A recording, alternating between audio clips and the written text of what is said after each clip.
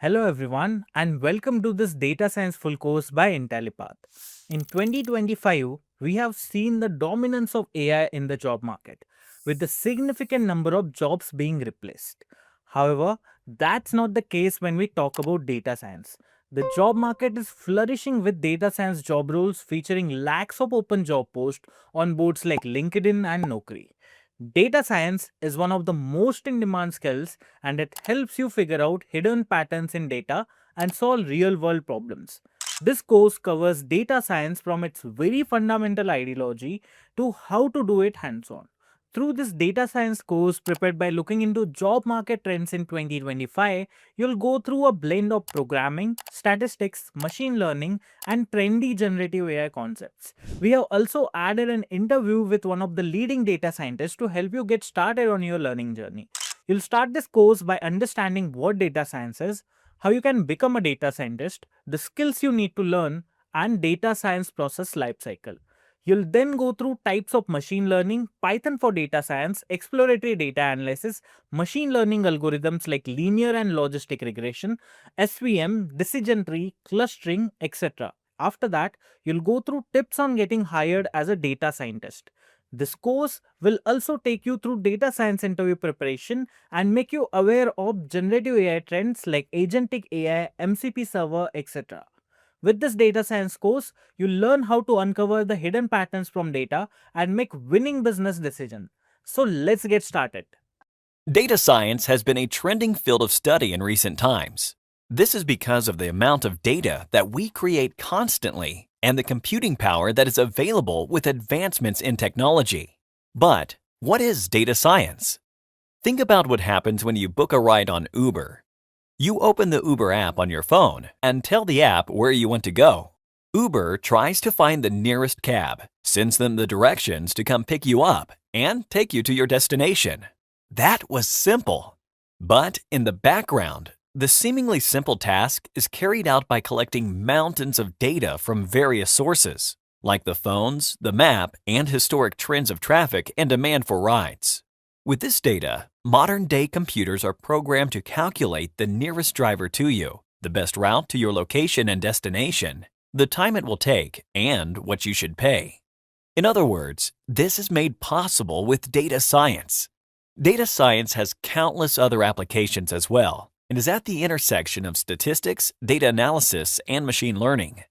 It is a combination of scientific methods, models, and algorithms working together to extract actionable business insights from data. The U.S. faces a shortage of 140,000 to 190,000 people with deep analytical skills, and 1.5 million managers who can analyze big data to make effective decisions. The average salary of a data scientist is around $118,000. So, still interested in data science as a profession? Continue on to learn more about who can become a data scientist, why data scientists matter, what is the data science lifecycle, how big data is driving the data science revolution, the career prospects for data science. Data is the oil of our generation. Data science is becoming indispensable in today's digitally driven world, helping businesses understand consumer behavior, fine-tune its messaging, and capture new market share. To become a data scientist, you don't need to have a technical background to be a data scientist. What you do need is in-depth knowledge in mathematics, analytical reasoning, the ability to work with large amounts of data. It would also help to have a strong intellectual quest, knowledge of data engineering, visualization ability, and excellent business acumen. If you do come from a non-technical background, you will likely use R. If you are from a technical background, then you could use Python and R. It is all about understanding the possibilities and asking the right questions, all in the search for the best answers. Every company is flooded with data, and they have more data than they know what to do with. So, regardless of the industry vertical, data science is likely to play a key role in your organization's future success. Data scientists help find new ways of reducing costs, entering new markets and customer demographics, and launching new products or services. Data science also has found social and medical applications, such as child welfare and predictive diagnosis as well. So, what does the typical data science lifecycle look like? The data discovery step includes the search for different sources of relevant data, structured or unstructured data. Then, you make a decision to include specific data sets into your analysis. The data preparation includes converting data from different sources into a common format. You will standardize the data, look for anomalies, and make it more appropriate to work with. The data science models are built using statistics, logistic and linear regression, differential and integral calculus, among other mathematical techniques.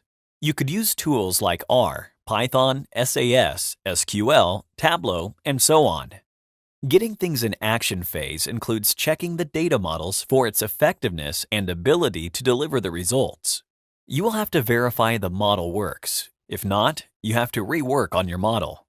A data scientist needs to liaison with the various teams and be able to seamlessly communicate his findings to key stakeholders and decision makers in the organization. Another critical element of data science are algorithms, which are a process of set of rules to solve a certain problem. Some of the important data science algorithms include regression, classification and clustering techniques, decision trees and random forests, machine learning techniques like supervised, unsupervised, and reinforcement learning. In addition to these, there are many algorithms that organizations develop to serve their unique needs. It doesn't matter whether you have a computer science degree in hand or not. Neither does it matter whether you have programming experience behind your back or not. When it comes to getting a job in data science domain, all that matters is whether you have got the skills. It's true that for many aspirants back in the day, acquiring data science skills was only possible with master's and PhD degrees. Considering the fact that data science need mastery over 4 different things such as statistics, programming, machine learning, and business acumen. But what if I tell you that now you can attain this feat and become a data scientist within a year? What if I tell you that you don't necessarily need a master's background to become a data scientist today? It doesn't matter whether you have a computer science degree in hand or not. Neither does it matter whether you have programming experience behind your back or not.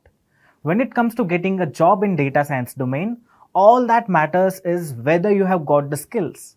It's true that for many aspirants back in the day, acquiring data science skills was only possible with master's and PhD degrees. Considering the fact that data science need mastery over 4 different things such as statistics, programming, machine learning, and business acumen.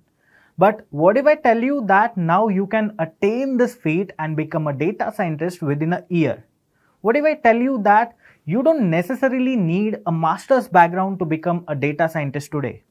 Well guys, bear with me till the end of this video and I'll answer how you can make the above 2 things happen. I'll provide you with the success mantra, the roadmap that will help you become a data scientist all by yourself. Now, first of all, let's discuss why you should consider a career in data science. When it comes to choosing a career domain, you need answers to 3 questions. Does the domain have high demand right now? And will it be relevant in the coming years? Number 2, are there better job prospects available? Number 3, are the salaries lucrative enough? Okay, let's try to break all these 3 questions one by one. First of all, let's talk about question 1 and 2. Right now, if you just go over to the Google search and search for data science jobs available, you'll get to know that on just the LinkedIn job board, there are 7 lakh plus jobs available. If you consider the other job boards, the number of data science jobs available might be even more substantial. Now, that's one thing. Consider this as well. In the last 2 years, 400,000 employees have been laid off by IT companies. And according to the Economic Times report, almost every job was impacted by these layoffs. Some were impacted severely, whereas some faced a less backlash. But consider this, 27% of laid off employees were from an HR background. 22.1% were from software development background, whereas just single-digit amount of people were from data science backgrounds. What that means is AI did not harm the data science jobs at all. Also, Since both AI and data science go hand in hand, there are predictions that both these job roles together will produce 80 million jobs by the end of decade ahead. What that means is for data science, both the present and future is quite bright. What about salaries, you may ask? Well, let me tell you that data science salaries are one of the highest in the IT industry. Even the junior data scientist earns an average pay between 7 lakh rupees to 19 lakh rupees in India and $92,000 to $200,000 in the USA. You can see that data science as a career clears all the check boxes that we set out in the beginning. Hence, definitely data science is a great career option you can go for.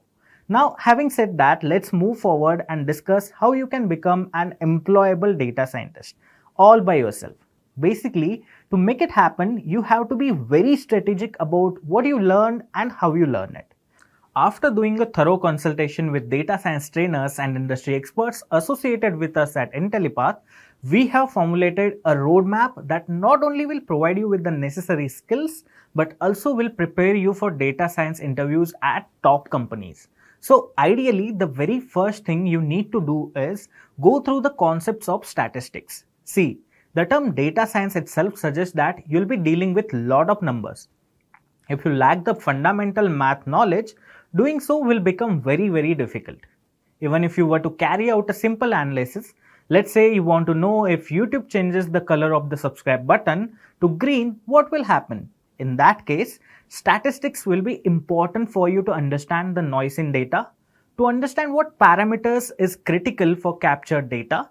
Even the basic concept or fundamental ideology behind machine learning like neural network is born out of mathematics. That's why we want you to dedicate a month and a half to revising critical mathematical concepts for data science.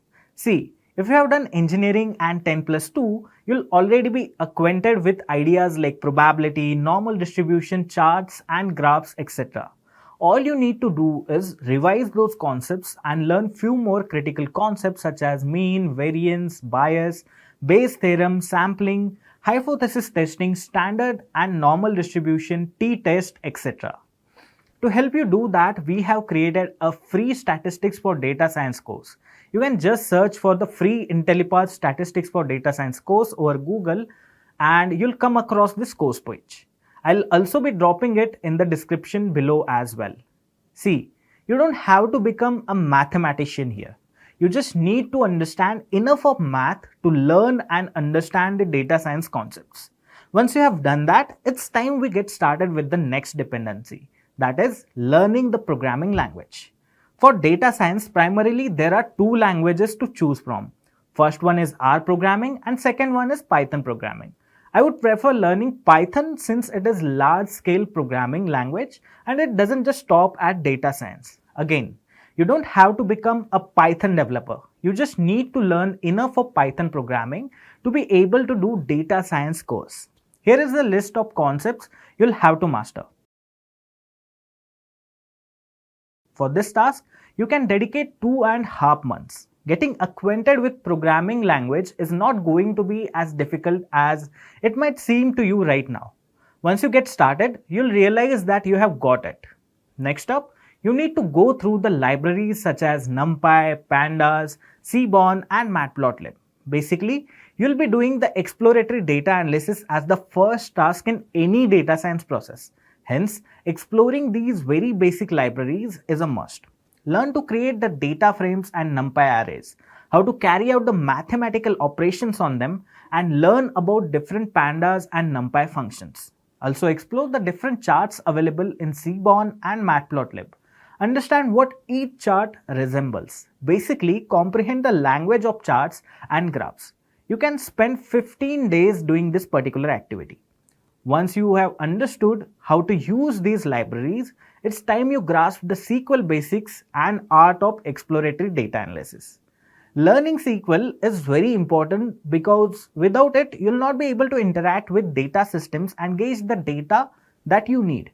Tasks like wrangling are done with SQL itself. So try to gather the fundamentals of SQL and databases. You can dedicate one complete month to learning and practicing with SQL. Also, since we have already dedicated the time to learn statistics and 4 Python libraries, Mastering the EDA will not be a difficult task. Basically, you'll discover how to load data, clean it, figure out descriptive statistics, and analyze the important attributes, etc. I would recommend you guys to go over the Kaggle, explore many notebooks, and figure out how people understand the data. Then try to analyze different sorts of data sets on your own. We can spend 1 month practicing different data sets on Kaggle every day.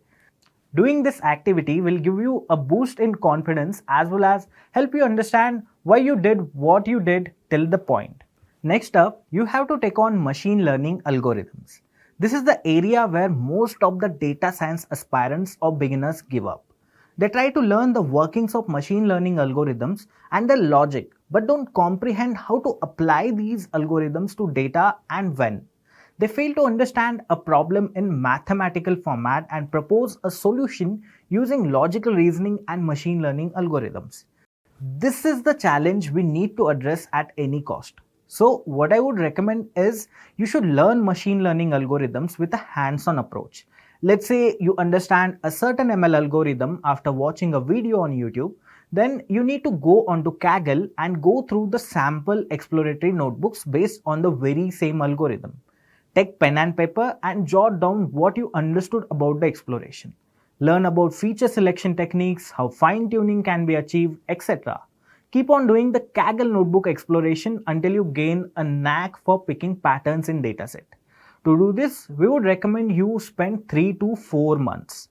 Once you have a deep understanding of machine learning, walk the extra mile and learn about deep learning, natural language processing, computer vision, etc.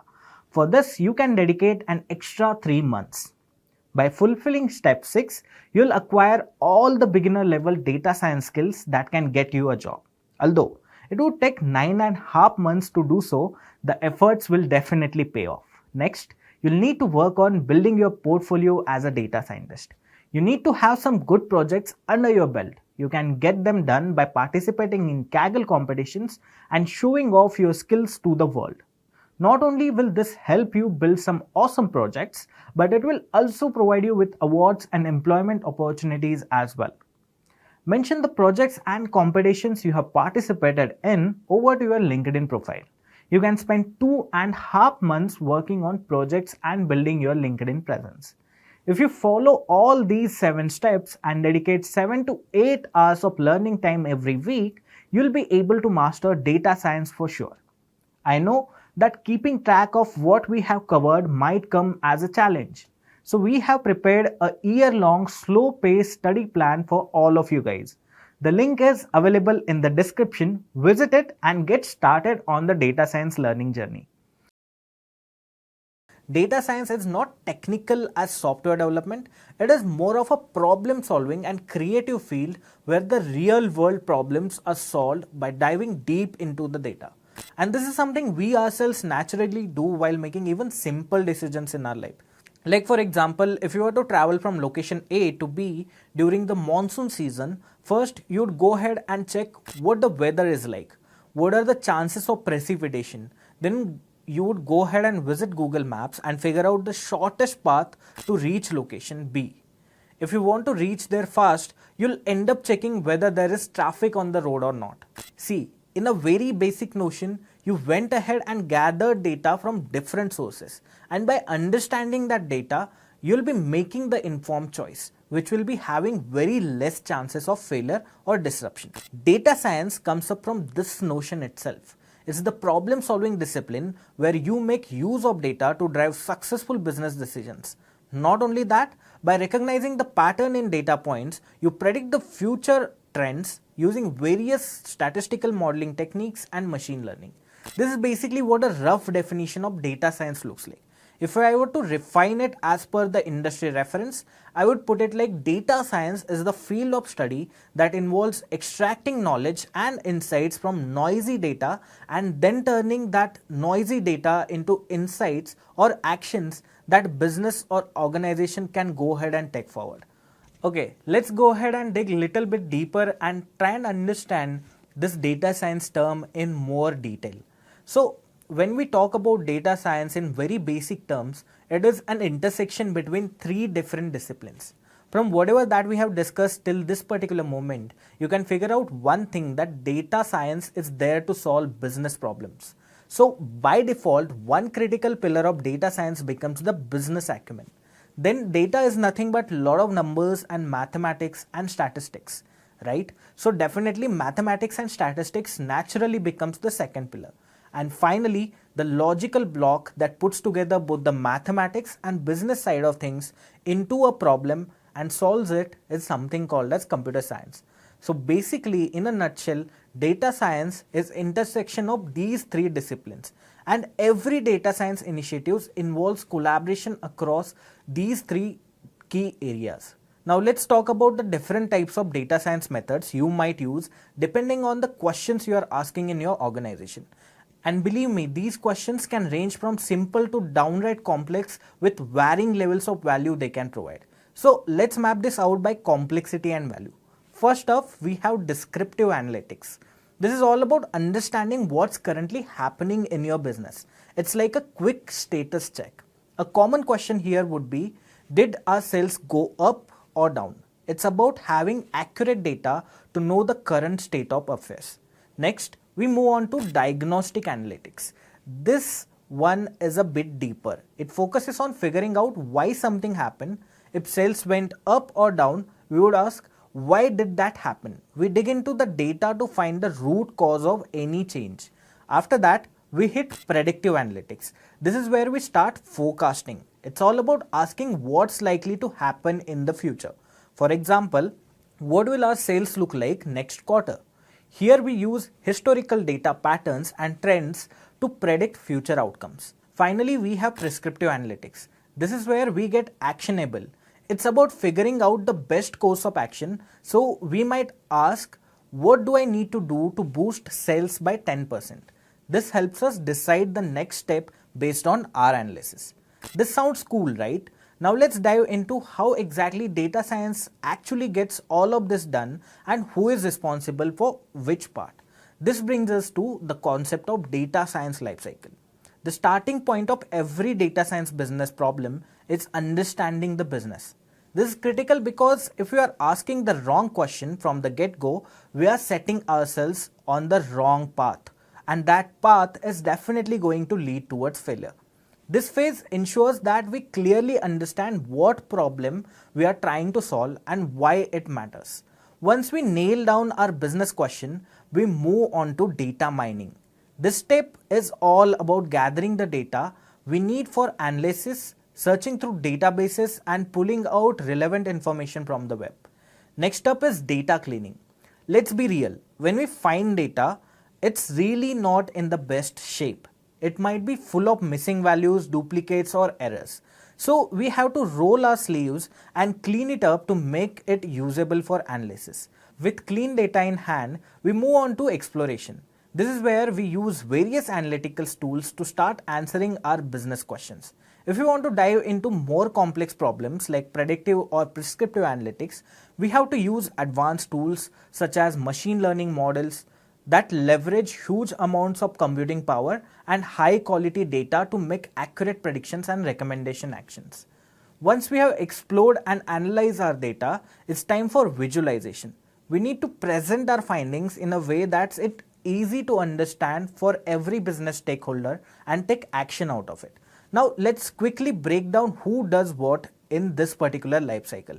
In most organizations, you'll find roles like business analysts, data engineers, and data scientists. Business analysts are the ones formulating questions and working on the business side of things. They are also involved in visualizing insights and making them useful for decision making. Data engineers, on the other hand, are the people who gather, clean, and organize the data. They make sure that the data pipeline is running smoothly, enabling the analysis process. Finally, we have data scientists. These are the professionals who dive deep into the exploration phase, applying machine learning techniques and advanced statistical methods to get the most value out of that data. Here is the interesting part.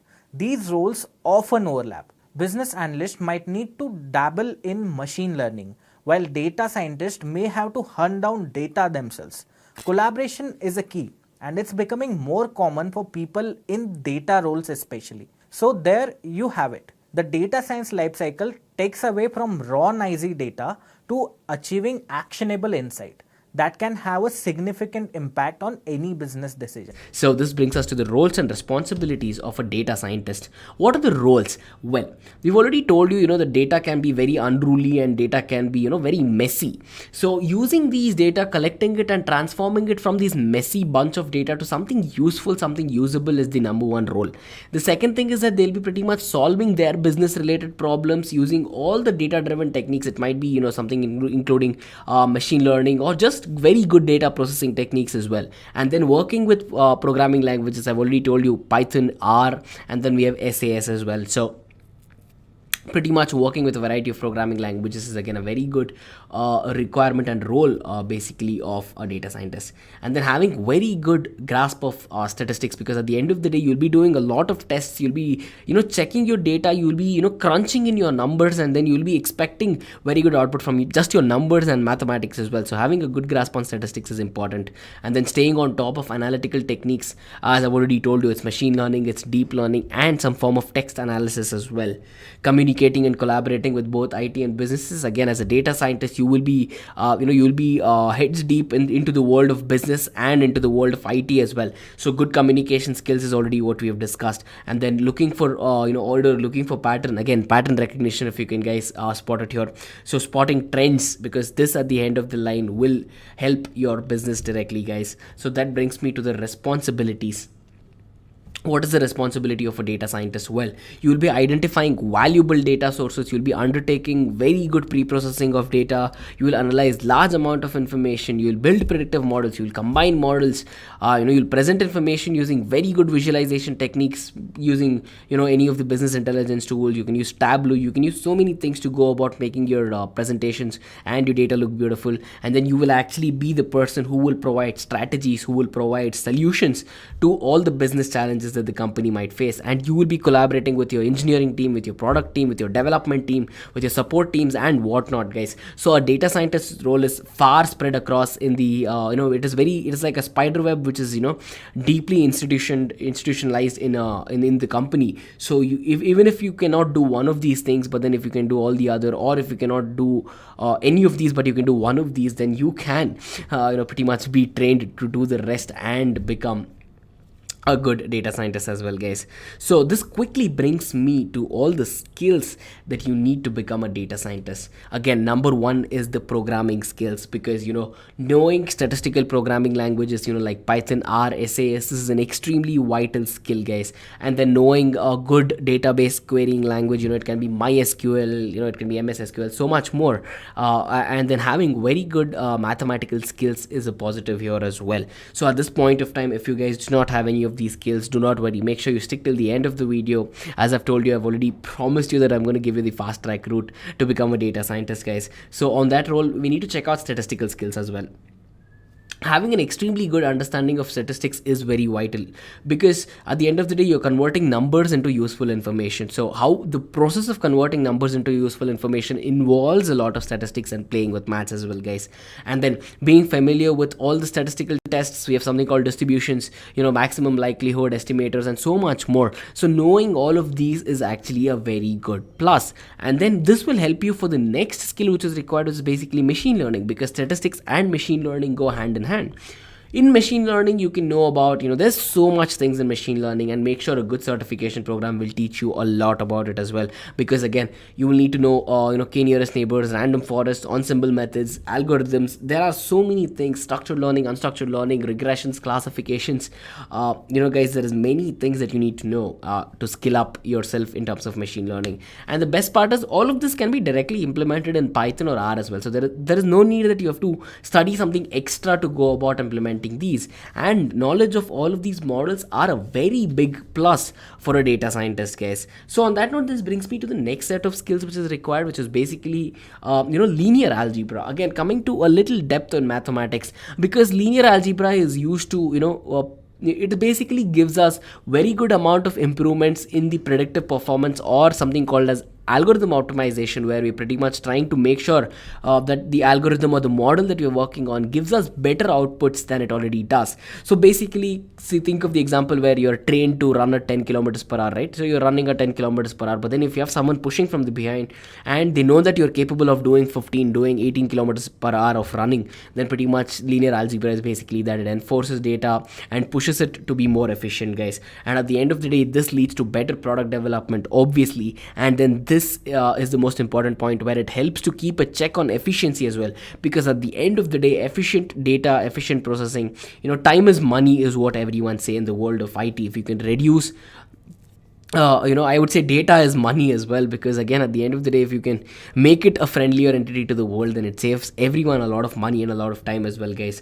And next important skill that you guys should develop on your own is something called as data intuition, because data intuition is basically you seeing the data and you analyzing it, and you have a knack for data basically. So being a data driven problem solver is always a plus, because at the end of the day, if you can know that you can use data and solve any of the world's problem today, is an amazing thing. And then you will have the ability to solve some very high level problems as well, and these high level problems are directly from your businesses, your place of work, your institution, or whatever it may be.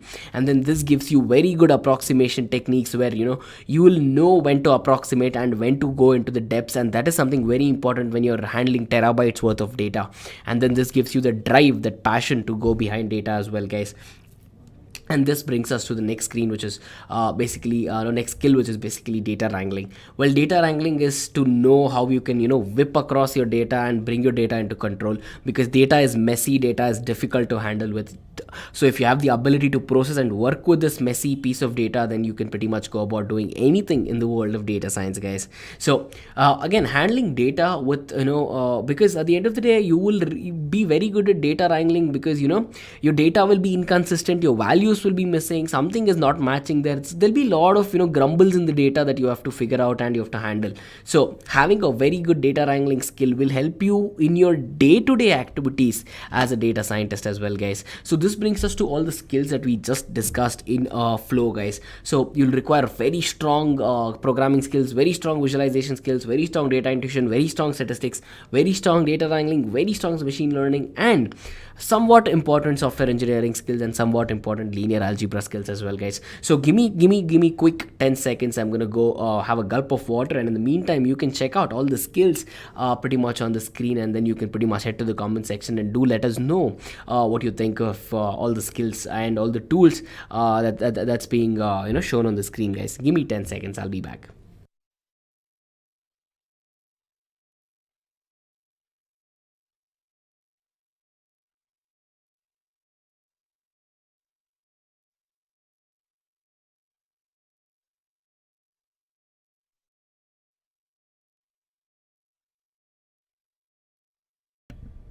So I hope you guys had a chance to take a look at it and reflect on the stuff mentioned on your screen as well, guys, because this brings us to the most awaited thing, which pretty much we get asked a lot, is what is the average salary of a data scientist for a fresher and a senior in USA and India as well, guys. Well, as you can see the numbers on the screen, a junior data scientist in the United States of America gets paid somewhere around 88,000 American dollars, and in India there's an average pay of 10 lakhs per annum. And then a senior data scientist gets well over $125,000 American again, and in India gets over 20 lakhs per annum. And this number is just an average of couple of lower thresholds and upper thresholds crunched into one number and just taken the average of, guys. Pretty much I have friends who are data scientists who earn well over 40 to 60 lakhs per annum with just 5 years of work experience. And then I have juniors, I have freshers right out of tier 1 and tier 2 colleges who have landed jobs which pay them well over 20 lakhs per annum as well. So when you look at these numbers, be very optimistic, because at the end of the day, a junior data scientist can get a salary well over 20 lakhs per annum with the right certification, and a senior data scientist with the right experience can get somewhere around 40 to 50 lakhs per annum as well. These numbers are extremely reachable, and they're very easy to do it with the right certification, with the right skills, as I've been telling you.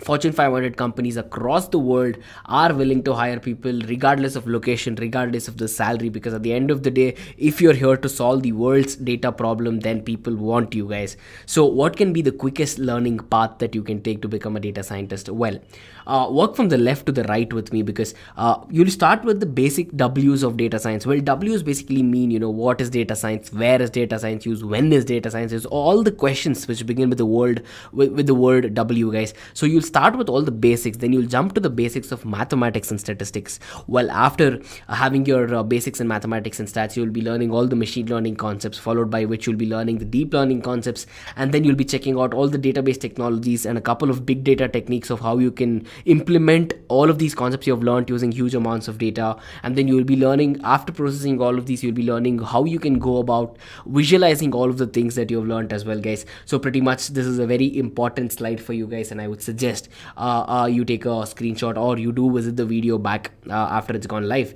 to come back to this slide to check out your basic learning curve as well, guys. So coming to a structured path of learning, again, here at Intellipaat we provide a course which I'll just walk you through in a second. But then you need to know that this is the learning path that you'll be taking, guys. So you will take about 34 weeks to become what we call as a data science architect master, and this is one designation that you can use after certification in so many MNCs.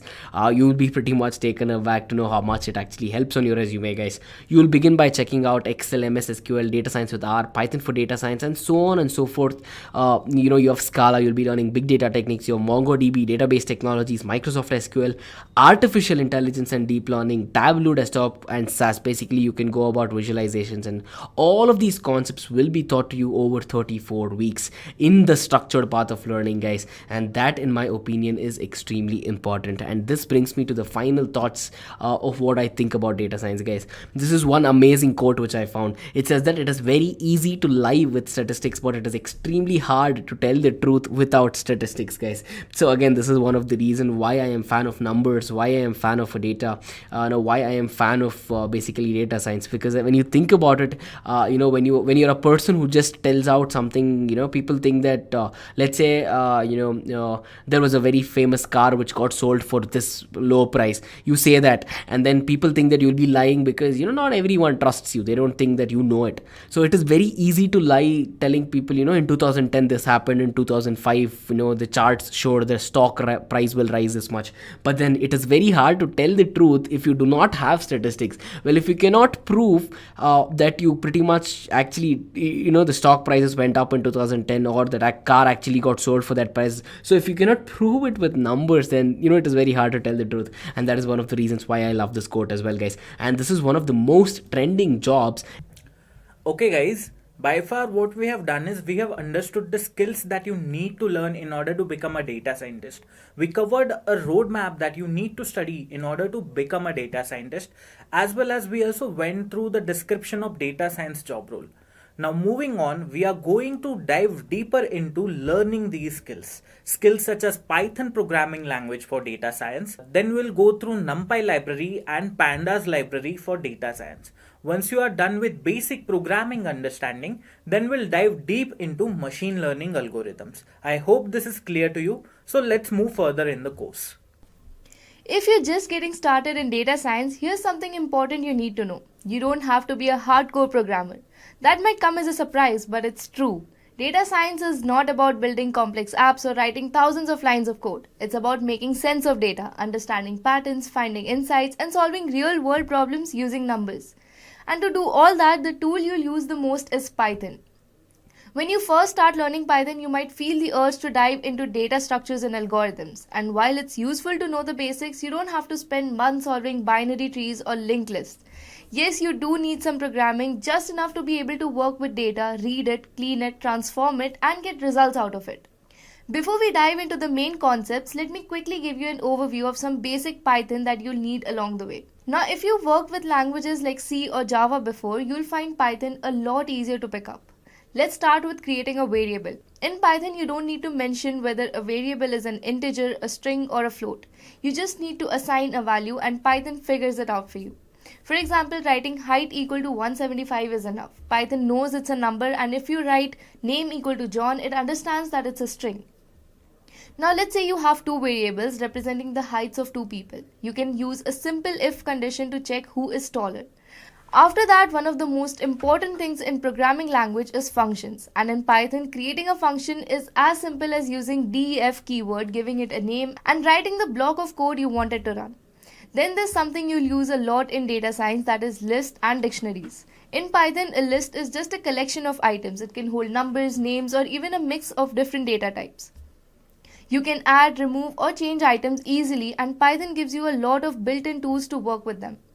Next is the dictionary, a set of key value pairs. A dictionary lets you look up a word, the key, and get its meaning, the value. So if you want to know the person's age, you just use person and in the bracket you use the age and it'll give you the value. Now let's talk about NumPy, which stands for numerical Python. You might be wondering why use NumPy when we already have lists. Well, NumPy arrays are faster, take up less memory, and come with tons of built-in mathematical functions. Most importantly, NumPy allows you to create multi-dimensional arrays like tables or matrices, which are extremely common in data science, especially in machine learning. So instead of just a one-dimensional list, you can create something like this. This represents 2 rows and 3 columns in a matrix. You can also perform operations on entire rows and columns at once without any loops. NumPy is built for high-performance computing, which makes it perfect for scientific computing. So before we move ahead with pandas, I want you guys to understand the basic difference or the basic requirement why we need pandas. Alright, so basically we saw in NumPy how we were able to perform various numerical as well as arithmetic operations on our arrays. That was basically a data given to us in the form of arrays, right? So why exactly do we need pandas, or what is pandas? Alright, so in order to understand that, I am going to go ahead and show you guys an Excel sheet. So as you can see over here, I have some data. So once you guys get familiar with data analysis, you guys will be able to tell me that this is something known as house price prediction data set. But we need not get into the details of that right now. So for now, all you have to understand is that there are different features or different columns representing the features of a house, right? So we have the square feet, that is the area of the house. We have the city, we have the state, we have the condition, we have the waterfront, which basically is telling us whether there is a waterfront. So basically 0 and 1 is how our data is being represented. Okay, so the number of floors, the price. All right, so we have all these features in our data.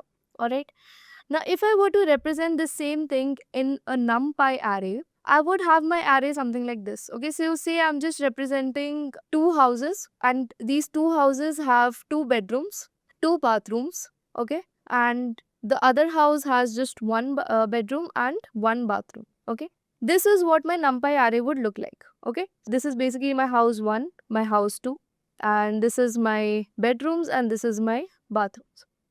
Okay, so do you guys agree with me or not? Would our NumPy array look something like this or not? Except we wouldn't have this information with us. We would just have an array that would look like this. So this is the major issue that comes in NumPy when we are dealing with data.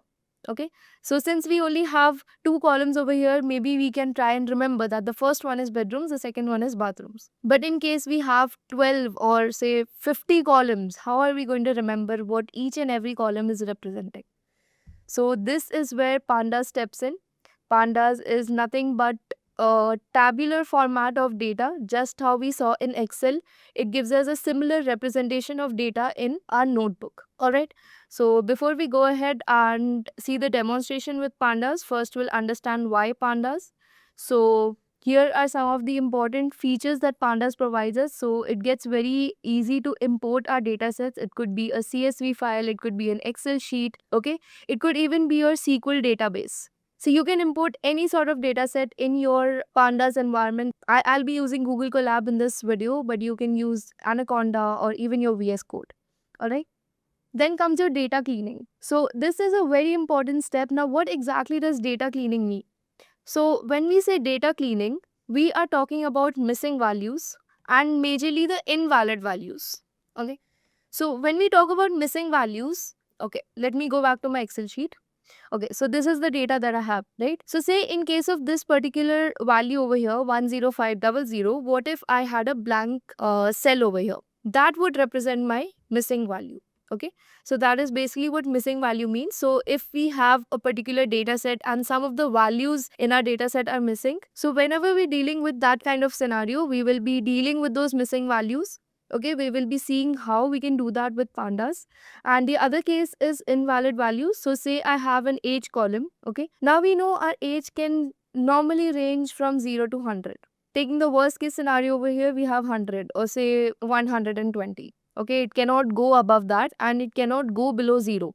Alright, so this is basically a standard age range. But what if I have a value, say 200, in my age column? Now, this is basically an invalid value, right? I cannot have an age that is 200 if it's for humans, especially. Okay, so I would understand that there is some typing error or there is some mathematical error, and the common way of dealing with this invalid value would be dividing by 10, right?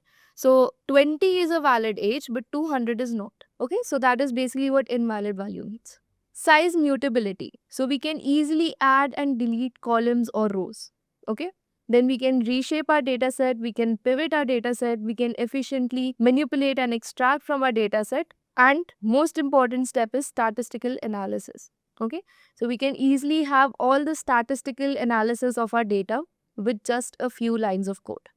Okay, now moving on to the prerequisites to learn pandas. So you need to know any programming language, preferably Python, but if you know any other programming language as well, it's not an issue.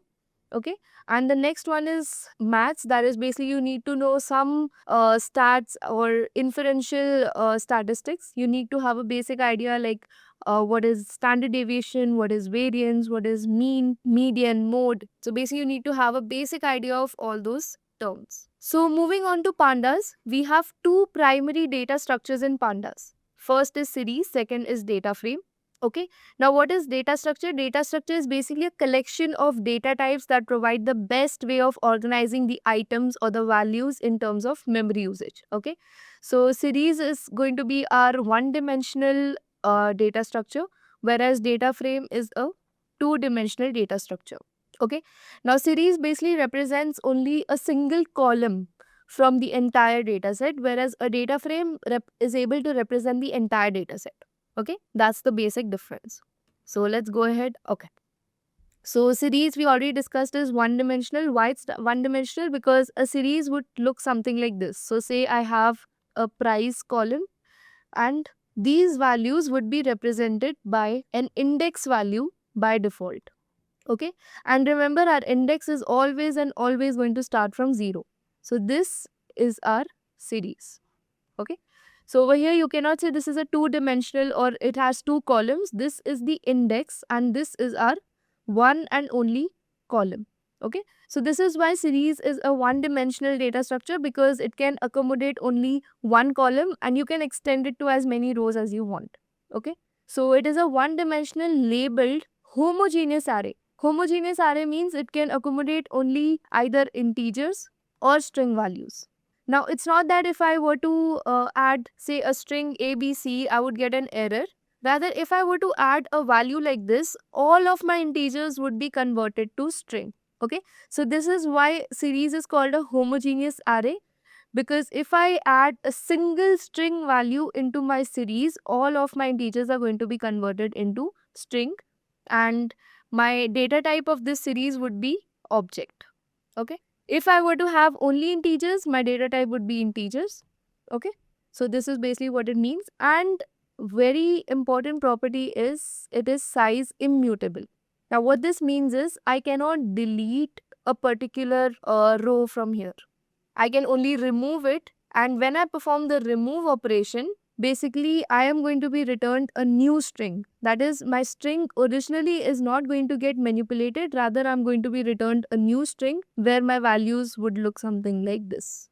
Okay, so this is basically what size immutability means. And even if we try to append a new element, we would be again returning a new series rather than manipulating or rather than changing the original series itself. Okay, now moving on to data frames. It is a two-dimensional data frame because we can have multiple columns. So we can have a price column, we can have number of bedrooms, number of bathrooms, and so on. Okay, we can have unlimited, or you can say n number of columns and n number of rows. So basically it can be extended in this direction as well as this direction, whereas series was able to extend itself only in this direction. Okay, and this is going to be a size mutable tabular structure, and it can be heterogeneous type. Heterogeneous means we can have, say, integers in this column and a string, all the string values in this column. Okay, so we can have multiple data types supported in data frames, and it is size mutable, means you're easily able to add and delete the rows and columns. Okay, so I hope the difference between series and data frame is clear. So let's go ahead and look at the implementation in our notebook. But before we do that, I hope you guys remember you are supposed to install Pandas using pip install command. Let me just show you guys quickly. So you can go to your terminal or any command prompt, and all you have to do is type pip install Pandas. When you run it, you're going to have a few lines of code run for you, and then finally you're going to get your requirement is satisfied, and then after that you can proceed with importing Pandas as PD. Okay, so again, this is an alias. Just like we used an alias for NumPy, we are going to use one for Pandas, which is PD. Okay, so I'm going to run it. And if you guys remember, I told you guys in the NumPy video that NumPy is going to be used throughout your data analysis process. So right now we are going to focus only on the Pandas features, but when we come to real data sets, which I'll be showing you, I'll be importing a real data set also using a CSV or an Excel file, and then I'm going to show you how NumPy and Pandas both are going to be used to perform various operations on that data set. Alright, but right now we are going to be only focusing on Pandas, understand the features and the implementation. Okay, so as you can see, I have successfully imported my Pandas, and the green tick over here basically represents that the operation was successful. Okay, so now what I'm going to do is I'm going to create a basic series using pd.series, and I'm going to do so using a list. Okay, now if I go ahead and print it, so you can see my data type is in64 because all of these are integers, and by default I got an index value of 0, 1, 2, 3 and 4. Okay, so as I told you, my index is always and always going to start from 0. And now if I were to add another element, say a string value ABC, you can see now my data type is object, and all of these that were integers earlier have been converted into a string form. Okay, so I'm going to remove this for now because I want to show you guys some operations that we can perform in series. So I can go ahead and check the data type of my series. It's in64. Then I can go ahead and check the values of my series. Okay, so you do not need any parenthesis. So these are the values of my series data structure. So you can use s.index to check the index of your series. You can see over here my starting value is 0 and my stop value is 5 and my step value is 1. Alright, so basically I have my index from 0 to 4. So here you can get an idea about your index as well. Okay, and lastly you have s.name. So it's not printing anything because it's none. So if I print s.name, you can see it's none because we have not given any sort of name or any sort of value to a column. Okay, in order to assign a value to our column, we can just say s.name, and we can assign a value to our column, say those are just numbers. So I'm going to write numbers, and if I print my series, you can see this is what my series is going to look like. Alright, so that was it about the random functions. Now we're going to look at an important topic called indexing. Okay, so you can do indexing using square brackets like we normally do for lists, and we have also done for NumPy arrays. So similarly, you can do it for your series in Pandas. So if I want the first element, I'm going to say S0 and I get the first element, that is 10. Okay, so if I want multiple elements, all I'm going to do is S0 to 2, and you can see my ending index or my ending value is not included in my output. So let me just comment it over here, and then we have the step value. So we have done this indexing in list as well, and you guys are well aware that your starting value is always included, whereas your ending value is never included. Alright, so whichever value you want at the end, you give your stop value plus 1 to your desired value you want in the end. Alright, so say I want values at index 2 and 3. My syntax for that would be S2 to 4. Okay, so as you can see over here, I got my values at index 2 and 3. Alright, now another way to perform indexing is by using a function called ilog, which basically does location based indexing. So what this means is it is going to use the indexes, that is the 0, 1, 2, 3, 4 that you have as indexes, and it is going to fetch the values at those particular indexes for you. So all you have to do is say s.ilog and value at 3, and I print it, and you can see I got 40. So at index 3 I have value 40 and it's giving me the correct value. Okay. Now, if I want multiple values, all I have to do is s.ilog and use double brackets and pass all the indexes that I want my values at. Okay, so I want value at index 1, 3 and 4. So as you can see, I got my output just as I intended. So this was all about location based indexing. Now another important feature in series is that you can change the index according to you. Okay, so instead of 0, 1, 2, 3, 4, these numbers actually represent the calories. Okay, these are the different calories. So you can see I have changed the column name to calories. And now I want these calories to represent the fruit. Okay, so I'm going to create a list of all the fruits that are present in my carries. So you can see I've created a random list of fruits and I've stored it in the variable index. Now what I'm going to do is I'm going to say s.index and I'm going to pass my index variable, and then I'm going to print my series. So you can see over here, I am basically trying to say my apple has 10 calories, banana has 20 calories, grapes has 30 calories and so on. Okay. So this is how you can change your indexes according to the information you are trying to represent. Now do not comment that I have put wrong calories for the wrong fruits. This is just a random data that I have created just to show you guys how indexing works. Okay, so now if I try to access any value using my indexes, so if I want to find the calorie of grapes, I can just say s grapes, okay, in square brackets. Now can I use ilog function over here? Let's try it. Okay, so I get an error because this is not a location anymore, right?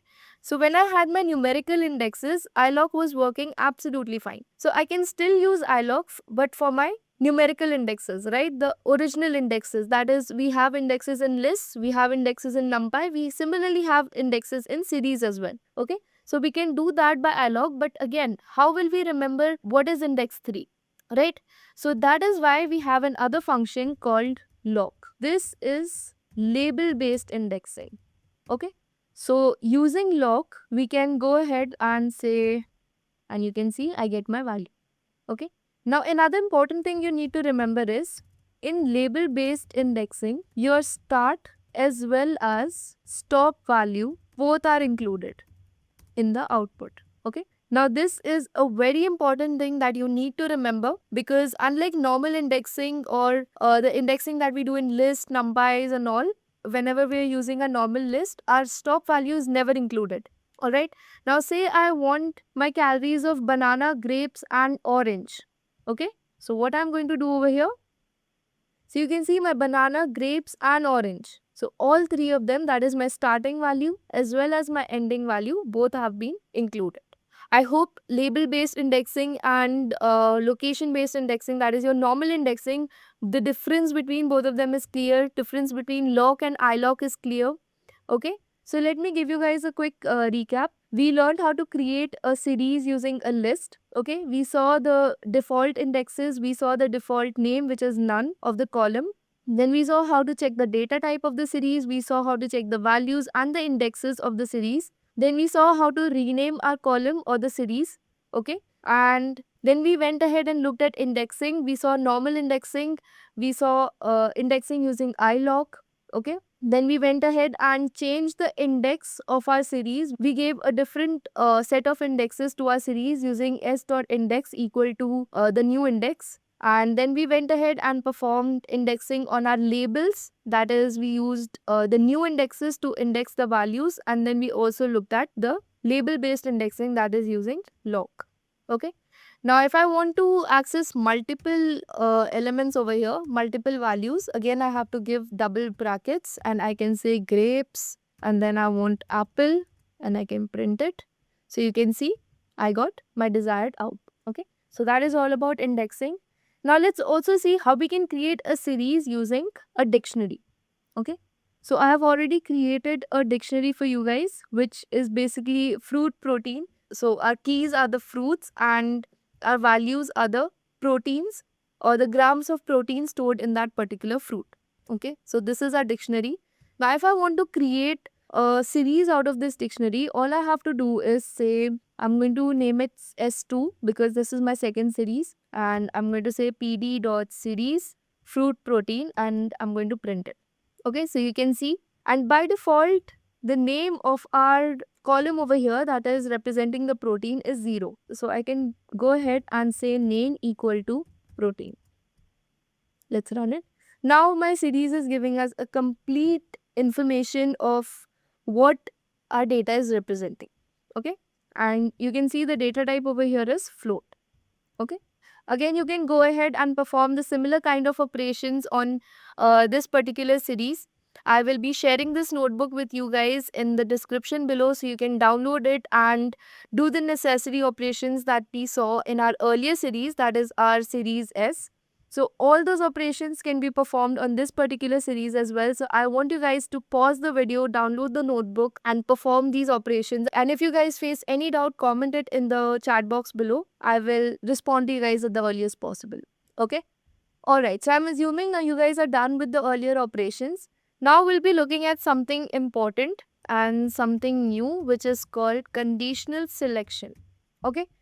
Now what conditional selection basically means is, now I want to fetch all the fruits over here that have protein greater than 1. Okay.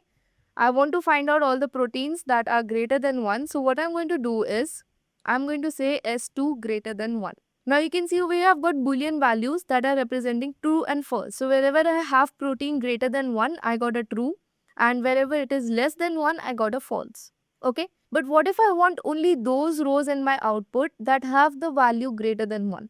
So what I'm going to do is I'm going to put this conditional selection statement inside my series. So I'm going to pass it inside my original series and you can see I got the result.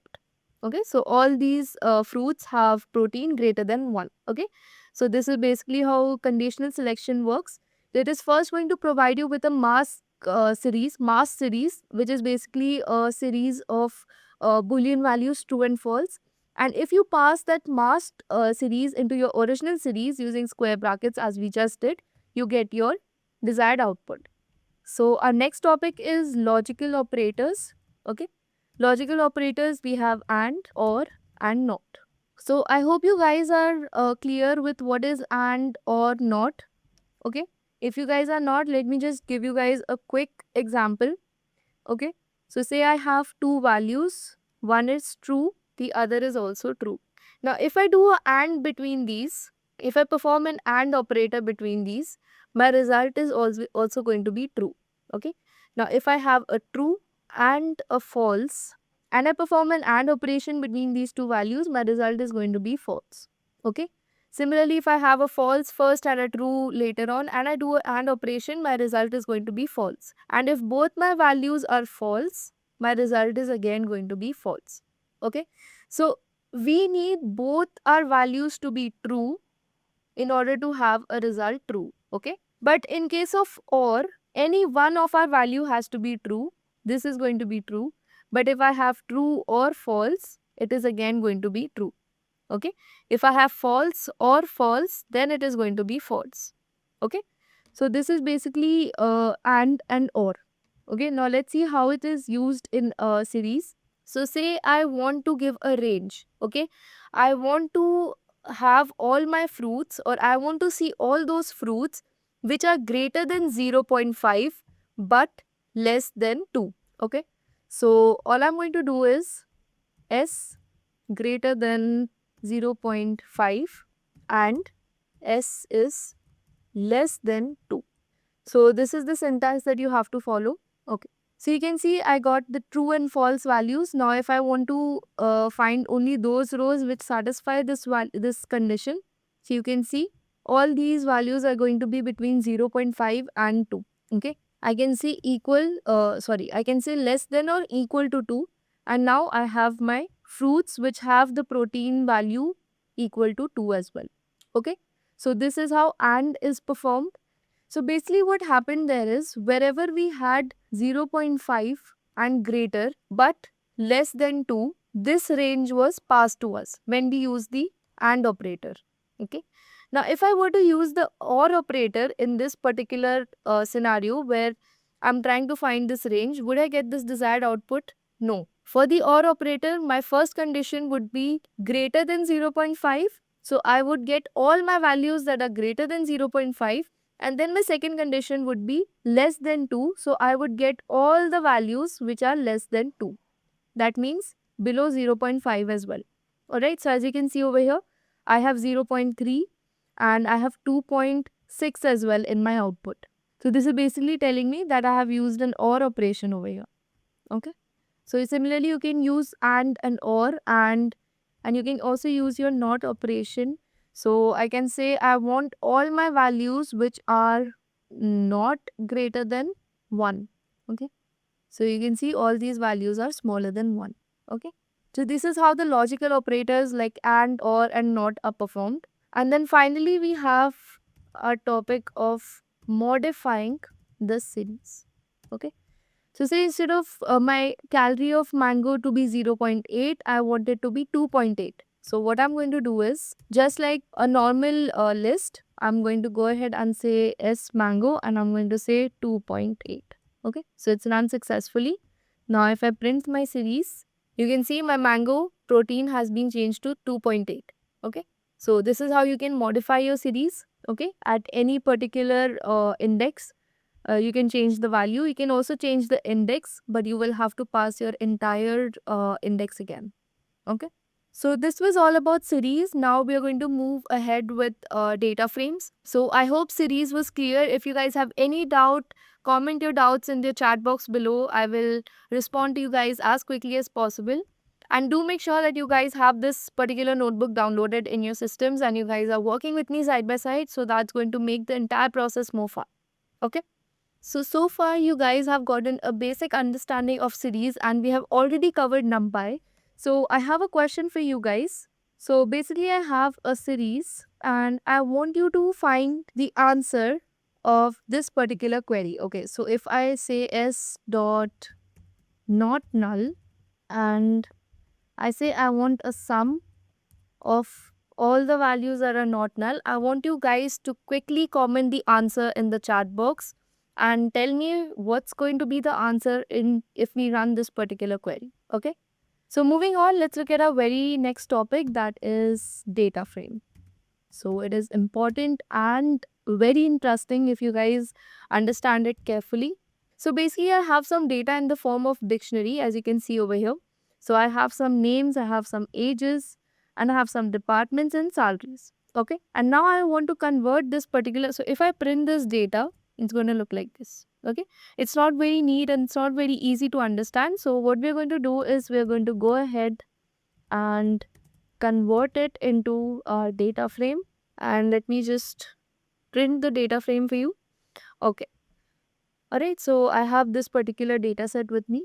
So if I want to see just the starting values, I can just say df.head and say I want to see the first 2 rows. Okay, so I can do it using .head function.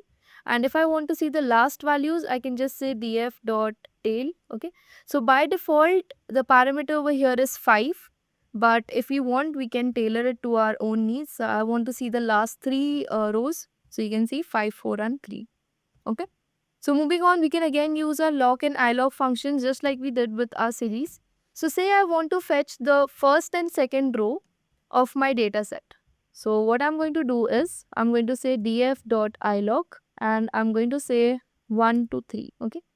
So you can see I have my first and second row and all the columns. Okay. So now in case of all these columns, what if I want only department and salary in my output? So what I'm going to do is I'm going to say df.log. So instead of iLog, I'm going to use log, and I'm going to say rows 1, 2, 3, and I'm going to say I want columns age and department. So I'm going to have a comma over here to separate the columns. So you can see over here I have age and department and my 3 rows. Okay. So we discussed earlier, whenever we use the log function, our starting as well as ending indexes are going to be included. So I have 1, 2 and 3 rows instead of just 1 and 2. So if I want just the 2 rows, I have to say 1 and 2. Alright, so I hope this is clear. Okay, so we can use iLog and log in this manner. But if I wanted to include my first and second column in my iLog column itself, so you can see I have my first 2 columns in my output. Okay, so basically when we're using iLog for data frames, we have to pass our rows and our columns, and the range for these are going to be separated by a column. Okay, so we can do that using iLog and log. So we'll be using this a lot. Okay, direct indexing in a data frame gets a little complicated, so that's why we'll be only using iLog and log functions. Okay, so you can go ahead and play around a little with iLog and log and try to access different rows and different columns. So now we'll be moving to accessing only an individual column. Okay, now if I want to access just one particular column, all I can do is say dfh. So this is how I get only the age column. Okay, now if I want multiple columns, I have to add another bracket, and I can simply separate my columns and say I want age and department. So you can see this is how I get my output. Okay, now what if I want to drop this age column? Okay, so you can see I have a null value also over here. Now I want to drop this age column because I feel it's not very relevant to my data set. So how I can drop it is, I will just say df dot drop and I will say age. Okay, and I will pass axis equal to 1 because I want this entire column to be gone. Okay, if I want a particular row to be gone, my axis would be 0. Okay, so it is a particular row wise operation. But if I want a column gone, I want my axis to be 1. Okay, so if I run it, now you can see my age has been disappeared from this particular output. But if I print my data frame, you can see the age is still there. Okay, so until and unless we use the parameter in place equal to true, by default in place is equal to false. Okay, so in place is basically telling us to perform the operation in the original data frame. Okay, so if we want the changes to be displayed in our original data frame, we are going to use in place equal to true. Otherwise, by default, it is going to be false, and it is only going to return a new data frame, and our original data frame is going to remain unchanged. Okay, so as you can see, it has been unchanged. Now this is a missing value over here, this and this. So we'll be dealing with these missing values later on. But first, let's understand a few more functions. So we can go ahead and check the shape of our data set using df.shape. So this is telling us that we have 6 rows and 4 columns. Okay, 1, 2, 3 and 4. Okay, so again the indexes are not counted as a part of a column, just like we did in series. Okay, so these are by default values over here. And we have 6 rows. Okay, so we basically have 6 samples. Okay, these are known as samples. This is the sample sets. Okay, so we can also go ahead and check the data type of our data frame. So we can also go ahead and check other information about our data set. So using info.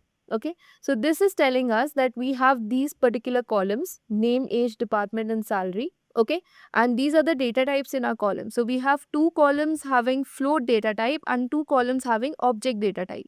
Okay, so name has object data type, age has float data type, department has again object data type, and salary has float data type. Okay, now over here we have a non-null count. Non-null count basically means that we have 6 non-null values. That is, we have total 6 samples and all of these 6 samples are non-null. Okay, so basically in the name column we have 0 null values. Okay, and we move to the age column, and over here we have 5 non-null values. That means we have 1 null value over here, and over here also we have 1 null value, whereas over here we have 0 null values. Okay, it is also displaying the memory usage to store this particular data set. Okay, and another operation that you can perform on your data set is describe your data set. So over here you get statistical information on your data. So over here we only have two data sets that are of type float or integer. Okay, so we can perform these particular operations, that is the count, mean, standard deviation, minimum value, and these 25%, 50%, 75% are basically the outliers in our data set. Okay, and the maximum value. Okay, so using the describe function, you get a basic information about your data, like you have 5 values in your age column and 5 values in your salary column that are present. Then the mean value of your age column is 28, whereas mean value of your salary column is 58400. Standard deviation is this. The minimum value of age is 25 and minimum salary is 50,000. Then you have other information about your data set. Okay. So in NumPy, we saw an important concept called broadcasting. Okay, we also looked at the rules for broadcasting. Now we'll see how broadcasting is performed in Pandas. Okay, so I have a salary feature over here.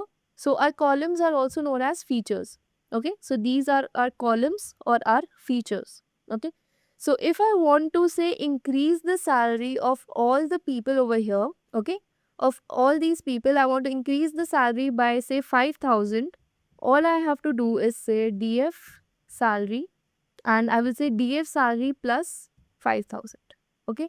Now you guys must be wondering, this is a scalar digit or an integer, whereas this is a one-dimensional array, right? If I just print df.salary, let me go ahead and print df salary. If I print this, you can see this is a one-dimensional array, right? This is basically an array having 5 rows and 1 column, right? And this over here is just a scalar value. Now I want to increase all these values by 5,000. So do you think if I perform this particular operation, I will get an error or will it successfully perform? So if you guys said it will successfully perform, you guys have understood broadcasting really well. So if I go ahead and print my salary now, so you can see it has been increased by 5,000. Okay. So what's happening over here is, instead of treating this as a scalar value, it has been broadcasted to match the shape and size of this particular column. Okay. And then the operation has been performed over here. Cool. So moving on to the next concept, we have renaming columns. That is, we can rename the columns in our data. Okay. So if I want to rename a column, all I have to do is call df.rename and pass my columns. Okay, so I want my department column to be displayed as DEPT. Okay, and I'm going to say in place equal to true because I want this operation to be performed in my original data set itself. Okay, so if I go ahead and print my data, so you can see my department has been changed to DEPT. Okay, so this is how you can go ahead and rename your columns using .rename function. So you can also go ahead and check the unique values in your data for a particular column. So I want to see all the unique salaries in my data set. So you can see over here, these are the unique salaries in my data set. Okay, I can check it for another column. So I can check the unique departments. So again, these are case sensitive. So if I check the unique departments in my data set, so I have 3 unique departments, that is HR, IT and finance. Okay. Now, if I want to see how many employees are in which department, I can go ahead and do the value count of these departments. So I will say DPT dot value counts. Now, as you can see over here, HR department has 3 counts, IT has 2 counts and finance has 1 count.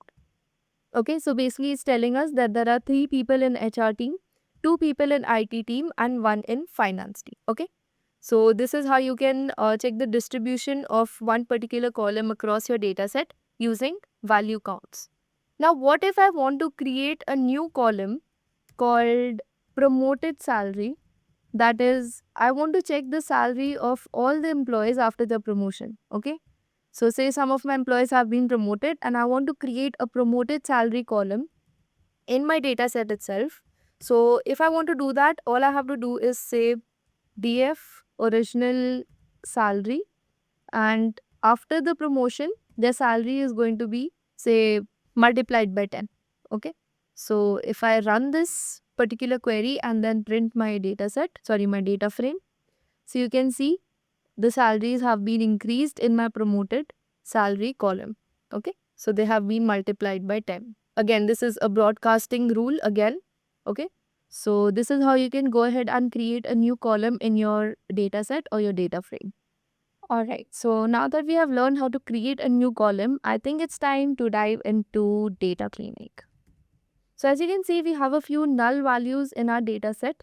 So I want to get rid of them because till I have those, I will not be able to perform some operations, plus it doesn't look very good. Okay. So first I'm going to check how many null values exactly I have. So all I did was I checked for my null values inside the entire data set, and then I did a sum of all those values. So as you can see over here, my name column has 0 null values, my age column has 1 null value, and my salary column also has 1 null value. And so does my promoted salary column. Okay. So I have a few options over here. I can either just get rid of all the rows that have these null values. Okay.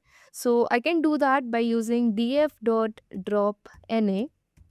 NA stands for null values. So I'm basically dropping all the null values. And if I just run this prompt, if I just run this without any sort of argument or without any sort of parameter, as you can see, I'm just left with 4 rows. Okay, so basically any row that had null value has been removed. And again, I have not used in place equal to true, so my original data set is still untouched.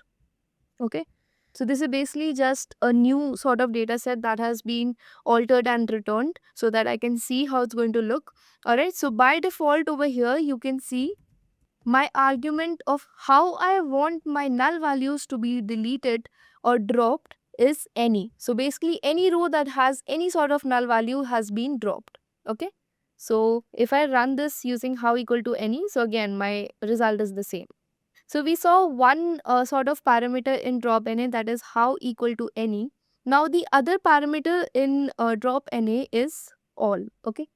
Now the other argument that drop NA takes is all. Now what this is representing over here is particular row. Okay. When we said how equal to any, we were just saying any row that had any null value. Okay. So whichever row had any null value was dropped. Now over here we are saying if all the values in a row are null, we are going to drop that row, otherwise we are not going to touch it. Okay, so we do not have any row that has all the null values, we just have this row that has 2 null values, but again we have 3 non-null values as well in this particular row. So again, none of my rows were altered and the data remains as it is. Okay. So this is one option when we are dealing with missing values. We can just get rid of those null values. Okay. The other way is to fill those missing values. Now how I can do that? So let me just find, okay, here is my null value, right? So I can either fill this null value with the most repeated value in this particular column. Okay, that is one option. Let me just write it down for you guys. Okay, so dealing with missing values is one of the most important aspects when it comes to a data set, because you will be dealing with a lot of unclean and messy data sets, and missing values is going to be one of them. Okay, so let me just write missing values.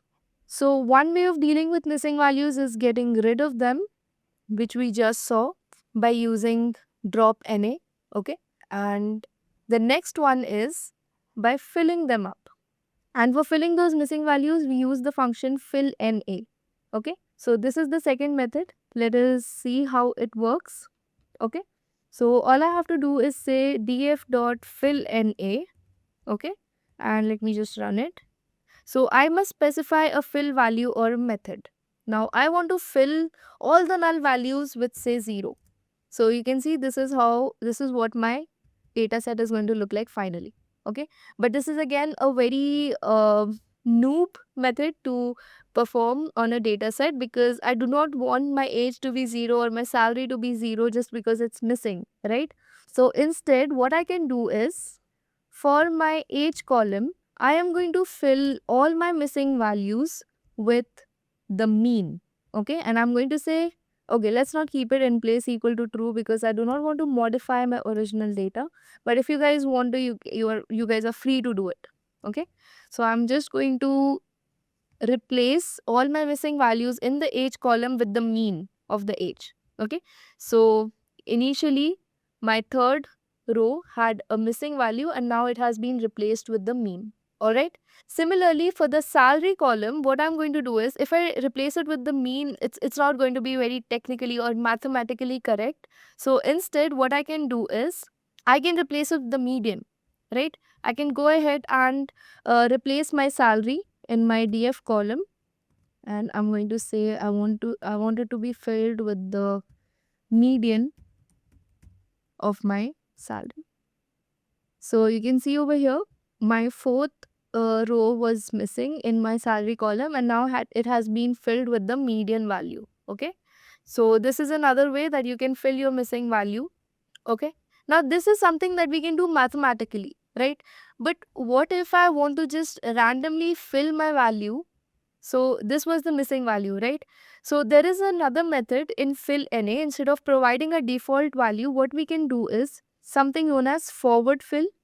So basically when we use fill NA, we have two methods, forward fill and backward fill. So in forward fill, what happens is we move from top to bottom, okay, and say this was our missing value. So when we use forward fill, 35 is going to be replaced in our missing value. Okay, and similarly when we do backward fill, 29 is going to be replaced for our missing value. Okay, so this is basically what forward fill and backward fill means. So let us quickly go and perform forward fill first. Dot fill NA, and in our method we're just going to pass forward fill. Let's run it. So you can see 35 has been replaced in our missing value column. Okay, so it has been done using forward fill. Similarly, I can perform a backward fill. So you can see 29 has been replaced in my missing column. Okay. Now using these methods, backward fill and forward fill, can be a little tricky, and they can also give you errors in cases where your first or last value is null. Okay, so in case your first value is null and you try to do a forward fill, your first value will still remain null. Alright, and same goes for backward fill. If your last value is null and you do a backward fill, your last value will still remain null because there won't be any value before that to replace it with. Alright, so in cases like that, we go for statistical operations like mean, median, mode, alright, according to what's more technically sound. Okay, so these are some of the methods to deal with your missing values. Okay, so now we saw how we can deal with missing values. Now we'll look at another operation where we can say replace a particular value randomly. Okay, so say instead of Charlie over here, I want to replace this name with another name. So now just because we did not use in place equal to true throughout our queries when we were dealing with our missing data, does not mean we have not already dealt with them. We have already dealt with our missing data, and currently we shouldn't have any sort of missing values in our data set. Okay, so moving on, I want to just randomly replace this particular name, say with Rose. Okay, so I want instead of Charlie, I want Rose in my name column. I just have to say df dot replace, okay, df in the name column. Okay, I have to specify the name.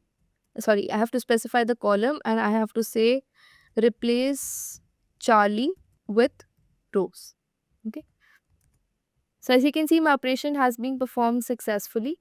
Okay, and again, if I wanted this change to be reflected in my original data set, I would have to say df name, and I would basically be storing the change in my original data set. And now I can go ahead and run it. So as you can see, I have changed the name from Charlie to Rose in my original data set as well.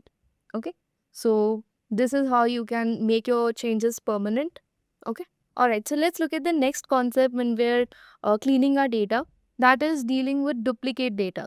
Okay, so we already saw how we deal with missing values. Now we will see how we deal with duplicate values. Okay, so as you can see in this particular data set that we have over here, we have the entry Alice twice. Okay, and as you can see, the age, department salary, and the promoted salary, they match for both these records. Correct?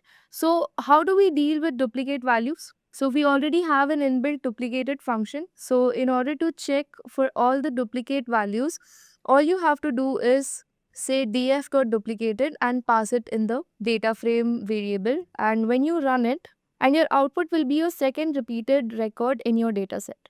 Right? So, we are not going to consider this as duplicate, rather, we're going to consider this as duplicate. So, let's see how duplicated works. Okay, so say I have a record over here of different countries. Okay, so I have Italy, France, Greece, and then Italy again. Okay, so if I go for duplicated method, what happens is we work our way from the top itself to the bottom. Okay, so first I'm going to check for Italy. So Italy is not present, no problem. I'm going to simply add it to my list, or uh, a list where basically I'm keeping a track whether an element is duplicate or not. Right? Then comes France, so it's not there, no problem. I add it to my list. Then we come across Greece, no problem. I add it to my list. Then I come across Italy, which is already present in my list. So therefore, this element is going to be marked as duplicate. Alright. So this is basically how the duplicated method works by default. Alright. So basically we can pass a parameter called keep, and we are going to say keep first. Okay. So let's see what happens now. So you can see our first element is not going to be marked as duplicate. So this is basically by default the parameter that duplicated takes. Okay. If I say last instead of first, you can see my first element is marked as duplicate. Okay. So when we say keep last, basically we are going to work our way from bottom to up. Okay. So that's why this element is going to be marked as duplicate. Alright. So I hope this is clear. So if we want to drop this duplicate value, all I have to do is, okay, so I'm not going to pass anything because I would prefer my second record to be deleted. So I'm just going to run it. So if I print my data set, you can see my duplicated record, that was the second record, has been removed or deleted from my data set. Alright. Okay. So I hope the data cleaning process is clear. We have learned how to deal with missing values as well as duplicate values. Okay. All right. So let's see how we can deal with invalid values. Okay. So since I want to make the changes in my promoted salary column, I have simply written df and promoted salary in the brackets. And now in order to do these changes in the column of a particular data set, I will be introducing you guys to a very important topic or an important function called lambda. So you guys must have studied this in Python as well, right? So all we have to do is promoted salary, and I will say apply lambda x, and I'm going to say divide that x. X is nothing but the records of my column promoted salary. So this is my input variable x and this is my output variable x divided by 10. But I have a condition if x is greater than 6,50,000, right? Else, if it is not greater than 6,50,000, I'm simply going to return x. Alright. So let me run it. Okay, so it has run successfully. I'm getting some sort of documentation, but I'm going to ignore it for now. Okay. So as you can see, the two records that I had that were greater than 6,50,000 have been divided by 10. Alright. So this is how you can deal with your invalid values using the lambda and apply function. Alright. So this is the syntax for that. So moving on, we'll also look at some string functions. So in this particular sample data set that I have taken, we do not have any sort of explicit need to do these string functions. Okay, so maximum times whenever you have a string input, okay, so say the names. Over here, I just have the first name, but in case I had a name like Alice underscore, say, Fernandez, okay. So in order to deal with inputs like this, all I would have to do was df, and I would create two separate columns saying first name and last name. Okay. And then all I would do was df, and I would split my name column. So basically right now I'm using name as this name, instead of my column name, because I do not have any sort of input like this which I want to demonstrate to you guys. Okay, so even though this is not a column per se, this is just a variable that I've created, and I'm pretty sure I'm going to get an error. Okay, so I am going to split it using string dot split method. Okay, and I want to split it based on underscore. Okay, so wherever I have an underscore, I want to split my string. Okay, so in case instead of underscore all I had was a space, I could use an empty string over here. Okay, but since I have an underscore between my first string and my second string, I'm going to split it based on my underscore. Okay, and let me see if I run it, what's going to happen. Okay, so I do not have any column name, but again, this is how you would split your data set. So obviously this code is not going to run for me because I do not have any column called name, and wherever I have name, I do not have any sort of connectors between two strings. These are just single names. All right, so I will not be able to split these particular strings over here that I have. So this is just a demo for you guys, that in case you have a column like this is how you're supposed to deal with it using string.split method. All right. So now that we are clear with data cleaning, I want to show you guys a few more examples of apply and lambda. Okay, so because there will be instances where these methods are going to be very useful because they let you change the single entries of a column or a row, right, based on particular conditions. All right, so let me create another scenario where I want to multiply the age. Okay, I want to multiply all the ages by 2. Okay, so all I'm going to do is age, and then I'm going to call my age function, age column over here, and then I'm going to say I want to apply. Now instead of passing lambda, what I can do is I can go ahead and create a function where I am multiplying my age. Okay, I'm going to have my input as x, and then I'm going to simply return x into 2. Okay, so instead of calling lambda over here, what I can do is I can say multiplying age and pass x. Okay, so it will not take any input. I'm sorry about that. So let me run it. Okay, so now if I print my data frame, you can see my values of age have been multiplied by 2. Okay, so let me bring back my ages to the original value. Now this time I will use lambda instead of creating a function by default. Okay, and I'm going to say apply, and I'm going to pass lambda, and I will say x, and I will say x divide by 2. Okay, now there are no conditions, there are no if else conditions. I want all of these entries in the age column to be divided by 2, so I'm not going to pass any if else like we did previously, right? So I'm going to run it, and if I print my data frame, my ages are back to the original values. Okay, so this is how lambda and apply functions are used, and you will be using them quite a lot. Okay, so moving on, I want to tell you guys about another very important concept, that is joins and merges. Okay, now in order to understand joins, let us go through a quick overview of what are joins. Okay, so consider this scenario where I have two data sets, A and B. Okay, now when you're dealing with large data sets, it's not necessarily that you're going to have all the columns in one particular data set. Okay, so if you guys remember, I showed you guys an Excel sheet of various columns or various features of a house, right? Number of balconies, number of bedrooms, the location, the state, and so on, right? Now I had all those columns in one particular sheet. But what if I had two sheets, A and B, where in one sheet I only had, say, the features of the house, that is, the number of bedrooms, the number of bathrooms, the balconies, and in another sheet I had the different features, say when the house was built, where it's located, what's there nearby, and stuff like that. Okay, so I had two separate sheets. Now I want to combine these sheets. All right, so there are different methods.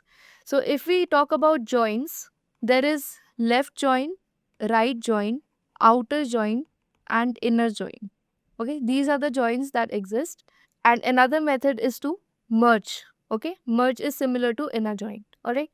So let's quickly see what left join would look like. So if we were to combine these two data sets on, say, a particular property, and we perform a left join, our left side of the data set, okay, whatever there is common between the two data sets is going to be ignored. Whatever exists in only data set B is going to be ignored. Rather, we are going to have something that is solely available with data set A. And this happens in left join. Okay. Similarly, in right join, it happens the opposite way. We're going to have only the properties of B in our data set. Okay. And when we perform a full outer join, we're going to have everything of A and B. Okay. So each and everything that we have in A and B is going to be included in our outer data set. Sorry, outer join. And when we perform an inner join, it basically happens over here. Okay. Only the common properties between A and B. And when we merge two data sets, we merge them based on this particular common column, and whatever properties A and B have, both are visible in our merged data set. Okay, so let me say this is another data set. So let me just convert it into a data frame. So I'm going to call it df2, and I will say pd dot data frame, and I will pass my department. Okay. So let me just print my other data frame. So as you can see, this is my second data set. So now if I want to combine the information from this data set and the data set that I had earlier, I have something known as concat. Okay, so concat is going to let me merge the information from both these data sets. So if I use pd.concat and pass the two data sets that I have, this is the output that I'm going to get. Okay, so since in our second data set we have a location and manager, but we do not know which employees have this location and this manager, we have a null over here. Okay, so by default both my data sets are being combined in a horizontal manner, that is, they are being stacked horizontally, right? So wherever I don't have the names, I am getting null, and wherever I don't have the location and manager information, I'm getting a null. Okay, but if I were to do the same operation column wise, that is, if I were to combine these two data sets in this particular direction, I would have to say pd.concat, pass my two data sets df and df2, and I would say I want it to be joined on axis 1. So as you can see over here, wherever I have department HR, my location and manager is for the department HR, right? So this is how you can combine or merge two data sets using pd.concat. Okay, there is another function called pd.merge. Okay, so you can pass your data sets df, df2, and I want it to be merged on my column department because that is the common column. So as you can see over here, my department is being repeated twice. But if I do not want that to happen, I can use merge, and as you can see over here, my department column appears only once and my data is managed accordingly. So wherever I have HR department, I'm going to have my location as New York and manager is going to be Laura. Okay, it is, you can see it over here as well, New York and Laura. All right, so this is also how you can merge or combine your two data sets into one. Okay. So these were basically all the operations that were there to know on data sets. The basic operations, obviously, as you go down the line, you deal with bigger data sets, your operations get more complex, but this is the standard basic base that you require to get started with Pandas. Alright, so now we're going to look at how we can import a complete data set file, that is an Excel or a CSV file, in our notebook. So since I'm using a Google Colab notebook, I cannot directly pass the entire path of my file or my CSV or Excel sheet.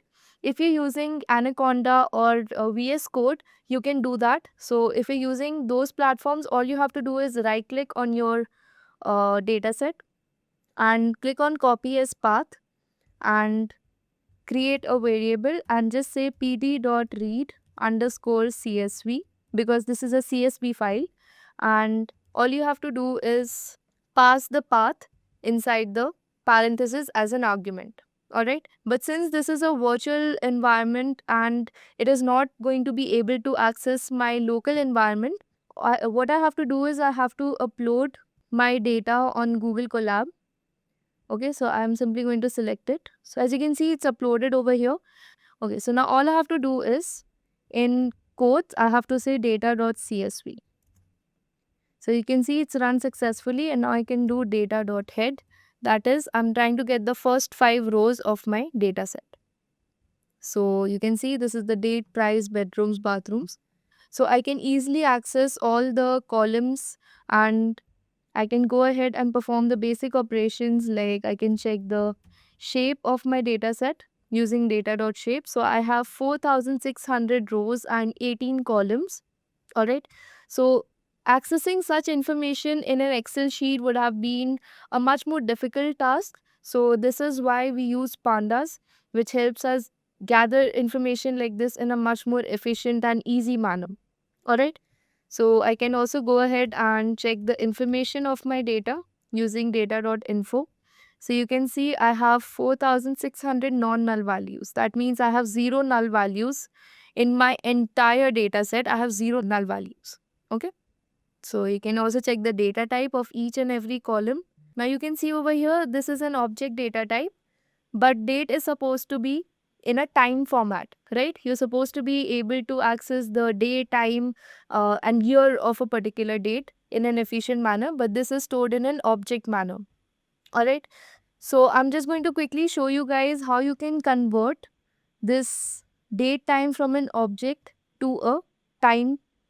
Okay, so this is the syntax that you have to follow. So I'm going to pass my date, and then I'm going to use pt.date time to convert my date from object to, okay, so it is data. Okay. So as you can see, it has been executed successfully. Now if I go ahead and check my information of the data, you can see it is converted to date time format. All right. So this is how you can convert your date time features into the valid format using Pandas. All right. So this is again only a one line code, but you should be aware that it can be done, and this is how you bring your data to the correct format. All right. So this was it for this video. I think we have covered almost everything there is to know about Pandas, and I'm sure you guys got a basic understanding of how you guys can implement Pandas on even a large data set. And I am going to give you guys this notebook link in the description, so you can go ahead and download it and practice on this data set, or you can download data sets from Kaggle. Let me show you guys the website. So you can go ahead and type Kaggle and click on the first link that you get. Register on this website and you get hundreds and thousands of data sets for absolutely free. You can download them, and you can also go ahead and check out the discussions if you face any issues or doubt, right? So what exactly is EDA? EDA, or Exploratory Data Analysis, is an approach of exploring the data in a way where you are able to gather few insights from the data. These insights may include the pointers that best explain the distribution of the data points, peakness, and other necessary information like relationship between each of the variables in the data. You are able to identify the underlying patterns which you may not be able to identify just by looking at it. You are able to remove the redundancies like null values and outliers. The idea is to use the processes and tools available to us to make sure that no stone is unturned when it comes to exploring the data. The main objective of the EDA is to understand which kind of solution, or if we are using the machine learning approach, we are going to use to solve the problem.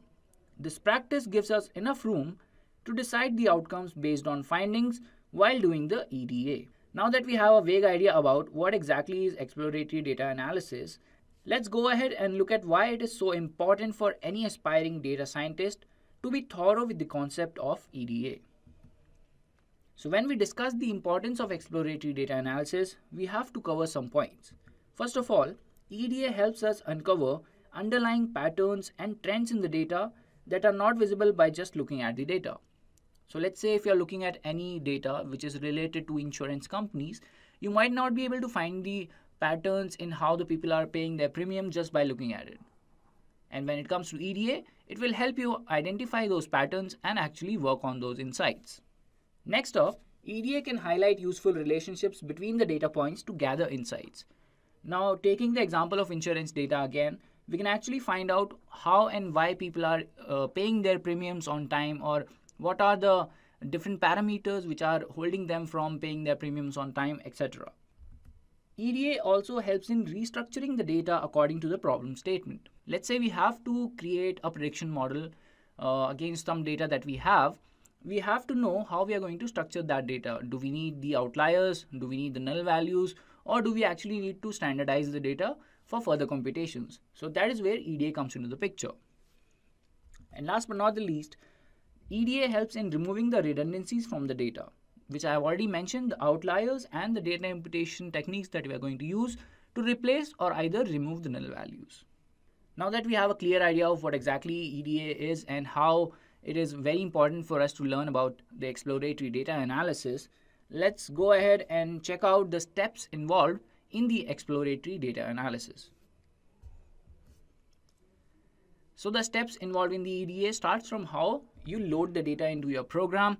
That is where your actual EDA begins, and that is the first step of the entire cycle also. Once you're done with loading the data, comes the data visualization, where you use the data visualization tools. For example, if you're using Python, we have matplotlib, we have seaborn, we can use plotly to derive different plots from the data, which is going to explain the distribution, the peakness, and other important points like outliers, etc. Then we can also find out the relationship between different variables using data visualization. Next up, the third step is data imputation, where we are going to figure out how we are going to replace the null values, or how we are going to deal with them basically. So let's say if we have a distribution which is a normal distribution, we can just simply replace the values with mean. If we don't have a normal distribution, let's say if it is positively skewed, the distribution, then we can replace the values with the median, or otherwise if the presence of null values is very minimum, or let's say less than 5% of the entire data, we can just remove those values or drop those columns. Now moving on to the next step, that is the outlier analysis. With EDA, we are able to do the outlier analysis also. We can identify which features has the outliers, and we can also analyze and basically remove those outliers, and if we want to keep them, we can take a decision on that as well. So that is also covered in the EDA on repeat. So that is also covered in the EDA. And last but not least, the fifth step is gathering the insights. So from all these steps that we have performed, we have to come to a conclusion that our data has several insights. For example, let's say if I am analyzing the IPL data like we have done in one of the previous sessions, what we have done is basically carrying out an entire EDA on that particular data, and we have found out the 10 best players of that. Repeat. We have found out the 10 best players from that entire data. So similarly, we have to gather insights from the data, and now that we have actually understood the steps involved, we have understood the importance and the basic definition of EDA, let's move on to the hands-on part where we are going to perform the EDA on metro data using Python.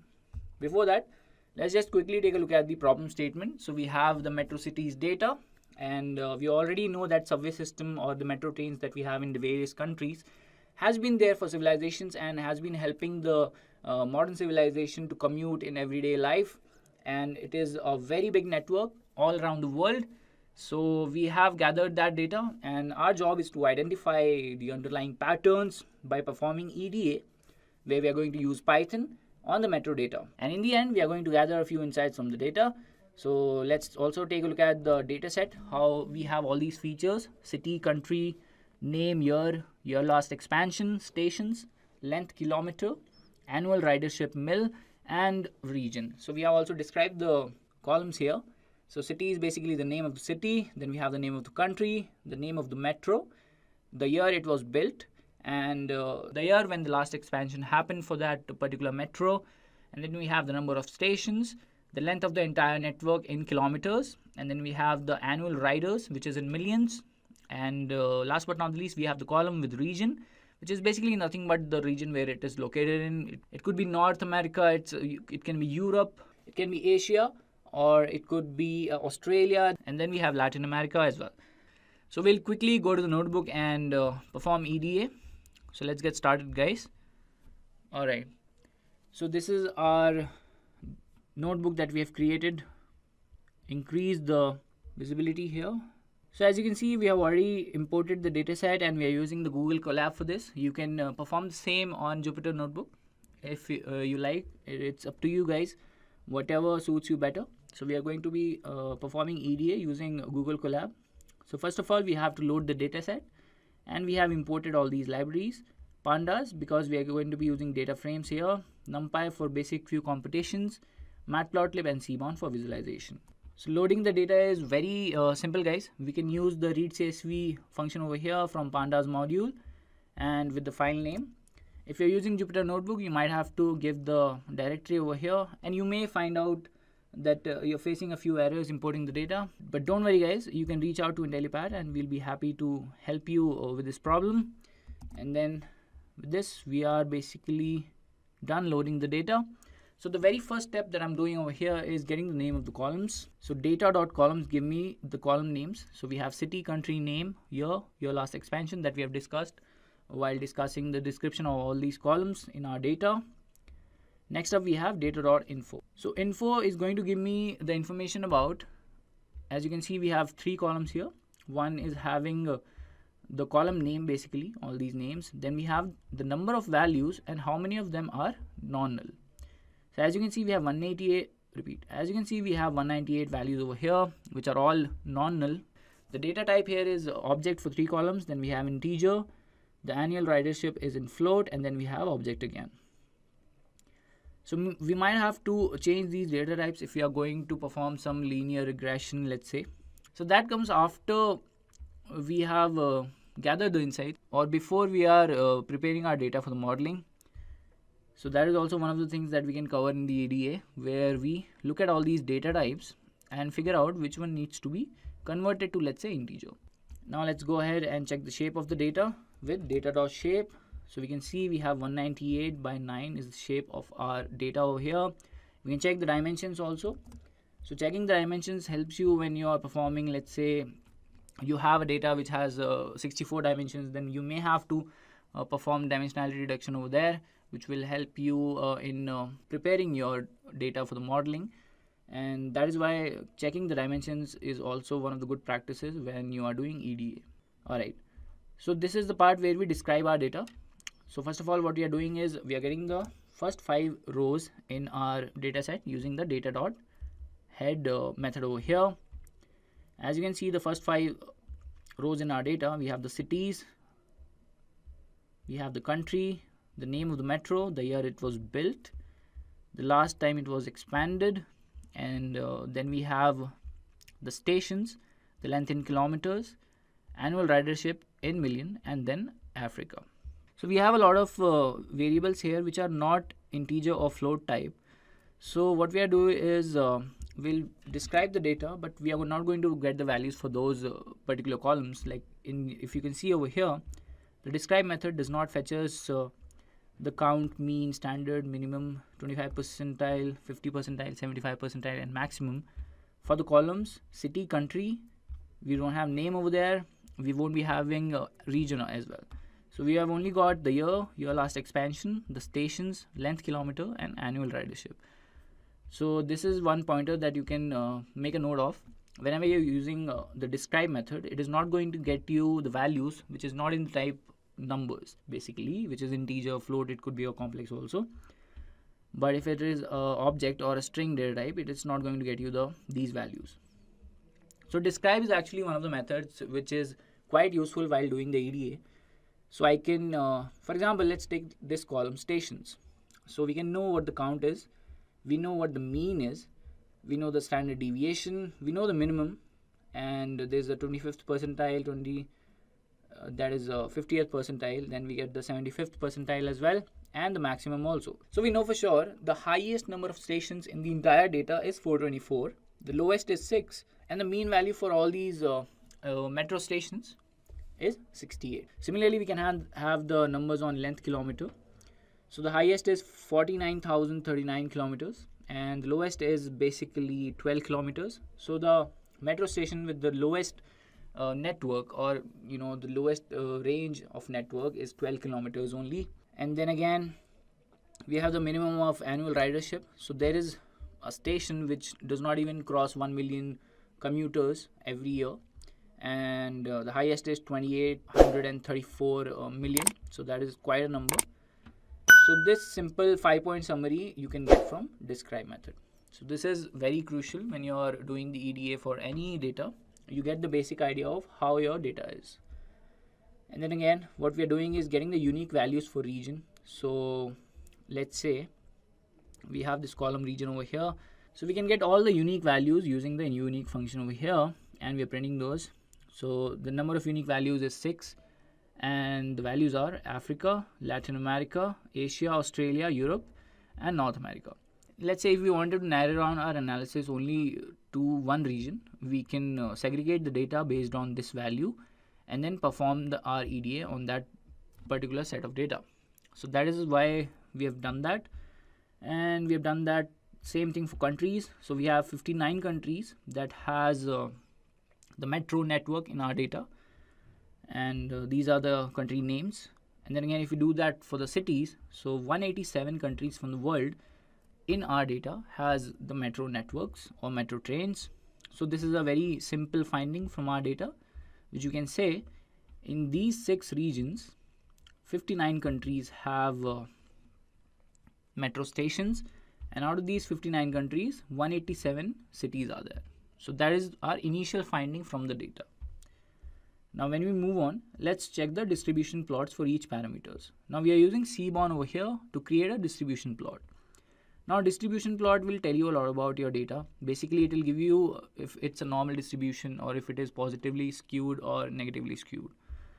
So if we take a look at this data, this is negatively skewed because we have a lot of values towards the end of the distribution, and that is how we can estimate or basically interpret this data.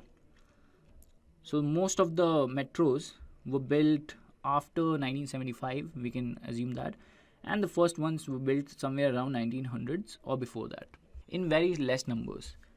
When we take a look at the next plot, which is about the stations, this is also a skewed data, not a normal distribution. So most of the metro stations are in numbers 0 to 100, and only a very few metros have stations more than 200.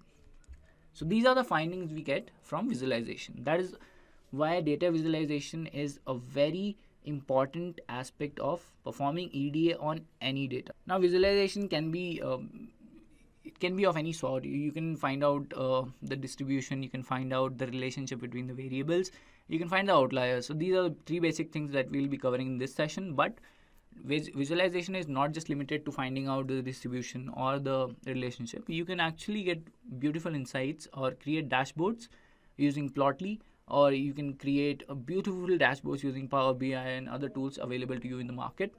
But we are only going to be using Matplotlib and Seaborn for this session.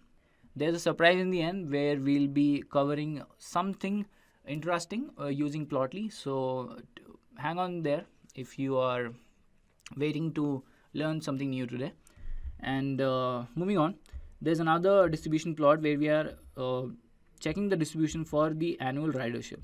So there again we have a skewed data, and most of the ridership or the annual ridership falls between 0 to 500 million, and only a few goes until let's say crosses 2500 million annual riders. And then we go on to check the distribution of last year expansion. This is also skewed, and we can clearly see that most of the expansions happened after 2000. So that is how you easily find out the distributions here and make quick assumptions about the data using these values. So from these few plots, I know that most of the stations or the most of the metros that are located in these cities, countries have has less than 200 stations, were built after 1975, and the annual ridership is less than 500 million, and were probably expanded after 2000. So these are the insights I have gathered so far. Moving further, I check the distribution for the length of kilometers, and this is where it gets interesting. So mostly all of the data falls under 10,000 kilometers. So that is where our distribution is not very helpful.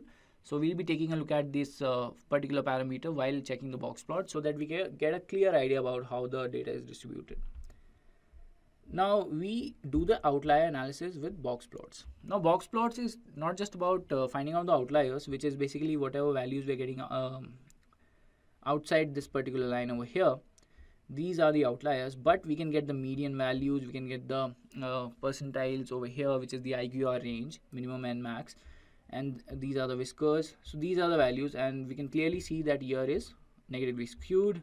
So we hardly get any, what do you call it? So we can hardly get any normal distributions in this particular data that we are handling right now. So there's no normal distribution. So let's say if we are going to use this for linear regression, we might have to scale the data so that the standard deviation and mean is actually normalized, and that you can check out in other sessions where we have covered linear regression, guys.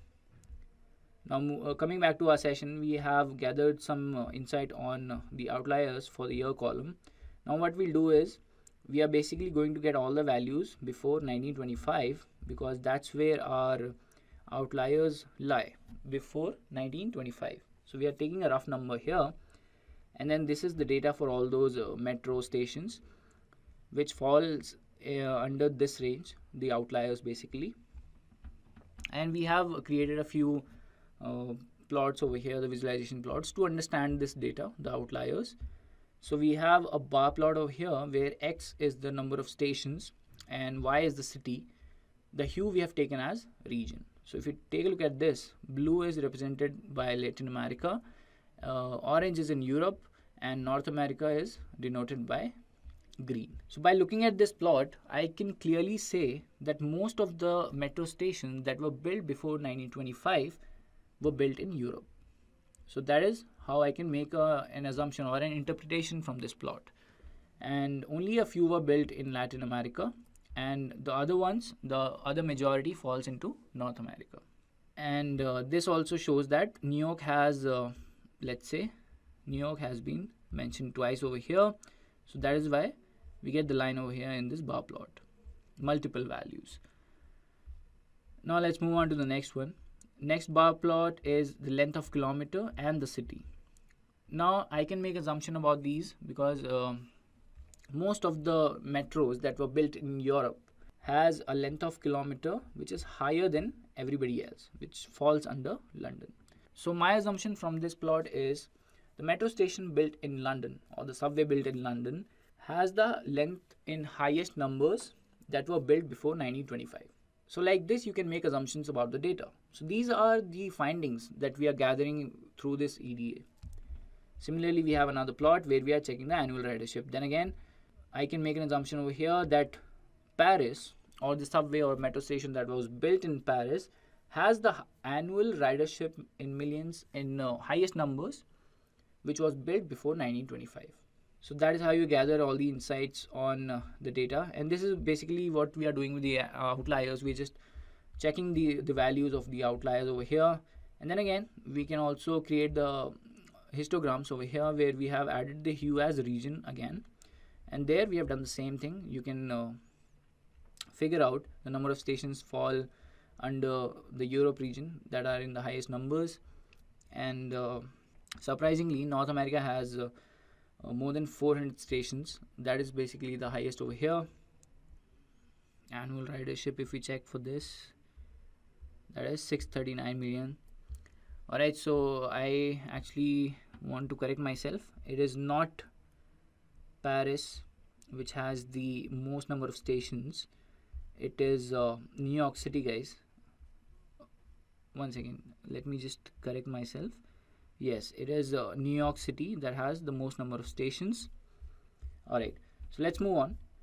And similarly, we have done that for length of kilometers and annual ridership again. And same thing we have done for every column. We have checked the outliers for year last expansion, and most of them fall before 2005. So we have taken the number as 2000 over here. Anything built before 2000 we have over here. And we do the same thing. We check the annual ridership. We check the number of stations. We check the length of kilometer. And then we provide some histograms to get the better idea of how the number of stations looks like. There we have Asia again in this. And so we can also make a conclusion that most of the metro stations that were built in Asia started after 1925. So that is one assumption. We can get a clear number on that when we check the very first metro that was built in Asia. And this is how we can gather a few insights on the outliers. Now moving on, we have done the same for length in kilometers also. So anything after 2000, let's say, or 2300 we have taken over here, is falling outside the range, which is the outliers, and we have all these metro stations. Most of these falls under China, guys. If you want to make a career in data science, then Intellipaat has IIT Madras Advanced Data Science and AI Certification Program. This course is of very high quality and cost effective, as it is taught by IIT professors and industry experts. And we have done the same thing. We have created the histograms for annual ridership. So annual ridership falls majorly in 0 to 500 million, and then we have the number of stations, which also falls majorly in 0 to 50, let's say 0 to 70 stations. And the histogram shows for length in kilometers according to region. So we have most for Asia because most of the stations are in China. That is why it all looks blue, guys. And if you take a look at Europe over here, we only have two cities, Madrid and London, which shows the length in kilometer. And this basically is where we can conclude that so the largest network of trains exist in Asia. So this is the conclusion from our analysis over here. And then again, we can check the annual ridership and all these things. So we have done the same thing for stations also. We have taken all the stations more than 200 are going to be in the outlier section. So we have all these cities over here. We have done the same thing again, plotted a few bar plots to get the clear idea on length on kilometers. So I think Delhi tops the chart over here. And then we have the number of stations. I'm sorry guys, this is the length in kilometers that we're talking about for Delhi. So that is the highest for any city that has more than 200 stations. And if we check that for number of stations, the most comes with Beijing and Shanghai. There is Paris from Europe, Madrid, London, and New York City. So I think New York City is the highest. Then on the second place we might be having Shanghai, and then we have Beijing also. Then we check for annual ridership. The hue is region over here again. So we have Asia, Europe, and North America. Surprisingly, we do not have Latin America in this. So probably Latin America does not have the metro network which has more than 200 stations. So that we can conclude. And similarly, we have created a few histograms over here. And it is dominated by the Asian region for annual ridership, for stations, for length in kilometers. Number of stations actually is shared by North America, where New York City tops the chart. And then again, we have a box plot for annual ridership, where everything after 500 million is an outlier. So we have segregated the data based on this, which is greater than 600 million. That's going to be in our outliers list. So that is how we can analyze this data, check the annual ridership, which is highest in Shanghai. Similarly, Tokyo also has a few concerns over here. And then we have Beijing. Then we have Delhi also, Moscow. Mexico City from Latin America is also there, and then North America we have New York City. So majorly all the regions are here. Only the Australian region is not present over here, but let's carry on. And then when we check for stations, then again Beijing, Shanghai, Seoul, and then we have Mexico City from the Latin American region, and New York City, of course. It's topping the chart again here, which we already have concluded. When we check for length in kilometers, first of all we have Delhi, then there is Xi'an, Moscow, Mexico City again, and Sao Paulo is also there from Brazil. And alright, so when we check the histograms, there we can see the Asian region dominating the charts over here. So this is why we have used the visualizations to get beautiful insights from the data, which we might not be able to get just by looking at the data or just by inspecting it. Like if I just take a look at the 5 rows or the entire rows of the data over here, I might not be able to fix or gather a few insights related to this data, but through visualization I was able to do that. Now moving further, let's talk about how we fix the outliers. So I'll quickly give you a preview of what we have to do for that. So handling outliers is not a very big task. Like most of the times we can leave the outliers in the data because they might help in reaching a conclusion, because they are very useful information, the outliers also. Like for our metro data again, we might not want to do this because the information that we get from outliers is extreme but is important because those are facts. So this is just an example of how you can get your data fixed or remove the outliers.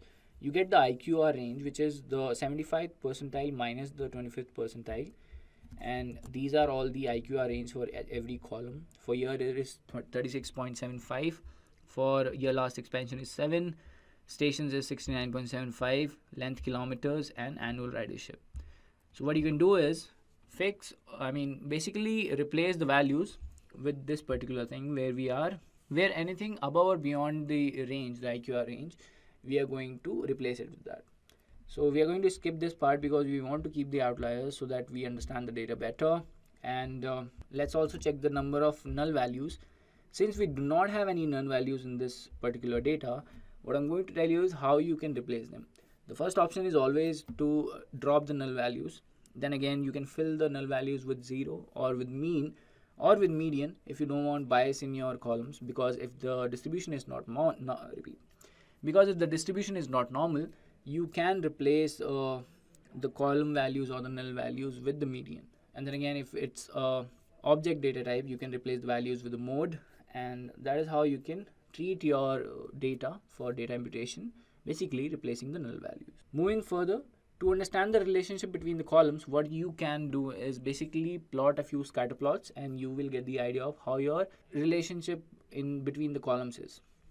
So let's say if I wanted to quickly summarize or use this entire data to decide the annual ridership, what I'll do is check the relationship with all these values or all these columns with annual ridership, so that I get a clear idea if length in kilometer is going to affect the annual ridership, if number of stations is going to affect this, if the region is affecting this particular value, or if the last expansion that happened has affected the annual ridership. That I can find out by using the scatter plots. So scatter plot between the stations and length kilometers is showing a considerable amount of increase, but not that great. So we can't really say it has a linear relationship. But for stations and annual ridership, it clearly shows a linear relationship, not exactly that strong, but it just shows that there is a relationship between these two variables. Then again, if we check for length in kilometers and annual ridership, it's not exactly that strong, but we can say it's gradually increasing. So there is a clear sign of increase, but not that strong. When we check for year and year last expansion, it's not really great. We have taken the limit from 2000 to 2022 because most of the expansions happened in that time. Similarly, for X limit also we have taken that for length in kilometers. And when we check for year and stations, this also does not show a considerable amount of relationship. So this does not actually show a very good relationship between the two. For year and length kilometers also, there we can't find any considerable amount of relationship. And then again, if we plot all these subplots, these are the subplots that you can get: annual ridership with respect to built year, annual ridership with respect to stations, annual ridership with respect to expansion, and length. So length shows somewhat linear relationship, and the number of stations also show. So these two variables or these two features in the data are going to be very useful for us if we go for a linear regression model, let's say. So these two will be able to decide how our data looks like and how we can actually predict some of these values. Since we have not used any of the object columns, if we do a little bit of hot encoding or label encoding on that, we might be able to find out relationship over there as well. So you can take that up as an exercise. So I'll tell you two questions you can solve. Convert the object data type in this particular data into an integer data type, or perform label encoding in that, and find out the relationship between those variables and the annual ridership column. So that is one exercise you can take from this session. And then again, if you just want to get the relationship easily, you can just use the pair plot, which gives you all these plots with respect to each of the columns. And with the annual ridership in millions, we can see two columns that are showing considerable amount of linear relationship, and we are going to conclude with that. We can add the hue as a region also, where blue is Africa, then we have orange, which is Australia, Europe is in green, Latin America in red, North America and Asia. So if we check over there, the extremes are on the Europe over here, number of stations, and length in kilometer is in North America, the extreme. That is how we can visualize the data, guys, to gather insights. We can also create a regression plot. So annual ridership and the two columns that we have gathered, which is station. So the best fit line is over there, and here the error we can reduce.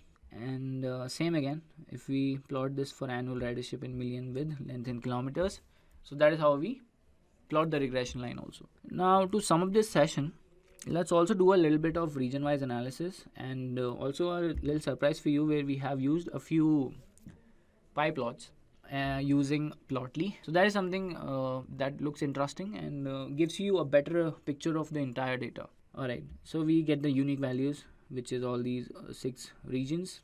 We segregate the data based on all these regions.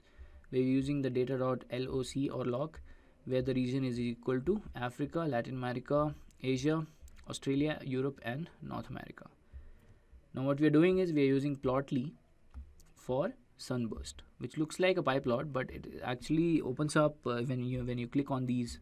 Alright, so just to quickly give you a review on this, we'll go to the Asian and let's check for Latin America first. So this is sunburst, which is going to give us the clear picture of the entire data or the entire metro network in the Latin America. What we have is all these countries. So these are countries. Let's say, alright, I'm sorry guys, these are not the countries. So we have only used the region, the city name and stations. We have not used the countries. I'm sorry guys, these are not the countries. So if I click on Caracas, we have the Caracas Metro, and which has 52 stations, and the annual ridership in million is 358. Let's go back. Let's check for Medellin, and we have the Medellin Metro, which has 27 stations, and the ridership in million is 115. So I can check that for every city that we have in Latin America or in Africa. For in Africa, we have only one city, which is Algiers Metro, which has 19 stations and 45.3 million annual ridership. So this quickly summarized all the data based on regions. So that is how I have segregated the data. If we take a look at Rio de Janeiro, we have the Rio de Janeiro Metro, which has 41 stations, and the annual ridership is 118.7. Now when we have a lot of cities, we have a lot of these columns. So what we can do is we just check for the number of stations over here. Let's say we go to Seoul. Seoul has 2 metros. We have the Korail metro lines, which has 86 stations and 426.4 ridership in millions. And then we have the Shimbodang line Neotrans, which has 12 stations and 122.5 ridership in millions. Then in Asia, we can check for other cities. Okay, let's go to Istanbul. So we have the Istanbul Metro, 107 stations.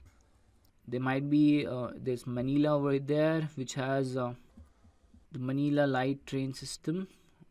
Repeat, the Manila Light Rail Transit System, and number of stations is 33 and 218.2 million ridership.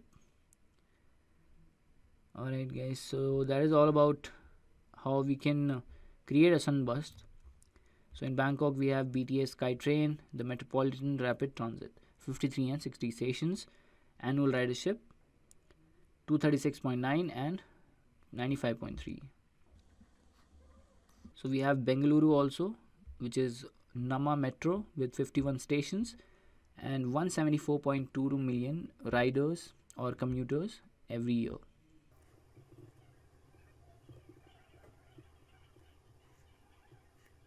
We have Hyderabad Metro also, which has 56 stations, and these are all the summary of all the cities that has metro in the Asian region.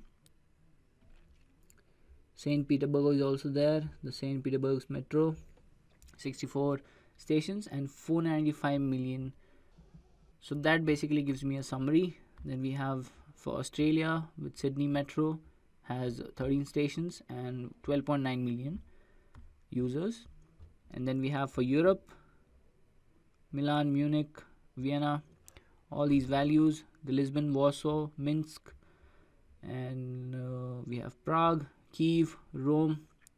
So for Kiev we have the Kiev Metro, which has 52 stations and 279.5 million riders every year. We have for Lisbon, the Lisbon Metro, 56 stations and 184.6 million riders every year. And Barcelona we have for Vienna actually has Vienna U-Bahn, 98 stations with 459.8 million annual ridership. So if we take a look at this Warsaw Metro we have, and similarly we've done that for the North America also. So we have Montreal, Toronto, Vancouver, Washington DC, and there's Miami also. So a sunburst is something that you can use to get a clear picture of all the data points in your data set. Now last but not the least, I want to talk about the data correlation, which gives you a better picture of all the variables that are going to be correlated to each other. And if we check for annual ridership in million, we can see stations and length in kilometers is showing a positive correlation, where stations is actually showing a strong positive correlation, whereas length in kilometers is not that strong but is considerably showing somewhat correlated values over here for annual ridership. So this is where we are going to sum up our session, guys. If you have any questions, you can mention them in the comment section below. And now that we have come to the end of the session, don't forget to subscribe to Intellipaat for more exciting videos, and press the bell icon to get the latest updates from Intellipaat.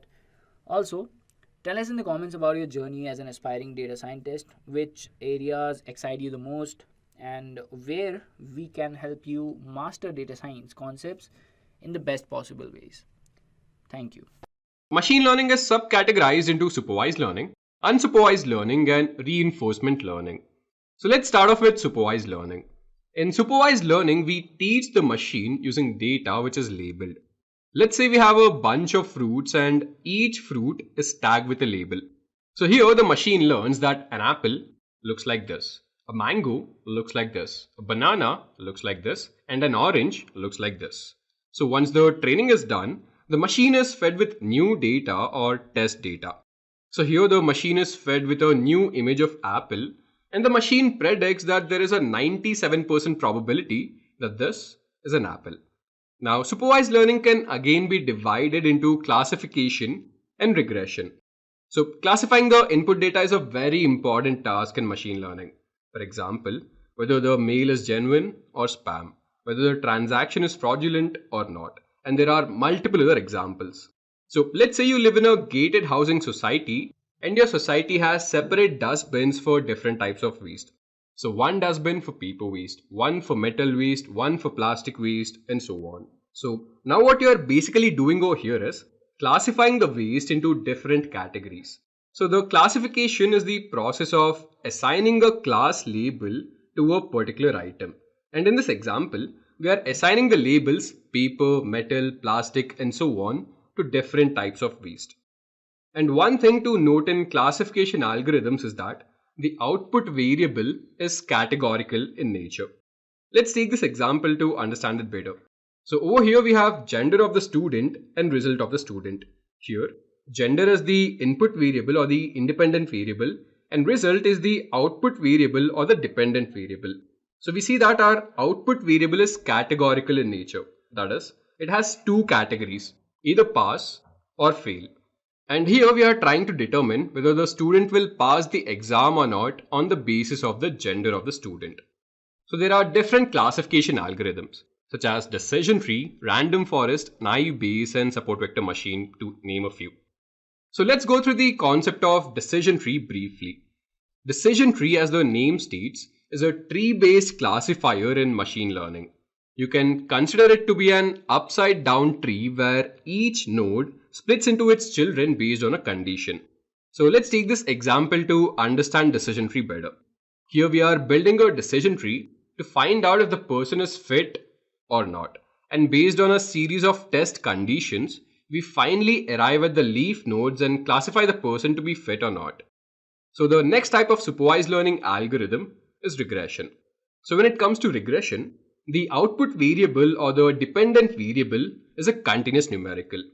So let's take this graph over here. Here we have horsepower on the y-axis and miles per gallon on the x-axis. Or in other words, horsepower is the dependent variable and miles per gallon is the independent variable. So we see that our output variable is a continuous numerical. And here we are trying to determine how does the horsepower of the car vary with its MPG. So this is the concept of regression. Now let's see some of the use cases of supervised learning. So first we have spam classifier. So how do you think your mail is being classified as whether it is spam or not?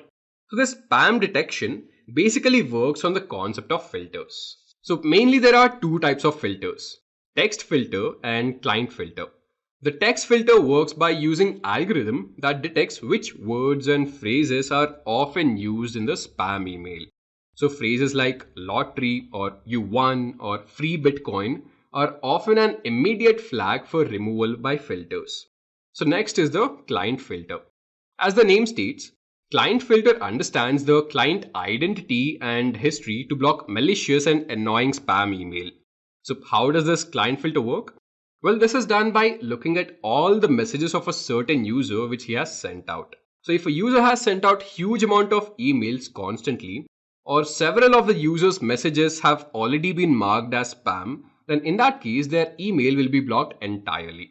So this brings us the use of blacklist. So spam filters also include something known as blacklist. So blacklisting is the process of adding known email addresses of a spammer to a list. And this list prevents the user's messages to be forwarded to someone else.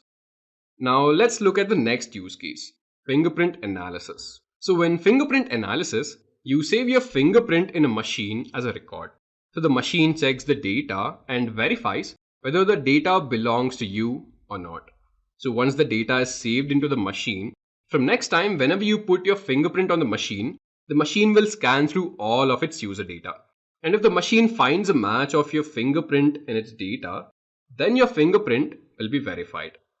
Now that we've completed the different types of supervised learning algorithms, let's go ahead and understand what is unsupervised learning. So when it comes to unsupervised learning, the input data doesn't have any labels associated with it. The machine understands the underlying structure of the data to identify similar patterns, and the data which is similar in nature is grouped together. So here, even though there are no labels, the machine understands that all the apples are similar in nature and thus they are grouped together.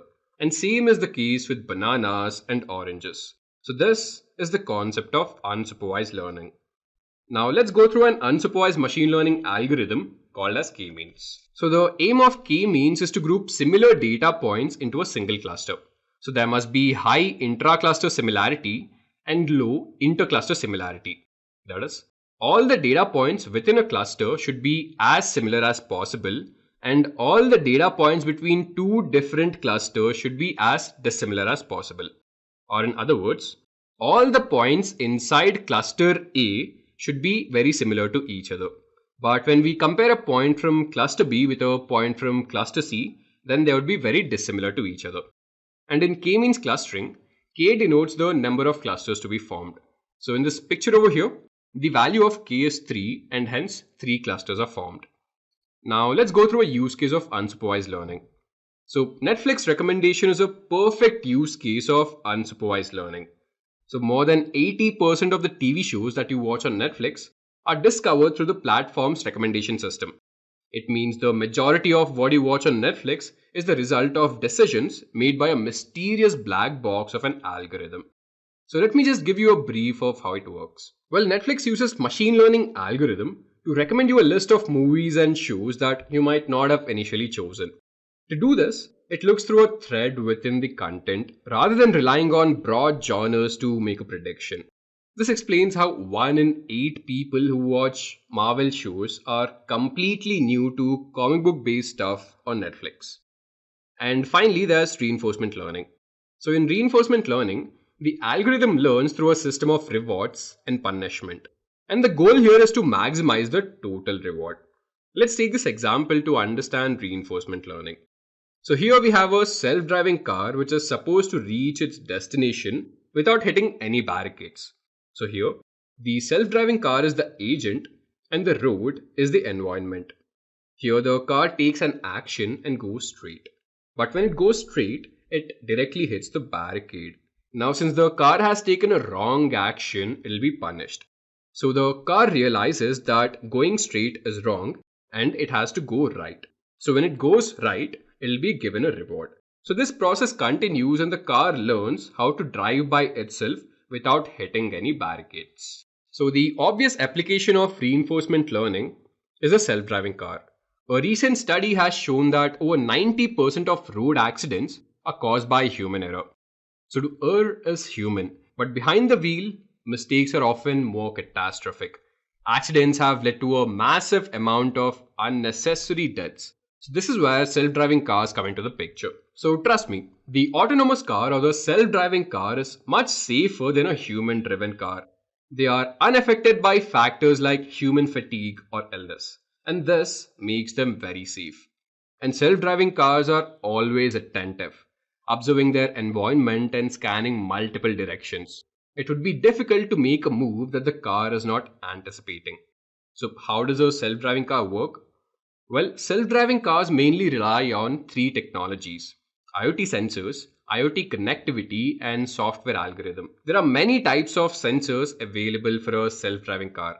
For example, sensors for blind spot monitoring, forward collision warning, radar, and so on. So all of these IoT sensors work together to help in navigation of the self-driving car. Next is the IoT connectivity. Self-driving cars use cloud computing to act upon traffic data, weather, maps, adjacent cars, and so on.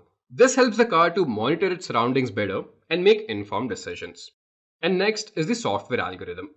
All the data which the car collects needs to be analyzed to determine the best course of action. And this is the main function or the control algorithm. And this is where reinforcement learning comes into the picture. This is the most complex part of the self-driving cars since it has to make decisions flawlessly. So in today's world, the most famous self-driving cars are those from Tesla and Google. So Tesla cars work by analyzing their environment by using a software system known as autopilot. So autopilot uses high-tech cameras to view and collect data from their environment. So it's the same as what we do with our eyes. And autopilot uses this data to make decisions during navigation. Now let's quickly head on to the quiz. So this is our first question over here. Amazon product recommendation uses which of the following machine learning techniques? Supervised learning, unsupervised learning, or reinforcement learning? So guys, what do you think is the answer? So whatever you think is right, do put down in the comment box. Alright, so now I believe you are clear with what exactly the different types of learnings in machine learning are. You are clear with unsupervised and supervised learning through hands-on examples like, let's say, linear regression, logistic regression, support vector machine, decision tree, as well as clustering. Now that you are clear with all of these algorithms, the next step is to work on hands-on project. Project is very important when you are getting prepared for data science jobs. Projects are the key pillars that basically add value to your resume as well as your portfolio. So the next step is working on a project. So that is the reason why in the upcoming model, what we are going to do is we are going to cover one data science project. That project is based on recommendation system.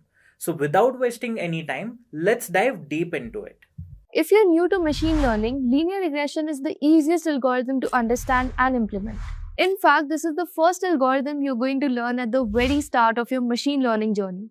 Even though it might seem like a big task, within this video, this concept has been covered in a way that even a high school student can understand it easily. For starters, let me help you visualize what linear regression is all about.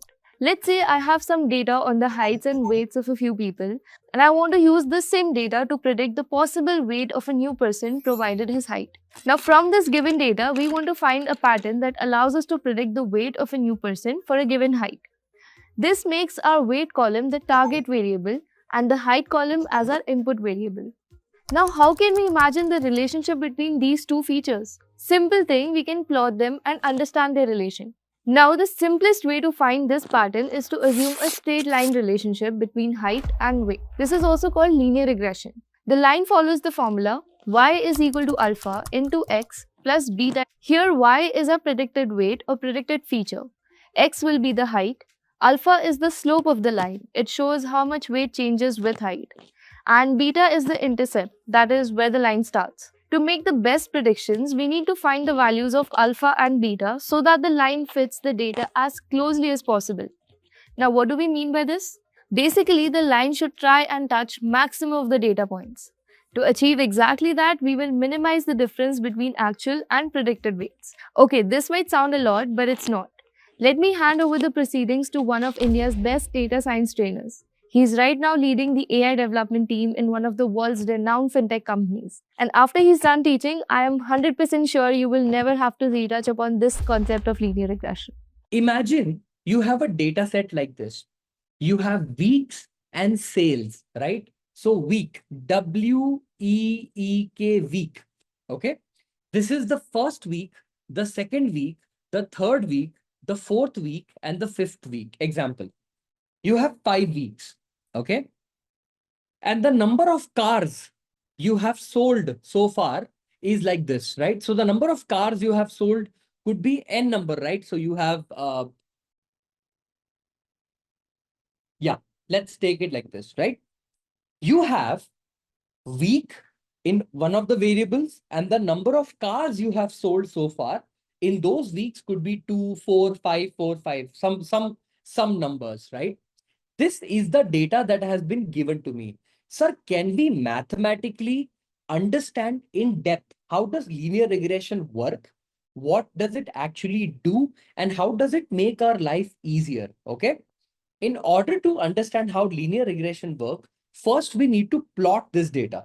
Okay. We need to take the data and we need to plot it in the XY graph. How do we do that? In a very simple sense, I'm going to take the variable like this. I'm going to take a straight line and I'm going to pass it like this. Okay, I'm going to have this. So this is my x-axis and this is my y-axis. Okay, I'm going to point it out like this. So what is going to be my x-axis? Will week be on the x-axis? Can I say this is 0, this is 1, this is 2, this is 3, this is 4, and this is 5. Can I say it like this? This is the 5-week data. So this is 5, week is X. Okay. What is going to be my Y? The number of cars sold. So can I say this is 1, 2, 3, 4, and 5. So 0, 1, 2, 3, 4, and 5. Anybody has any confusion in what graph did I plot? No, right? It's a simple graph. Nothing complicated. Very good. So in the first week of my graph, how many cars did I sell? I sold 2 cars. So can I have the red pointer point like this? Good. In the second week, I sold 4 cars. So this is 4 cars. In the third week, I sold 5 cars. Okay. So I sold 5th car like this. In the fourth week, I sold 4 cars. So this is 4th car again. And in the 5th week, I have sold 5th car or 5 cars. So, like this. Is this the data that has been given to me with the weeks versus the car sold part? This is the data that has been given to me. Okay. My people, let me ask one question to all of you. Isn't it possible that there is infinite number of lines possible for this particular data?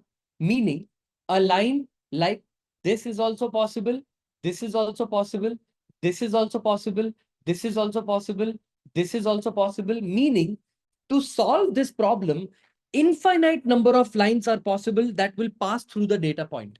Agree or disagree? I want to identify which line is the best line. Which line represents the best line for this particular data. In the previous example, I said line will pass, but what line? Which line? How do we identify that? We don't know anything. So in order to solve this problem logically, isn't it best to first understand where the line would pass from? Meaning, I'll give you guys an example. Listen to me. Suppose I have a point like this, a single point in a three-dimensional space. Is this line possible in a 3D space? Is this line possible? Is this line possible? Is this line possible? Is this? Basically, infinite number of lines are possible through one single point. Yes or no? Okay. But will the point move if I fix the point? Meaning, if I tell you this is the fixed point, the point won't move, correct? Only the lines are possible through that point. Agree? Yes or no? Okay. So listen to me. Can I not do one thing that is a guaranteed good point? I mean, the point that I'm recommending right now is a good point. What do you mean? In your x-axis, what is the mean of your x-axis? Can somebody tell me what is the mean of x-axis? Basically, the mean x bar of mean and x bar or y bar of this. What is the mean of x-axis? Is it going to be 3, the number 3? And what is y bar? What is the mean of y bar? 4. Agree, disagree? The minute you plot the data, the first thing you should do is take the mean and take the mean of x and take the mean of y. So can I say that the mean of x is 3? So it is going to pass here. I'm going to take a different color. Give me 1 second. I'll choose purple. I'll choose peach. Yeah, peach is good. Okay. So control. Give me 1 second. Is this the mean of x-axis? This peachy line that you see? Very good. What is the mean of y? Is this the mean of y? The minute you took the mean of x and mean of y, did you get a point for reference where the line should pass from? The minute you took the mean of x and the mean of y, you kind of got a reference via which a line could pass. Agree, disagree? But in this scenario also, listen to me. In this scenario also, isn't this line possible? Isn't this line possible? Isn't this line possible? Oh, it's complicated. So many lines are possible, but it's okay. We'll solve a problem one step at a time. Is this step clear to everybody? Take the mean of x and the mean of y. Step number 1. Take the mean of x and take the mean of y. Okay. Now, what you need to do is this. Okay. Your weak data, I'm going to take it as x. So what is the x data that has been given to me? 1, 2, 3, 4, and 5. Everybody agrees this is my x-axis data? Very good. What is the y data? It is 2, 4, 5, 4, and 5. Okay. This is my x-axis data and this is my y-axis data. Okay.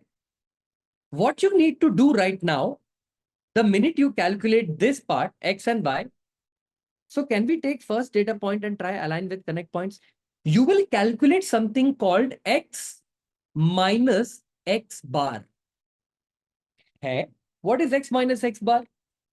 Is this data point called x? This particular data point called 1 minus 3. From the perspective of 3, I want you to understand from the perspective of the number 3. Is this number 1 called x value and this is the x bar? This point is called x bar and this point is called y bar, yes or no? So basically, aren't you calculating that 1 is deviating from 3 by how much? 2 is deviating from 3 by how much? 4 is deviating from 3 and 5 is deviating from 3 by how much? Are you calculating this exactly? Yes or no? So tell me, x minus x bar meaning 1 minus 3. What is 1 minus 3? What is 1 minus 3? Minus 2. Very good. What is 2 minus 3? Minus 1. What is 3 minus 3? 0. What is 4 minus 3? 1. What is 5 minus 3? 2. So tell me, from the mean value, is this 1 point not in the -2 direction? Isn't from the mean this 0.2 in the -1 direction? From mean, the mean itself is at 0 distance, meaning it is within calculation of itself. Then this number at 4 is 1 positive distance, and this number to 5 is a 2 positive distance. Did it not give me the spread? The information, not exactly spread, but did it not give me the information of the deviation I have in the data? -2, -1, 0, 1, and 2 with the number format. Is everyone clear? We kind of got the idea of how much is this part. Okay, because you did this with X, don't you need to do this with Y also? So you need to calculate something called Y minus Y bar. Y minus Y bar. So tell me, what is 2 minus 4? What is 2 minus 4? -2. What is 4 minus 4? Is it 0? What is 5 minus 4? Is it 1? What is 4 minus 4? Is it 0? And what is 5 minus 4? It is 1. Is everybody clear what we did here with the calculation of X minus X bar and Y minus Y bar? What did we do with this? Why did we do it? To understand how far off my data lies from the actual mean value. Are we clear? Are we clear until here? Okay, good. The next thing that we do, okay, is there any reason to take X equals to 3? What you have to do next is X minus X bar, the whole square. You know why should you take the whole square? Because isn't -2 and +2 cancelling each other out? If I want to add them together, will I be able to add them together? Will I be able to add them directly together mathematically? The minus will nullify the plus value. Agree or disagree? So that the nullification does not happen, what do? We take X minus X bar the whole square. Doing squaring of a number, what does it make sure? That the number is always positive. Agree, disagree? If you take -3 and if you square it, won't the answer will be 9? And if you take 4 square, the answer is 16. So squaring will make sure that the number is never negative. So nobody will get cancel each other out, right? So what is X minus X bar the whole square? -2 square. Can I say that is 4? -1 square. Can I say it is 1? 0 square. Can I say it is 0? 1 square. Can I say it is 1? And 2 square. Can I say it is 4? Yes. Now, if you take the summation of all the values, what do you mean by summation? Addition of all the number. So tell me, what is 4 plus 1 plus 0 plus 1 plus 4? 8, 9, 10. Can I say it is 10? Can I say that the summation of X minus X bar into Y minus Y bar is this? Okay. Until here is everybody clear. Until here is everybody clear. The next thing you calculate is what we called as X minus X bar into Y minus Y bar. Now listen to me carefully. Can I say that this data point and this data point distance is called as X minus X bar? From this data point to this data point is called X minus X bar. Now listen to me carefully. Listen to me carefully. Can I call this also X minus X bar? This distance can be called as X minus X bar. Yes, good. Can this distance be called as Y minus Y bar? If I multiply X minus X bar into Y minus Y bar, essentially what I'm doing is, this is X minus X bar, this is Y minus Y bar. Multiplying them together gives me this answer. If I have an area of a rectangle, length into breadth gives me the entire area. Yes or no? This point, this line is nothing but X minus X bar. This line is Y minus Y bar. Am I not doing X minus X bar into Y minus Y bar? If I do X minus X bar into Y minus Y bar, Can somebody tell me what is x minus x bar? Is it minus 2? Is the answer x minus x bar going to be minus 2? Yes or no? Multiplied by, what is y minus y bar? Minus 2. What is the answer? Is it 4? Very good. X minus x bar is minus 1. Multiplied by y minus y bar is 0. Is the answer 0? Okay. What is x minus x bar? 0. What is y minus y bar? 1. Is the answer 0? What is x minus x bar? 1. What is y minus y bar? 0. Is the answer 0? What is x minus x bar? 2. What is y minus y bar? 1. Is the answer 2? If you sum the numbers together, 4 plus 2, what is the answer? 6. Are you clear so far? What did you do here while the calculation of this x minus x bar, y minus y bar? You have a line equation called y is equal to mx plus c. Yes or no? This is the line equation. Everybody agrees? Do you know the value of m so far and the value of c so far? Are you clear with the value of m and c? The answer is no. Isn't this the first thing you need to calculate? What is the m, what is the c, so that we can find out the line that can cross? Okay. To calculate the value of m, to calculate the value of m, using mathematical derivations. Do you understand what is derivation? You start with the base equation, you solve, and you get some answer. So, mathematically speaking, to get the value of y-intercept, or sorry, to get the value of slope, the formula is summation of x minus x bar into y minus y bar divided by summation of x minus x bar the whole square. Do we have the values for this? What is the value of summation of x minus x bar into y minus y bar? What is the answer?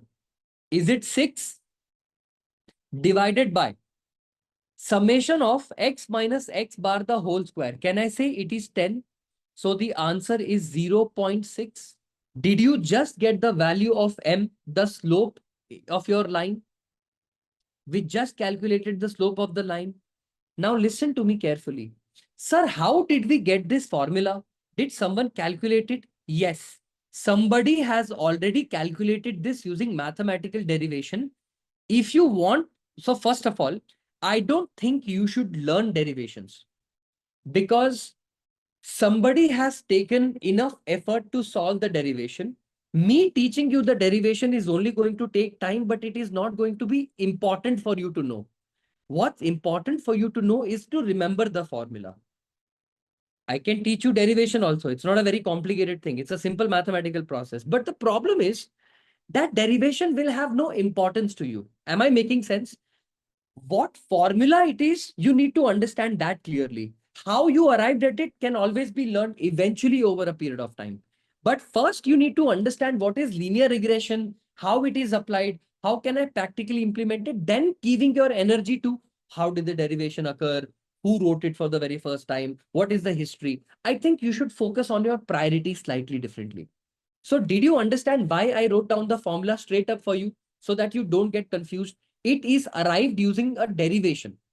This mathematical derivation is slightly complicated, slightly simple, but we have the formula. Okay. Here we are squaring the number and denominator. Yeah, I mean, this is the summation value. We are not squaring anything. It's summation of x minus x bar into y minus y bar by the summation of x minus x bar, the whole square.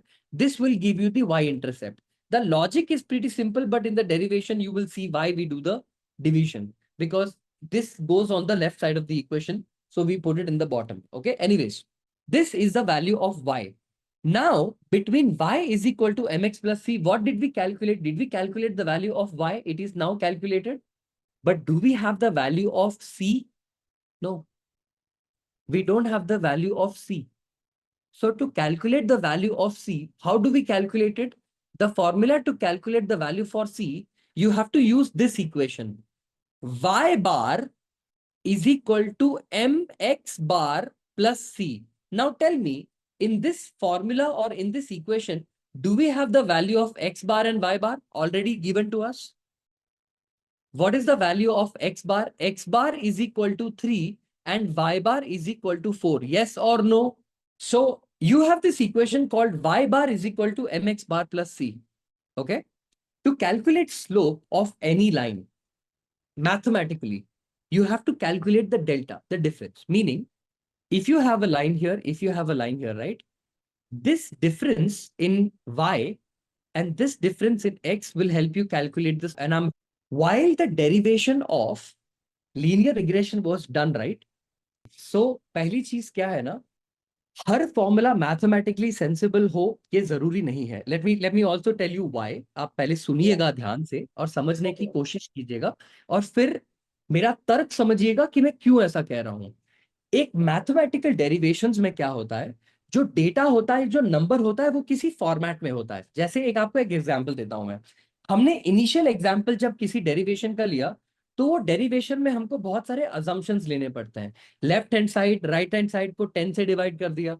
Left hand side को logarithm, natural logarithm से different base logarithm में convert कर दिया क्योंकि वो numbers match नहीं हो रहे हैं. तो क्या होता है, इवेंचुअली हम किसी डेरिवेशन को जब स्टार्ट करते हैं, स्पेसिफिकली ये लीनियर रिग्रेशन की जो डेरिवेशन है ना, आपको अगर मैं पूरा डेरिवेशन सिखाऊंगा तो आपको समझ में आएगा कि क्या हो रहा है. कि इनिशियली जब हमने स्लोप को लिया था, जो स्लोप का एक्चुअल फॉर्मूला है हम उसी को कंसिडर करते हैं. बट इवेंचुअली जब हम इसको ना सॉल्व करते हैं, मतलब solving for the left hand side and right hand side, जब हम सॉल्व करना स्टार्ट करते हैं ना, तो हमको रियलाइजेशन होता है कि may be left and right में ना कुछ और ऐड करना पड़ेगा ताकि वो बैलेंस आउट हो जाए. करते करते करते जाते हैं तो इवेंचुअली वो जो फॉर्मूलाज हैं वो थोड़े डिफरेंट फॉर्म में कन्वर्ट हो जाते हैं. फिर हमें क्या करना पड़ता है, एम के लिए ऊपर वाली वैल्यू को नीचे लेके आना पड़ जाता है. तो क्या हो जाता है कि आपका ये जो summation of x minus x bar the whole square है ना, ये लेफ्ट हैंड साइड में आता है और ये जो summation of x minus x bar ये राइट हैंड साइड में आएगा. तब क्या होगा, ओवरऑल जब हम सॉल्व करना स्टार्ट करते हैं ना, तो ये समेशन वैल्यूज जो है, जो ये आपको ये फॉर्मूला दिख रहा है, it starts sort of forming into this particular formula. जो आपको ये दिख रहा है ना, ये इस फॉर्म होना स्टार्ट होता है. एक काम करता है, why don't we solve the derivation also सामने ही. If you really want to understand machine learning, yeah, the point is, if you want to deeply understand machine learning, like when I'm talking about deep, because here is the thing, when I started machine learning, right, I have implemented each algorithm, every algorithm in machine learning from scratch. I have done that. That is when my knowledge in machine learning increased 10 times. Because when you do not use any packages, any libraries, understand the core mathematical concepts, you should be able to like build anything because you now understand the basis behind it, right? Just like that, learning the core mathematics is important. The reason I am not going ahead with the derivation and explain you logically how did we arrive at this conclusion is because it will end up taking a lot of time. Number one. Number two, the mathematical reasoning that it takes to arrive at this solution is also going to be very, very complicated for few people. So that's why I said, if you start with machine learning right now, you guys are just starting with machine learning, right? Focus on how to apply machine learning, then learning the foundational logic. But because if the question is, how did we arrive at this conclusion? We can always go back and learn the derivation also. So it's up to you guys. I mean, if derivation is also something that we can look at, we can also look at this. The derivation will make sense. Why are we taking this area x minus x bar the whole square will start making sense because it is directly related to residuals.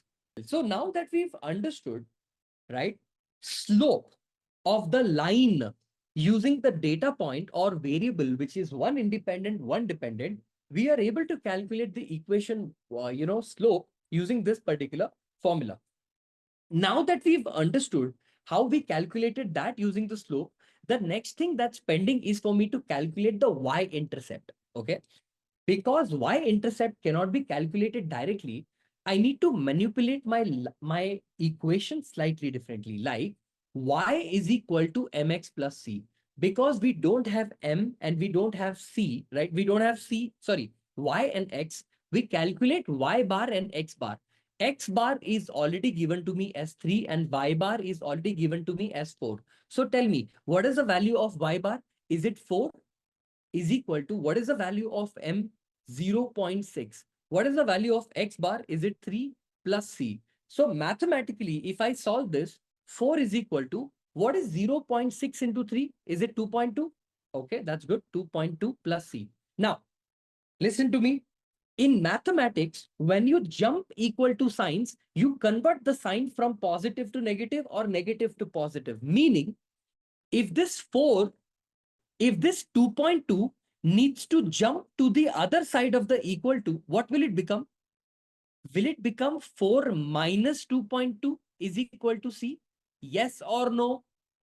Whenever you change the number from one part of the equation to the other part of the equation, if it is a, so what will be the value of C? What will be the value of C? 2.2. Wait, 0.6 into 3 cannot be 2.2. I don't know if it makes sense to me, because 6 threes are 18. It should be 1.8, right? If I'm not wrong, 6 threes are 18. Point difference is 1.8, right? Yeah, this should be, I think the difference is 1.2.2. I think this is what you mean. Yeah, I think I got the concept. Okay. This is C.2. Yeah, T is 2.2. Exactly.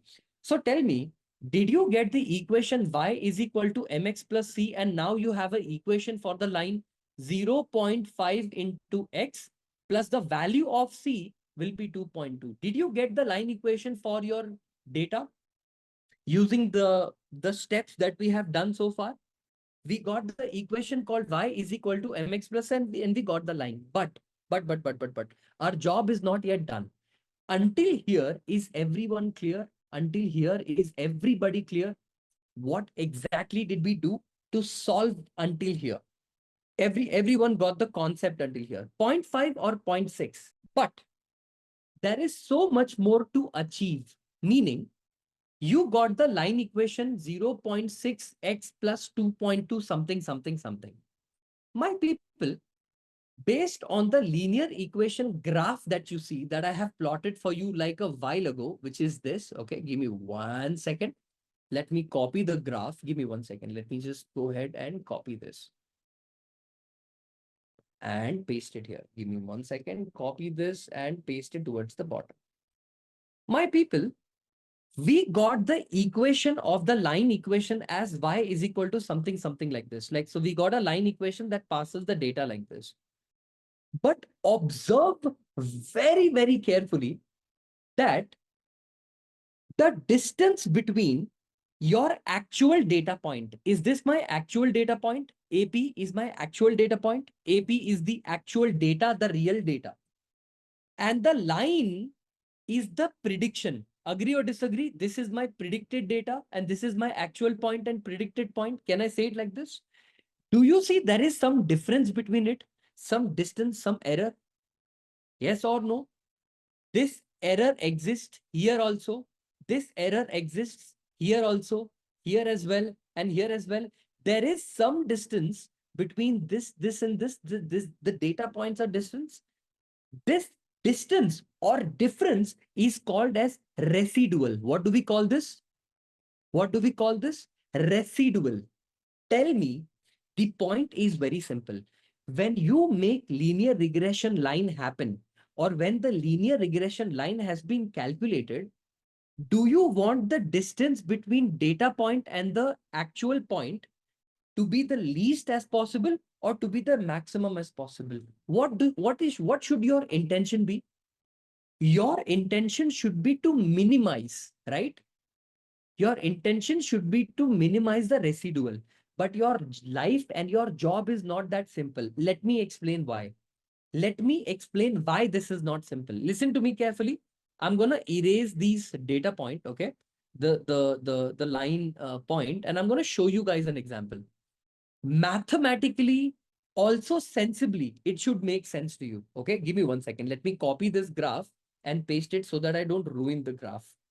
Give me 1 second. Why am I not able to copy? Okay, this is the copy, is it? Okay, fine. Yeah.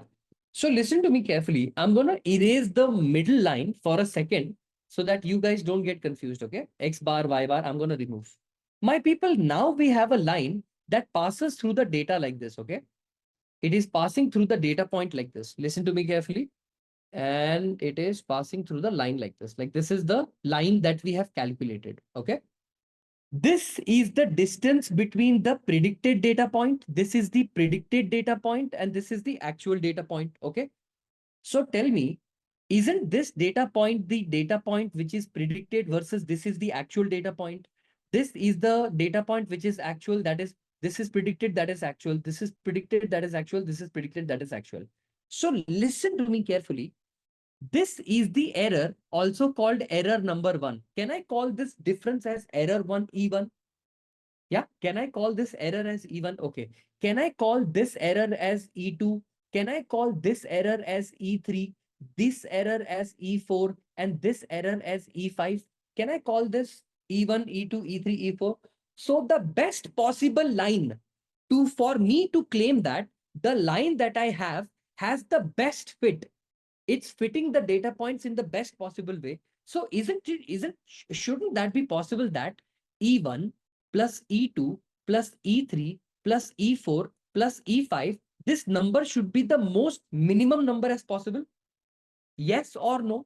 The number E1 plus E2 plus E3 plus E4 plus E5 should be the most smallest number possible. But the problem here is some data points are following in the positive direction, meaning in the bottom, and some number are at the top.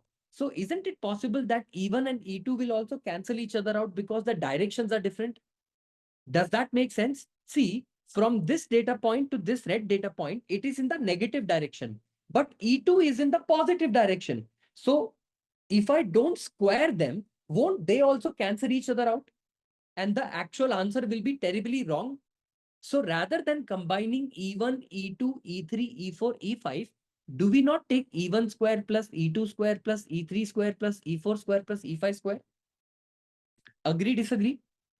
Now listen to me carefully. Listen to me carefully in a most simplistic sense. Okay. If I take this line and rotate it a little bit more, the line that we have calculated it just for practical purposes, just to test something. Can I rotate it a little to the left and a little to the right? And when I rotate it 2 times to the left, one left, one left, one right, I got the value of error, ERROR, TOTAL, total error as 1.6, 1.2, 1.9, and 2.3. When I rotated the line, which line gave me the least amount of error? In this 4 rotation that I did, 2 to the left, 2 to the right, did this give me the least amount of error? That line is your best fit line. Did that logically make sense? Did that logically make sense? Okay. Can I show you an example? Can I show you an example practically to show you how in reality in linear regression, how it works? You guys want to have a look? Have a look at this, okay? Linear regression, best fit line, okay? Fit line. Look at this, my people. This is my linear regression data. Can you see what's happening to the line? Did you see what happened? Did you see what happened? See, I'm going to rotate the line, okay? I'm rotating the line. Is the error increasing and decreasing?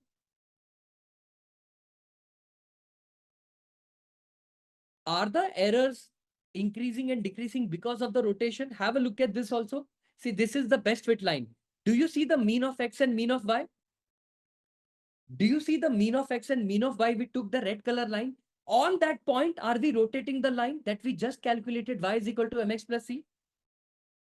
When the rotation when we do that rotation, isn't it possible that we can get the value of multiple different error types?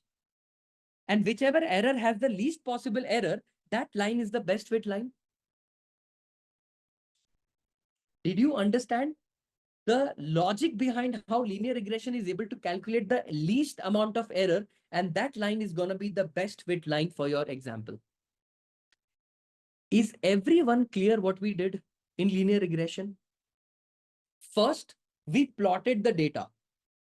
Then we took the X bar and we took the Y bar.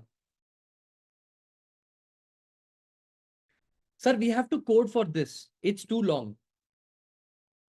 The entire linear regression code is 15 lines of code. 15 lines.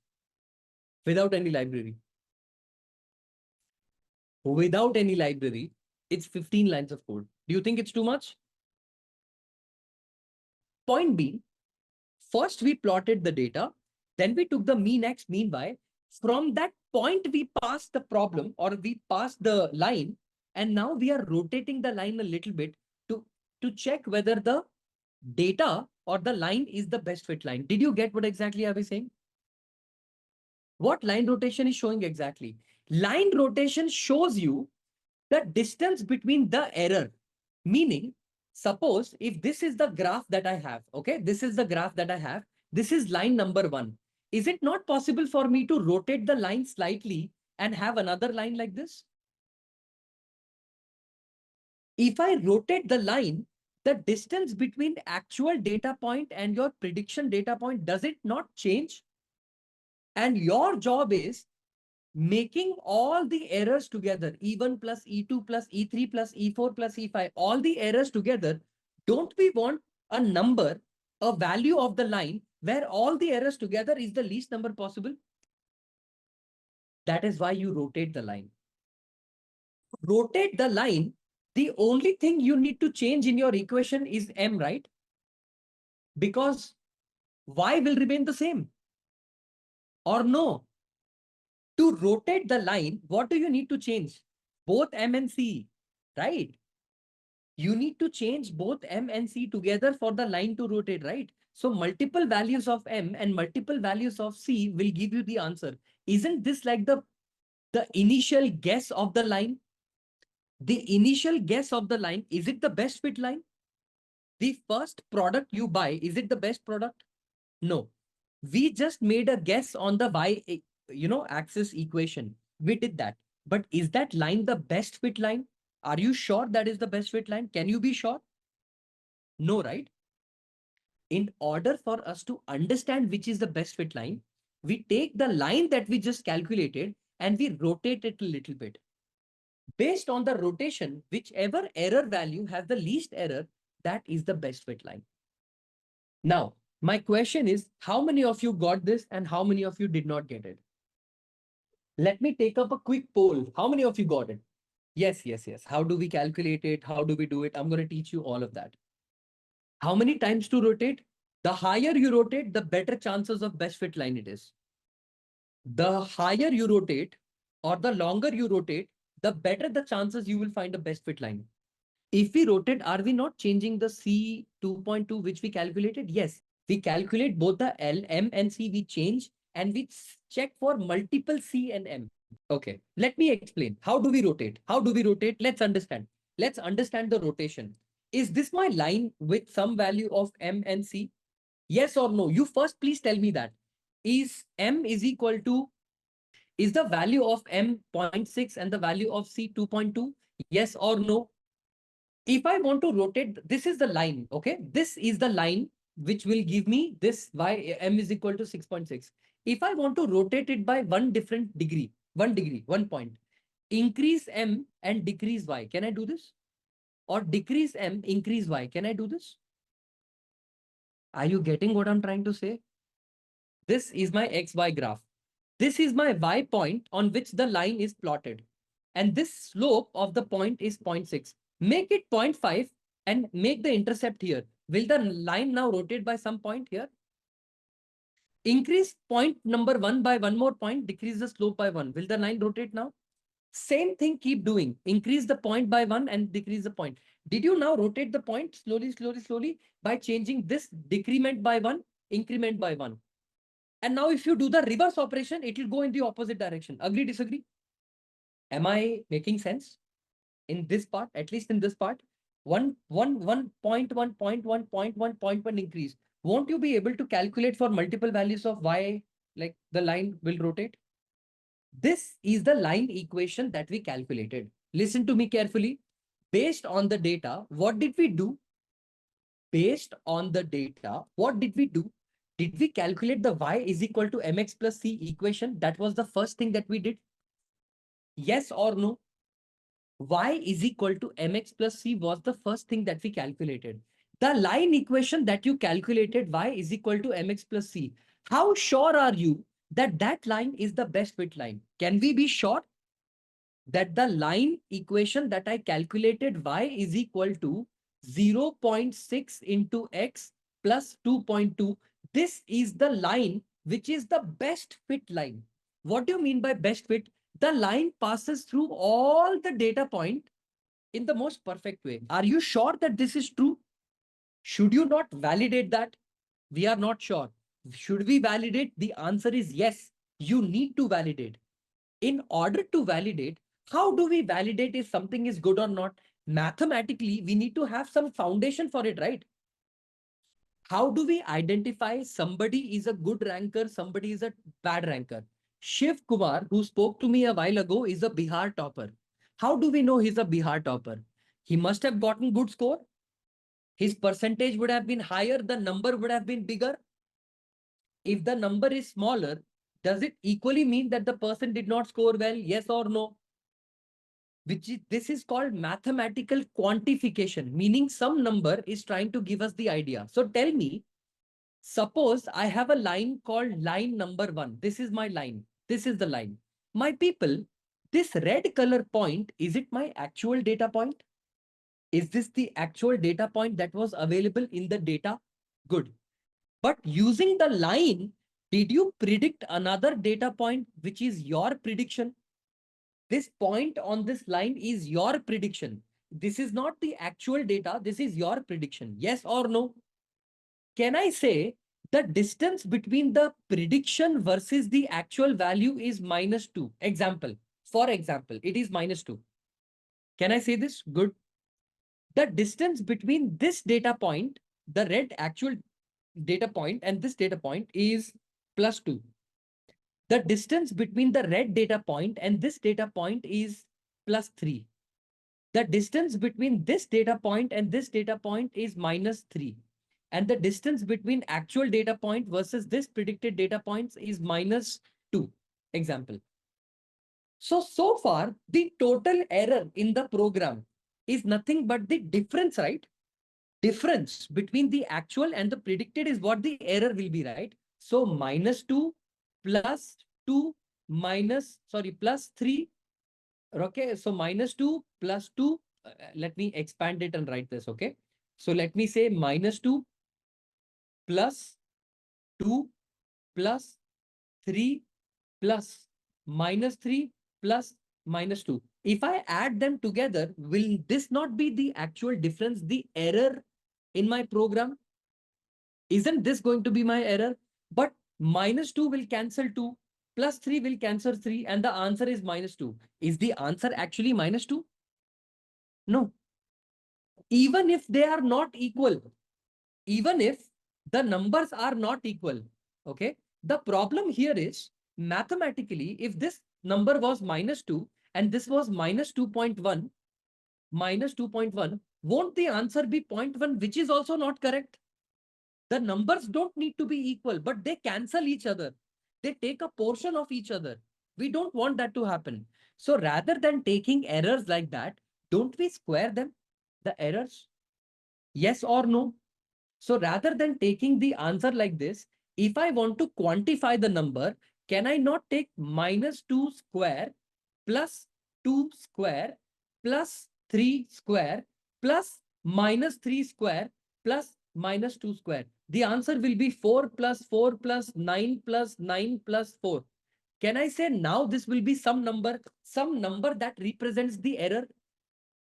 Are we clear until here? Dipankar, even if it's not equal, it does not matter, my dear, mathematically. It won't make difference also. If one direction it's -2, other direction it is unequal number, errors will still get added together, right? At the end of the day, you're adding the errors together. It does not matter if you have 10 rupees, 15 rupees, 19 rupees. It does not matter what number you have. The errors at the end of the day are getting added together, but you're trying to nullify them. I am not nullifying them. I am taking the difference between the actual data point and the predicted data point and square them. I am saying that you should square it. I am not saying nullifying it. I am saying square it so that nullification does not happen. I know positive and negative predictions. That's why I'm saying squaring them will convert it into a positive number, and all the positive numbers you can add together. You got, this is a very simple thing, my dear, not a very complicated thing. -2 and +2, if you square, -2 square is 4, +2 square is 4. If you add them together, did you get the value 8? 8? Agree, disagree? Yeah, okay. Even if you have 15 points, 1500 points, whatever points you have, the distance between the actual versus predicted data point, you need to square them in order to get the error. So tell me, what is 18 plus 12? What is 18 and 12? So 8, 9, 10. This is going to be 30. So did we get the error? The total error using the line is 30. Yes or no? We are not nullifying anything. We are trying to get some number. Okay. Now tell me, I'm asking a very simple question. Very simple question. Are you sure this is the best possible line in the entire data that you have? No. If I rotate the line slightly to the bottom, isn't it possible that that total error now will be 29? Slight rotation gave me the error as 29. And we want the error to be as minimum as possible. So will you choose line number 1 or will you choose line number 2 as the best fit line? If this is my line, okay. Do you guys know that in mathematics, you can take a range between 0 to 10? I can take 0, 1, 2, 3, 4, 5, 6, 1 point at a time. This also is possible between to reach 0 to 10. Okay. 0 to 10 can be reached by 1 unit distance, meaning between 0 to 10, I can reach 10 by exactly how many steps? 10 steps, correct? Taking 1 at a time. Agree? Yes or no? If I want to count from 0 to 10, but I want to take 1 step at a time, so can I take from 0 to 10, making only 1 step at a time? I'll be able to reach 10 times. But same 0 to 10, you can reach in 20 steps by taking 0 0.5, 0, 0 0.5, 1, 1.5, 2, 2.5, 3. Can I say you can reach from 0 to 10 using also 40 steps by taking 0. I don't know, 25? How much to rotate? Should it not depend on how much you want to increment your MNC? Am I making sense? Your y is equal to mx plus c. Your value of m was 0.6 and your value of c was 2.2. Your m can be 0.65, meaning 0.05 times your increment, one step, one step, one step, one step, one step. Or you can also do 0.1. So 1, 1, 1, 1, 1. Does it not depend on the user how much you want to rotate? Does that make sense? And because it is a computer program, we can make it do millions of rotations. That line could be rotated in the positive direction and in the negative direction. And let me ask you a question. Let me ask you a simple question. Did we not calculate the mean of x and the mean of y like this? Did we not calculate the mean of x and mean of y? Should you even rotate it beyond this and beyond this? Meaning, should the line go beyond this point and beyond this point? It should be between the points, right? If it goes beyond, are you even calculating anything? I hope you got the concept. Did you get the concept of rotation? How exactly linear regression is able to do that? How are we able to find the best fit line? Exactly. Exactly. Thank you. Are we clear with what exactly is the definition of linear regression? How it is able to do it? It is a very simple machine learning algorithm that's able to do it. And based on that, and based on the best fit line, we will be able to make a prediction in the future, because that line has the least amount of error. So if the prediction in the future is that for 4,000 square feet house, it is 2 crore, meaning it actually in reality is 2.2, but R isn't 2 crore nearer to 2.2, meaning with some error, we were able to very closely identify the answer. That is why linear regression is used.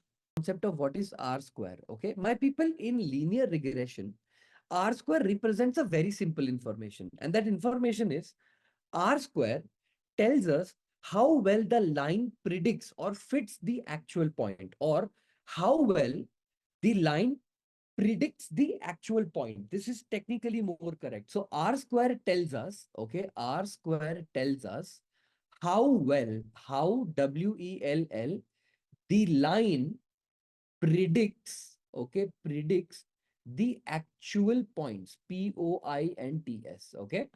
R square is a way to tell yourself that your model is doing a good job, or your model is doing a bad job, or your model could do better. Okay.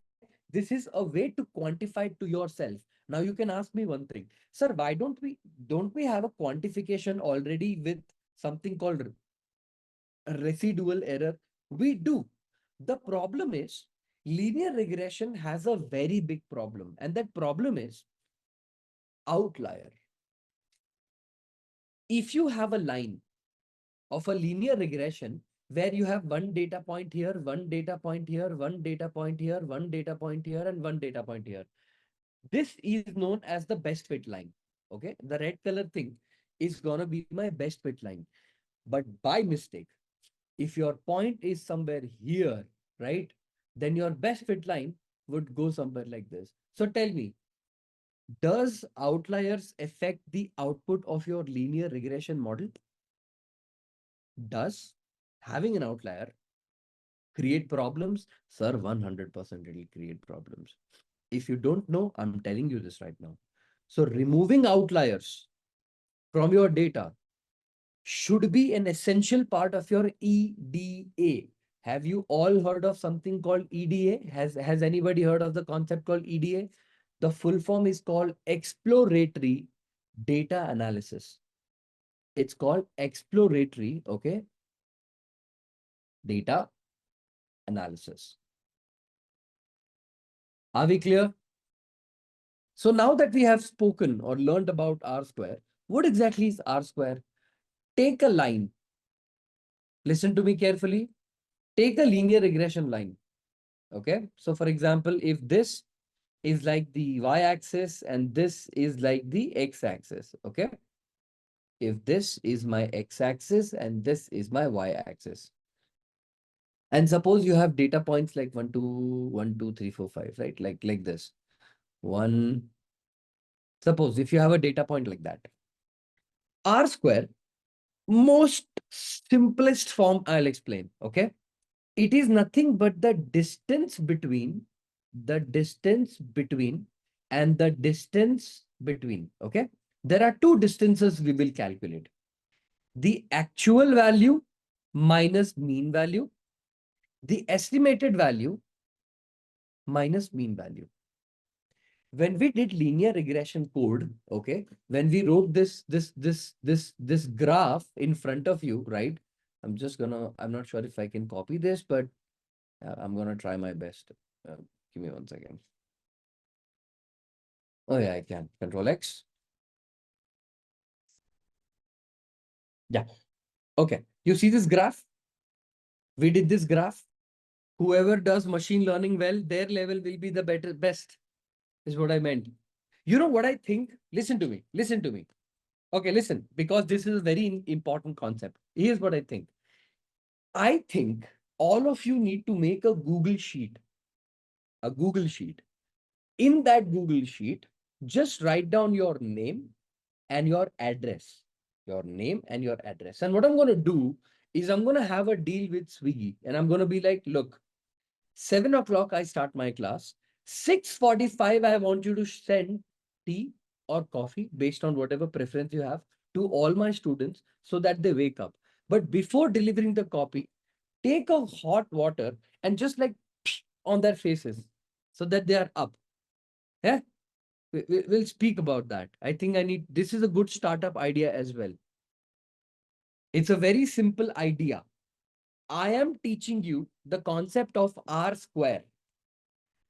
R square tells you how good your model is or how good the estimation. What do you mean by estimation? Prediction only, right? Estimation is prediction only, right? You have some actual data point. You having actual data point is called ground truth. Remember, in machine learning, this is a very important term, ground truth.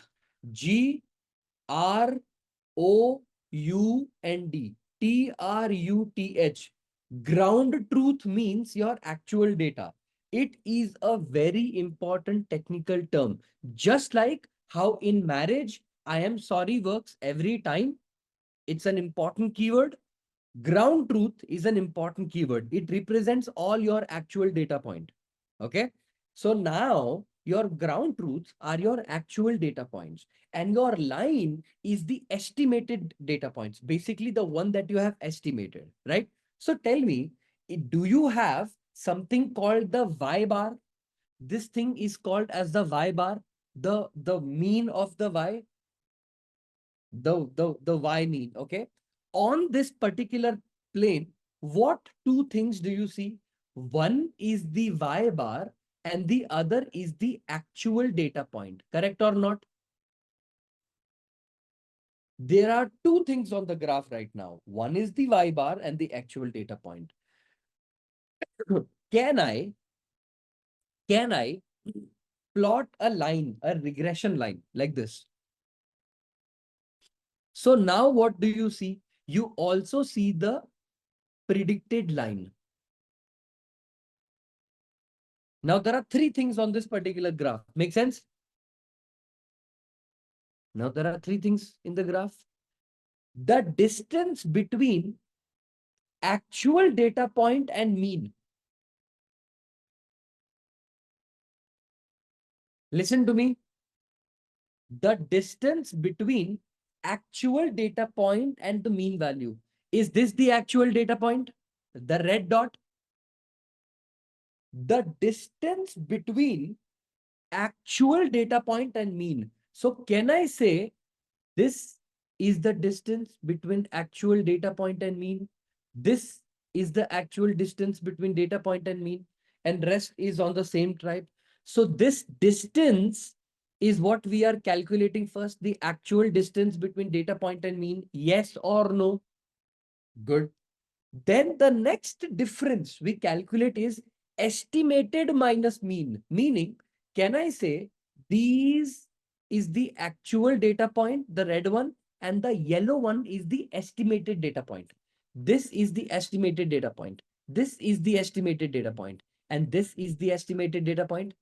The next thing you do is you calculate the distance between estimated minus mean, estimated minus mean, estimated minus mean, which is this much. Okay. Estimated minus mean and estimated minus mean. Did you get what I'm trying to say? The distance between actual data point minus mean data point and estimated minus mean. And when you want to do their comparison, this comparison is what we call as R square. Are we clear? It's not a very complicated topic. Everyone got the concept, right? You got the concept very, very well. So tell me, can I expand your knowledge now on how to do this mathematically? Again, I am not showing you how the formula has come up into picture, but like we have to take y-axis mean only because y is enough base for comparison. You got what I'm trying to say? Y is also an axis, which is a mean value. X is also a mean value. Taking from y makes more sense because you are doing y prediction. I hope you got what I'm trying to say. Your equation is y is equal to mx plus c, right? So y becomes a solid base. Okay. R square is the distance between the actual data point minus the mean data point. You compare against the estimated data point minus the mean data point. No confusion here, right? It's a comparison, simple comparison. It does nothing else. I'm going to show you mathematically what it does. Okay, good. I am going to take the X and the Y from the code. Give me 1 second. The X and the Y. Copy. Is this the value of X and Y that we have? Tell me, what will it mean if I do this? Y minus Y bar. What do you mean if I do Y minus Y bar? Is this line actual minus mean? The actual data point minus the mean is going to be called as Y minus Y bar, yes or no? This is simple logic. You guys must have learned that by now. So tell me, what is Y minus Y bar? 2 minus 4. What is 2 minus 4? 4 minus 4. 5 minus 4. 4 minus 4 and 5 minus 4. What is the answer, everybody? What is 2 minus 4 minus 2? What is 4 minus 4? 0. 1. 0. 1. Can I say this is the answer for actual minus mean Y minus Y bar? Can I assume my understanding is correct? Because the numbers could be both negative and positive, we don't want that. What do we do with those numbers?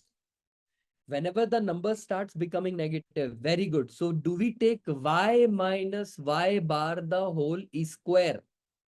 So does it become 4, 0, 1, 0, 1? Now, tell me, if I sum the number up, if I calculate its summation, what will be the answer? If I sum them up, 4, 5, 6, 6. Let's calculate something called Y hat. Y hat is nothing but, what was the equation that you got? What was the value of M that you got here? 0.6 and 2.2. 0.6 and 2.2. 0.6 into X. What is the value of X? 1 plus 2.2. Can somebody tell me what is the answer? 0.6 into X is 2 plus 2.2. 0.63 plus 2.2. 0.6 into 4 plus 2.2. 0.6 into 5 plus 2.2. Am I predicting the estimated data point here using the Y hat? Yes or no? This would be 2.8. 1.2, 2.2. What? This should be 3.4, right? If I'm not wrong. Right? 4, 4.6. Yeah, that's true. And that would be 5.2, right? 4.6 and 5.2. I'm assuming this is correct because it is at a very standard difference. Is it correct? Is my Y hat prediction correct? 2.8, 3.4, 4, 4.6 and 12, 5.2. Correct? Okay, good. Did you all understand what is Y hat? Y hat is the estimated data point. Using the equation only we calculated the estimated, right? Using the equation only we will calculate estimated, correct? So tell me, my people, I have actually taken something called actual data point, actual point minus mean I have taken. What am I remaining with? What is remaining? What is missing here? Which point is remaining? Estimated minus mean, correct? See, actual data point minus mean is taken. Estimated minus mean is not taken. What is your estimated value? Y hat. What is the mean value? Y bar. So what is the estimated value, my people? 2.8 minus what is the Y bar? Is it 4? What is Y bar answer? Negative 1.2. 2.8 minus 4 will be negative 1.2, correct? You know what? You do the hard work. 3.4 minus 4. 4 minus 4. I will write the answer. It is easy. Minus 4 and 5.2 minus 4. Come on, give me the answer for all of these. What should be the answer? negative 1.2, negative 0.6, 0.6, and 5.2 minus 4 is going to be 1.2 because similar answers. Aren't these answers in plus and minus? Do we like answers in plus and minus? Do we like the answers in plus and minus? No. So what do we do? Y hat minus y bar the whole e square. What is whole e square? Everybody, what is 1.2 the whole square? It becomes 1.44. What is 0.6? 6 twos are. Nah, it's not done like that. It's going to be 0.36. Yes or no? 0. 0.36 and 1.44. Now what do we do? If I sum the number, what answer do I get? What is the answer? If you sum them together, 3 point. Is it correct? Is the summation going to be 3.6, everybody? That's good. That's good. Once you have calculated this, your R square formula is very, very simple. Your R square formula is summation of y hat minus y bar the whole square divided by summation of, what are you comparing it against? Estimated minus mean is compared against actual minus mean. What is the actual minus mean? The actual minus mean the whole square. So tell me, what is the number that we got? Is it 3.6 divided by 6? What is the answer? What is 3.6 divided by 6? What would be the answer? About 0.6. Remember one thing. R square is a number between 0 and 1. What is the number R square? R square is a number between 0 and 1. If your R square is closer to 1, the fit is good. If your R square is closer to 0, the fit is bad. What R square did we get? What R square did we get? Closer to 1. So what does it recommend?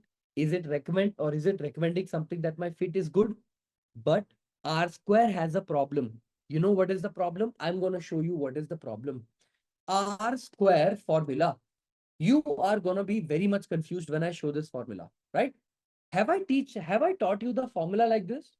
Okay. Did I teach you the formula like this? Y minus y hat the whole square, y minus y bar the whole square. Is my formula different from this formula in what way? Copy image and paste it here. Okay. What's the difference in my formula and this formula? Please, somebody tell me fast. Nope. Look at the numerator and look at the denominator. Y minus y hat. And here I have y hat minus y versus y minus y bar. Okay. Actual minus predicted and estimated minus mean. Okay. Two things. I'm also going to show you guys one more formula. Okay. I'm going to show you guys it like this. Okay. Give me 1 second. Copy image and paste it here. Is this visible to all of you? Is this image right there visible in front of you? Listen to me carefully. Do you see this thing called SSRES? SSRES. The full form of this is sum squared residuals. Residuals. And the third is SS tot. Sum squared total error. Okay. TOTAL. Now, I don't want you to get very much confused with this concept that, oh my God, what is this new thing? It's nothing. It's nothing. Literally nothing. Okay. The formula that I gave you. Okay. The formula that I have given you, which is this formula. Here, R square is nothing but sum of squared residuals divided by sum of squared total. Sum of square residual divided by sum of square total. You have to think of it like this. In R square, okay, while calculation of R square can be expanded in multiple different forms, like sum of square residuals by sum of square residuals plus sum of square error. Okay, that becomes sum of square total. When you rearrange the terms, you get an answer like this. 1 minus, okay, summation of y minus y hat, which is the actual minus estimated, actual minus, actual minus predicted, which is y hat, and actual minus mean. When you say you're comparing, you're basically dividing one comparison with another comparison, and you're taking something called as a ratio. Now, I am going to ask you guys a very simple thing. Do you know what is the meaning of the word ratio in mathematics? Let me give you guys a very simple example. Very simple example. Tell me, if you had 4 chocolates and 2 people to share it with, per person will get how many chocolates? 2. Reverse the situation. You have 2 chocolates, but 4 people. How many will each person get? About 0.5. Agree, disagree? Okay. This number represents the power of the method. Meaning, when you divide a larger number by a smaller number, you get a number which is significantly different. When you divide a smaller number by a larger number, you get a significantly different result. What do I mean by that is, does the answer of the division represents the equal parts for that particular division? For 2 people, you get 2 chocolates. For 4 people, you're going to get this chocolate. Division of A divided by B will give you some value called X. B times X is always going to be A, right? X into B will always be A. It will always come back to A. The value X represents equal portions. Equal portions for the value at the top, or sorry, equal portions with the value at the bottom, meaning sum of squared total, right?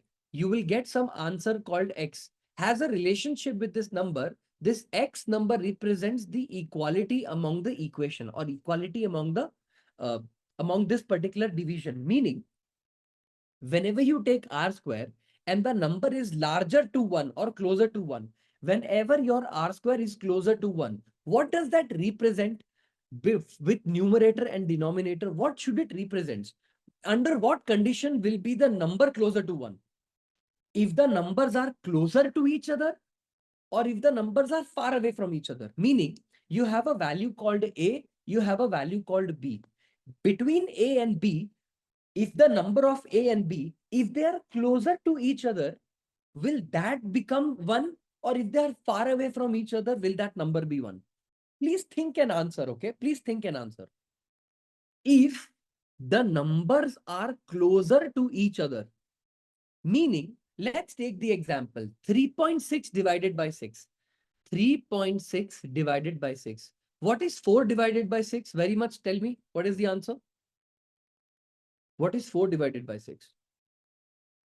This is not a very hard calculation. What is 4 divided by 6? 2 2s are 4, 2 3s are 6. What is 2 divided by 3?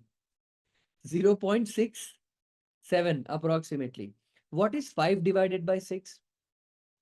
What is 5 divided by 6? 0.83. What is 5.5 divided by 6? 0.92.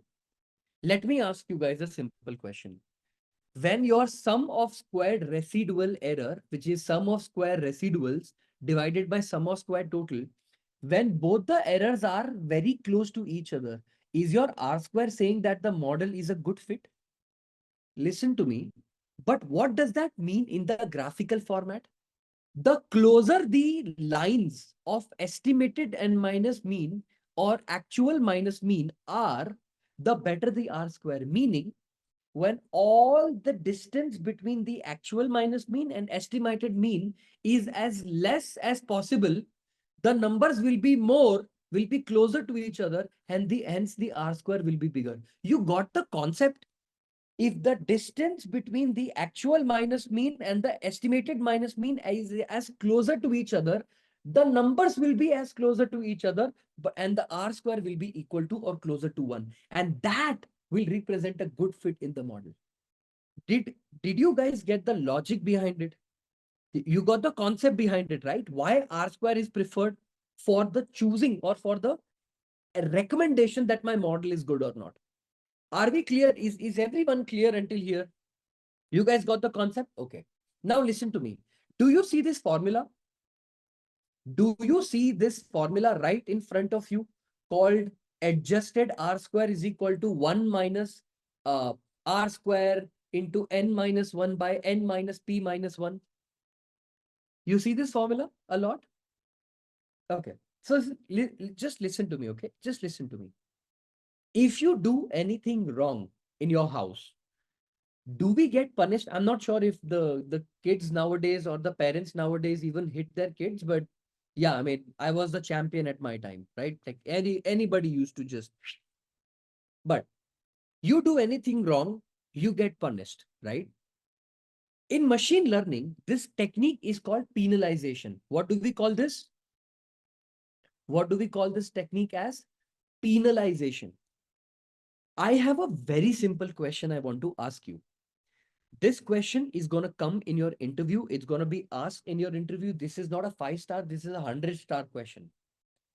My people, what is the difference between a machine learning model where you have A, B, C, and D and a target column? How many independent columns exist here? In technical term, they are called as features. Features. So from now on, do not call it independent column, call it feature. How many feature columns are there? 4. How many target column are there? 1. Correct or not? If I want to run machine learning on a model or on a data where the number of features, features, is 100 columns and the target is 1. Do you think that machine learning should have no problem in running 4 feature, 1 target, 100 feature, 1 target? Or do you think the machine learning model will get a problem? My question is, if the number of features increase, listen, this is a very important question I'm asking you. Trust me, this is very important. If the number of features increase in linear regression or any machine learning model, okay, not just linear regression, if the number of features increase, does that cause problem in the machine learning modeling? The answer is yes.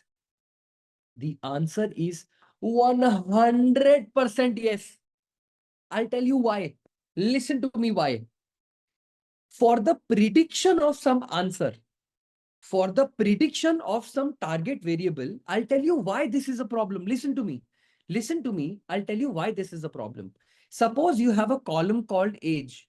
You have a column called salary. You have a column called blood group. You have a column called CIBIL score. You have a column called DPDs, days past dues. Oh, XYZ, XYZ. And the target column is whether this person should be given loan 0 or should be given loan yes or no. Tell me, for the prediction of the loan, will the age column also will be like a person? Hey, you should consider me also for your prediction. Then there will be one more person called salary. Hey, you have to also consider me for the prediction. Then the background will be like, hey, I am also existent. CIBIL say I am also here. DPD say I am also here.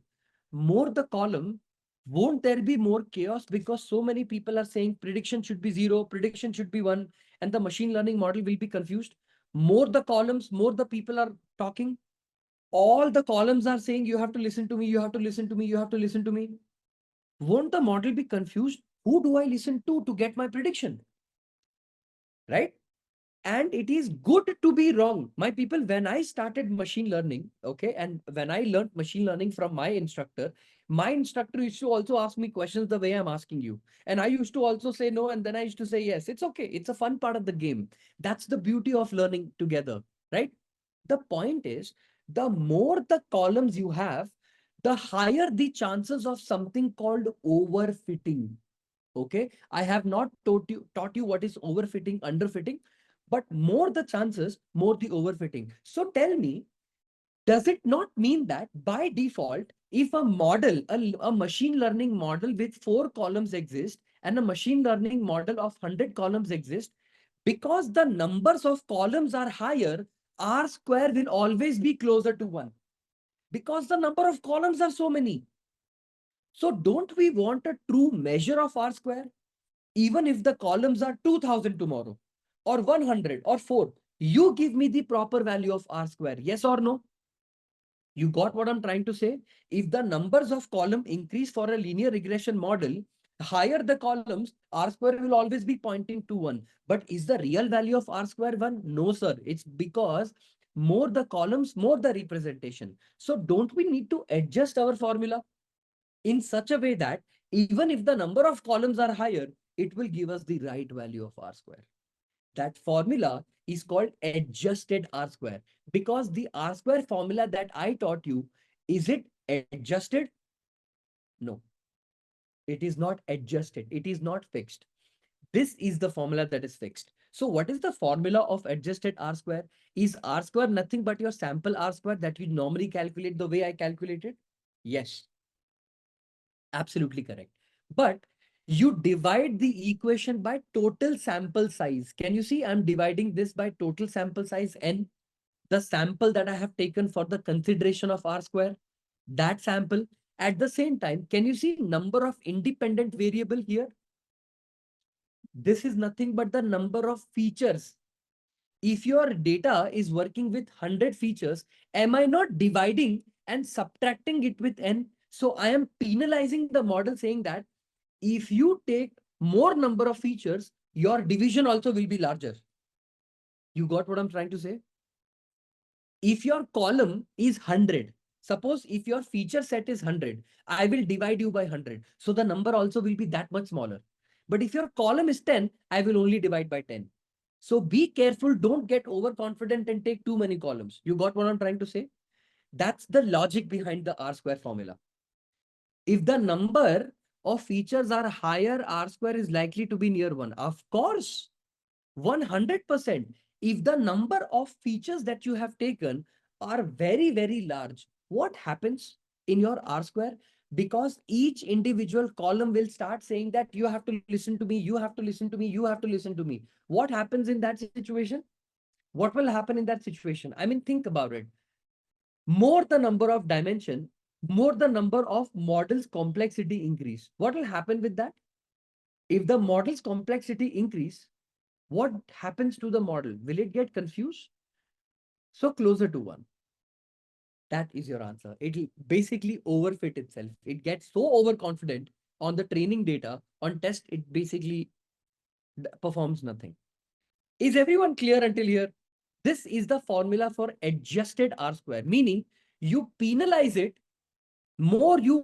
If you want to take more columns or features, I will divide you by that number of size, and you will be equally reduced in your R square. For more number of data or less number of probability of getting a good fit is high. See, let me answer this in this way. Sometimes when you do machine learning, listen to me, I'm asking you a simple question. Sometimes when you do machine learning, do you want more and more columns, more and more features? That is the requirement of my machine learning modeling, but are anyway trying to get R square closer to higher. How is it a problem? We never try to get the R square closer. And just focus on this part of the piece of code. Just be here, okay? I want to ask you guys a very simple question, okay? What data did we take for our prediction? What answer did we take for our prediction? Or what answers have we taken? What data did we take week versus something, right? So what I'm going to do is import pandas as PD. Can I do this? Import numpy as NP. Can I do this?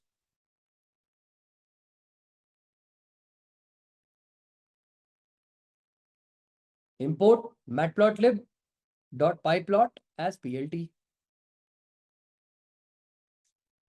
Do I say these are the most basic kind of, I don't know, the most basic kind of approaches whenever we are writing any code? Okay. Exactly.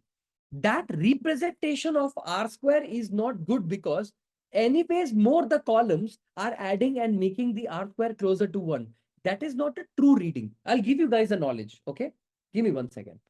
So tell me, when you cook tea or when you make tea, you don't cook tea, you make tea. TEAT. For 4 people, the amount of sugar you add is 2 cups or maybe 2 spoons or 3 spoons. Agree, disagree? When you make a tea for 100 people, will the amount or the quantity of sugar that will go will be larger? This behavior is normal and is common in the human system, ecosystem, right? If you are making a tea for 100 people, of course, the sugar is larger. You make a tea for 4 people, the sugar quantity will be lesser. If you reverse this situation, what happens? Disaster. For people, you want to make 4 cups of tea, adding 100 cups of sugar. And for people, 100 cups of tea, you make 2 cups of sugar. Is it disaster? Okay. So according to the size and the quantity of the data, should you adjust the sugar size? Larger the feature set, do I need to penalize it, control it, maintain it, so that the R square value that I get is not a number closer to 1 by default? That is not the true number. That is not the true representation of the number. I hope you got what I'm trying to say. That R square is not the true representation. The actual R square should be adjusted, because automatically when the number of features are larger, it becomes overconfident and says that R square is 1. But in reality, R square is 60, 0.60, 0.70. It shows 0.9. Not good. Penalize. The logic is clear. Why we do this? That's why we do this. Have I taken all the packages? Matplotlib, NumPy, Pandas, and all of that. Weeks underscore data. Tell me, how many cars do I get to sell in a week?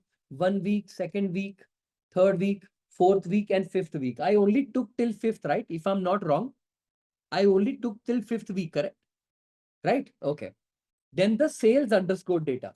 Sales data is, what did we take? I don't even remember the code. What was the sales value? 24545. Okay. 2, 4, 5, 4, and 5. Is this my weeks data and my sales data that I have taken as per what we did in the coding? Very good. So tell me, listen to me carefully. df equals to pd.data frame. If I want to convert all of them in data frame, do I take it in a dictionary format like this? Like take a dictionary like this, a single dictionary? Can I say it like this? Weeks, colon. What do I pass? Weeks data. Bracket, sales. Now listen to me carefully. Everything will start making sense a little bit more to you, okay? In machine learning, whenever you do in the production, whenever you're writing code, how you cut your birthday, right? How you cut your birthday cake. Just like that in machine learning, you need to do 2 cuts, okay? 2 cuts, C-U-T-S. Sir, what are those cuts? I'll tell you. Imagine this is your data, okay? This is your column data, your Excel data, your, good looking, beautiful looking Excel data, okay? The first cut you need to do is separate target and feature separately. Suppose I have a column called feature 1, feature 2, feature 3, feature 4, and target. Where is the first cut you will draw?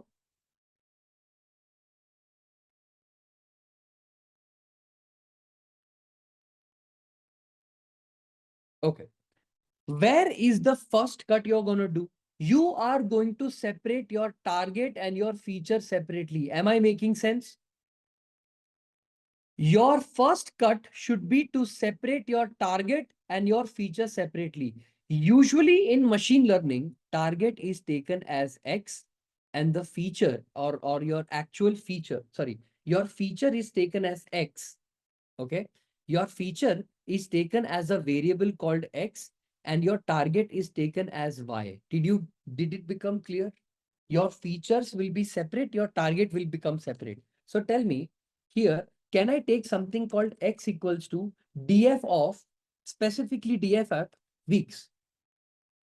Can I say all the values of the weeks will be converted to X? So if I print X, all the 1, 2, 3, 4, 5 value of the weeks are separated in X. Yes. And your Y value will be, df of sales dot values. So what did you do? Did you take your X and Y separately? Did you take your X value and your Y value differently, your variable separately? So you have done that. The second cut you're going to make is separate something called as training versus testing. I'll explain the concept. You make a cut like this. Okay. This much data is training data and this much data is testing data. Okay. I'm going to explain this concept a little later to you. I'm going to keep this graph in the next. Did I first make the first cut as per what I had done? X and Y is separate. The first step that we do is calculate the mean of X and mean of Y, correct? In the mathematical example also, I calculated the mean of X separately, then mean of Y. Mean underscore X equals to NP dot mean of, what do I pass? X. Mean of Y is going to be NP dot mean of Y. Did I take the X separately and the Y separately?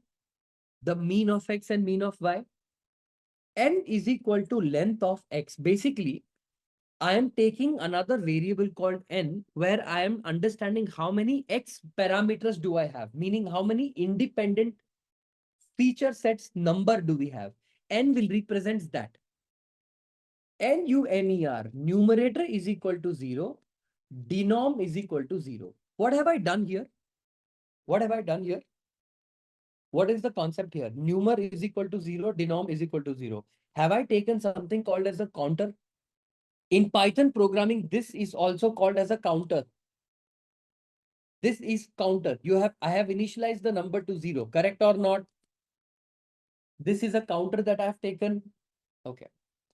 In the mathematical terms of doing the R square calculation, sorry, in the calculation of Y is equal to MX plus C calculation, numerator is nothing but X minus X bar into Y minus Y bar. Agree? X minus X bar into Y minus Y bar.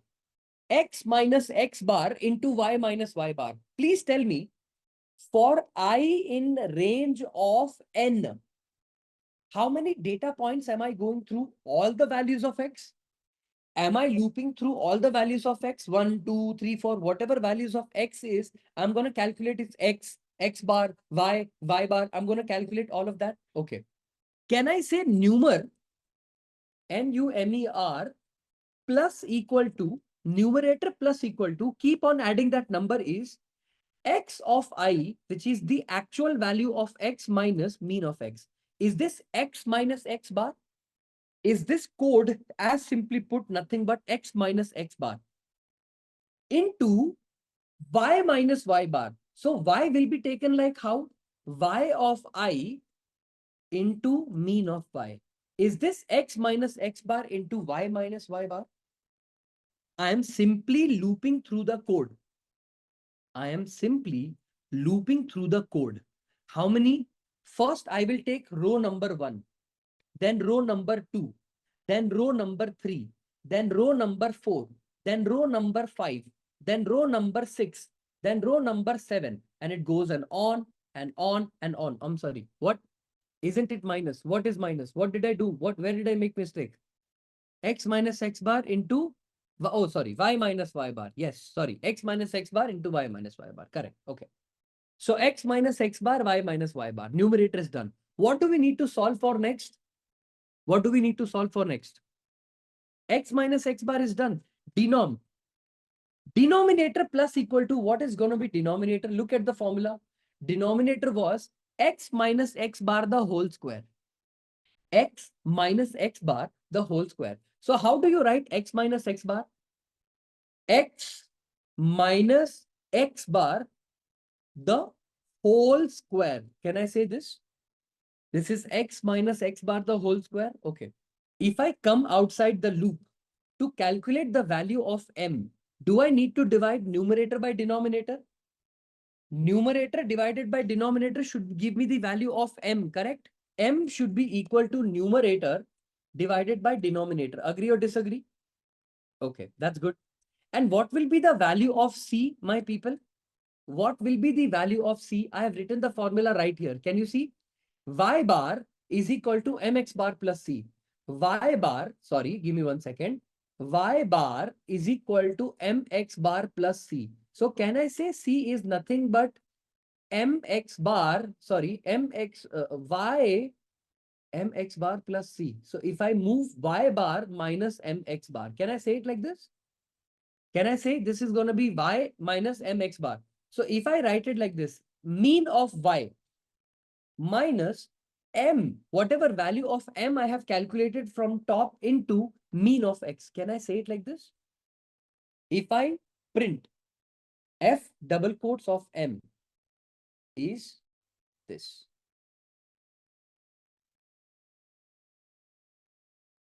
And the value of c is this.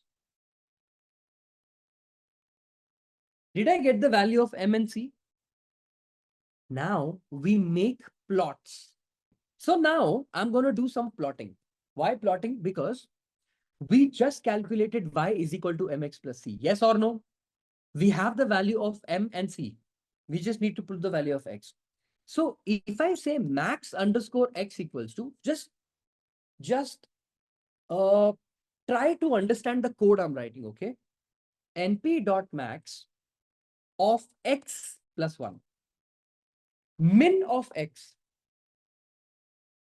np.max, np.min of x. Because it is the min value, I'm going to take minus 1. Okay. Who knows what this np.linspace? Have you all used the method called linspace? Have you all heard of something called linspace? Comma max of x, right? You guys have heard about something called this, right?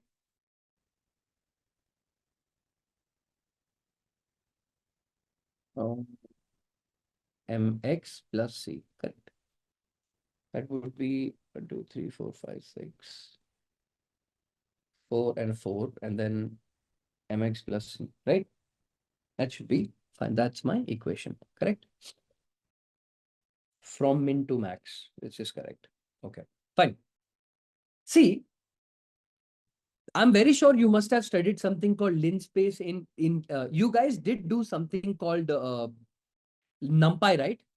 You guys have studied something called NumPy, correct? I'm assuming that NumPy is done. Okay. Or maybe, I don't know. Let's take a little maroonish color like this. Yeah. Let's come to this part of the code and change this to hashtag this. Color is done. I can change the label also.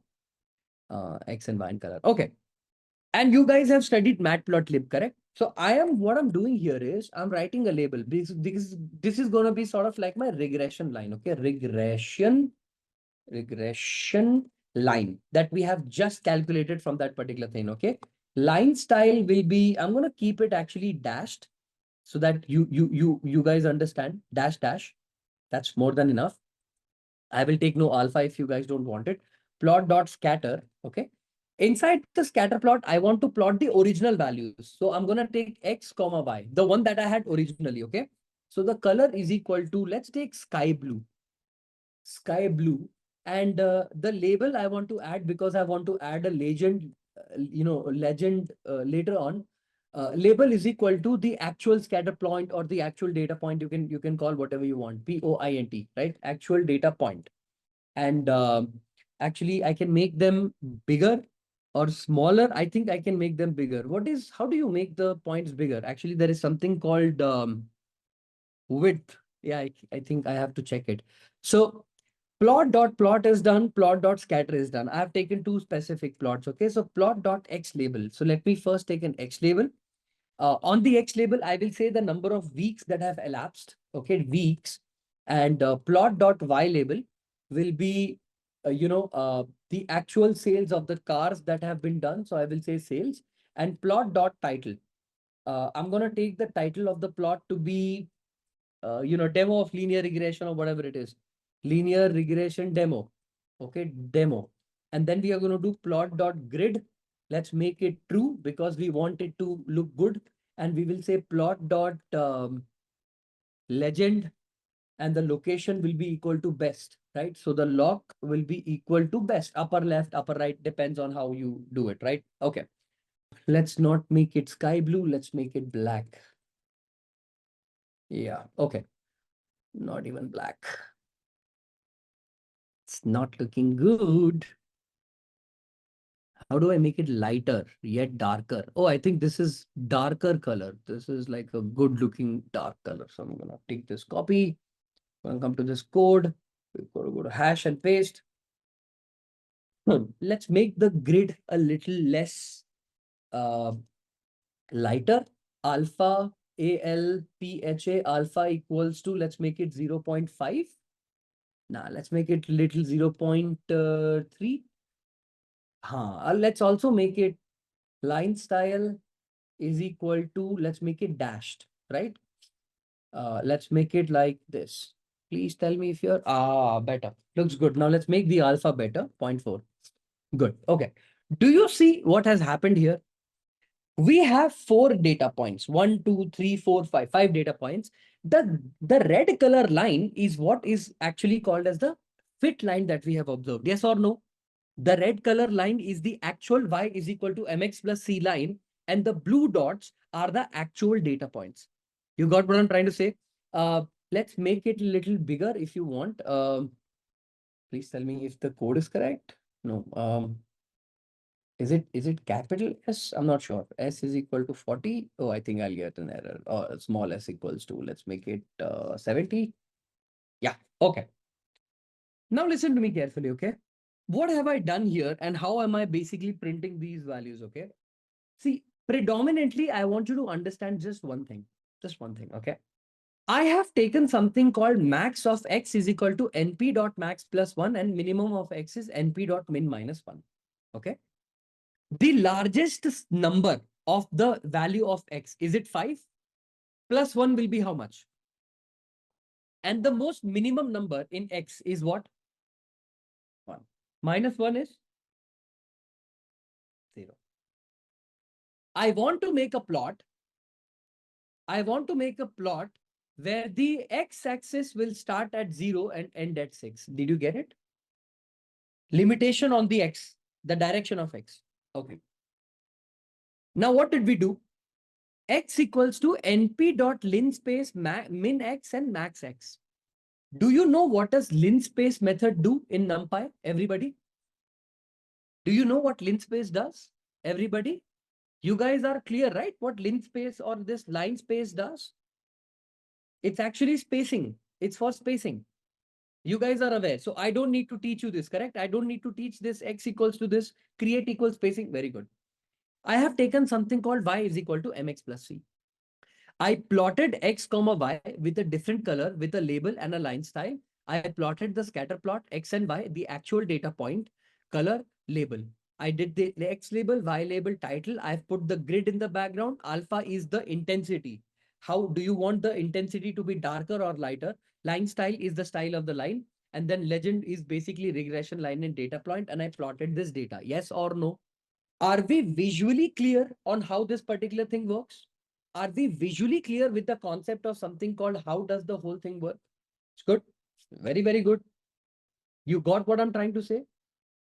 You don't know what is grid and legend. Okay, so you don't know what is grid and legend. Do you see the background grid?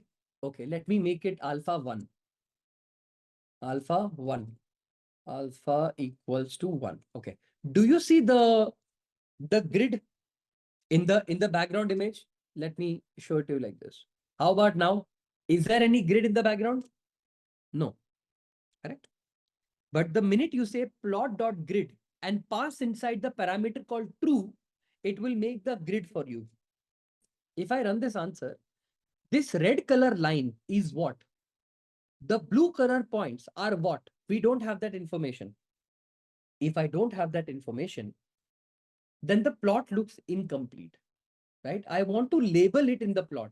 So if you do plot.legend and print it, can you see the red color thing is called regression line and the blue color points is called data point. This difference is what we call as legend.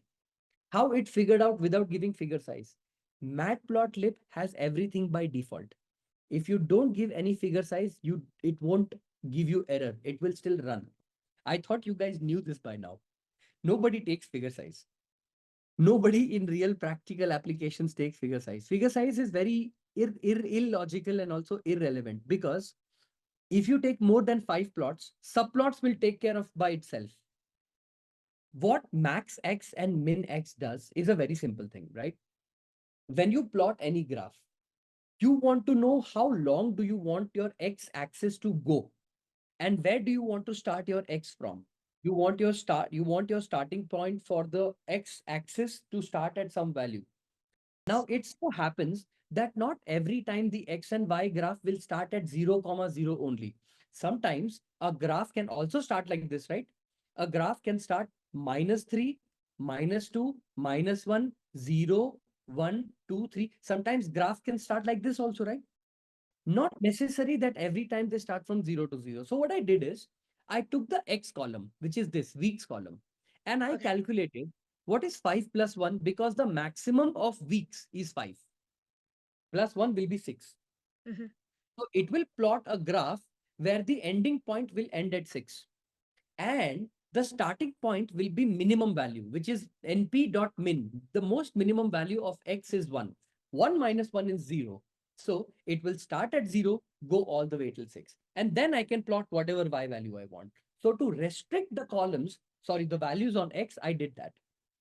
So now tell me, let me ask you guys one more question. Sir, if I do it like this, 100%, let's take -10 plus 10 and run this. What is your access value? What is your access value here? -15 to 15. You got what I'm trying to say, right? Plus 10 and -10 were added to your data. So your actual data point got shifted below. Can you see the points are now closer to each other? Let me copy paste this. Sorry, not copy paste, and move this. And do you see the answer called 2.2734, 2.34, 2.42, 2.49? Okay. Y is equal to mx plus c. You will be like, there are so many values in this, right? There are so many values. Is that the question that you have? That y has so many values? Tell me, okay. Print length of y. Okay. Length of y. Tell me, what is the length of y? 50. Okay. How many data points does y need if I calculate y is equal to mx plus c? In actual y predicted value, what answers am I supposed to get just for the prediction of y hat? Y is equal to mx plus c is supposed to give me 5. Okay. Tell me one thing, right? When you print y is equal to m into x plus c, okay? Did I break my actual x into multiple different data points here? This is not the actual x, the capital X. It is the small x. You didn't understand. Okay. Is this y is equal to m capital X, which is the actual data point, plus c, or I had to take linspace because I had to plot the value for line also? You didn't get it. I had to print the value for each individual line, correct? So have I not taken x is equal to np.linspace, and it divides the whole data into 50 different points. And that's how I got a straight line. You got what I'm trying to say, or is there confusion? Did everybody get the concept or no? Okay. How many data points do we have in weeks? Okay, listen. How many data points do I have in week? 5. The name of the variable, is it capital X or small x? Is it capital X or small x? It is capital X, not small x. When I did y is equal to mx plus c, is it small x or capital X? When I wanted to plot the point, I wanted to show the line for the entire data point, right? For all the 0 to 6. For all the values of 0 to small value, I wanted to show. So tell me, if I did x equals to np.linspace, if I print x, how many values of x did I get? Equal portion. 0 to this is one portion. This to this is one portion. This to this is one portion. This to this is one portion. Haven't I divided my value also into multiple small points? Meaning your x-axis also got divided into so many smaller points, equal spaced value. Yes or no? Now, don't I need to do a line equation for all small points? So that is why I have not taken capital X, I have taken small x. That's why the line will go from the 0 all the way till 6. Longer line. Why are we doing it? If you don't do it, will you be able to plot a line? If I don't do it like this, will I be able to plot a graph like this? Like the line going all the way from here to here. That line, that red line going from left to the bottom, will it go? No. Line will start here, it will end here. Correct or not? The regression line will be so small, it won't be visible. That's why we are doing it. If you don't do that, you're pretty much done. You will not be able to plot. Then you will be having only y is equal to mx plus c. That's it. Like you will have 5 different answers. You will get this answer. Y predicted is equal to this, but you will not be able to plot it. This value, y hat, 2.8, 3.4, 4, 4.6, 5.2, and you're done. So what it did is it created some values and then connected the dots to create a line. Yes, that is what it is doing. If I take the values to be more and more, the line will always be visible. The line will not become shorter and longer. It will always be visible. The regression line will always be visible. That's why we did it. I hope you got the concept. In reality, it's only calculating 5. That's it. That's all it does. It's not a very complicated thing. So what if we have only 7 data points and not 50? Still, we will be able to plot. You can do it, Piyush. It's not a very complicated thing. If you want to plot only is equal to y mx plus c, write a loop, write x of I, and you'll be able to calculate it. Shouldn't be a problem. It's not going to be a problem at all for you to calculate it. What value of x's do I have? Do I have the value of x's like this? X is equal to, let me show you. What is the value of x do we have? Is it an array? So if I do x of 0, will it give me the value 1? So tell me, for I in range of, listen to me, for I in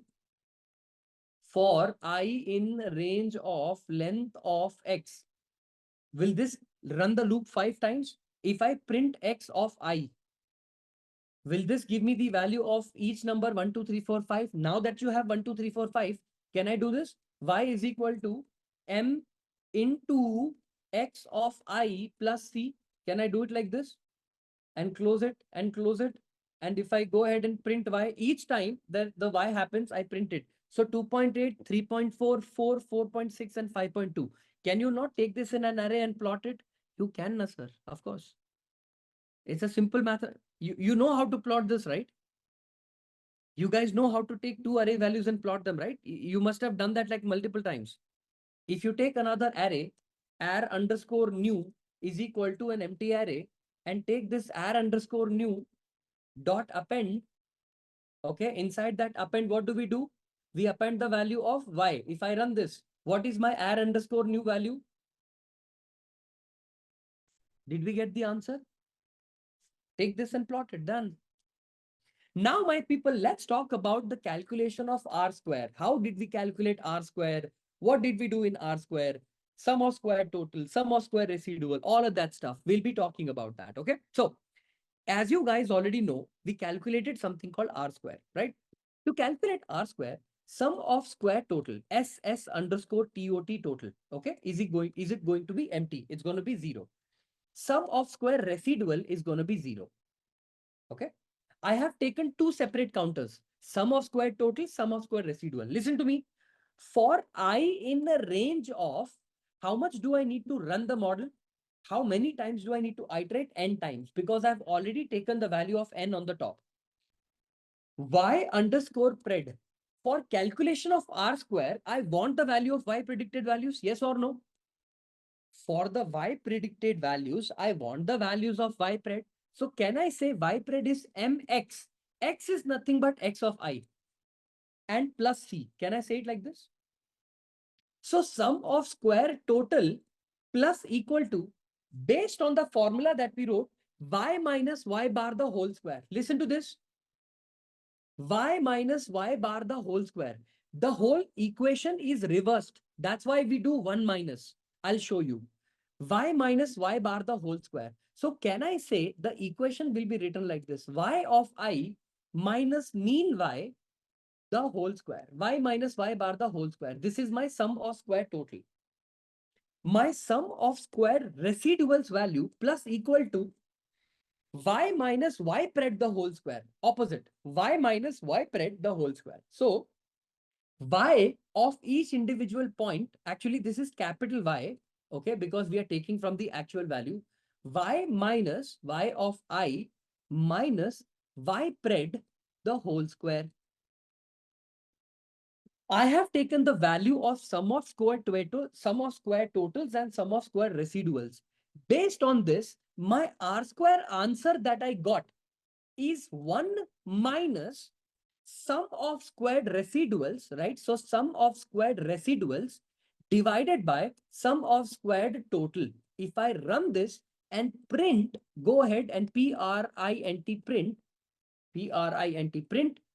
F double quotes R square is going to be R square.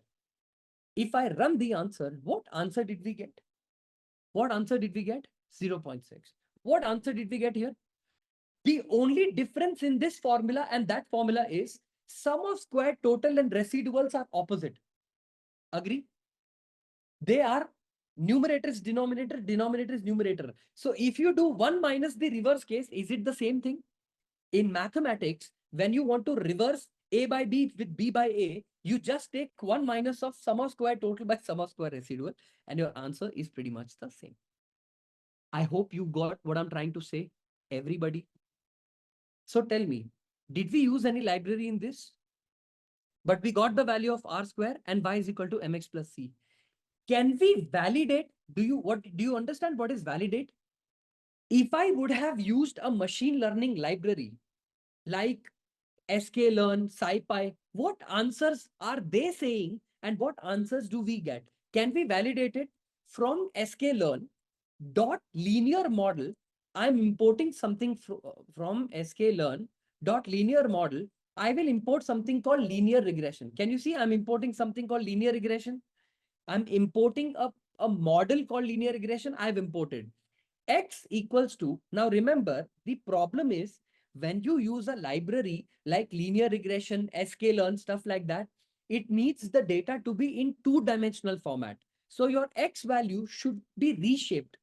I'm going to reshape the value to -1 or n comma 1. So if can I take it like this, n comma 1? What does this do? Do you guys know what reshape does? N comma 1. The value that we had, was it not a single array like this? The x value was a single array. If I print x here, is it not a single array, one-dimensional array, one bracket open, one bracket close? But in sklearn, you cannot run like that.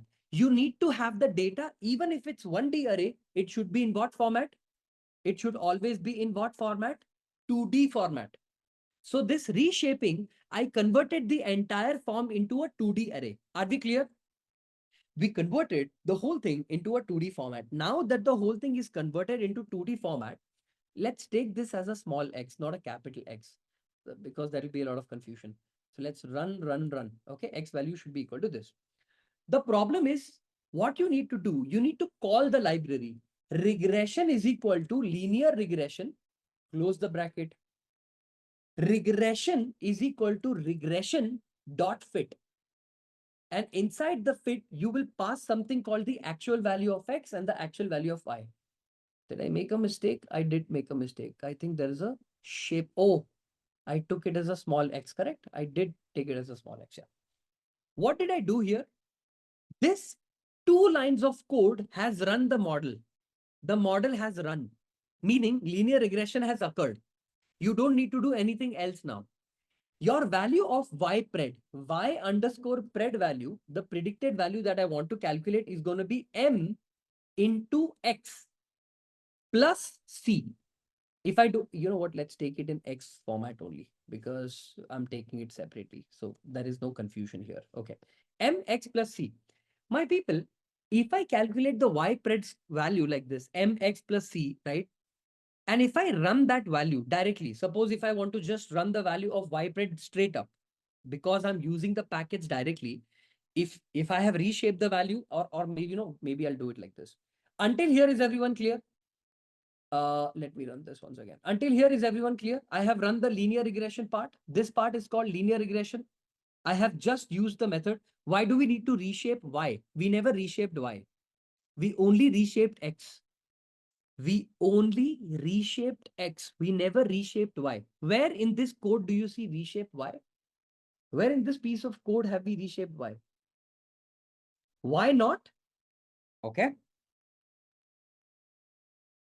when we run machine learning or when we run machine learning code, Y is only for prediction, right? But the actual mathematics is happening with the feature numbers, right? Y is not even getting involved there. Does that make sense? Your X value, which is the feature value, your X is being crunched. Your mathematics is only operating on X. Y is just a number that can be compared. Suppose if the Y value was 4, Y pred is 3, the maximum you do is Y minus Y pred. Agree, disagree? The entire operation is running y is equal to mx plus c. The x is being multiplied with m and then added with c. All this operation happens on the x value, correct? So the reshape has to happen only on x, never on y.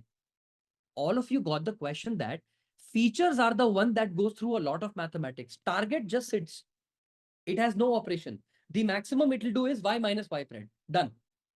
Everybody got what I'm trying to say? What did I do here?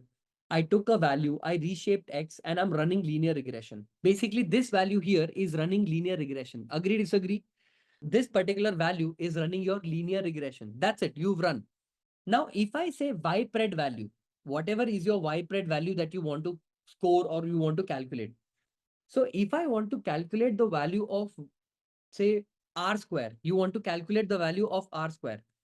If I say R square is equal to, just R square is equal to reg, because I have taken everything in the small reg. Reg dot score, SCORE, pass X comma Y directly. And if I print R square like this, what answer did we get? What answer did we get? 0.59999. Is it 0.6?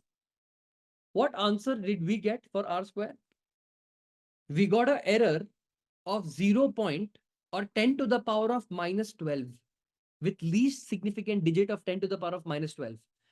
Did you understand? I ran a model, a linear regression model. By the way, this is not modeling. Modeling, I will teach you how to do that. But when I ran the algorithm, the actual library versus our code, we got the same exact answer. You got the concept, my people, on how we wrote linear regression from scratch, how we implemented it from library, the numbers match. If R square is matching, M and C also is the same answer. The point and the plot is also the same answer. Everything that we've done is calculated.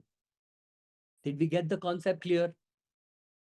Now, in the formula of R square, did I not take the value here, the formula? Y hat minus Y pred the whole square. This formula, I have taught you this formula. This formula is already given. All I did, sum of squared total was Y minus Y bar, the whole square, and Y minus Y pred the whole square. We had taken opposite, but in actual R square formula, we take 1 minus of this value. When we take it like this, whatever formula we get on, whatever answer we got then, we got the same answer here. Validate part is confusing. It will be confusing. Have you ever used a method called linear regression or linear model ever? No. This is not for your understanding. This is only to show you that the answers are same. Even if you don't understand the code, it's okay. This is to show you the difference. Linear regression formula, library, and our way of written, we got the same answer. Is going to be a very simple thing, right? I'm going to be importing something called import pandas as PD. Now, I'm going to ask you all a very simple question. This is not the first or a very new library for you, right?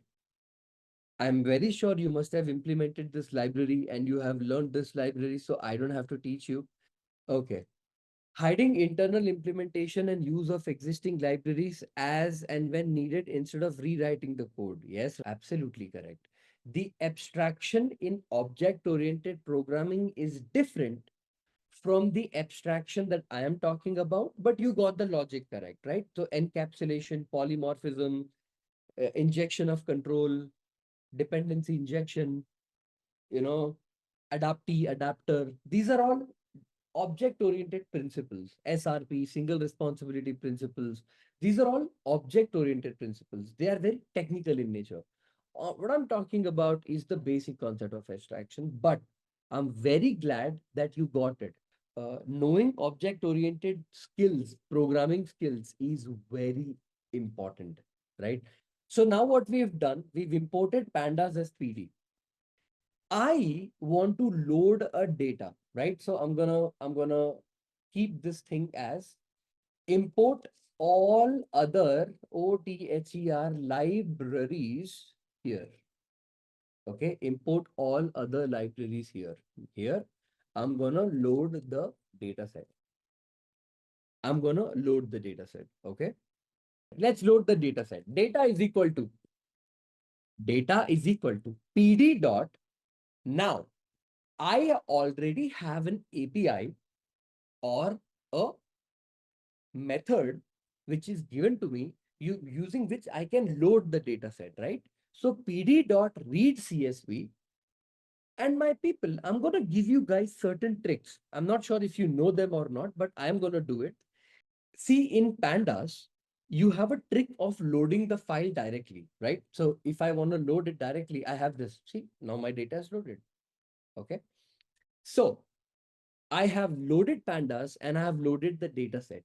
Now, let me tell you the trick I use to load a certain file faster. Okay.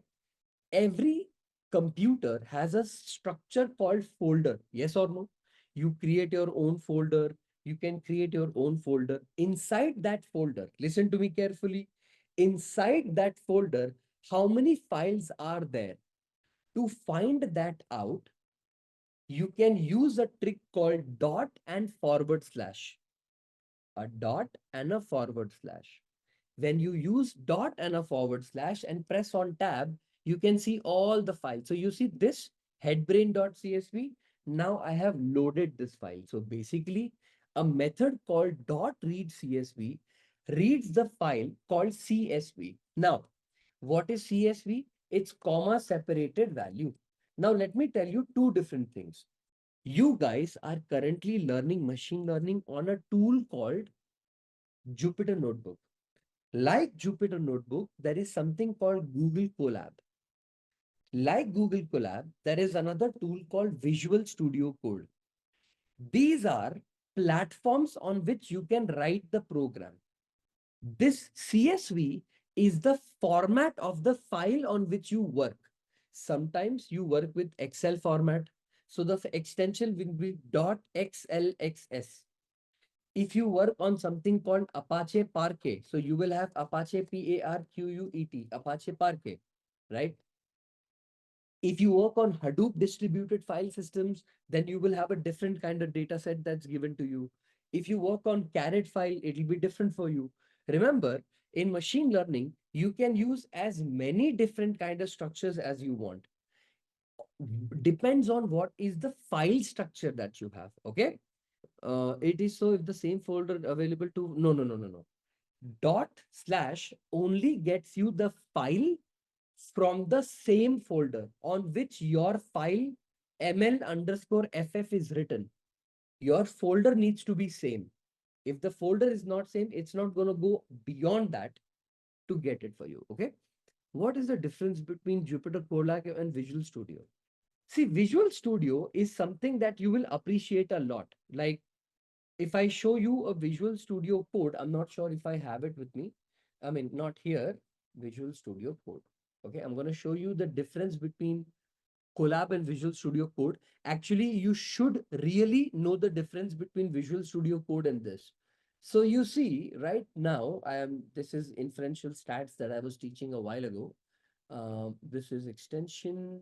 Give me 1 second. Let me go ahead, and I think I had a folder somewhere. I'm going to open it up for you guys. Give me 1 second. Desktop. And I have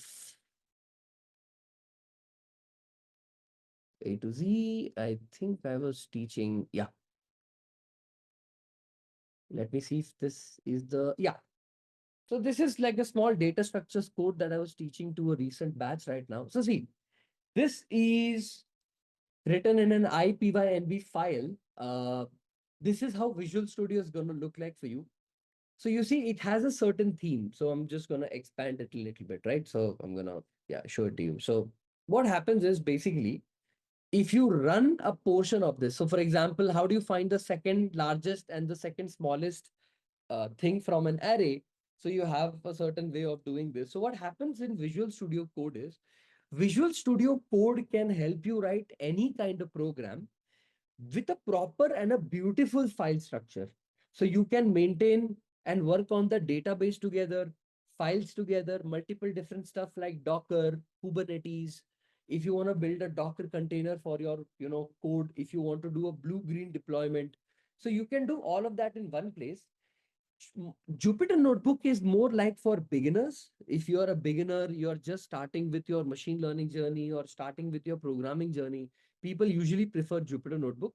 But Jupyter Notebooks are not predominantly used for deployment, meaning you don't take a Jupyter Notebook file and you're going to be use it for deployment. Some people do that using Amazon Web Services and Kubernetes services, but usually it's not preferred because you have to do load testing, stress testing, pen testing. It's like regression testing. That's like crazy amount of stuff you have to do. Okay. For VS Code, we need to create environment for Jupyter, or do we? You can use it directly. It's directly.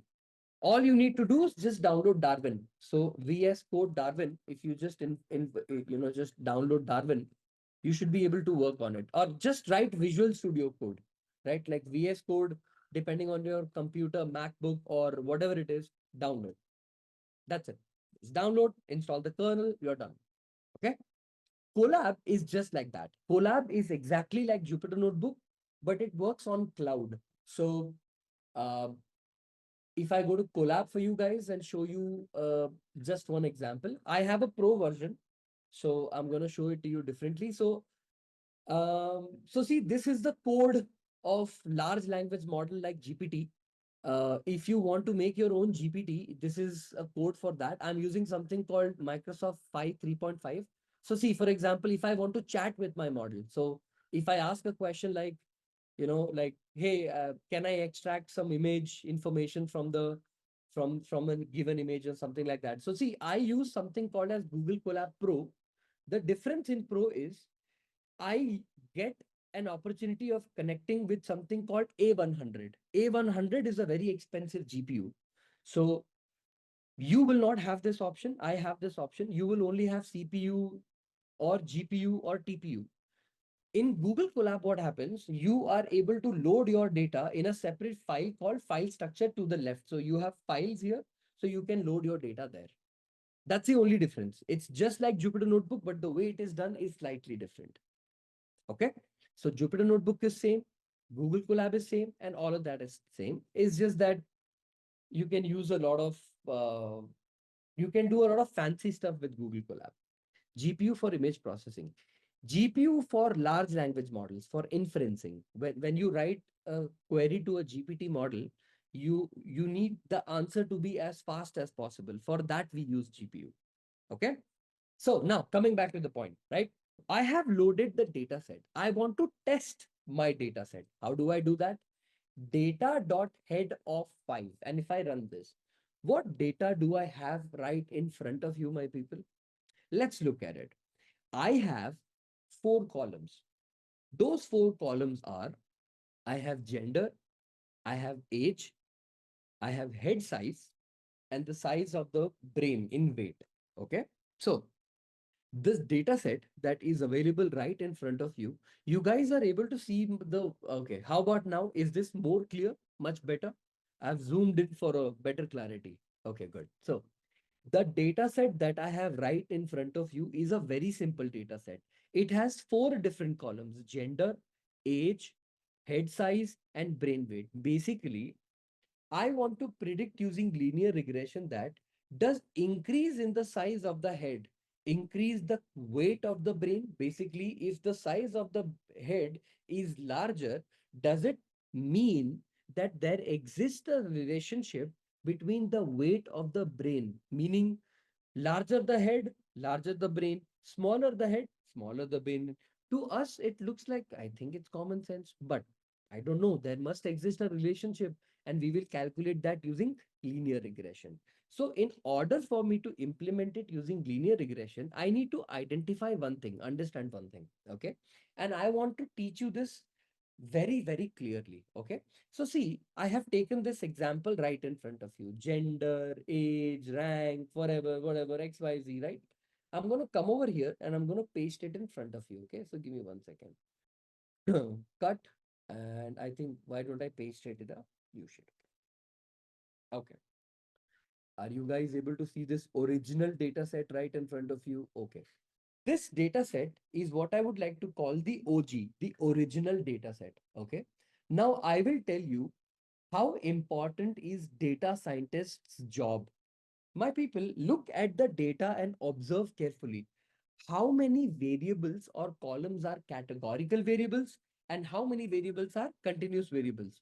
How many variables are continuous variables and how many are categorical? First of all, let me ask you all one question. See, my people, in statistics, you guys must have learned something called continuous variable, categorical variable, ordinal variable, nominal variable. I'm going to revise that concept to you, okay? See, whenever a number is continuous in nature, for example, temperature, can temperature be 47 degree, 37.19 degree, 97.26 degree, meaning it can belong to any range of negative infinity to positive infinity. A number that exists continuously and can be any number between negative infinity to positive infinity. This kind of variable is called continuous variable. What do we call this? What kind of variable do we call this? This variable is called continuous variable. Let me show you an example. Between age, gender, head size, and brain weight, which number is any number that is continuously going on? Isn't head size and brain weight continuous?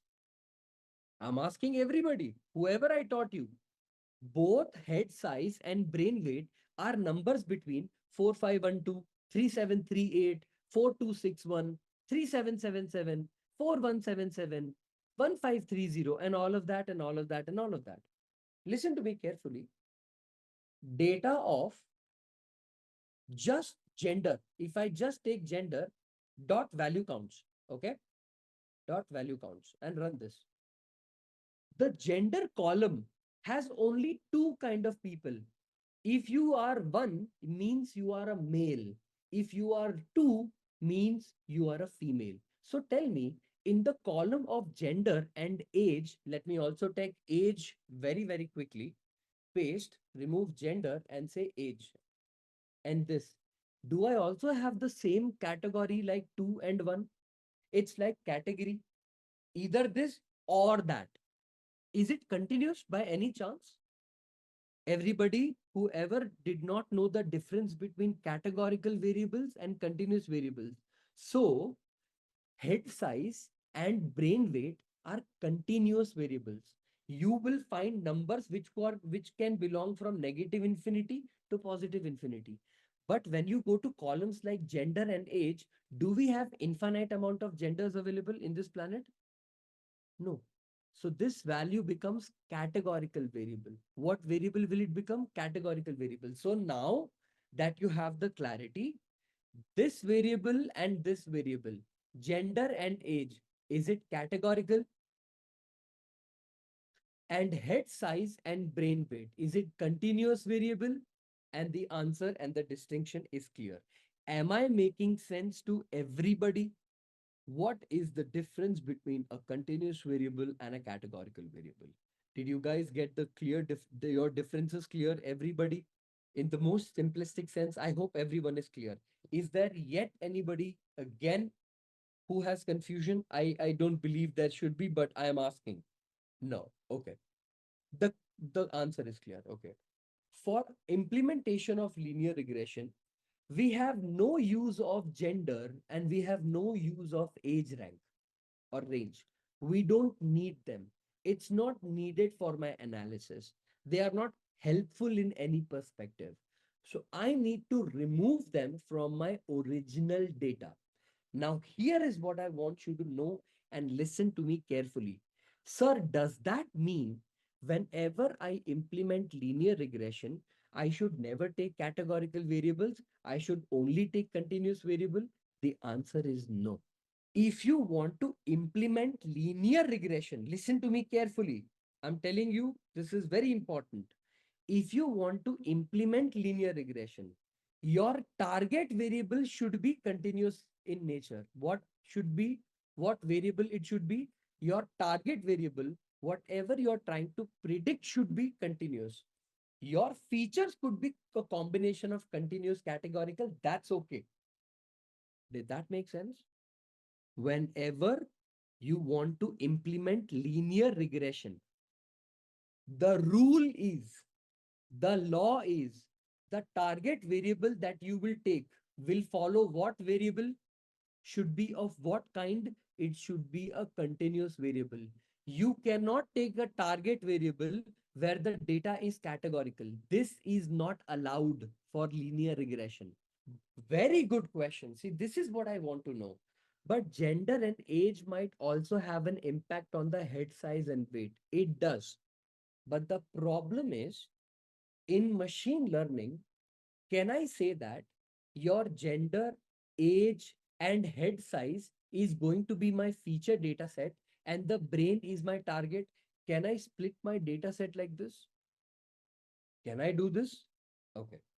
Meaning, using head size, I can predict the brain weight. Okay. Given the size of the head, I can predict the size of the brain. Okay. In machine learning, you can do something called feature engineering. What do you mean by feature engineering? Is gender important for my calculation of brain weight? Is age important for the calculation of brain weight? Or head size is important for the calculation of brain weight? And then the machine learning will only tell you, don't give me gender, don't give me age. They are not adding any value. Just give me head size. And when I did that and when I ran that, it says only head size has more correlation with the prediction of brain weight versus gender. Now, why am I not showing you feature engineering? Because that code is very, very large and you haven't yet come to the concept of feature engineering. So now did everybody understand why am I asking you to drop gender and age? Because these are not adding any value to the final prediction. Hence, we are going to be dropping these columns. But I will be teaching you how to do this calculation all by yourself. How to take a feature set of multiple different columns and identify which columns are important and which are not. In specifically linear regression, what variable cannot exist for target? Tell me. If you are implementing something called linear regression, your target variable should be not of this type. What is that? Not categorical. What it should be? What it should be? It should be continuous. Number one. So tell me, what do we do? What do we do here? First of all, I took something called gender. I took something called age. I got something called head size. I will be only using the data set from the original data set. What I'll do, I will take my original data set, okay, which is this, and I am going to, I'm gonna duplicate, okay, come to the bottom. And what I'm gonna do is I am going to remove these two columns, age and gender. And now I will be left with this two columns. So originally, what did I do? I had this data, but what did I do in between? I dropped dropped, dropped some columns, and I got the answer called, I got the data set as head size and brain weight. Agree, disagree? This is my original data. Now, this was my original data, but this is my data now because I no longer have needs of these two columns. Taught you the concept of something called as in machine learning. Okay.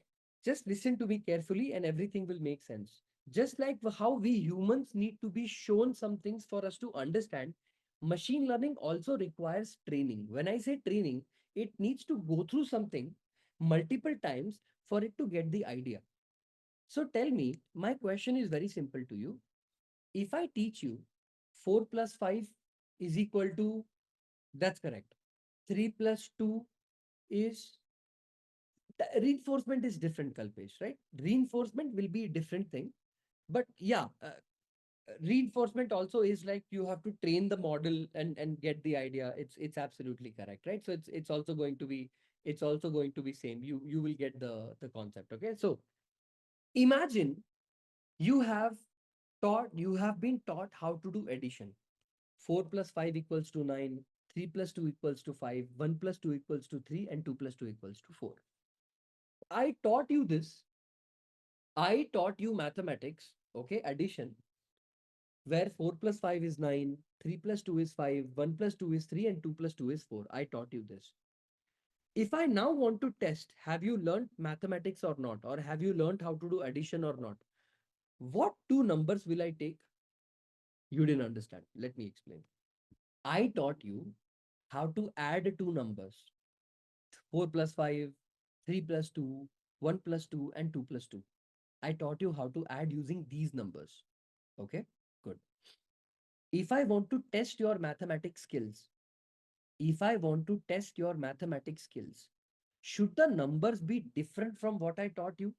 Because if I give you the same number 4 plus 5, 3 plus 2, 1 plus 2, you can also cheat. You can also cheat, right? You can also memorize. My question was very simple. I said that when I taught you mathematics, I taught you using four numbers: 4 plus 5, 3 plus 2, 1 plus 2, and 2 plus 2.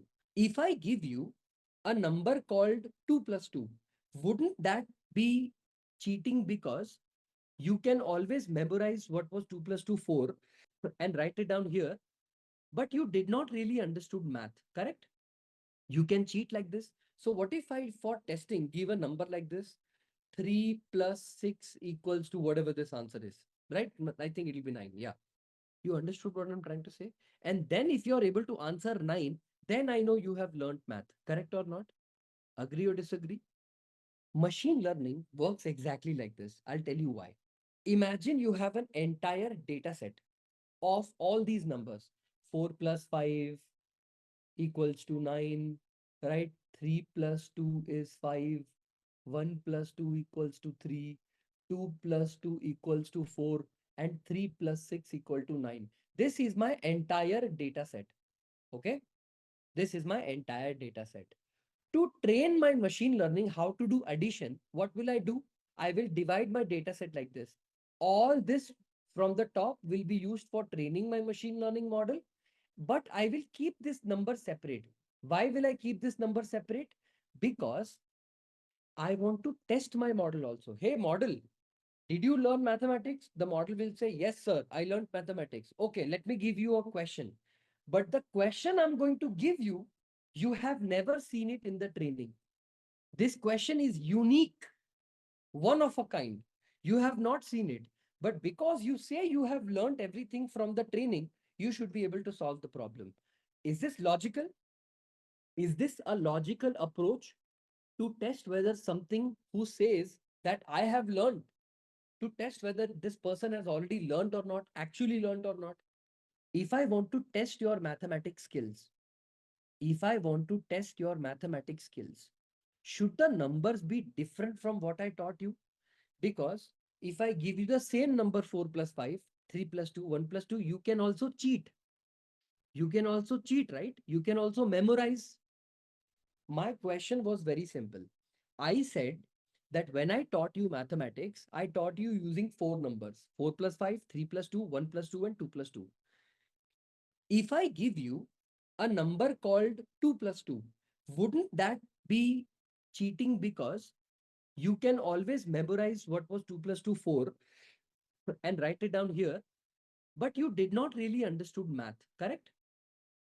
You can cheat like this. So what if I, for testing, give a number like this? 3 plus 6 equals to whatever this answer is, right? I think it'll be 9. Yeah. You understood what I'm trying to say? And then if you're able to answer 9, then I know you have learned math, correct or not? Agree or disagree? Machine learning works exactly like this. I'll tell you why. Imagine you have an entire data set of all these numbers. 4 plus 5 equals to 9, right? 3 plus 2 is 5. 1 plus 2 equals to 3. 2 plus 2 equals to 4. And 3 plus 6 equal to 9. This is my entire data set. Okay? This is my entire data set. To train my machine learning how to do addition, what will I do? I will divide my data set like this. All this from the top will be used for training my machine learning model, but I will keep this number separate. Why will I keep this number separate? Because I want to test my model also. Hey, model, did you learn mathematics? The model will say, yes, sir, I learned mathematics. Okay, let me give you a question. But the question I'm going to give you, you have never seen it in the training. This question is unique, one of a kind. You have not seen it. But because you say you have learned everything from the training, you should be able to solve the problem. Is this logical? Is this a logical approach to test whether something who says that I have learned, to test whether this person has already learned or not, actually learned or not? Okay. Do we need to clean data by removing any duplicates? We don't want to do that yet. The point I'm saying is, you will take your entire data set and divide the data set into two different portions. One data set is going to be called as training data set, and the other data set is called as the testing data set. Is this concept clear to everybody? Now listen to me. From the original data set of 100% data set, can you control how much percentage I want to use for training and how many percentage I want to use for testing? I can control that ratio also, meaning from 100% of the data set, can I use 80% of the data for training and 20% for testing? Should you have this control? Yes or no? Very good. Very good. Now listen to me carefully. Everything will make sense. This is my original data set, correct? Head size, brain weight, and all of that stuff. Yes or no? You should always do how many cuts in a data set? How many cuts will you do in the data set? Two cuts. The first cut will separate the feature from the target. So can I say that head size is the feature X and brain weights is the feature or target Y? Sorry, feature X and target Y. Can I say this?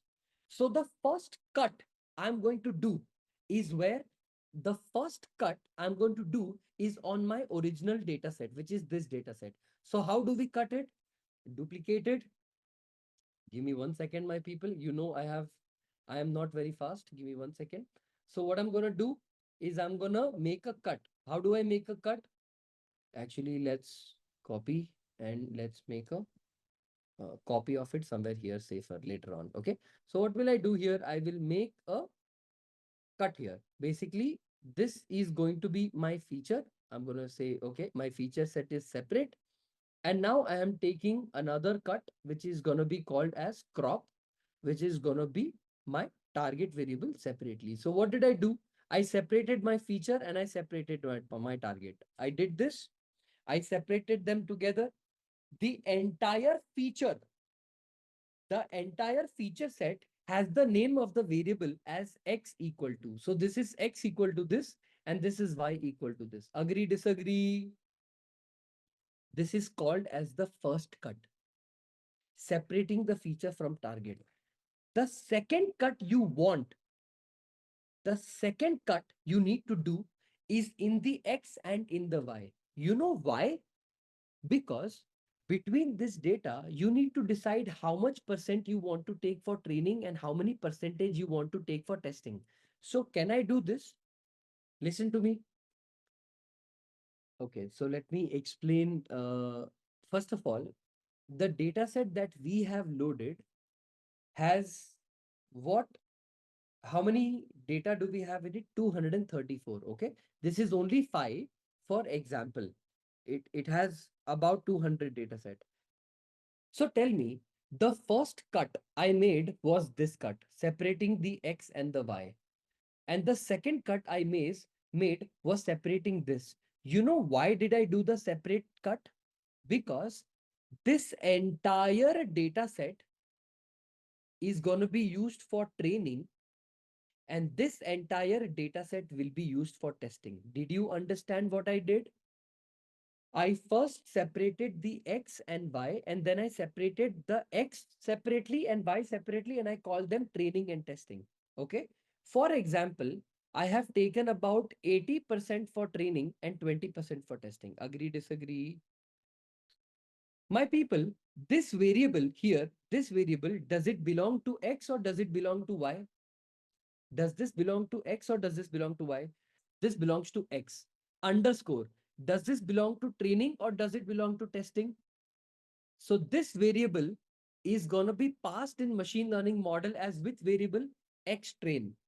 This part of the data 4512, 3718 and 426 will be going to the machine learning model as Xtrain. Now tell me, is this Y or X? Is this Y or X? Y. Y. Underscore. Is it training or testing? Training. So this will become my Y train. What is this? This is X. Is this training or testing? This is testing. So this is X test. What is this? This is Y. This is Y test. Did you understand? What did you do?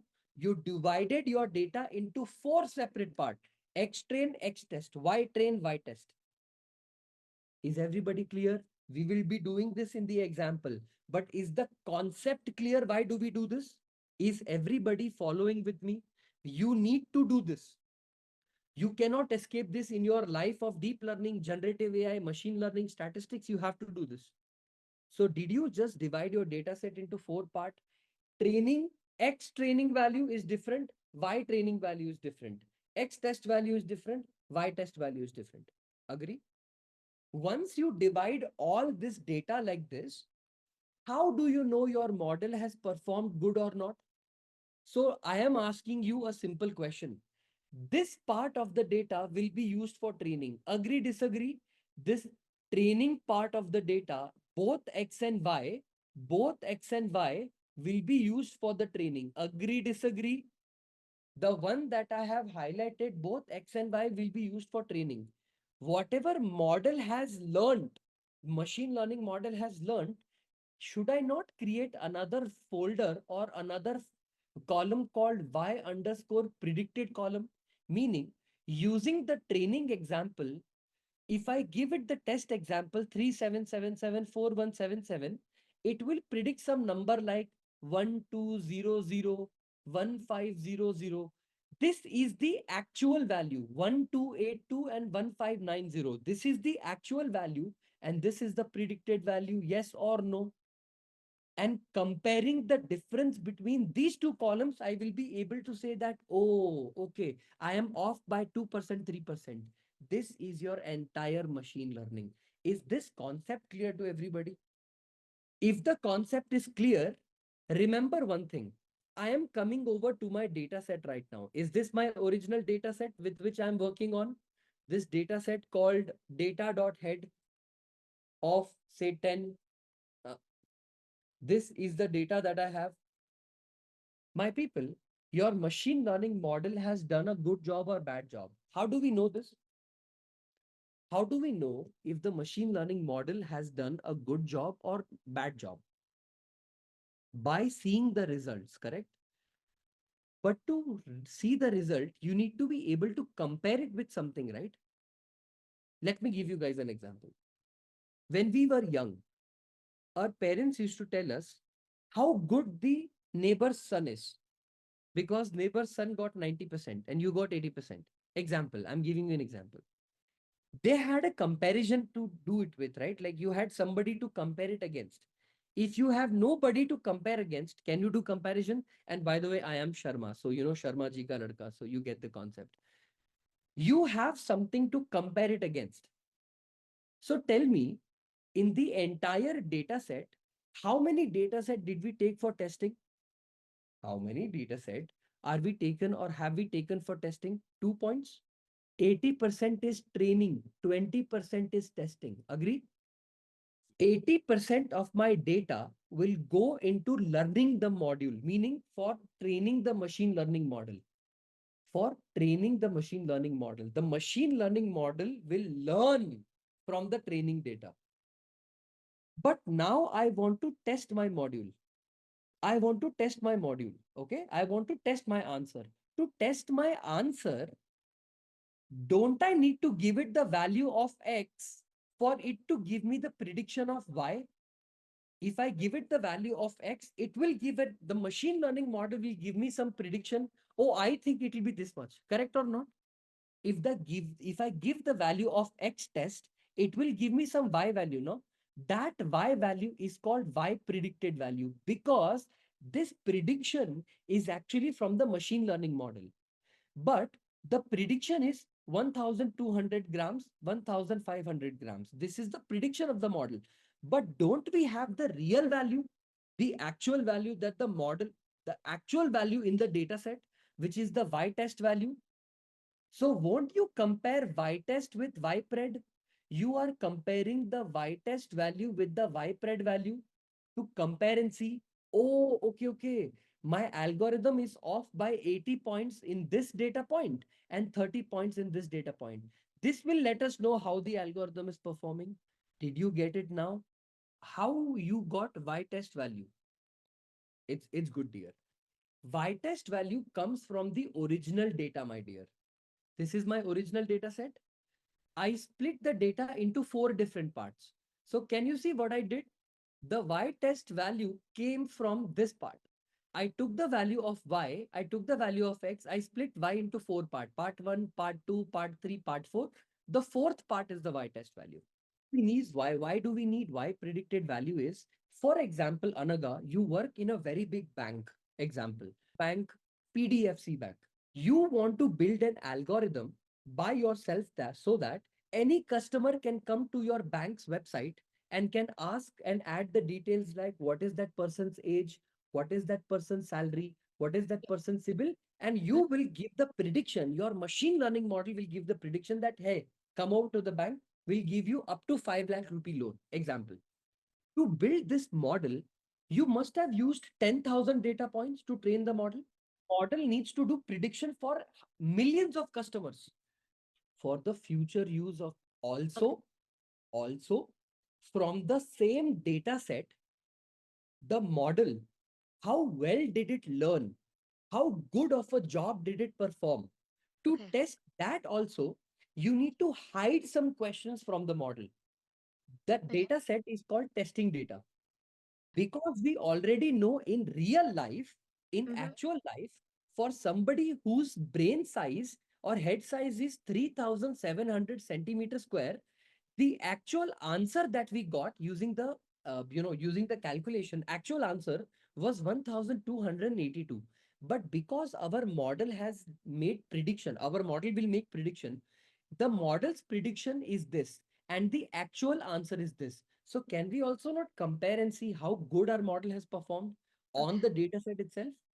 My question is, we don't have actual y-test data in real time. We always have y-test value.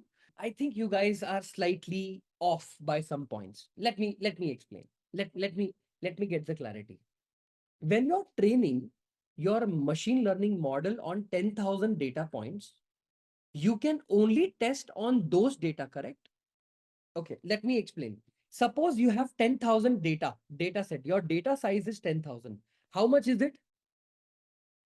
Ignore everything. I want you to answer my question. I have 10,000 data points, Baba.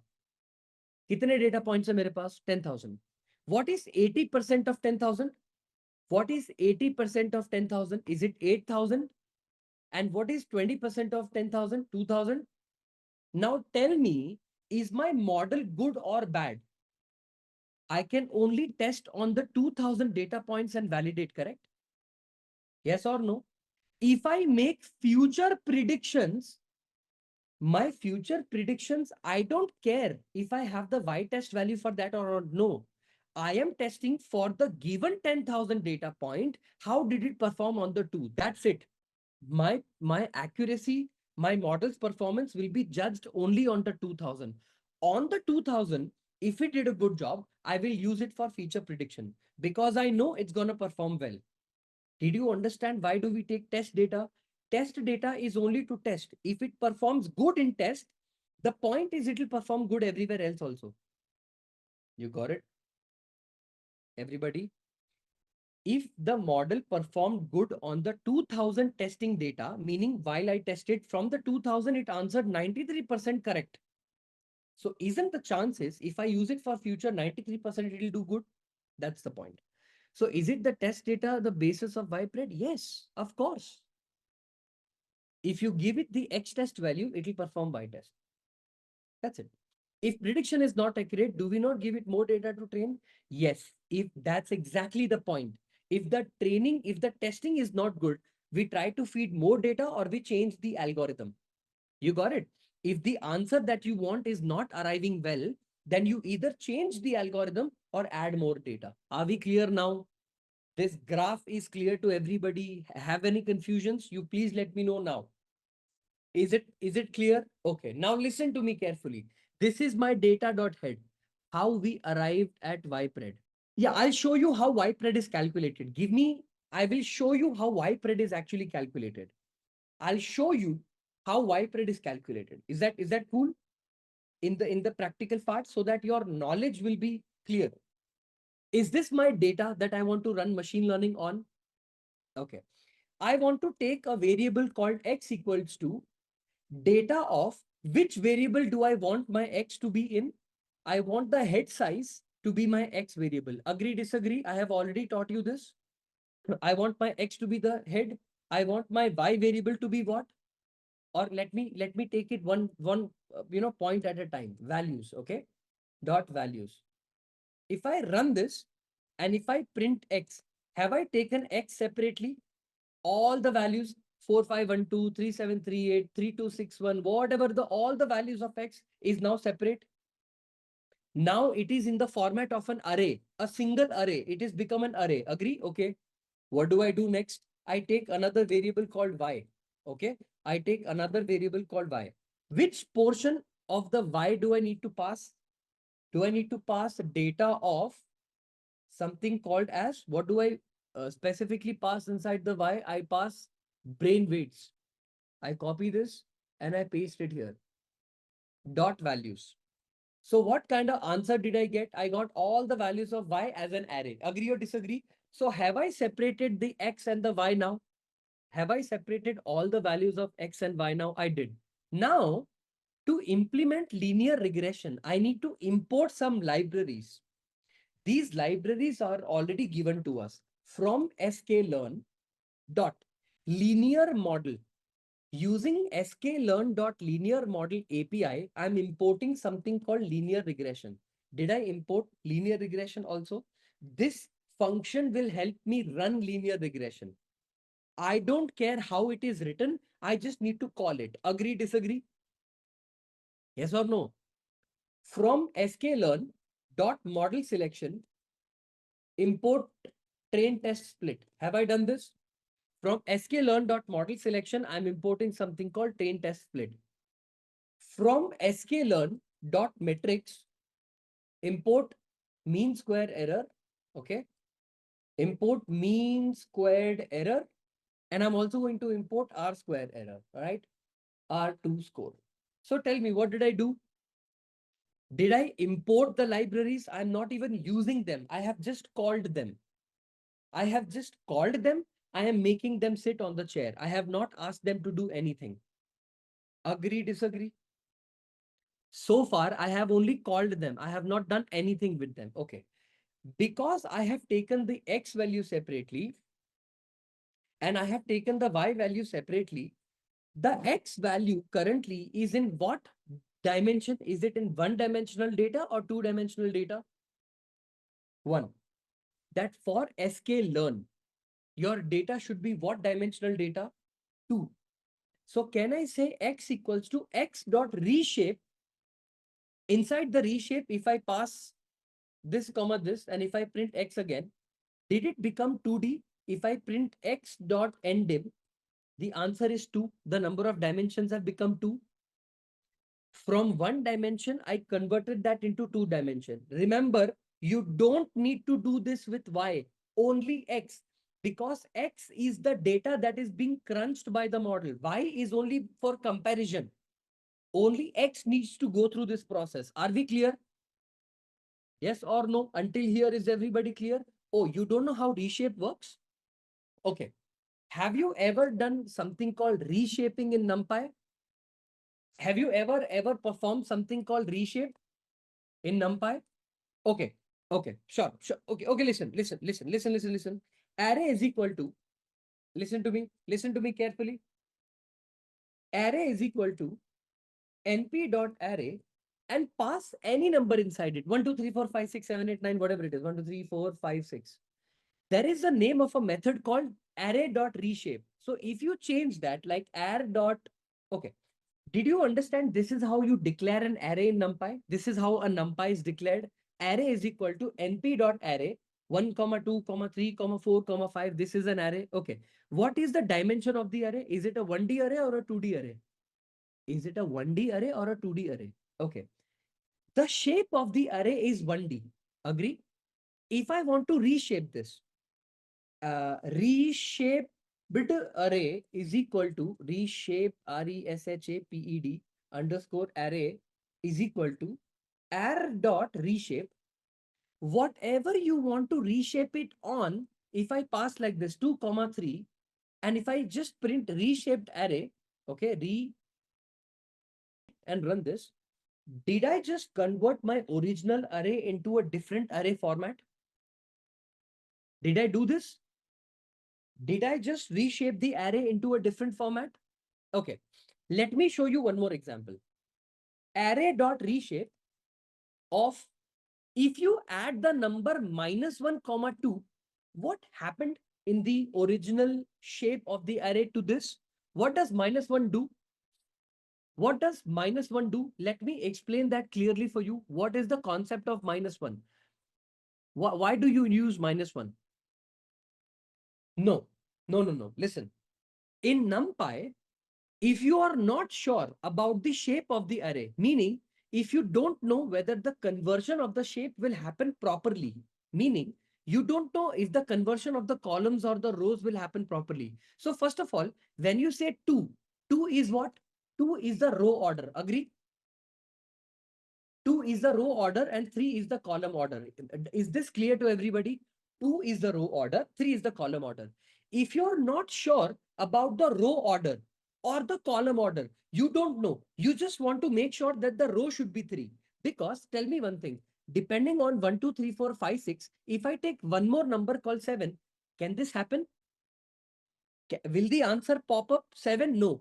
But because you don't know how many numbers exist, even number or odd number, I don't know. But if I do it like this, what happened? Array.reshape cannot reshape array of size 7 into shape 2 because you have given the column order 2. Yes or no? Agree? If I cross and put -1 and -1 here, it will still not be able to do. But what if I do 7, 8, right? And if I come over and do it like this, okay, let's change this to maybe 3. Right? Give me 1 second. 1, 2, and 3. What happened here? -1, 3 cannot reshape an array in the size of 8.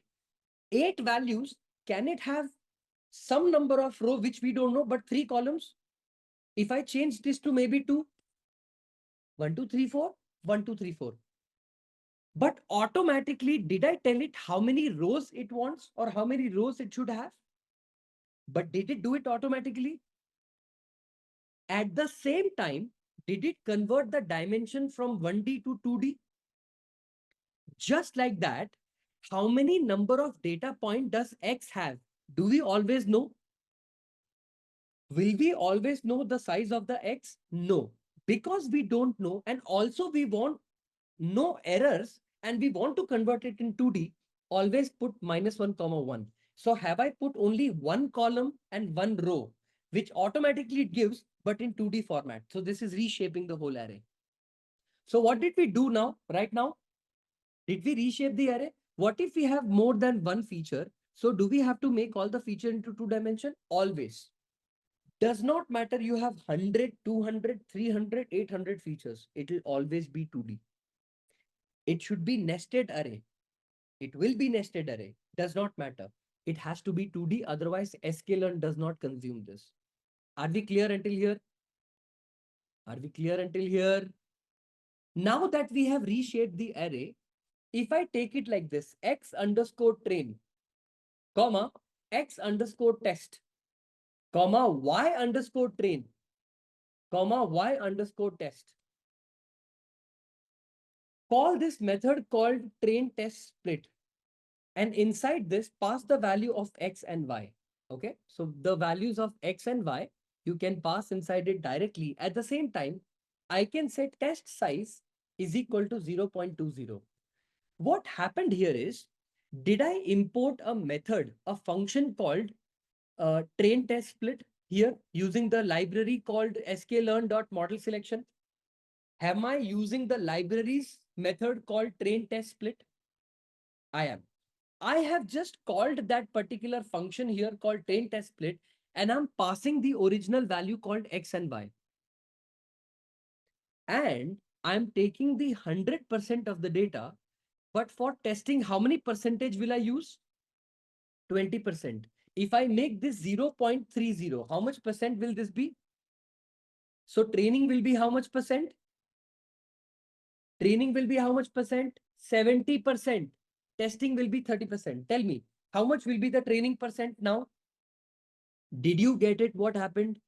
It automatically, this function called train test split automatically calculated the value of x train, x test, y train, y test in the data and gave the test data set to be 25%. Are we clear? I'm going to keep it only 20% and split the data. Also split the data. So did we get the value of x train, x test, y train and y test? Just what I taught you a while ago. Run this code. Your answer is done. That's it. That's all you had to do. The concept I had to take was so long, but it happened in one single line. Done. Now you want to implement logistic regression. Okay, some random and nums. Okay. Return nums. Okay. Okay.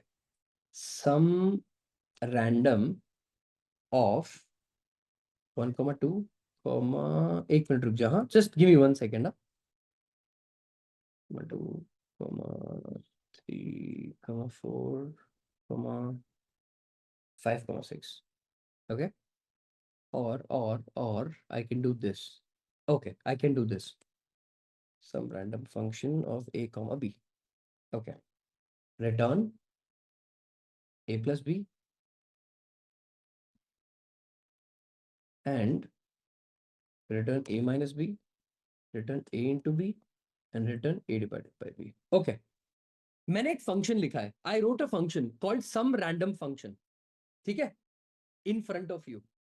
If I call this function called some random function, and if I pass in the number 4, 5, is it giving me 4 different answers?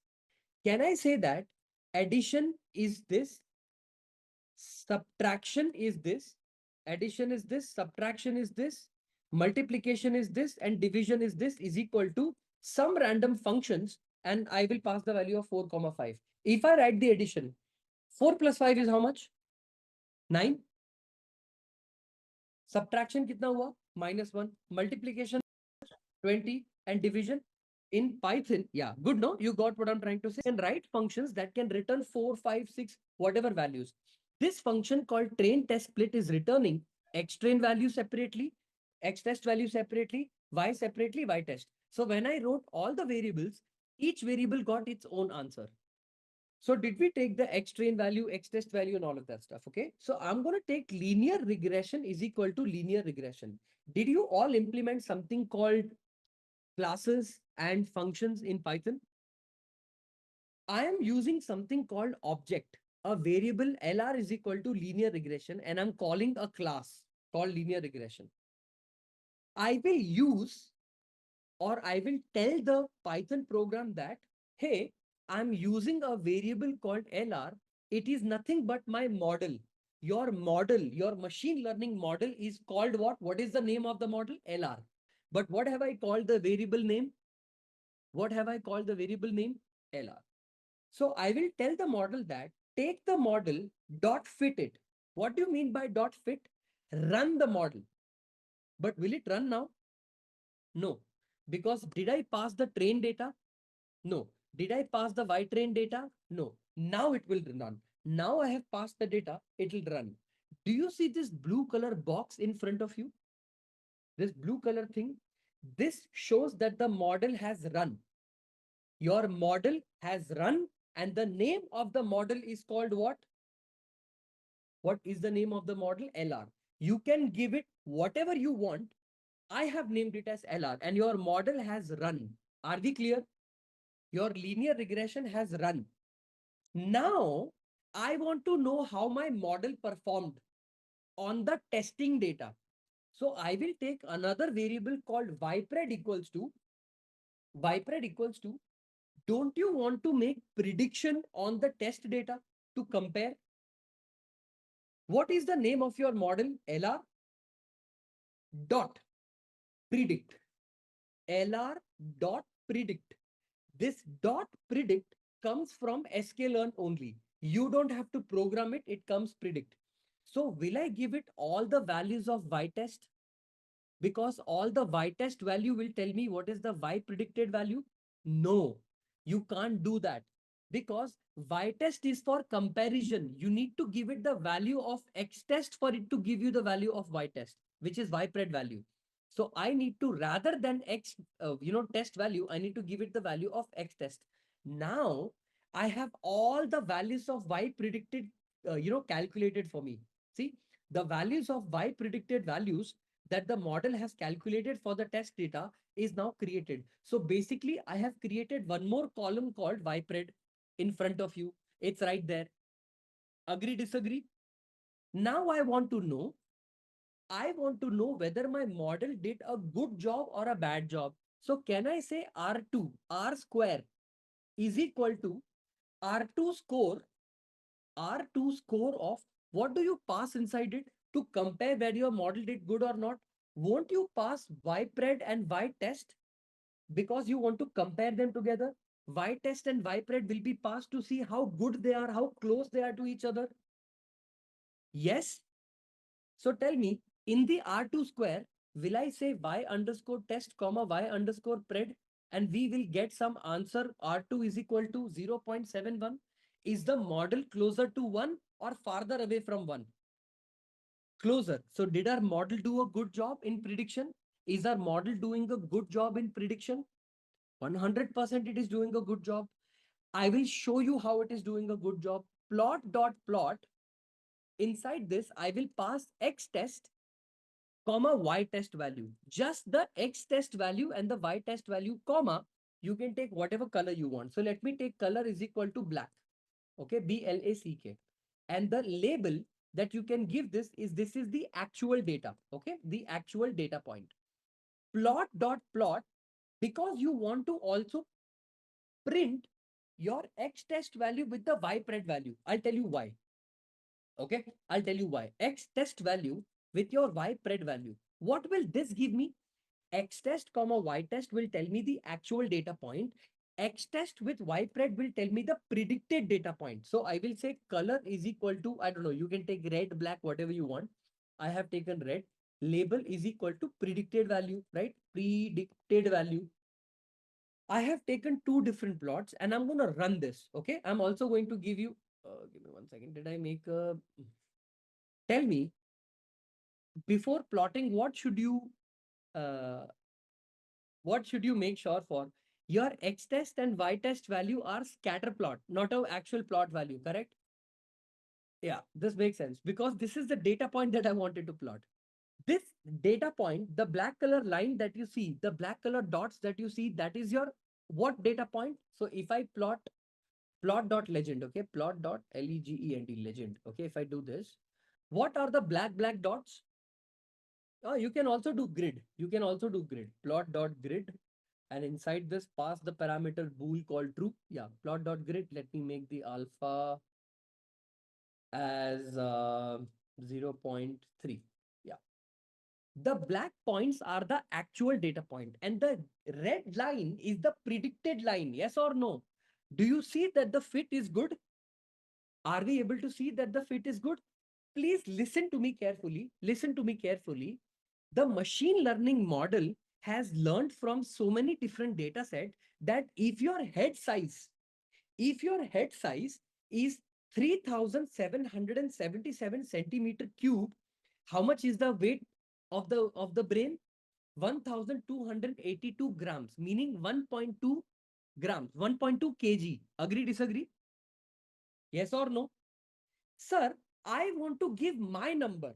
I want to give my number. I want to give weird number. I want to know if my machine learning model is able to predict my number or not.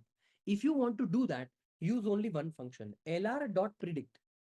Now, you know that machine learning model like sklearn can only take a two-dimensional data. So give me a number like this Like if the head size is 4177 centimeter cube, the answer is 1590. Give me a number like that. I will make the prediction in front of you. 6000. 6, 1, 2, 3. What answer did I get? If your head size is 6000 centimeter cube, what will be the weight of the brain? According to the linear regression model, it will be 1883 grams. If you want me to give 4123, 4123, what answer did it give? If your weight is 1406, it is 4123, it's 1004. We did take that. Did we not take all the values of X test here and we calculated Y pred? This is how we took, right? Did we not take all the X test value and created Y pred value and then compared Y test with X test? Now you got the concept. We took the values from the model itself and we tested how good it performed from the original data. And that's why the answer of R square came up to be 0.71. Can we try 377? Oh yeah, 100%. See, 3777. What is the answer? 1282, correct? 1282 is the answer. See, look at this. 1318. Is it closer to 1282? You got what I'm trying to say? For the answer 37777, see, look at this answer. 3982. What is the answer? 1375. Okay? 1375 is the answer. 1375 is the answer. The prediction is 1370. You understood what happened? The R square that I made you do was from scratch. The R square that I did teach you was from scratch. Will you be implementing things from scratch in life? No. You will be using the function that is being called here. Can you see I have called a function called R square? You don't need mean square error now. R square. Do you see I have used this R square? That's it. That's all you need to implement. This is the machine learning code to predict whether somebody's weight will be given or not. How many lines of code minimum did we use here? Not even 10, 15, maybe 12. This is the power of Python. This is the power of abstraction. You don't need to worry about anything. Everything else is taken care by itself and you're able to use the library and build your machine learning model. Some of you were asking me question, but sir, how will we predict? How will we predict? Did you see? Call the model and call the method called .predict and you will be able to get the answer. Are we clear? Did we get the concept? Is it clear until here, everybody? How did we learn the machine learning code and how did it implement and how did we write it? Okay, okay, good, good, good. My question to you is very simple. If we take one value from X train and it should predict exact Y train because we feed the value. What I taught you doing the concept of machine learning using actual prediction code was from scratch for your idea. But this is how you actually implement. Can you explain about lr.predict? Okay. Y is equal to mx plus c is the equation of the line. Agree? Some value of m must be calculated like 0.8. Some value of c must be calculated for 9.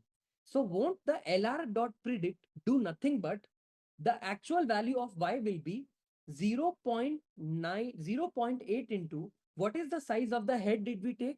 3982. So it will take 3982 plus some value of C, 9 will be taken. That's why the answer came up to be 1370. Did you understand? LR.predict is doing nothing complicated.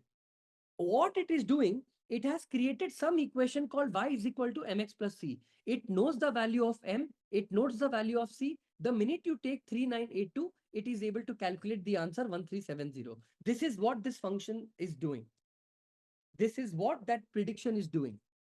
Same code can be used for Swiggy. This code is reusable wherever you want to use it. Is it also fitting best possible line? Yes, Ravish. The model fits the line to the best of its abilities and then it gives the answer. Are we clear? It will automatically do all of that for you. Linear regression code runs that and gives you the most optimal answer. Don't you see the line passing through exactly in the middle, meaning the most optimal way fits? It's not even off by certain points. So it does. Because you had question in reshape, my dear, if you want to convert a data or any dimensional data into two-dimensional data, one-dimensional data into two-dimensional data, dot reshape. When you want to reshape your answers into something, you have to first pass the row and then you have to pass the column. Are you clear? The two will represent that create an array of size 2 and the answer 3. May you share the data set? Answer the row value and the column value and it will reshape the answer.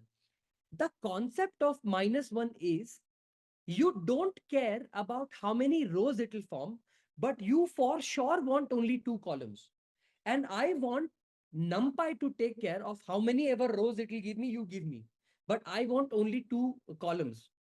If that happens and you don't care about how many rows will form, just put -1 there. Can you guys do some research and on the same data set print the value for adjusted R square? The answer will be same, by the way, because one feature, one target. But still, will you give it a shot? Will you guys give some try? Okay, let me tell you something. Do you think 2 hours of machine learning with me is more than enough for you to learn machine learning? I don't think so. This is possible forever. Don't you think you want to do your own research sometimes? Maybe validate whatever I teach. Hey, is Rudra teaching correctly or not? I want to check. He taught me linear regression. Let me learn linear regression from somewhere else also. Oh, no, no, no. Rudra is correct. Should you not do this? Should you not validate? You should not have faith in me. Make sense? You should always get it validated. So don't you think whatever code I taught you, you will implement it on your own? Also print extra value like R square, adjusted R square and see if you're getting the answer. Do your research. If you guys are incapable, I'm not going to say incapable, but if you have a problem, let me know. Can we look into examples where multiple features are invoked? Sure, Reena, if you want to do that, I can also do this. Since it's almost 9, I will take care of that example also. But it's not going to be very challenging, Reena. You will understand once. I mean, not multiple, like I can take hundreds of columns. It's not going to be a very complicated thing. Why don't you give it a shot, Reena? And let me know if you face any trouble. If you want to implement machine learning algorithms, right? I have a folder created for guys like you. If you go to my GitHub page, right, you will find a repository called ML codes, right? In this ML codes, you will, under the ML folder, you will find something called linear regression. See here, how do I teach you? Yeah. Can you see multivariate linear regression? Can you see? I'll show you the example. See, do you have area of the house, bedroom of the house, age of the house, and price of the house? Is it multivariate, meaning multiple features? If you go to my code, look at what I did. Listen to me. Just have a look at this data.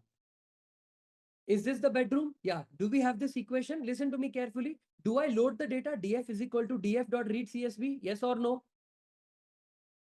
df.read CSV. I'm going to zoom it. Yes. Okay. Do I have something called linear regression is equal to regression.fit? Can you see? Regression model dot fit, but I am dropping price as the part, meaning I am taking area, bedroom, and age in my regression model, but my y variable will be what? What will be my y variable? My target y. That's it. You just have to do regression is equal to linear model. X will be equal to area, bedroom, and age, and price will be separate. Now, what did I do? I run the coefficient. See, I'm doing regression dot predict. If my house is 3000 square feet, what is the next thing? 3 bedrooms and 40 is my age. What will be the price? 49 lakh, sorry, 4,98,408 rupees or dollars. Did you get the idea? See, I'm able to predict also now. Did you get what I'm trying to say? Here, what I did is I have just dropped y variable because I don't need y variable. In X, I have taken both area, bedroom, and age.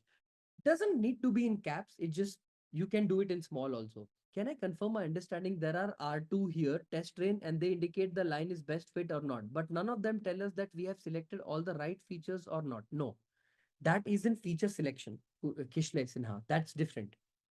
That is using chi-square and different techniques to validate that. That is not taught by R square. R square tells you how good the fit is. But data can have null values as we are working on data before data cleaning. Will the ML give issues? Yes. If your data has null values, your answers will be wrong. Fortunately, whatever data I'm teaching you today with has been cleaned with any null and none values. So you don't have to uh, worry about it having null or non issues, right? So you see, gender has no null value, age has no null value, head has no null value, and brain weight has no null value. So basically, if you run this method called data.isNA.isNull anything.sum, it tells you the null values. It has 0 because I cleaned it before for you. Because I'm thinking first you guys should learn how an algorithm works. Then slowly we'll go to EDA, make the data, clean the data, fix the data, mend it, and then we will do implementation of that. Everything happens step, step. Let me just give you a quick recap at the linear regression concept as we would be needing them in logistic regression. So let's start off linear regression recap with this example. So this is Lauren. She's looking for a property to buy, but she's confused how to start. So she goes to one of her friend, Josh, and asks him if he could help her to find a property with bigger garden area for X bucks. Our guy, Josh on the right, agrees to help her to find a property, but he himself doesn't know how. So what he do, he goes to another friend of him, explains him the whole situation, and asks him if he can do anything about it. He immediately says yes and start doing some calculations. Then he says to Josh that spending X bucks can get her a property of area Y. Now Josh is confused and asks him how did he find out. The friend goes like, simple linear regression. Now let's see how exactly he used simple linear regression to solve his issue. So here are our dependent variable and independent variable. Property size being the dependent variable and money being the independent variable. What this guy want to do? He want to find out a relation between the property size and money. So it's like if you want a house of bigger area or bigger property size, then you have to spend more money. So both of them are directly proportional, right? So in this case, we'll get a positive linear regression line, right? That is spending more money will get her a bigger property, okay? In other case, but again, our next scenario is she wants a bigger garden area, right? So imagine the scenario keeping the property area constant, the house area is inversely proportional to the garden area. It's like if you want to increase the garden area, so you have to reduce the house area. So take it like this. Suppose you have already fixed the property and you want to construct a house with a garden in it. But now your demand is you want to have a bigger garden area. So if the size of the property is fixed and if you increase the size of the garden, then obviously you have to reduce the size of your house, right? So in this case, if you try to plot a regression line, you'd get a negative regression line, right? Bigger garden area means smaller house, right? Now let's take an example to see how exactly did he predict the value of the house. So in order to find the regression line, what he did, he took the historical data of property area sold in the particular price, okay, and he plotted it on the graph.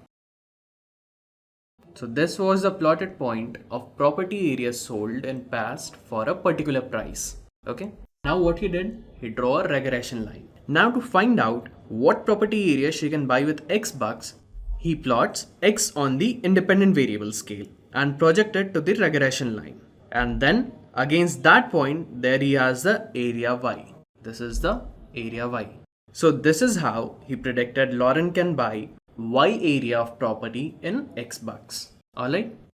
Now let's see what he can and what he cannot say from this. So he can say that if Lauren spends X amount of money, she can buy a property area of Y. But what he cannot say is, will the property would have a good neighborhood or not? Or will the location be noiseless suburb or a bustling city? Right? So these are the questions which even he cannot answer using this graph.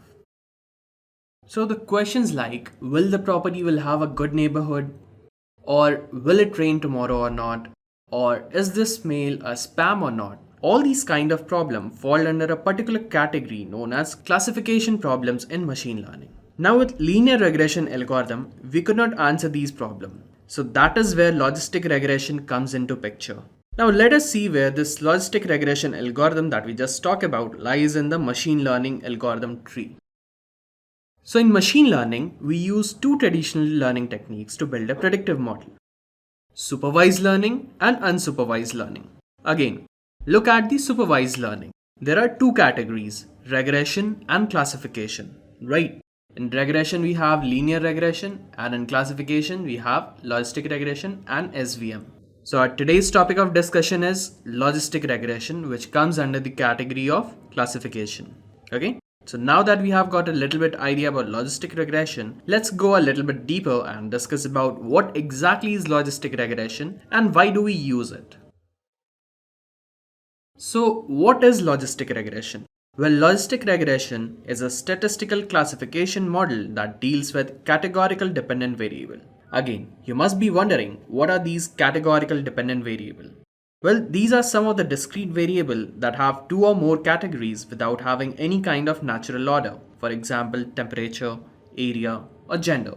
Okay? So you can say that logistic regression is generally used where the dependent variable is binary, or where the dependent variable is binary. That is, only two outcomes are possible, either yes, no, true, false, 1, 0, etc. Right?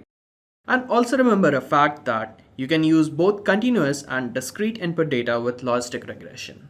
So before moving ahead, let's look at the graph. See, there are two variables. One is independent and other is dependent. Can you figure out which one is dependent and which one is independent? So before moving ahead, let's take a look at this graph. So over here, we have two different variables: hours studying and probability of passing exam. Can you figure out which one of them is dependent and which one of them is independent? So if you have guessed that hours of studying is your independent variable and probability of passing the exam is dependent variable, then I'd say that you are 100% correct. So now that you know what exactly is logistic regression, let's move ahead and see why do we use logistic regression. Well, logistic regression can be used as a tool for applied statistics and discrete data analysis. Why? Because it gets the output in the form of probabilities, which help us to easily classify the given data. Okay, so this is why we are using logistic regression. So now that we have successfully established the basic of logistic regression by understanding what and why of it, let's go ahead and see how logistic regression can be applied for classifying data with the help of an example. So here we are using an example of spam email classifier. We need to build a predictive model that would classify whether a mail is spam or not. So let's look at the approach that we are going to take while building this model. First, we'll try to understand the variable that on the basis of which we are classifying the mail. Next, we'll plot the label data. Once we are done with plotting the label data, we'll draw the regression curve. And finally, we'll try to find out the best fitted curve using maximum likelihood estimator. Alright? So let's get started. So step 1 is defining the variable. So let's start off by understanding what is independent variable in our case. So in our case, the independent variable is count of spam words. Well, here are some examples of commonly used spam words. Word like buy, get paid, guarantee, winner, unlimited, etc. Okay, so these are the kind of words which when found in the mail is treated as spam. If the number of these kinds of words are more in a mail, then that mail would definitely be a spam mail. Okay, just for a better representation, let me put them in a bag of spam words. Let's put the bag. So there's a bag of spam words. Let's put all the words in them one by one. Buy, get paid, guarantee, winner, and unlimited.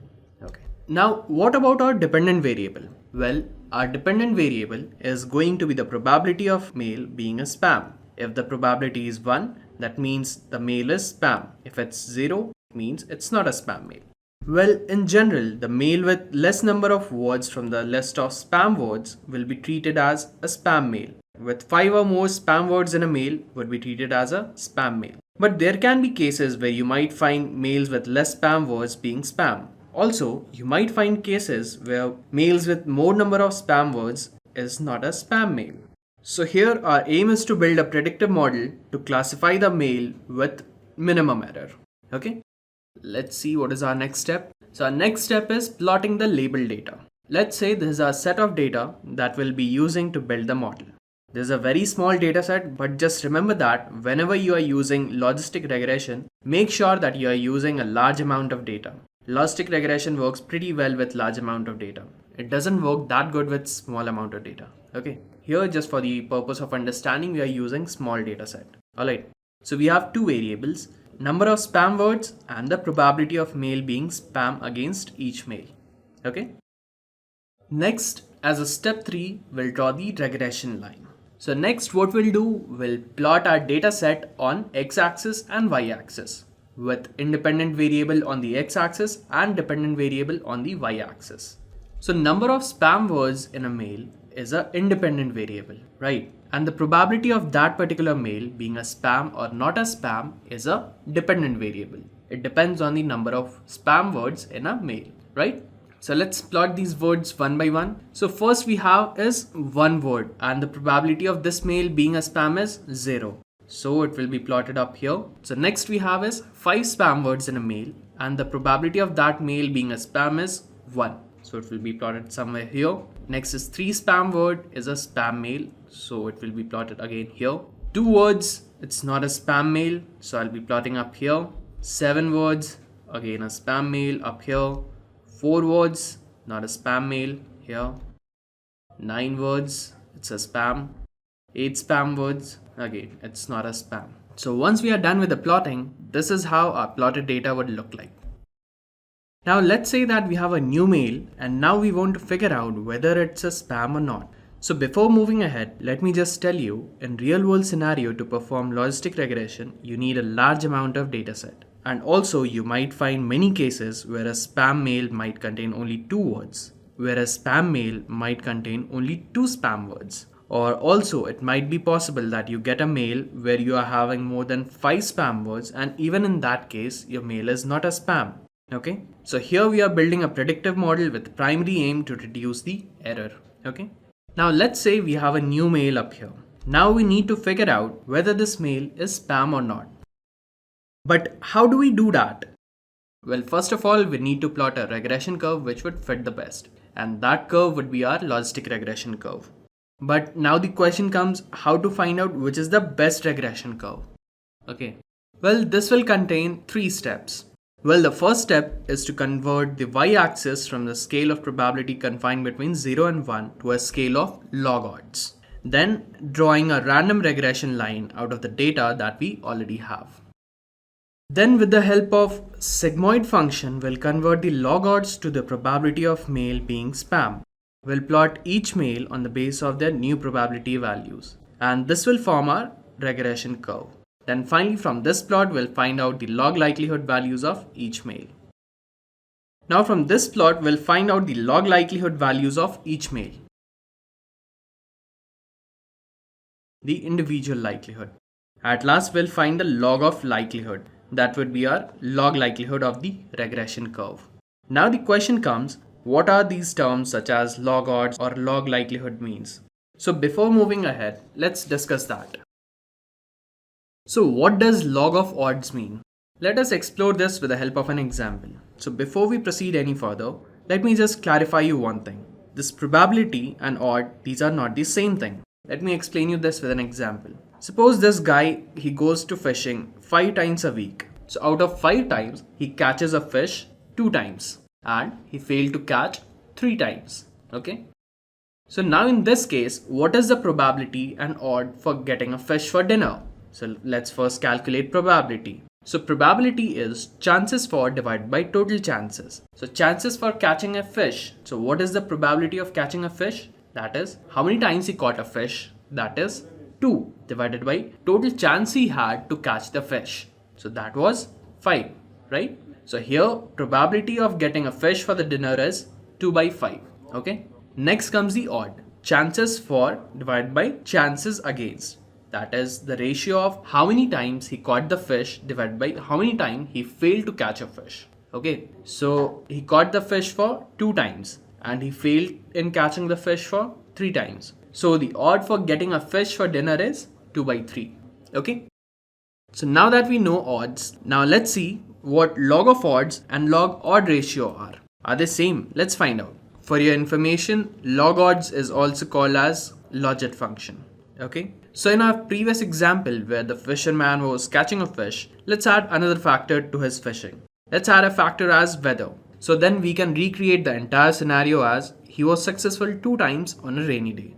But on a sunny day, he was successful for 3 times. Now, the odds of catching fish on a sunny day is how much? It's 2 by 3, right? And the odds of catching on a rainy day is 3 by 2, right? As it's already mentioned that on a sunny day, he catches 3 times. So he is successful for 3 times and he failed for 2 times. So let's see he was successful 3 times on a rainy day and 2 times on a sunny day. So odds for catching a fish on a sunny day is 2 by 3. That is, he's successful 2 times on a sunny day and he failed for 3 times in a week. So odd for catching fish on a sunny day is 2 by 3. Similarly, odd for catching fish on a rainy day is 3 by 2. And now log of odds of catching a fish on a sunny day is just log value of 2 by 3. And similarly, log of odds of rainy day is log of 3 by 2.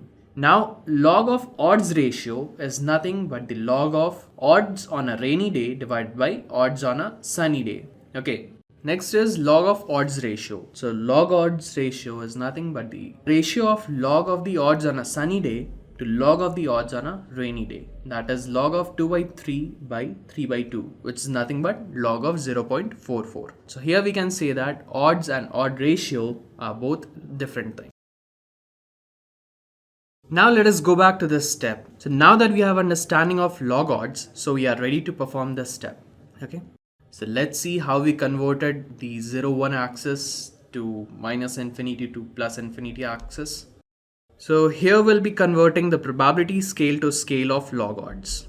Okay. So for the log odds, we have a formula as log of probability of spam divided by 1 minus probability of spam. So here the probability of a mail being a spam is 1. Okay. So we get the value of log odds as log of 1 divided by 1 minus 1. That is log of 1 by 0. It's positive infinity. How we got that? So log of 1 by 0 is nothing but log of 1 minus log of 0. And log of 0 up here is minus infinity. So minus of minus infinity is what? Plus infinity. How log of 0 up here is minus infinity? Let's see. So in general logarithm, so we have log 0 with base b equals c. So if you convert it into exponential form, we get 0 equal b to the power c. Right. So if the value of b is less than 1, so the value of c has to be extremely small or closer to minus infinity for this equation to be true. Okay. And we'll get a positive infinity in the case where b is greater than 1 or our base is greater than 1. Okay. So coming back up here. So here log of 1 by 0 is nothing but log of 1 minus log of 0. And we got the result as positive infinity. As log of 0 up here is minus of infinity. And minus of minus infinity is what? Plus infinity. How we got the value of plus infinity? Let's see. So log 0 with base b equals c. If we convert this into exponential form, we get something like this. 0 equal b to the power c. Right. So for the equation 1 to be true, if the value of b or the base is less than 1, then in that case, the value of c will be positive infinity. Okay. For example, 0.1 to the power 1000 would be smaller than 0.1 to the power 100, right? So more the value of c up here, more closer will the number get to 0, right? And in next case, if the value of b is greater than 1, so for this we have to make the value of c closest to minus infinity. Why? For example, we have 10 to the power minus 1, okay? Or 10 to the power minus 10, which is more smaller? 10 to the power minus 10, right? So which is much smaller or closer to 0? 10 to the power minus 10, right? So that's why we have to keep the value of c as less as we can. So here, if the value of b is greater than 1, the value of c would have to be close to minus infinity in order to make the equation true. So in this case, log of 1 by 0, by default we have base as 10. Okay, so that's why we took the value of c as minus infinity. So minus and minus of infinity is plus of infinity. So that's why we got the plus infinity up here. I hope this thing is clear to you. How we got the value of log odds as plus infinity. So I'll plot this up as plus infinity log odds. Now next, let's find the log odds of non-spam mail. So here we have the formula as log of probability of a mail not being a spam divided by 1 minus probability of mail not being a spam. So log of 0 divided by 1 minus 0. So we have log of 0 by 1, which is log 0 minus log 1, which tends to minus infinity. Okay, similar concept. Now we have our data up here. So first we'll assume one regression line. So now we have our data up here. So first we'll assume one regression line, then we'll project our data onto the regression line. Okay, now let's just go back to this step where with the help of sigmoid function, we'll convert the log odds to the probability of mail being spam. Okay, but what does this sigmoid function mean?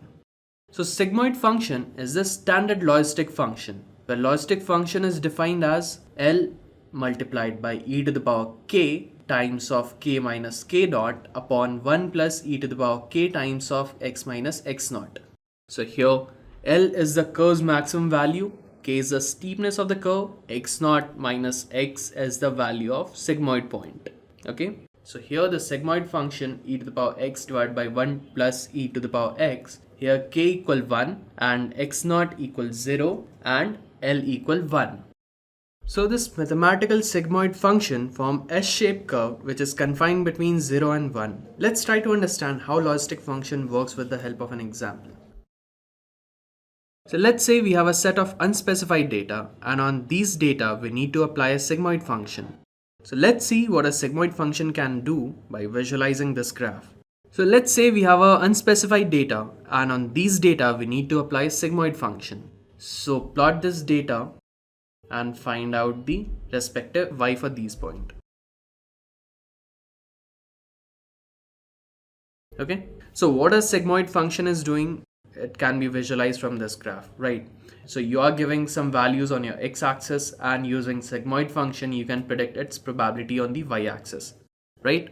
So this is the reason why sigmoid function is very useful while solving the classification problem. It takes any real valued number and maps onto a value between 0 and 1. Okay.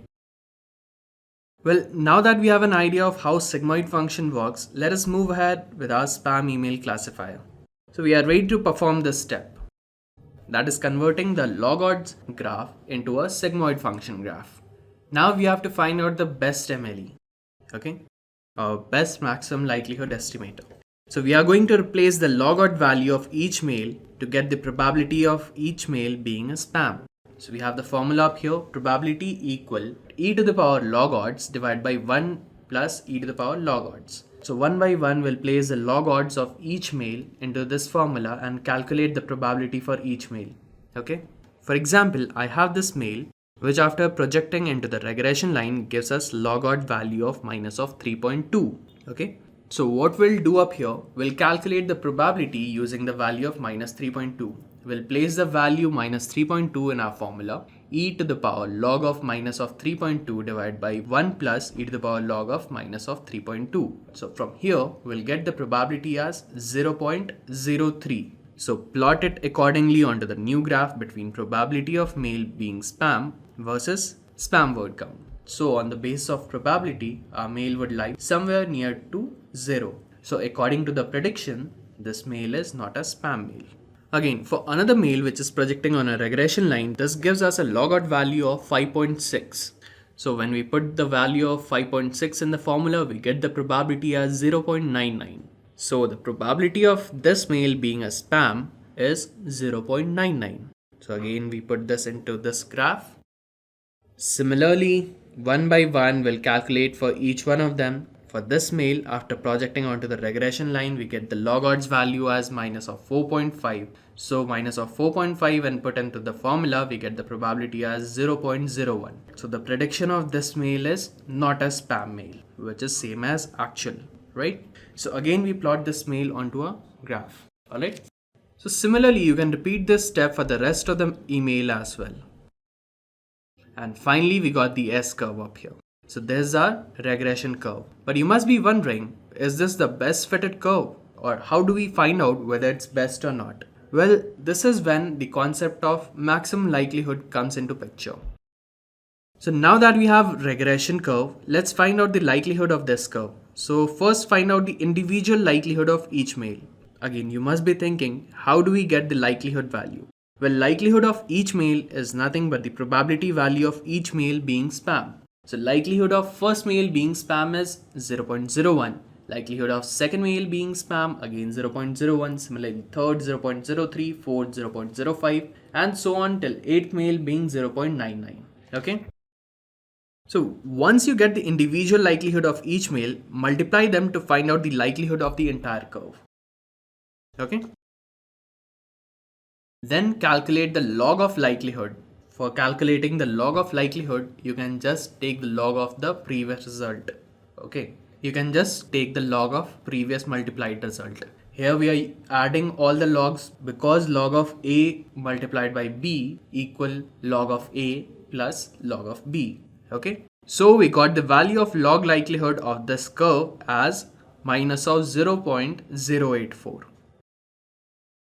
Now let us rotate this line to find out the best fitted regression line. So we got the log likelihood of this curve as minus of 0.084. Now let us rotate this line to find out the best fitted regression line. Again, we calculate the individual log likelihood of each mail. For this one, let's say we got log likelihood which is shown on your screen. So final value we got up as minus of 0.207. So we got the value as minus of 0.207. So now if we compare the log likelihood values for these two regression lines, we'll see that line A has bigger value of log likelihood than line B, right? As line A has log likelihood value of minus of 0.084. So the log likelihood value for line A is minus of 0.084, whereas for line B is minus of 0.207. So minus of 0.084 is bigger than 0.207, right? So therefore we can say that line A has better likelihood value than line B. Now again we'll rotate the line. We'll keep on rotating the line until we get the maximum value of log likelihood. And then finally we'll choose a line which is having the maximum log likelihood, and that line would be the best fitted regression line. So I hope the concept of logistic regression is clear to you guys. So for now, this was all about the theoretical and mathematical concept of logistic regression. So the confusion matrix shows the ways in which your classification model is confused when it makes predictions. It is basically a summary of prediction result on a classification problem. The main key to a confusion matrix is summarize the count value of correct and incorrect prediction. So the image shown on your screen represents a confusion matrix. Let's see what exactly does it mean. But before that, let me just tell you how to create a confusion matrix. This would make things more clear for you. So let's see how. So for creating a confusion matrix, you would be needing a test dataset or a validation dataset with expected outcome values. Then make a prediction for each row in your test dataset. Then from the expected outcome and prediction, count the number of correct prediction for each class and the number of incorrect prediction for each class, organized by that class that was predicted. Okay, let's see what exactly does it mean. So here's an example. We have some expected output and a predicted output for that. So from here you can see that all the red color results are the incorrect predicted values and the green ones are the correct ones. So in total we have 7 correct prediction out of 10. Okay, so from here you can say that the accuracy of your model is 70%. Now here men classified as men are 3, 1, 2 and 3, and women classified as women are 4, 1, 2, 3 and 4. And now men classified as women, men as women 1 and men as women 2. Okay, so 2, and women classified as men 1. Now if you create a confusion matrix out of it, you will get something like this. Men classified as men 3, men classified as women 1, women classified as men 2 and women classified as women is 4. So from here you can say that total actual men 3 plus 2 is 5. Total actual women 1 plus 4, again 5. And total correct values, men classified as men and women classified as women, that is 3 plus 4, it's 7. So from here you can say that there are more errors while predicting men as women rather than predicting women as men. Okay, so this was about how you can calculate a confusion matrix. Now let's come back and see how to interpret a given confusion matrix. This is the sample of a confusion matrix. So here we have created a confusion matrix for a fire alarm. So this represents a actual alarm, this represents no actual alarm. Here predicted fire positive and here predicted fire as negative. So if the alarm goes on in case of fire, so it's a true positive event. The alarm goes on and there is no fire, so it's a false negative event. There is no alarm in case of fire, so it's a false negative event. And there is no alarm and there is no fire, then that means it's a true negative event. Okay, so let me just explain you this example. This should make things more clear to you. So actual alarm and predicted fire. So total true positive events we have 40 and total false negative event we have 10. So from here you can say that total number of times the alarm rang was 40 plus 10, that is 50. Okay, here we have false positive event as 5 and true negative event as 95. So the total number of times the alarm did not ring was 5 plus 95, that is 100. And this one is the predicted fire or not. So true positive plus false positive, that is 40 plus 5. How many times the machine positively predicted the fire? So that is 40 plus 5, 45. And how many times the machine was not able to predict the fire? That is 10 plus 95, that is 105. And total number of events, that is 50 plus 100 or 45 plus 105 is 150. So we have mentioned n equal 150 up here. That is total number of events. Okay, so this is how you interpret a confusion matrix. So let's move ahead. So now let me just show you in my Jupyter notebook how you can create a confusion matrix. Let me just open my Jupyter notebook. So this is my Jupyter notebook, and what we are gonna do is create a confusion matrix in Python. So the very first thing that I'll be doing up here is importing the required libraries. So from sklearn.metrics, so I'll be importing confusion matrix. Next, let's create some expected value. Let's say expected equal. So let's add some values in it like 1, 1, 0, 1, 0, 0, 1, 0, 0 and 0. Now this is my expected value. Now let's create some predicted values for that. So predicted equals, first it's predicting correct. Next let's say 0, 0, 1, 0, 0, 1, 0, 1. So this is a predicted value. Now let's calculate the confusion matrix. So let's say results equal confusion underscore matrix. Inside this we'll pass our expected and predicted value. Expected comma predicted and print the result. That's it. Let's execute it. So here you got the result as 4-2 and 1-3. So what does it mean? So first we have is 4. So 0 predicted as 0 is 4 times. 1, 2, 3 and 4. So 0 predicted as 1 is 2 times. 0 predicted as 1, 1. 0 predicted as 1, 2. Okay. Next is 1 predicted as 0. So 1 predicted as 0 is just once here.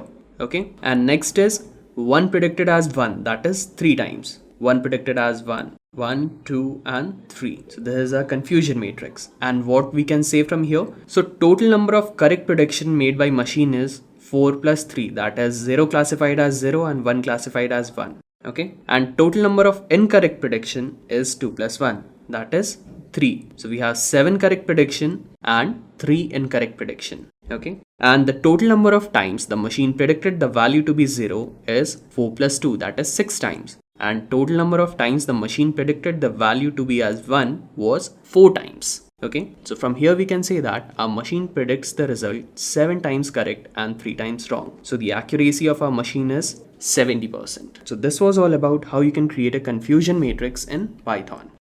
A demo with logistic regression with the help of scikit-learn package. And we're going to build this logistic regression algorithm on top of the heart disease dataset.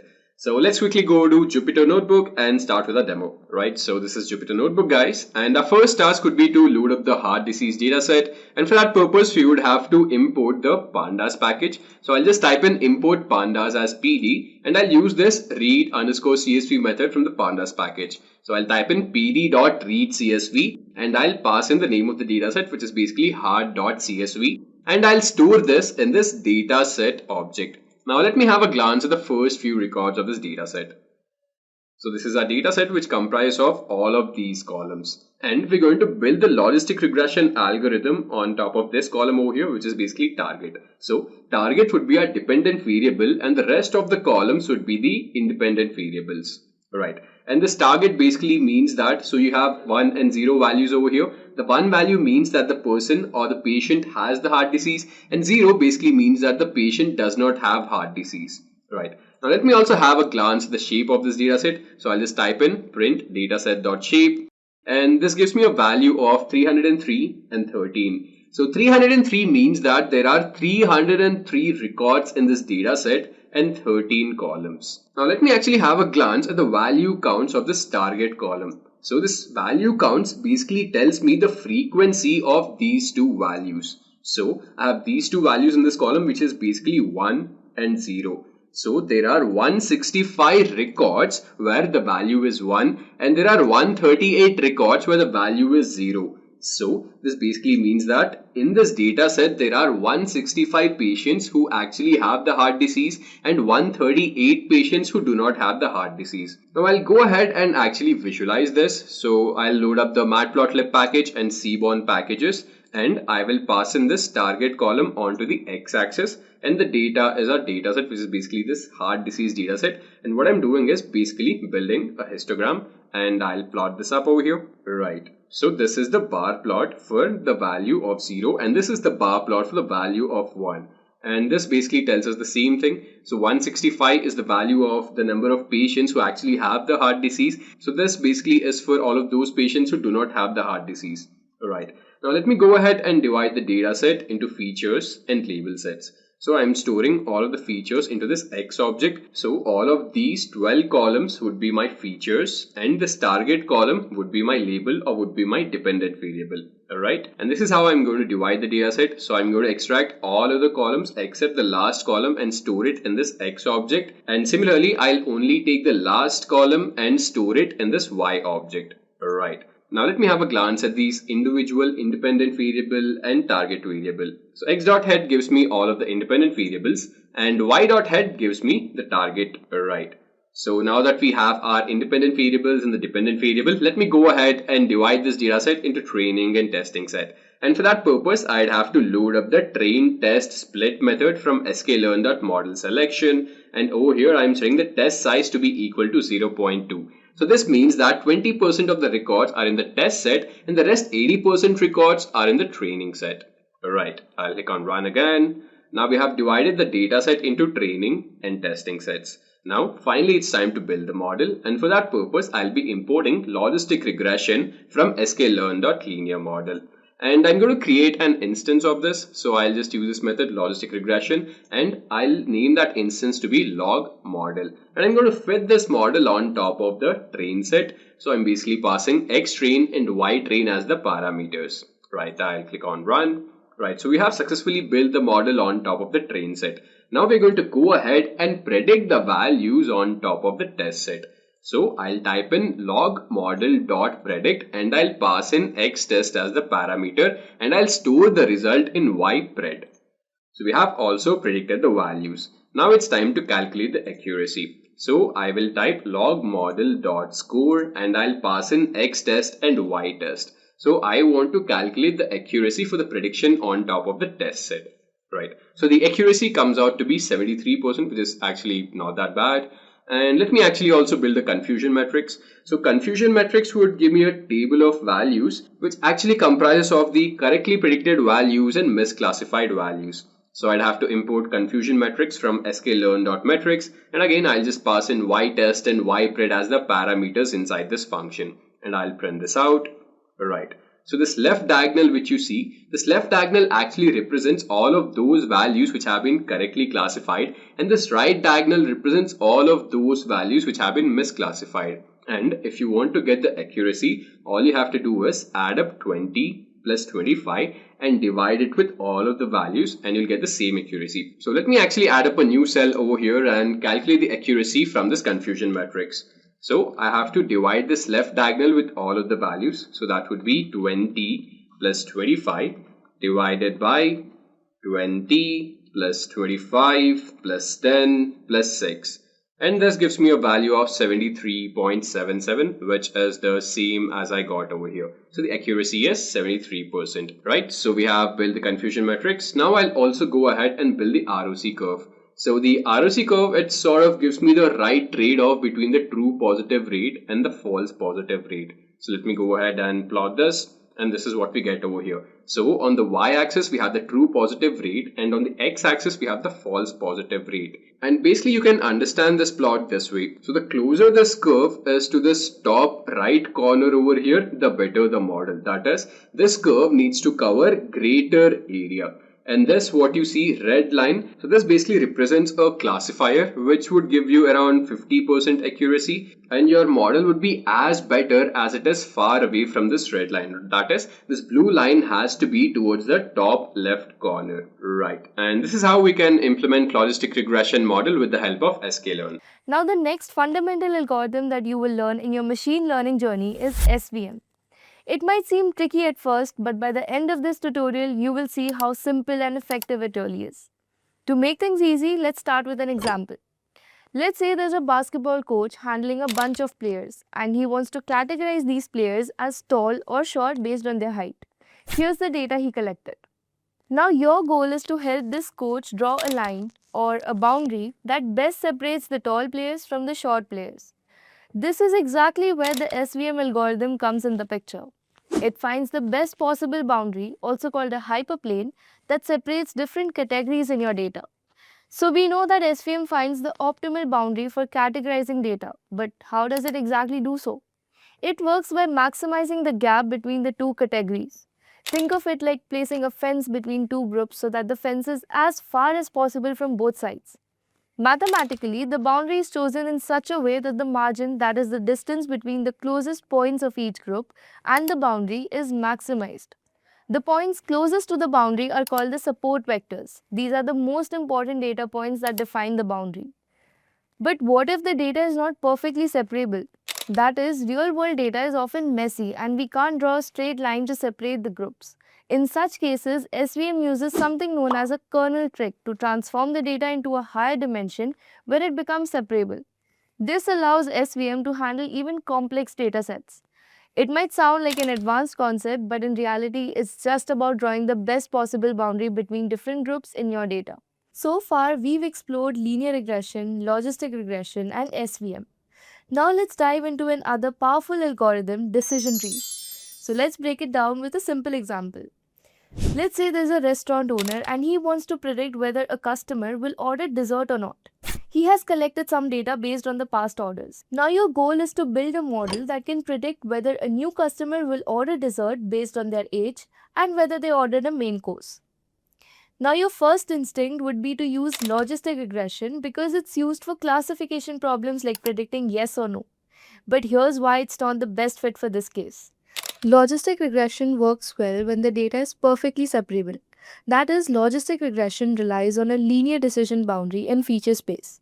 But in our case, the data is not perfectly separable. Look at customer B and D. They both ordered a main course, but one had dessert and the other did not. This suggests that the decision might depend on a more complex interaction between age and the ordering behavior, something that logistic regression is likely to struggle with. A decision tree, on the other hand, works by splitting the data into smaller and smaller groups based on certain conditions, just like how we make decisions in real life. For example, let's say we first check whether the customer ordered a main course. If yes, then we check their age. If the age is below 30, they are more likely to order dessert. If the age is above 30, they are less likely to order dessert. This forms a tree-like structure where each decision leads to a new branch, eventually leading to a prediction. But how does a decision tree decide where to split? The algorithm tries to find the best question at each step to separate the data into the most pure groups possible. It uses a mathematical concept called information gain or Gini impurity to determine the best splits. The idea is simple: the cleaner the split, meaning all items in a group belong to the same category, the better the decision. But real world data is often messy and complex, and sometimes a decision tree can become too complicated by making too many splits. This is called overfitting, meaning the tree learns the training data too well but struggles with new data. To avoid this, we prune or cut down unnecessary branches, keeping the tree simple and effective. I hope this explanation made things clear. Since these topics are also important parts of machine learning, we've covered all of them in separate detailed videos. You can find the links to those in the description below as well as in the eye icon on the top right corner of your screen. Alright, now let's dive in clustering algorithms and see how it helps us group and understand data in a whole new way. Going to start the unsupervised learning, which is known as k-means clustering. What is k-means clustering? Before I get into k-means, I hope you recall what is unsupervised. So far we were doing only supervised learning, but if I may ask, what is unsupervised? Use of unlabeled data, right? That's correct. So see, remember when we were looking at supervised learning, we had a data structure like this. Just hold on. So let's say you used to see a table and used to have different variables, right? Right? X1, X2, X3, X4 up to Xn, n variables. And then you used to have a Y. This Y we call the labels, right? That actually helps you. So this is how we say label data, right? Y stands for your target or response. So in supervised learning, used to have this, but in unsupervised learning, this guy will not be present, right? This will not be there. Okay, so only the X values. So this is what you see in supervised learning. So let me write here. This is supervised learning. And if I just make a copy of it and I say this guy will not be there. So let's say this is X5 dot Xn. You got it, guys? This is X5. Just trying to, improvise that. Yeah. Then this becomes your unsupervised learning. So there are no targets, no labels. Okay. Means no labels. Implies unlabeled data. Cool. So you guys have an idea. So when you are in such situation, right, under unsupervised learning, right, you try to group data into clusters, So it's more like you're trying to find patterns. Since data has no levels, so you find patterns on the basis of similarity and then try to group them into cluster. So maybe I can also write it down. So in unsupervised learning, there is no output variable to guide the learning process.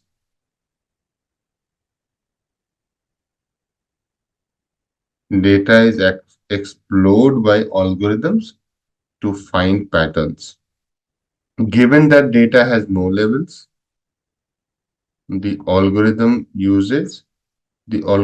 identifies similarities on the data points and groups them into clusters. Okay.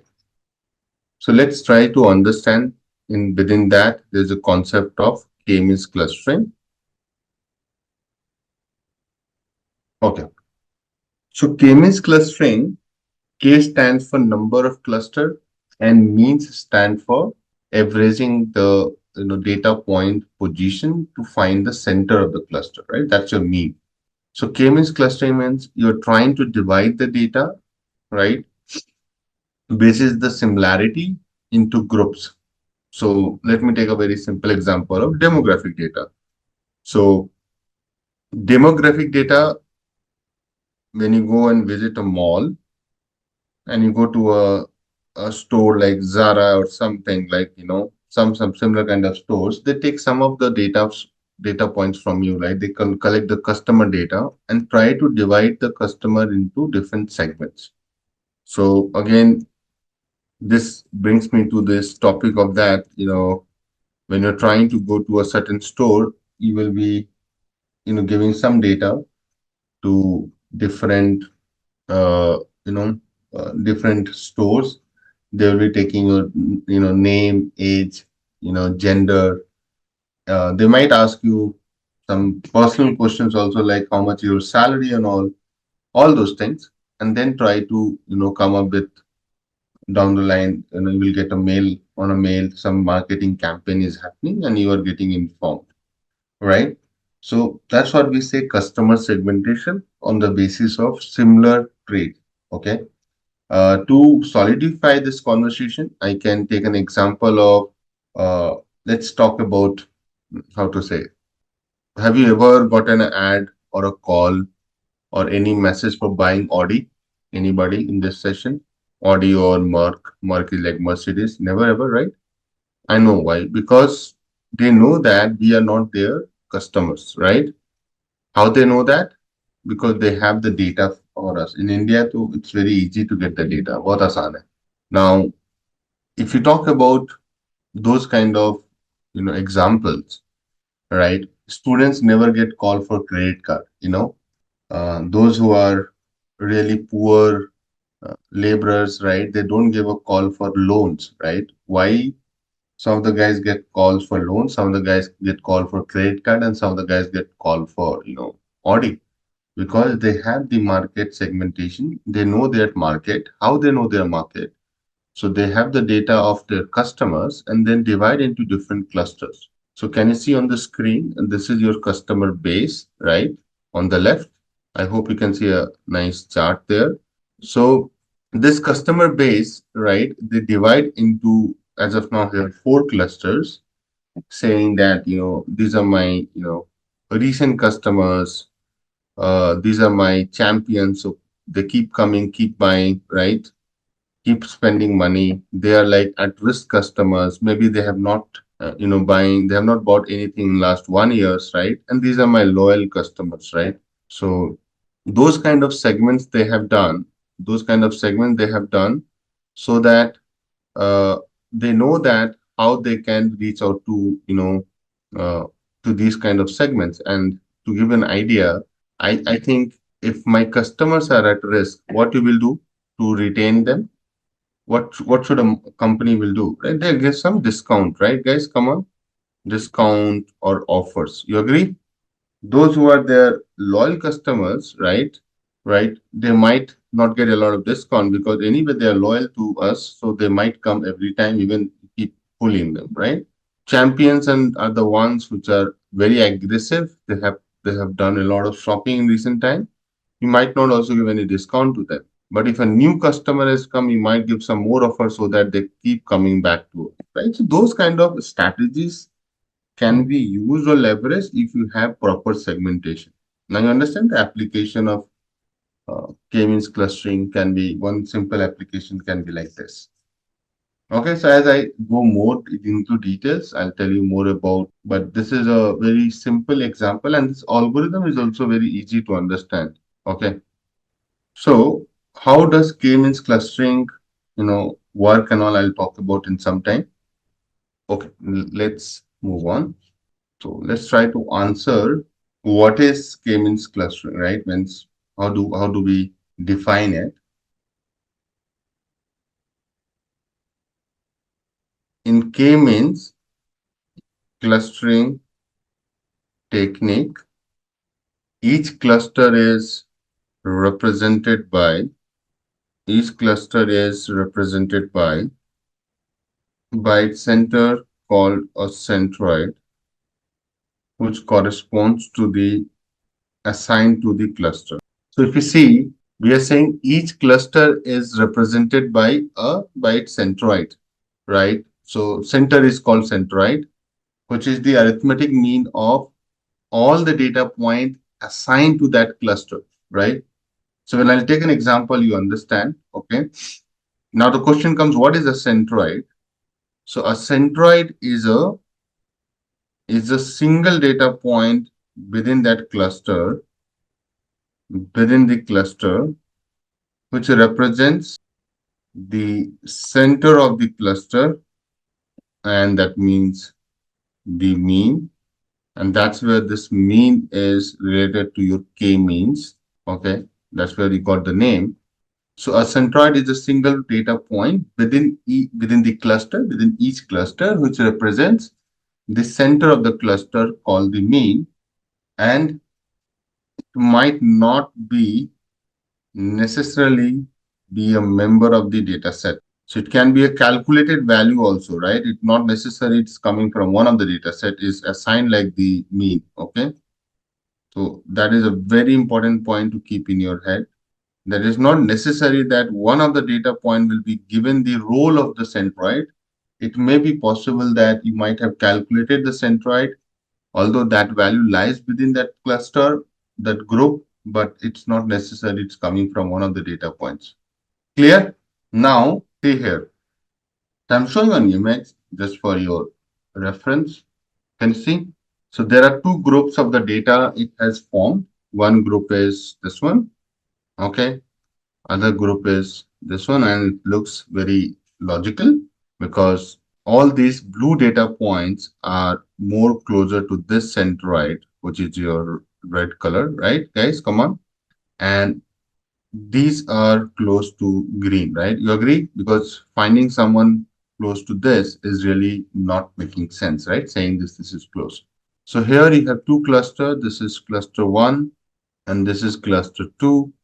If you try to see cluster 1 and cluster 2, they are having centroids, right? So this is your centroid of cluster 1 or for cluster 1. This is your centroid for cluster 2. Clear? So that's how you get to the centroid. So k-means clustering is all about finding that centroid, calculate. It's a calculated value. So calculate that centroid, and it's an iterative process. So first, they will assign any data point or any value as the centroid, and they keep updating it to find and I'll show you the example that how does this iteration work, but they'll keep trying to find the better one. And the whole idea is to minimize the within cluster distribution and maximizing the across the cluster distance. So what is the objective of the algorithm? K-means clustering tries to minimize distance of the points in a cluster with their centroid. So see, it tries to minimize what? Minimize the distance of the points in a cluster, right? There will be only one centroid for one cluster, Vikas. Okay. For now, you should also understand what is my message here. My message is that you are trying to minimize the distance of the point within each cluster so that you find only one centroid, the better one. Okay. So you might start here. This is my centroid. Then you realize, okay, no, I'm not in the center of the position. So tell me one thing. If I draw a circle, you will try to find the balance where till the time you reach the center. So centroid also works in the similar fashion, but your distribution doesn't mean that every time it will be a circle. Your distribution can also be like this. Then you try to find go there. Our distribution can also be like this. You can go there because here you have more data points, right? So it can be, keep shifting to find the balance. Okay. So that's the point I'm trying to make. Okay. Now, number of groups you can decide. That is also another discussion I will do. But for now, the idea is this. So I'll show one more nice image and you try to understand that what I mean by saying this. You have two types of cluster, right? One is intercluster. You see here, to use white color, intercluster, and here it is intra-cluster. Intra means within cluster. Okay. You know, right? Intra, very famous. Intra-land, interland, intercity, intracity. And this is across clusters. So if you see here, within cluster means within a cluster, you want to minimize this distance between each data point. You try to find a cluster in such a way that within that cluster, data points are distance are minimized. That's the objective. And you want to maximize this across cluster distance. Why? So that the separability is highest. So you want to maximize this. I'm writing again, and you want to minimize this within cluster. Here also we'll say within these guys, I'll minimize. So that's the, I would say in a layman term, the beauty of this algorithm. But how will you do it? Okay. So to do that, you have a step-by-step algorithm in place. Okay. Now steps to do. So let me talk in steps. Steps for finding, or maybe I can say k-means algorithm steps. Okay.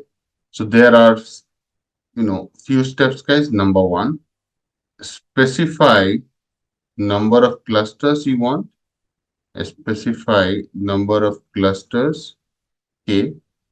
So for now, I think starting this is an user input, means you will tell in the model how many clusters you need. Okay. Generally, people say 3, 4, right? K equal to 3 or k equal to 4. So this is more like, the modeler will give, right? Who's building the k-means clustering model. Then second step says initialize centroids by first shuffling the data set and then randomly selecting k data points for the centroids without replacement. Okay, so that can be any weird k centroids, means that's the first one. So you are selecting k data points for centroid without replacement, means you are shuffling the data set, and you are trying to find any random k centroids. Okay. Now in this diagram, if you see, there are 8 data points, 9 data points, sorry, 8 data points, right? The model has randomly selected this as the centroid for cluster 1. Can you see that? And this data point as centroid for cluster 2. I have only taken, two groups, two cluster here. Clear? That's what I mean. So here, this red and green represents the cluster of within the data points. Okay, clear? Now, point number third, what you will do? Now you will assign all the points to the closest centroid. So as of now, all the data points are like, okay, so you will tell me here that, okay, you tell me who is my boss. So how will you find the boss? You will assign all the points to the closest cluster centroids, right? Someone has to go to some boss. Okay. So here idea is that you will find the Euclidean distance, right? And try to assign. Now you tell me this is closer to this one or this one. You tell me. You find the Euclidean distance, the C1, right? So definitely this is not closer. This one is closer, right? So that's why you assign the centroid to the closest point, assign all the points to the closest cluster centroid, and then you realize that you have another image coming as, right? Can you see that? Now I think everybody will be okay with this coming to this guy, right? Except one, I know you might be thinking what's going on there. So this is closer to this. You also know that these guys are closer to this. But we have a doubt that whether this is closer to this or this, right? You can clearly see that it looks closer to this. Okay. But obviously you will not be doing like looking at like, who is closer by doing eyeballing. You do a maths, and the maths is that you find Euclidean distance. Okay. So it's not like you are doing just looking at it.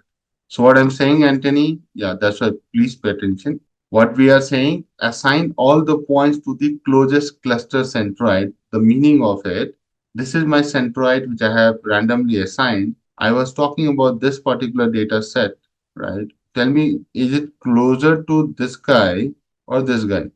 There are two centroi, right? For this point, which one it is closest to? So C1, that's why you have assigned C1. So all these guys have been assigned to C1. All these guys have assigned to C2. Now this guy is a little controversial guy. As of now, it is also assigned to C1, but right, are we going to do something about it? Clear? So now you can clearly see that now the centroid itself doesn't make sense, right? Now this is we have calling centroid, right? But it might be possible that centroid might shift somewhere here. Okay. So once we have formed the clusters, right, you have to, you know, you might have to recompute, and that's where I'm telling it's an iterative process. Recompute the centroids of newly formed clusters. Recompute the centroids of newly formed clusters, and again finding the mean. So this is like using the mean. You have to recalculate this centroid again. So earlier you were just assigning one data point as the centroid. Now you are going to calculate the centroid again. If you look intuitively, guys, if you look intuitively, now you might feel that for the green, I think centroid should come here, somewhere here, right? That's where more balance you will find with this. So this is your cluster one, guys. Can you see that? So centroid might look little bit here and here, right? Depends on how we are getting, and I'll show the image. And for the green one, please pay attention. Green one definitely centroid C2 doesn't make sense. It should come somewhere in the middle, guys. You agree? Everyone here? So if you try looking at, and the algorithm gives you a new centroid, and I was trying to do a more like a by gut feeling, but see, more or less, I was right? So this is the recomputed centroids. It will never come like this when you recomputed centroids. Initial centroids were selected randomly by the algorithm itself. So you read this point. Initialize centroid by first shuffling the data set and then randomly. So it's been random. We are not selecting it. Randomly algorithm picks something. It's written in the first second point. Okay. Then what will happen, guys? Once you have recalculated the centroid, okay, then again, right, then again they're going to repeat it. Means they'll keep moving it around. So they'll keep connecting, again calculating the distance, where it should be, right? If every data point within the cluster is same or not. So that's the exercise it does, okay? That's the exercise it does. It doesn't stop here. It will repeat its step to fine tune the cluster till the time it doesn't find a better cluster. So that's where it will stop doing. Okay. So let me show you one more nice diagram and you will love it, I guess. Now this is how the step looks like, right? So if you don't look at the final one, if you just look at the first one step, right, you will realize that they are first trying to find the clusters. Like this is my, one group. Can you see the blue dots? Hello? So first they thought they will divide like using this plane, right? So two clusters. Everybody please pay attention. Then what if I try dividing like this? So then they divided the data on the basis of similarity again, saying, okay, maybe this can be my two clusters, right? Look at that, how it is changing every time, right? And then it fine tunes, see? So earlier, if you see the cluster points were like this, then the cluster has moved. If you are paying attention, don't look at every steps. Please follow me here. The cluster has moved somewhere here, see? And the blue has moved here. So I think earlier it was here and then it has come here. Guys, can you see that? Somewhere here. Then they realize that what if I move this guy to this completely, right? All these guys are more closer to this. Listen to me. All these guys are more closer to red. So that's why it becomes all red. So the cluster definition has changed. Now what they're doing, they're fine tuning a bit. Can you see that? So now this cluster has to go somewhere center. So that happens in the next. See? So cluster is coming in more center. Then again, this has also come little more in the center. Then they are, trying to do more fine tuning little bit. and then finally becomes your cluster. So one becomes this, right? See, there are only two clusters, but look at the beauty. You might have thought the grouping is being done, right? But see how they evolve to find you the two fine-tuned clusters. So that's why they start randomly. They find the distance, then they update the cluster groups, right? As you can see here, to fine tune, and fine tune. But the steps remain the same. First, they will assign something to as a centroid, calculate the distance, right? And then recompute the centroid, again calculate the all the distance from all data points, distance from the new centroid. If they find that okay, we have to move to some other place, they'll move. Clear? Now I'll talk about some key applications, real life applications. Already I've given one, but maybe I'll just give you few pointers around it. So real life applications of k-means clustering. Okay. So number one, customer profiling, right? Also known as customer segmentation, market segmentation, more or less related to customer segmentation, document classification, right? So different documents can be classified into more 4 or 5 clusters. So document classification, so there they use OCR, which is optical character recognition, to understand the document's nature, and then on the basis of similarity, they group into clusters. Okay.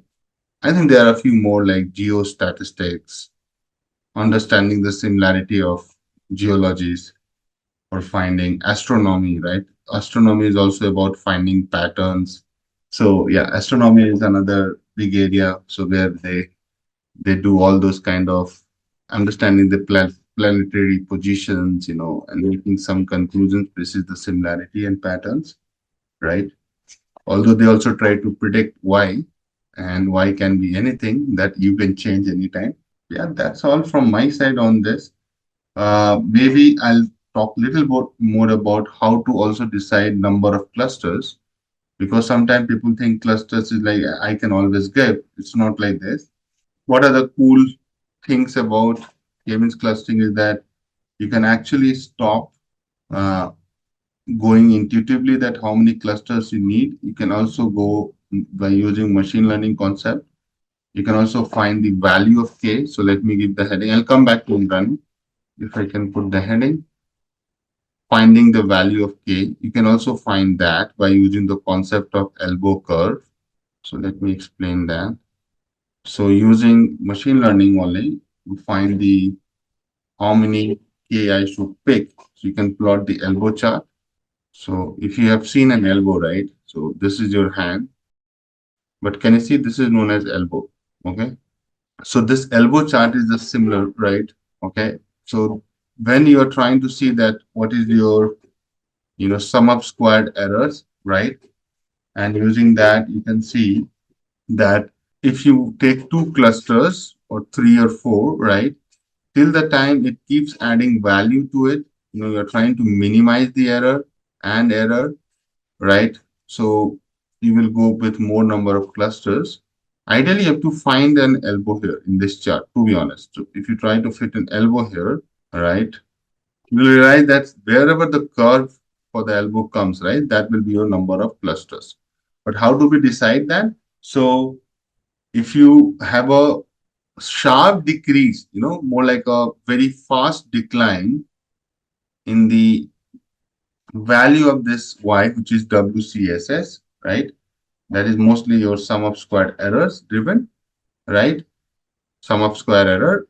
If it decreases the error drastically, you will keep increasing the number of clusters. The moment it starts getting into a flat line kind of concept, just like this becomes like a flat line, you stop adding more. Because even if you take, tell me one thing, if I take, let's say this is 5 clusters, and if I take 8 clusters, do you see any much difference in the error? Guys, come on.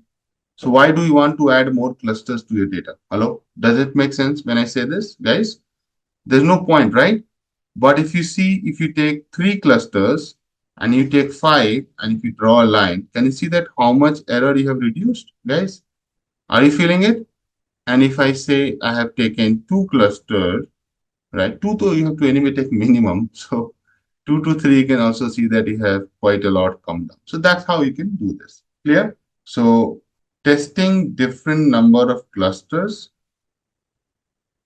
and measuring the resulting sum of squared errors, which is SSE, and choosing the K value at which an increase will cause a very small decrease in the error sum.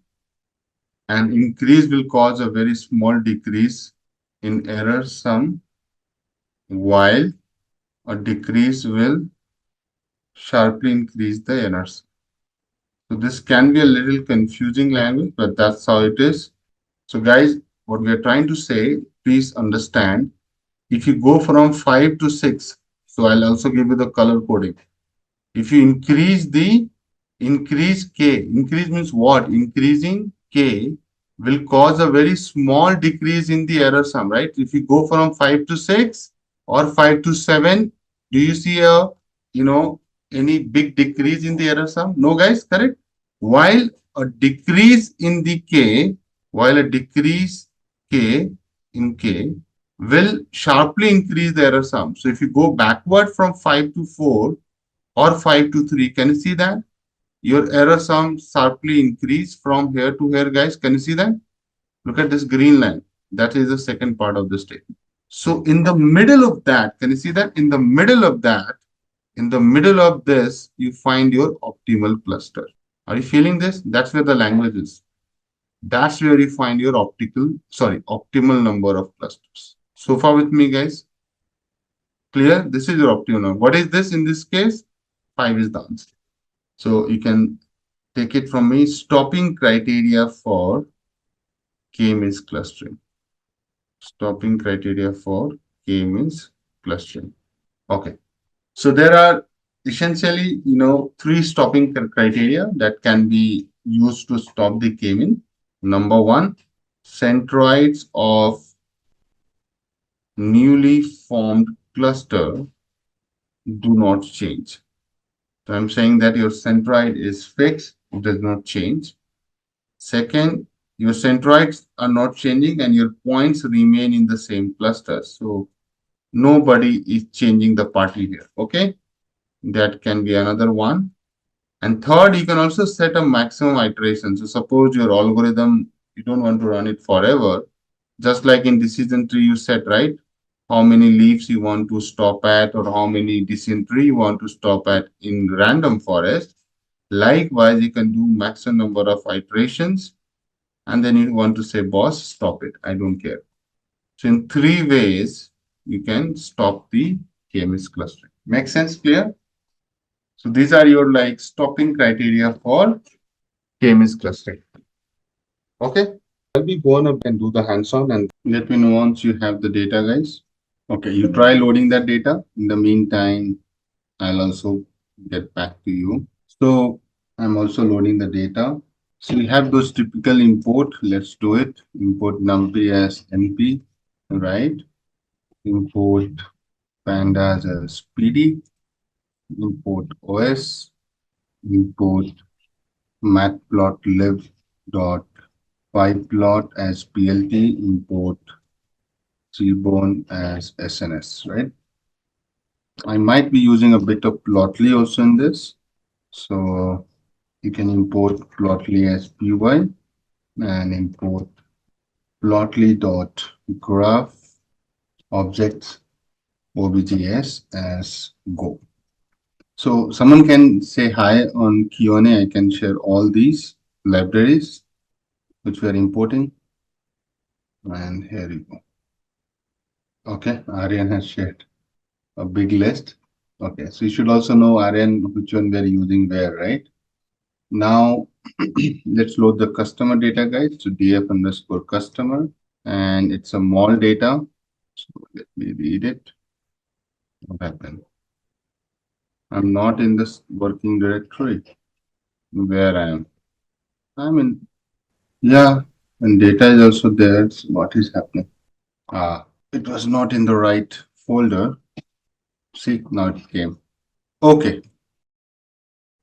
This is the data, guys. Can you see that? So you have gender, age, annual income in $1,000, and what is your spending score? Look like a more like a customer profile, right, guys? Agreed? Now to plot scikit-learn we need. So one more you need to build the cluster, and that is import k-means, right? So this is something we should also get it, and then we're good.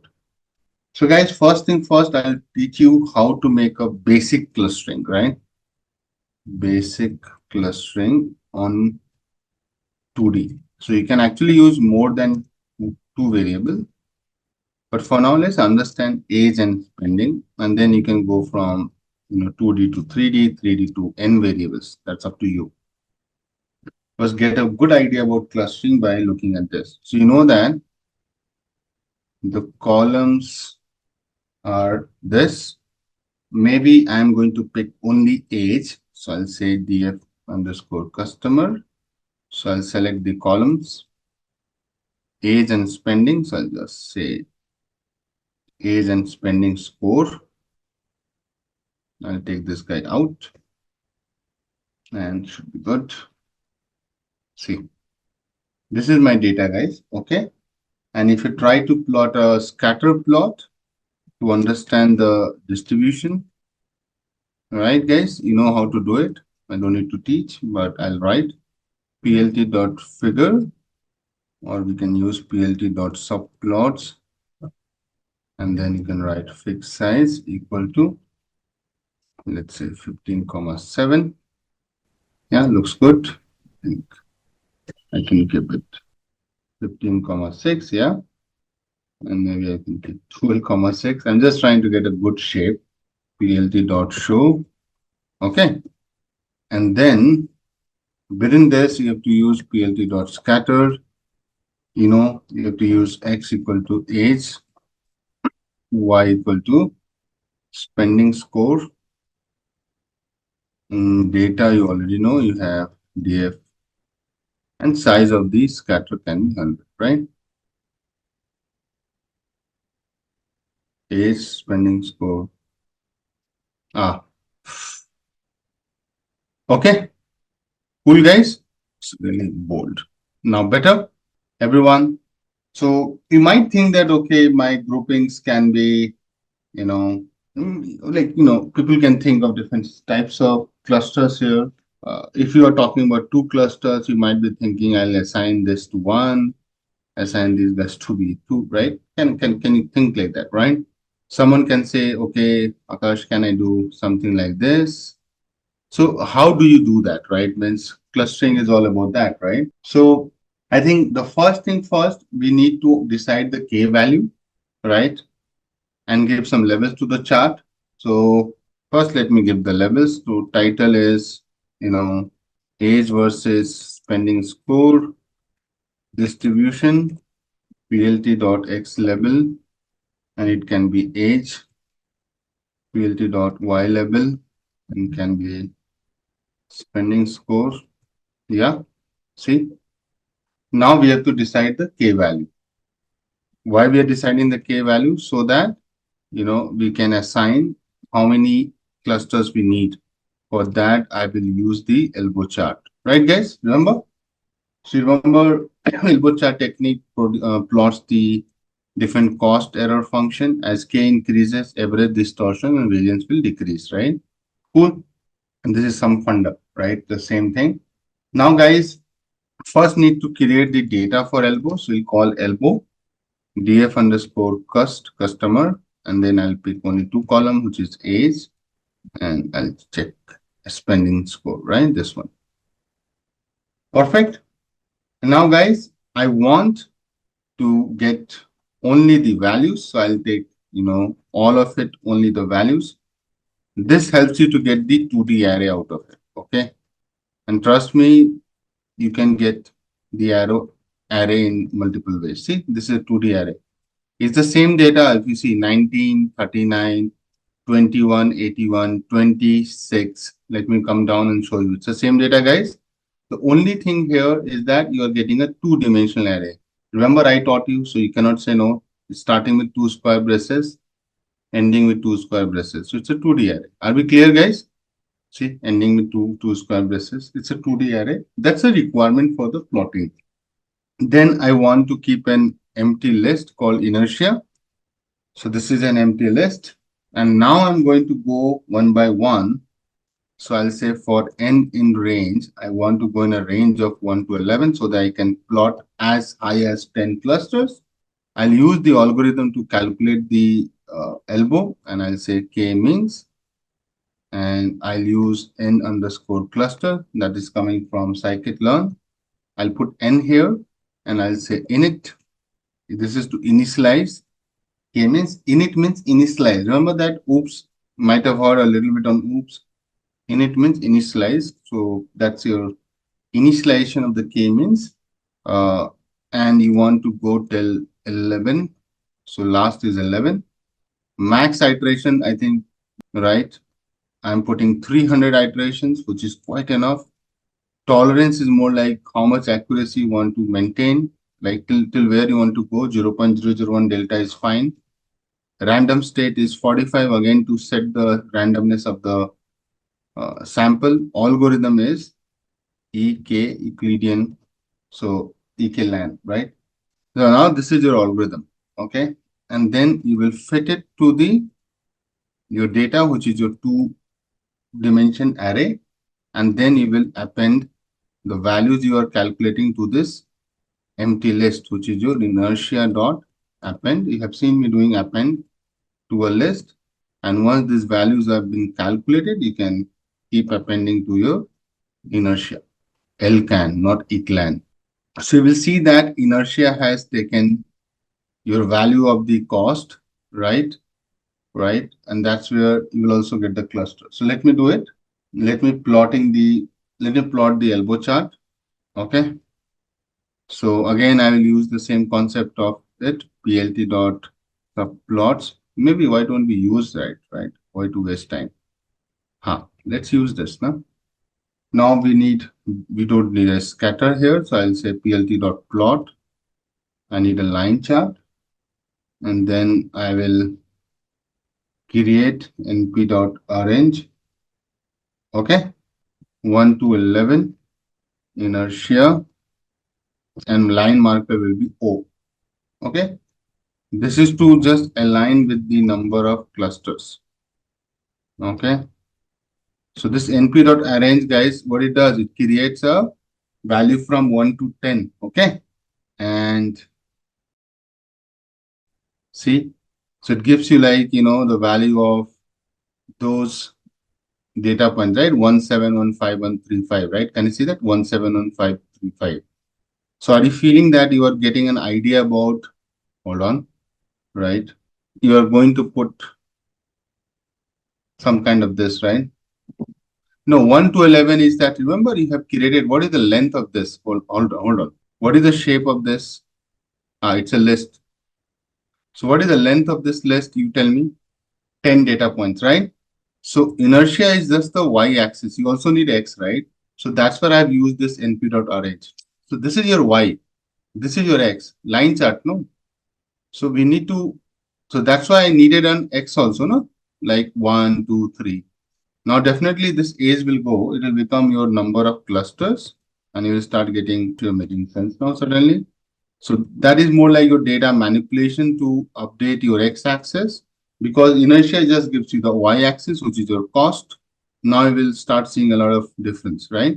And title and I can go, it can be set here, elbow chart for optimal number of clusters, isn't it, guys? Now I also need a line to it. So I'll superimpose plt.plot.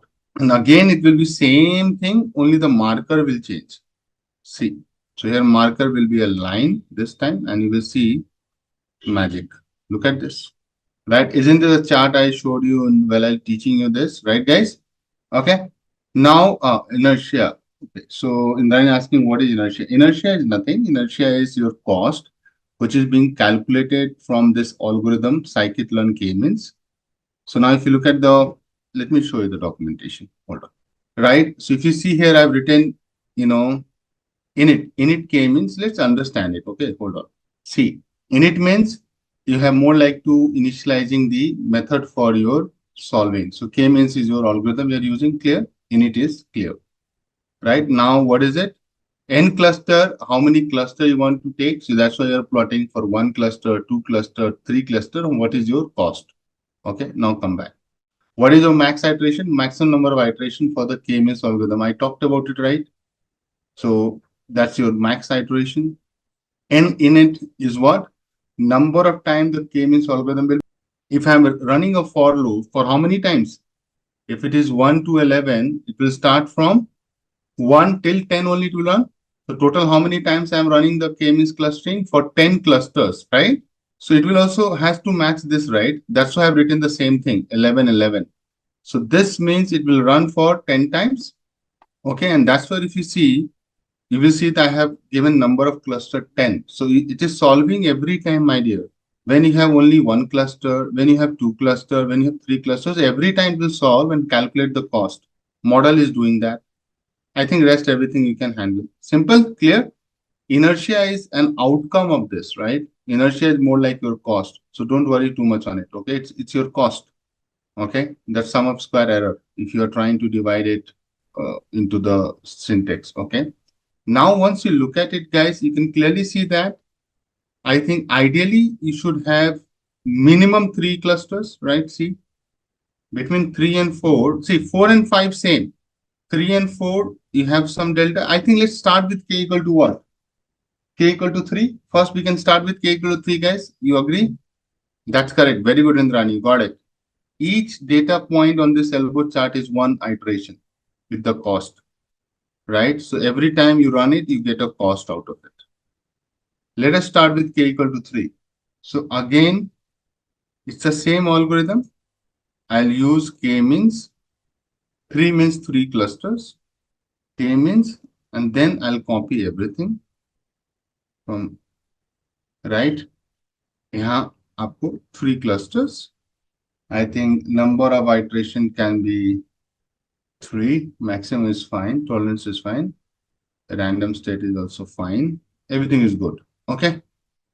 Now you will say algo3 dot fit on your data, which is your elbow, which is your array. Sorry, this is your whatever it is data frame. I think elbow was your array, right? Let me print and see. Yeah, it's an array. And then you can find, so this is your done, model is ready. Labels, 1 you can say algo3 dot labels underscore and centroids. See, centroid will be cluster centers. So guys, you can see that labels will get that, first data point goes to cluster 1, 0 means 1, 1 means 2, and cluster 2 means 3. So there are 3 clusters. That's why it starts from 0, 1, 2. And if you look at the centroids, you will see 3 values. Can you see that? The value of centroid 1, value of centroid 2, and the value of centroid 3. Yes, cool. You have everything to plot the clusters. So I'm going to, guys, now plotting the clusters with centroids. Okay. So again, plt dot subplots fixed size equal to 15,7. Maybe I'll keep it 12,6. The same plt dot scatter. So you already have the data elbow, 0, elbow, everything, and 1. C can be your color, can be your labels, 1, and C map can be bodies. Where it is, right? And then I also need to plot the centroids. So I'll use centroids :0, centroids 1, and you can give the marker like X. Yeah, good observation, Prava. And color equal to red, 100, and bingo, done. See, interesting, guys. Can you see this? Remember the data distribution was looking like this. So this is what you had, and when you try to look at it, guys, can you see it has created a cluster like this. Another one is little different, something like this it has done. It's a real data, so you can expect clusters like this. And the other one is this. And the centroid makes a lot of sense, guys. As you can see, center, center, and center. Because of the outliers on this side, it has shifted to us little with this. Else it could have been here, right, guys? Agreed? Same story with this one. But see, this is real data, and you have three groups of people basis your age and the spending score. So how it is dividing, guys? Those who are spending between 60 to 100 and those whose age is less than, hold on. So the demarcation is like this. Anybody whose age is less than 40 and spending score is 60 is one cluster. And you are saying that I don't care about the age.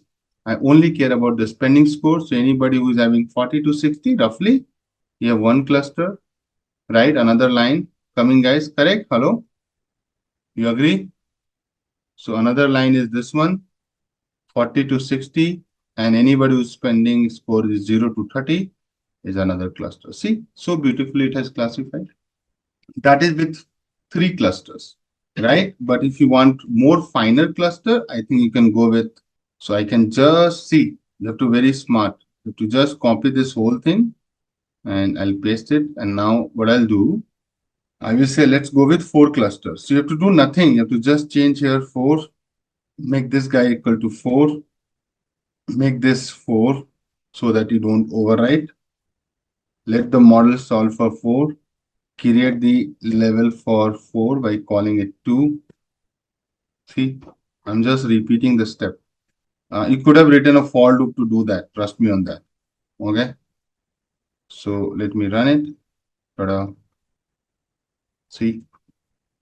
Now you can see there are 4 cluster points. You can just use same data, but you have to use labels as 2, centroids as 2, 2, right? I don't want to see. Now it makes a little more sense that now you have divided this part. Then again, so see, I thought so. Can you see that? So now it has divided like this: 1, 2, 3, and this whole thing is like a 4 cluster. Interesting, guys? And it seems intuitive also, right? So you know that who will be part of your which cluster and how you can target that. That's all from my side, guys. So nothing else on this. You can try to get more in details of it, but I think I'm done from my side on the K-means side. Segments are already there, no? So if you see, you have to just join the data. So you have this data set, right? You have an array here, right? So what you have to do? You have to use label 2 and assign it to the elbow data, right? So maybe let me do it. So you have your elbow data, correct? And you have an array. So you can convert these two into a pandas frame and just, concatenate, right? That too by axis 1, right? So you already have this guy. You know how to convert an array to a pandas data frame, right? So what you can say, df levels for 4 clusters, right? And you can say pd.data frame and your, I think, levels 2 column equal to cluster.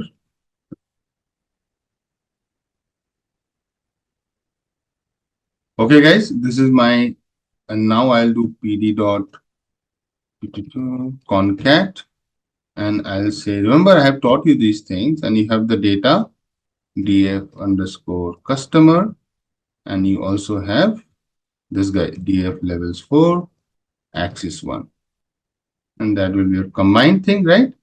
df customer with clusters, right? Correct, Indrani? So you have to do a little bit of data preparation, which I expect you guys to do it. Now you can clearly see that these are your customers in which cluster you are. Now interpretation I did. So while I was drawing this vertical lines, what is the meaning of it? So vertical horizontal line. So anybody who is in the age group of 65 plus and sorry, spending score of 60 plus and age group of 40 or so, that's your one group. So you can use this for like, selling premium products, right? So their spending score is really high. So you can always target this customer for like some premium product, high pricing, high volume products, right? Like, premium means like selling some goods, jewelry item or, whatever, XYZ. But if you look at these guys who are part of the bottom one, can you see that? Irrespective of age, their spending score is really less. So you have to give some offers here, and that too on like a low price products, right? LPP, right? So that's the interpretation. So you know that whom you have to target, right? If you don't have this cluster, you might be giving offers to these guys who are anyway premium customers. They keep buying things. They are like people like me who are spendthrift. So you don't need to give them any offer, and you have to position premium products to them, right? And then these are your like mid-level kind of customer. Okay, you got it. So that kind of interpretation comes from the your clustering algorithm. We will basically discuss about the recommendation system theory. What exactly recommendation system is? Okay. So there is a quick disclaimer for the session, guys. I know it is quite strange, but yes, it is. So, do you think that if you will do this project as a recommendation system, immediately you will be able to take job in any of the Netflix, like suppose the Netflix company, and you can start the recommendations there and all that stuff? Do you think so? That this one project will give you the entire knowledge of the recommendation system, and immediately you will be able to build a model? No, right? That's what, today's project is recommendation system. It's not necessary that whatever we will discuss, you are able to get 100% of it. Maybe some will get 80%, maybe some will get 70, maybe some will get 50% also. Why I'm saying so? Because we even know like what is the backend going on in PC. We know what is the backend going on, but in recommendation system, guys, actually we do not know what is the backend going on. Trust me, it is just we know that okay, I'll use this and I'll get some recommendations, but how actually we are getting that, we don't have any idea. Because there's a very very advanced mathematics behind, which we are not going to discuss. Why this concept is scheduled for you to get an basic idea of how actually the things works, what is the deep behind mathematics, and all that stuff is something which is not in your control as of now. With the future, when you will come to your AI part, because it's a very basic concept which we will discuss today. In AI, you will try to enhance this with more kind of concepts and all that stuff. Clear? Okay. What do you mean by recommendation system? Everyone uses Netflix, everyone uses Amazon or Flipkart or Spotify or your Geo7, means any kind of music apps, any kind of movie apps, any kind of online purchase app. You get suggestions for some items. So if it's a movie app, you will get suggestions for the movies. If you have a product app, you will get the recommendation for the product. If it's a bookstore, online bookstore, you will get the suggestions for books. That's what they are recommending you, some product. They are recommending you some entity. How do they recommend you? How they know that what are the things you like? How they know which movie you will prefer more, or which type of book you will refer, or what kind of product you will buy from Amazon? How they know that? Even if you have noticed, like I have noticed a lot, if I am sitting in front of you and I'm talking about something like suppose I want to go to a beach, like we are discussing about our trip on a beach, suddenly my Instagram will show me reels based on that beach. Have you noticed this thing? Even if you're talking about like randomly with your friend sitting there that I want to buy a watch, something like that, your Instagram or any other app will actually try to recommend you watches. Have you noticed this? That's what recommendation system do. So it basically predicts the ratings and preferences of users on products. So that product can be anything. Either it could be a song, either it could be a movie, either it could be a book, or any Amazon, Flipkart, or Myntra product, anything. So basically, the primary application, or we can say, yeah, the primary application of recommendation system is to find the relationship between user and products. So primary application is finding a relationship between user and products. And why basically are we finding it? Why we recommend? Like, why these big companies are recommending you something? What is the reason behind it? Marketing, okay. Sales, exactly. They want to sell more. They want, like, if they are recommending you the songs which you like, ultimately the engagement with that particular app will increase. Because if they are recommending you songs of your preference, you will listen to that frequently, you will use that app frequently. Or if they are giving you some good like comparative to Netflix or Amazon Prime, the app which is giving you more relative movies you like, you're going to use that platform more, right?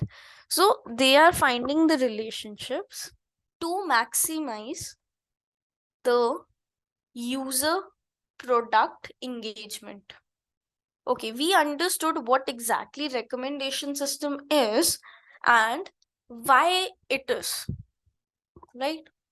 So I hope no examples is required, but still I'll give you Netflix or Prime for movies, Spotify or Geo7, like any other also for songs, and many more actually, right? Now the thing is how this recommendation is done. We know what it is, we know why it is, now how it is. The question arises is how we are doing recommendation system. So this recommendation system is, guys, broadly classified into three categories. What are those? The first is known as collaborative filtering. Collaborative filtering. Then it is content based. The second is content based. And the third one means hybrid. Hybrid filtering. So these three types of recommendation systems we are having. Okay, now let us discuss about this one by one. So collaborative recommendation system. So from the name itself, collaborative. What could be this collaborative filtering? So from the name itself, collaborative means collaborating with others, right? Collaborating with others. Collaboration. That's what the English meaning, right? Now try to answer that what could be this collaborative system. Collaborative time, we are collabing, or we can say we are making collab with others. That's very basic English meaning. Now whom we are collabing with? So what the thing is, this recommendation will see. Now see, this recommendation system will say that if I am having a person A, okay, I am having a person A, and one more person I am having, that is person B. They have read or let me take off movies only because we are doing the project based on movies. So they have seen, both of them seen, suppose Pathan movie, right? Both of them have seen Pathan. So what is the importance of Pathan is? One, obviously SRK, yes or no? And the second could be action. If guys you have not seen, basically Pathan is a movie of a Shah Rukh Khan. So SRK means Shah Rukh Khan here. And the second Pathan was an action movie, right? Now, okay, both have seen Pathan and both has given good ratings to this movie. Like user A also like this movie a lot, user B also like this movie a lot, and they have given a high ratings to this movie. Now, according to collaborative, what it will do is, now when it comes to a movie, another movie, Animal, suppose Animal, it's a action movie, and when it comes to Donkey, it is a movie of Shah Rukh Khan, SRK again. Now your collaborative, what it will do is, if user A has seen Donkey, it will try to recommend this Donkey to this also, user B also recommend. Why? Because A and B were having similar kind of interest. Similarly, if your B has seen Animal and given good ratings to Animal, your recommendation will recommend this movie Animal to user A also. Getting the point? So collaborating with the users having similar kind of interest. Now what I'll write here is, it makes personalized suggestions to users by leveraging the preference and behavior of other users. Clear everyone? Any doubt? Now this collaborative itself is further of two categories. Further it is two categories. One is user based, one is item based. User based and item based. Now when it comes to user based, tell me what could be it? The example we just look now of SRK and this movie is a kind of user based, because we are recommending, or we are doing the collaboration from user to user, right? If user A likes this, user B likes this, and they have the similar interest, so we will try to recommend movies same to both of them. So that is user based. So example we took is of user based.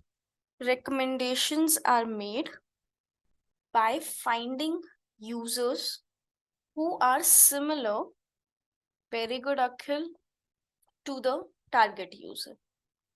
Now what could be this item based then? Think what could be this item based. So here basically we discussed that if both have the similar interest of Pathan, which was two importance, SRK and action. Now if user A has seen a movie of SRK, it will recommend you to user B. Why? Because it was seen by user A. That's the one option, user U.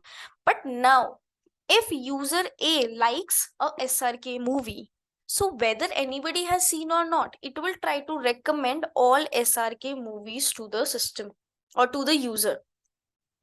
So based on users' individual interest and also on the item. Like if I another example of Amazon, today I was seeing, suppose iPhone, suppose I was looking for an iPhone or an iPad. Now what will my recommendation system will do? That I have seen iPad today, it will try to recommend me things which are related to that iPad. Maybe the charger, maybe the pencil, Apple pencil, maybe the case of it. So like if you have noticed in Amazon, like suppose if we are finding anything, like suppose I found an iPad here, so all the description of the iPad will be there. And when we scroll down, there will be an option where they will add 3 more items and give you certain price. Have you noticed this thing? So that will be basically iPad, suppose with its cover and a pencil.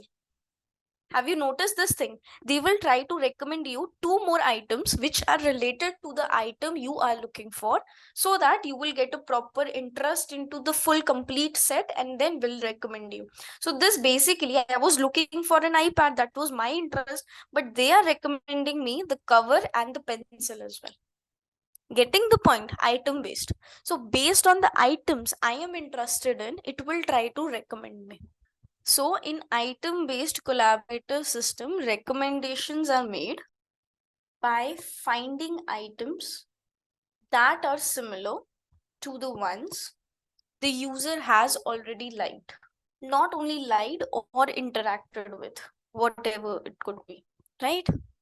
Now I'll give you like one more example here related to movies, because we need to do movies only. If a user liked movie A and B, movie A and B, both movies are the one the user liked, then if movie A and suppose the third movie C have similar characteristics. I'm giving these examples writing so that you cannot, you don't need to go to the recordings back. You can easily read the notes and you can recall what we have discussed. So instead of going through recordings again and again. So if movie A and C have similar characteristics, the system might recommend movie C also. So here, let me write one more thing, key features. It is user-centric approach. So let me write it, otherwise I'll forget. It is user-centric approach. Okay, guys. So we discussed about collaborative filtering, in which one was user-based and one was item-based. Now we will talk about content-based filtering. And hybrid is mixture of collaborative plus content. Hybrid is mixture of that. Okay. It was user-centric approach, means based on users it is giving, right? Okay, now let us come to another type, which is content-based. Content-based filtering. Content-based is very, very similar to item-based. So it's a type of recommendation system. So it recommends items to users based on the attributes or characteristics of the items and user preferences. Here we are actually not recommending based on any other user. We are just recommending based on the past idea, the past data, or the past movies, or the items, or something what we have bought or what we have seen. So according to that, our past data, it will try to recommend us the things. So basically, movies could be recommended based on several features like genre, actors, even directors, release year. Like we use now, what are the latest movies which are released. So if I like a movie which is just released, so most probably I will like of a person who loves to see the latest movies every time. So according to that. Okay, item based was basically a type of collaborative, right? So there could be interactions of user as well, that is possible. But when it comes to content based, there will not be interaction of users at all. There will be only interactions based on my previous data. Clear? So here, what is the key features? Personalization. Because on my interest only, the movies will be recommended to me. So this was the basic idea of the theory of recommendation system. So for content based, I'll give you a diagram as well, which will help you to understand it. So you are a person here. So there is a book basically which is read by this person. So there is a basically a book which is written, not written, read by this user. Okay. Now, whatever the similar articles we would be having, what would be similar articles we would be having, that will be recommended to the user. Clear? Okay. I think now it is clear for everyone. Now let us come to SVD part. Singular value decomposition. So before even this SVD, let me talk about one package we are having, which is known as surprise package. Deepak, item cold start issue is basically when your recommendation system is not able to recommend things. So that could be due to several reasons, like maybe there is a sparse data, the data is not completely filled, or there could be any other reason also. So that is the item cold start issue, that your recommendation system is not able to recommend anything to any user. So let us talk about this. What is surprise library, or you can say package? Like, library would be the more appropriate word. So this is a good question actually, which could be asked you in your interviews also. So it's better to understand this. So we will use this surprise library, like we have other sklearn libraries. Like in sklearn package, we use the library, different libraries. Similarly, we have a surprise library which is specifically used for recommendation system. And in our project also, we will use this. It stands for simple Python. So don't ask me how, ma'am, this full form came. Okay, so it's something which is already there. Simple Python recommendation system engine. That's what the full form is. So surprise, we will also use this, is a Python scikit building, scikit-learn, and analyzing recommender system that deals with explicit rating data. So it is basically a library which is used for recommendation systems, and it is very good to analyze the ratings the particular user or the particular movie got. Clear, everyone?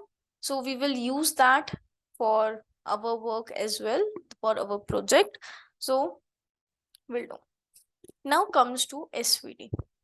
SVD, you can think it is as a dimensionality reduction technique. Like you were having a PCA, you were having LDA, when we were having some kind of data in a data frame or anything else. So we do dimensionality reduction there. Similarly, SVD is also a dimensionality reduction technique for recommending things. Now, how? So what it basically do is, like, we use here SVD decomposition. Now don't get confused with this. SVD itself is a technique. Inside that, we will use an algorithm which also names as SVD. So don't get confused with that. That is known as SVD decomposition. So everybody knows the meaning of decomposition, right? It's a basic English meaning that we are dividing something.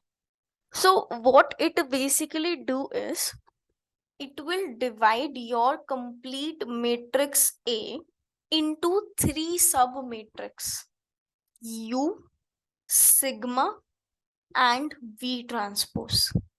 Now what is this? I'll talk about just a second. Right now, just understand, this will try to divide your this complete matrix into this three kind of matrix, and with this three kind of matrix actually it is going to recommend you, it is trying to remove the unnecessary content and keep some content which is relevant and will recommend you that content here. Now, before understanding what U, sigma, and V transposes, you should know about what latent factors means. What does latent factors means? Okay, latent factors basically are known as hidden patterns in your data. Whatever the data you are having, so what are the hidden patterns inside that? So they may be, if we are talking about a movie data, so they may be the genre column, they may be the actor name, they may be release date, any kind of pattern. Only the thing is, we don't explicitly define this that in my this data this will be the latent factor. We will not do this. Our SVD model itself will find that hidden patterns from the data, and according to that it will work. Only you need to understand is latent factors are the hidden patterns. This is just an example. We will not define it that genre will be our latent or actor will be. No, we are nothing to define it. We are just thinking that that could be genre column, that could be the actors column, or that could be the release date, or that could be any other pattern which is available. That work is of SVD to find that hidden pattern. Okay, now let us come to this, what exactly U and all that stuff is. U basically means is a matrix which tells you the relationship between users and latent factors. Means if I am taking the genre column as a latent factor, so my user will like horror movies more, or my user will like the comedy movies more, or any action movie. So U is a matrix which will find the relationship between user and latent factors, right? Sigma is basically a matrix, diagonal matrix of latent factors. A matrix where diagonal elements are 1 and other all elements are 0. That's what a diagonal matrix is. Either you can say 1 or either you can say any other value. So in our case, that is basically sigma 1, sigma 2, sigma, like suppose 3 by 3, other will be your 0. That's what diagonal matrix is. Clear now? Ho? Then V transpose.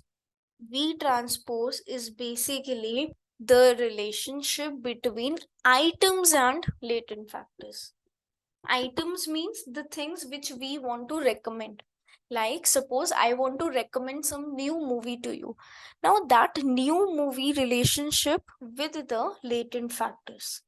So using this decomposition, it will try like what is the behind mathematics going on. So this was the part where I was saying that there is a big advanced mathematics behind this. How this matrix is actually divided, how the latent factors are found by the hidden and all that stuff. That's what advanced mathematics comes into play, and you should not be aware about that as of now. Not as of now. If you like very experienced, it needs a very good experience if you want to understand the behind advanced mathematics. Okay, so as of now, just understand that decomposition, we are dividing our complete matrix into further 3 matrix that SVD will itself do. We don't know how it is going to find the latent factors. We don't know. Only we know that it will try to make 3 different matrix. One will be of users versus latent factor, one will be a diagonal matrix, and other will be items versus latent factors. Using these 3 matrices, sub matrices, it is trying to recommend you something. Clear, everyone?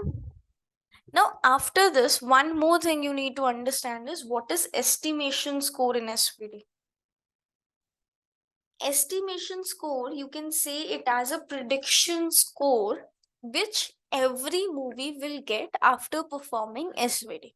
Like suppose I have movie A, I have movie B, C, D, E, F. So if you're talking about Netflix, there are many movies, right? We have lakhs, crores of movies. So every movie will get a score based on SVD. A number of score, we will get a score. That is known as estimation score. Highest estimation score basically means highest chances that that movie will be recommended to you.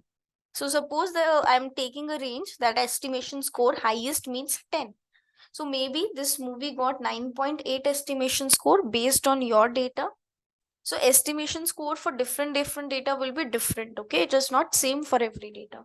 Maybe B will get 7.6, maybe this will get 6.1, this will get 9.7.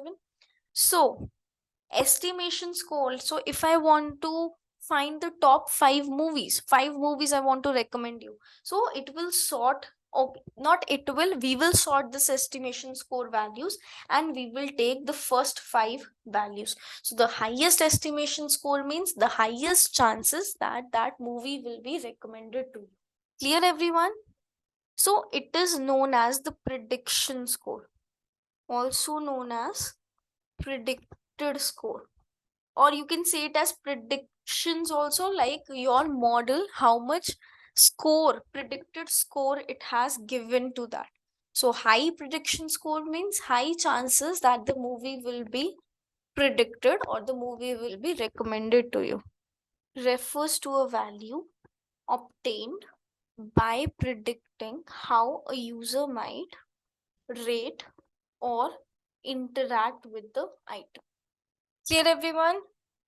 So this was all the theory which is necessary, not necessary, but yes, it is okay to start with your project. Okay, so guys, this is basically the data file. So it's not in a DF format, like it's not a CSV file, it's a text format file. That's why we have opened it into a notebook. Now see how this data is all about. Here we have a movie number, which we call it as movie ID also. And this is the particular movie customer ID, the ratings the customer has given, and on what date the ratings is given. It's a real data, Akhil. It's not a toy data. Clear? So it's basically the first movie, the movie ID, then we have the customer ID, then we have the ratings the particular customer has given, and the date on which the customer has given. So if we find, like, so it's the first, like, try to understand, it's the first movie, then we have the second movie, then we have the third movie, then we have the fourth movie. Similarly, I think 1499 movies we are having. 1499.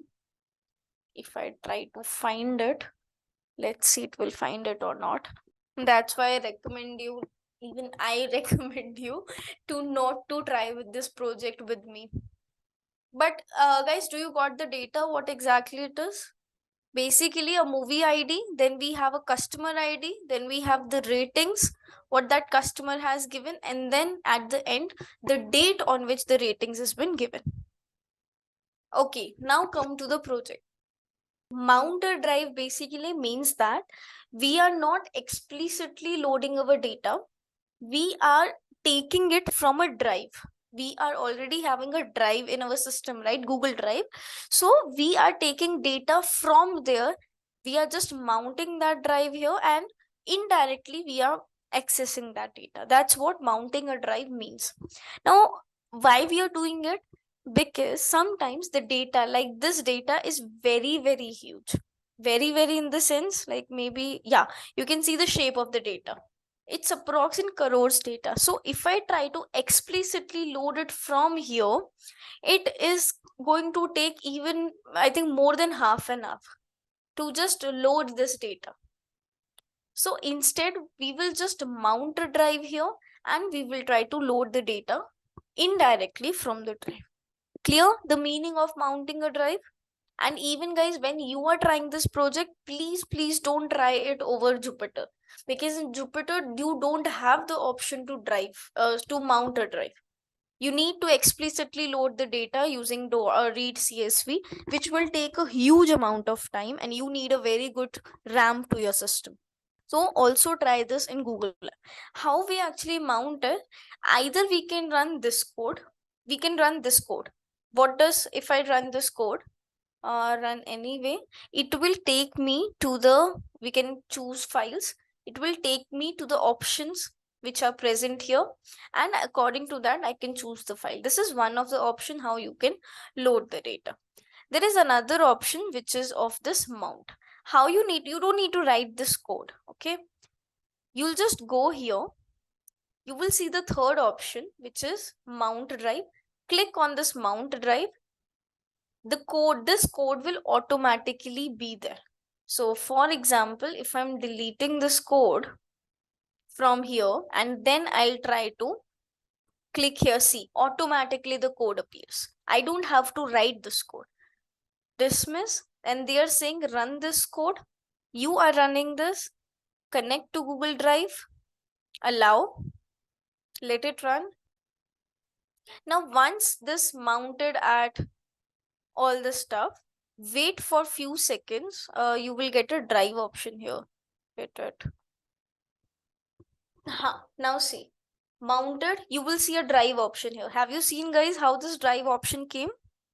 Now I have already uploaded a file in the drive. You also need to upload this file into your drive. Now how to access it? You'll scroll here, my drive. You will open the folder where your particular file is. So my file is there in the Netflix folder, and this is the data. So you will take copy path from here.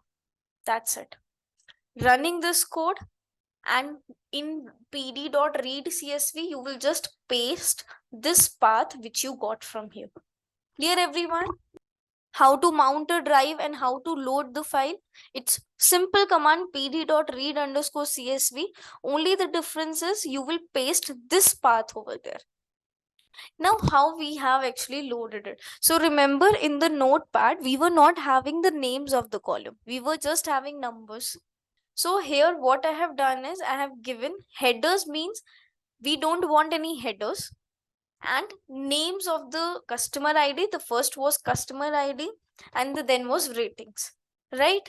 Use column 0 and 1. So if you remember, we were having a third column which is date column. So I don't want to use that because I'm not concerned the date when the person has seen the movie or something like that.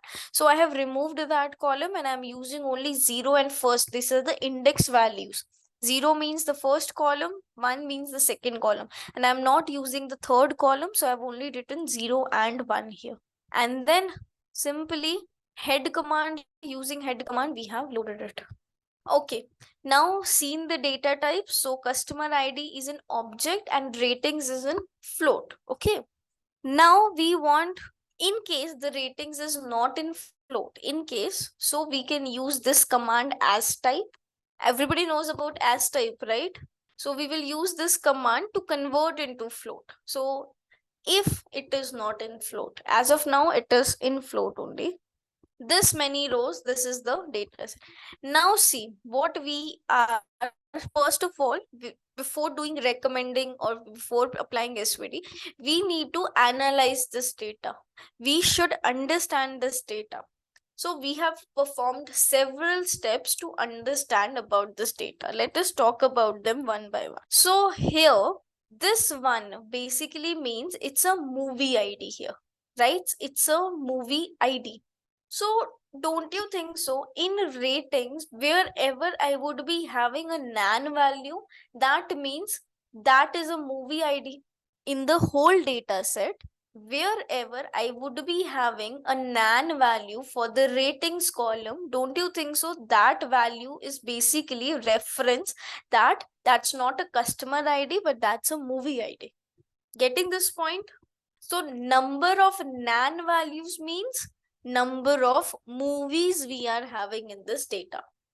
When I shown you on notepad how the data was, it was 1 colon, here was some customer ID, here was some ratings, and here was a date value. Remember?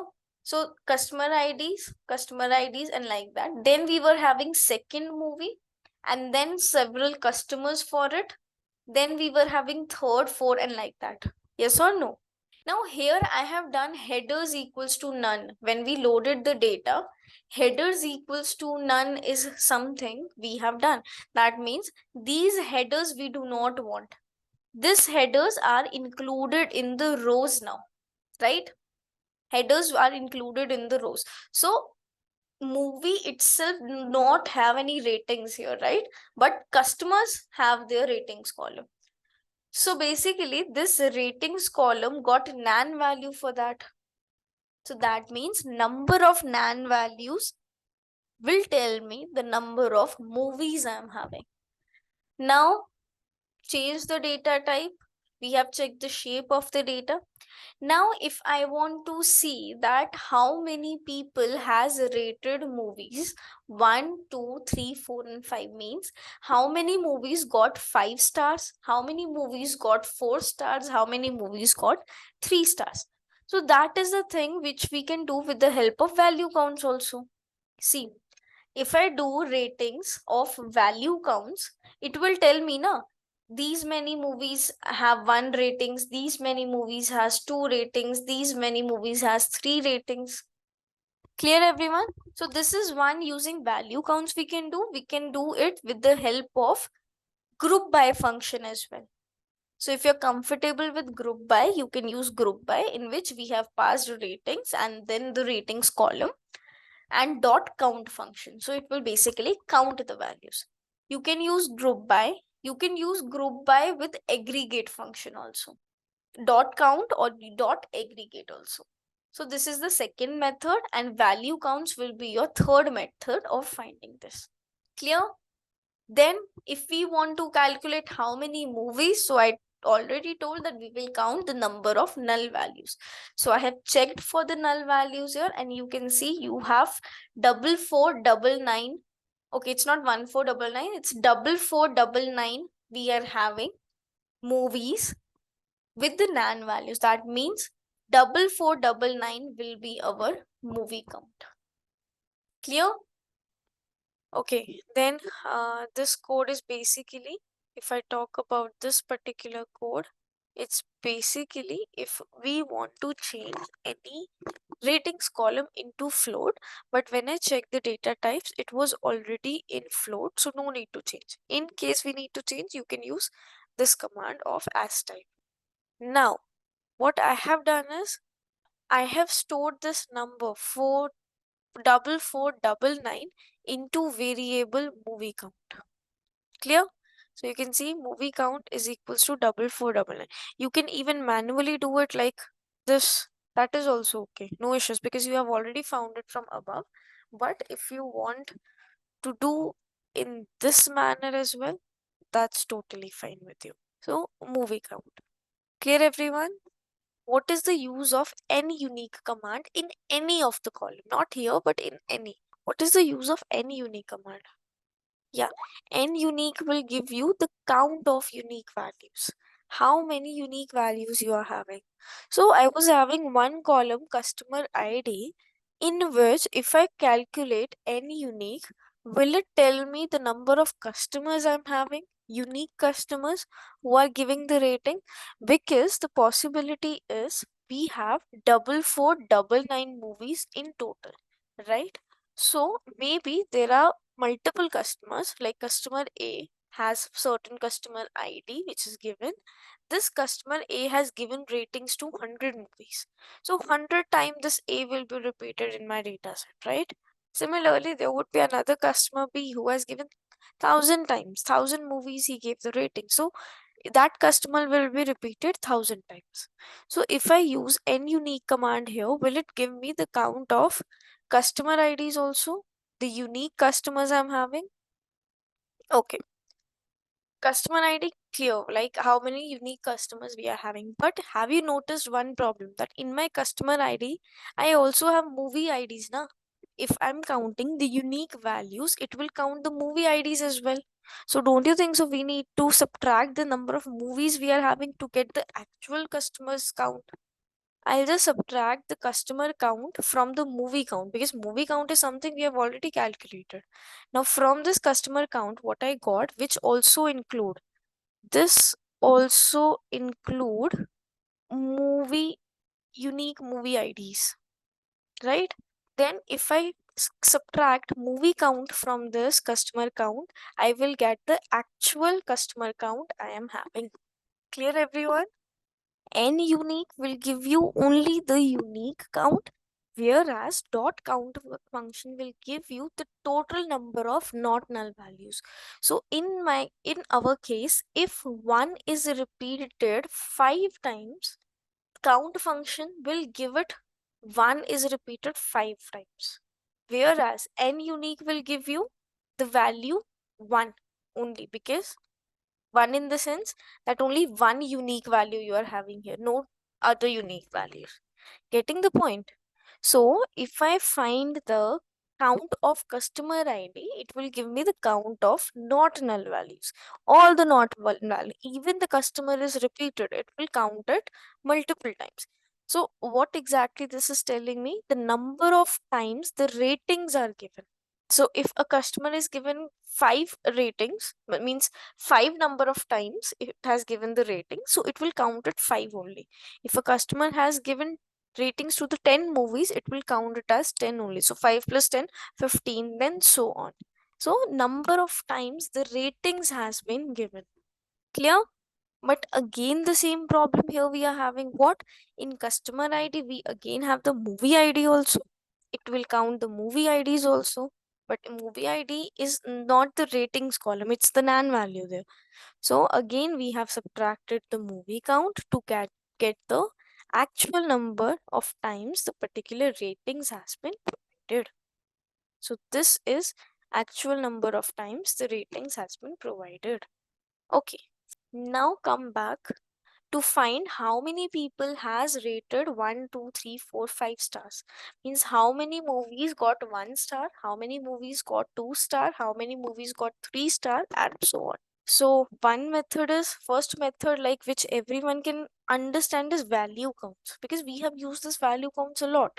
Value counts means it will give you the unique values with the frequency of number of time it occurred. So 1 rating occurred these many times, 2 ratings occurred these many times, 5 ratings occurred these many times. You can easily sort the values by if you want, but I want to keep it as it is, right? The second method is using group by. In group by, you can use the dot count function, which will again give you the count of not null values. Then the third method is, in group by, you can use the aggregate function also.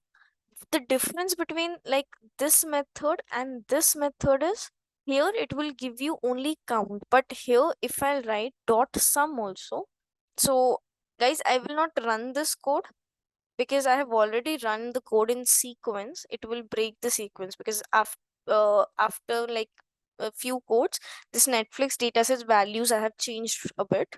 So I'm not running this code, but yes, if I want to find the sum also, it will give you the sum values as well. So aggregate function means at one go you can find multiple things. But if I'm using just dot count, it will work with dot count only. For sum, I need to use another function.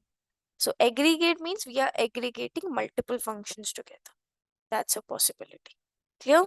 So I have used aggregate function in future code also, so do not worry. We will talk about that once again. So these are the 3 methods how we have found that how many or got what ratings. Again, we can plot it. So this is a stars. Please note that stars variable means it is this kind of data frame count. Now, if I want to plot a bar plot for this, we can do. So everybody knows SNS dot bar, everybody knows PLT dot bar, right? But we can also plot a bar plot like this. So I've used a different code to make you understand that there is another method of plotting a bar plot. What? AX equals to stars means the variable which we have created before, dot plot. The kind is horizontal bar, H stands for horizontal. The figure size is provided. some title is provided, and grid equals to true means to give the values of grid like this, the gray color grid. So this is, you can see the bar graph proper, and highest ratings is 4, means the highest number of movies got 4 ratings. Okay, now everyone focus. Now the codes are something which is little tricky, so you need to focus on the screen. Okay, proceed. Now in my data it was like this: 1 customer ID, further number of customer IDs, number of ratings, then 2 movie, then number of customer IDs, then number of ratings, then 3 movie, number of customer IDs and number of rating. This was the data set till it is 4499, it is repeated.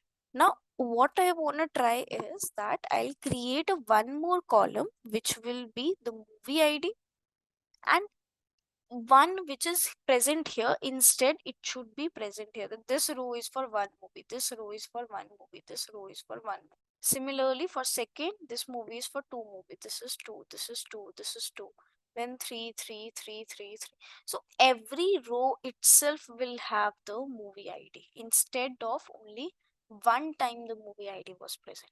Every row will have that movie ID. Getting the point? What actually we are going to try?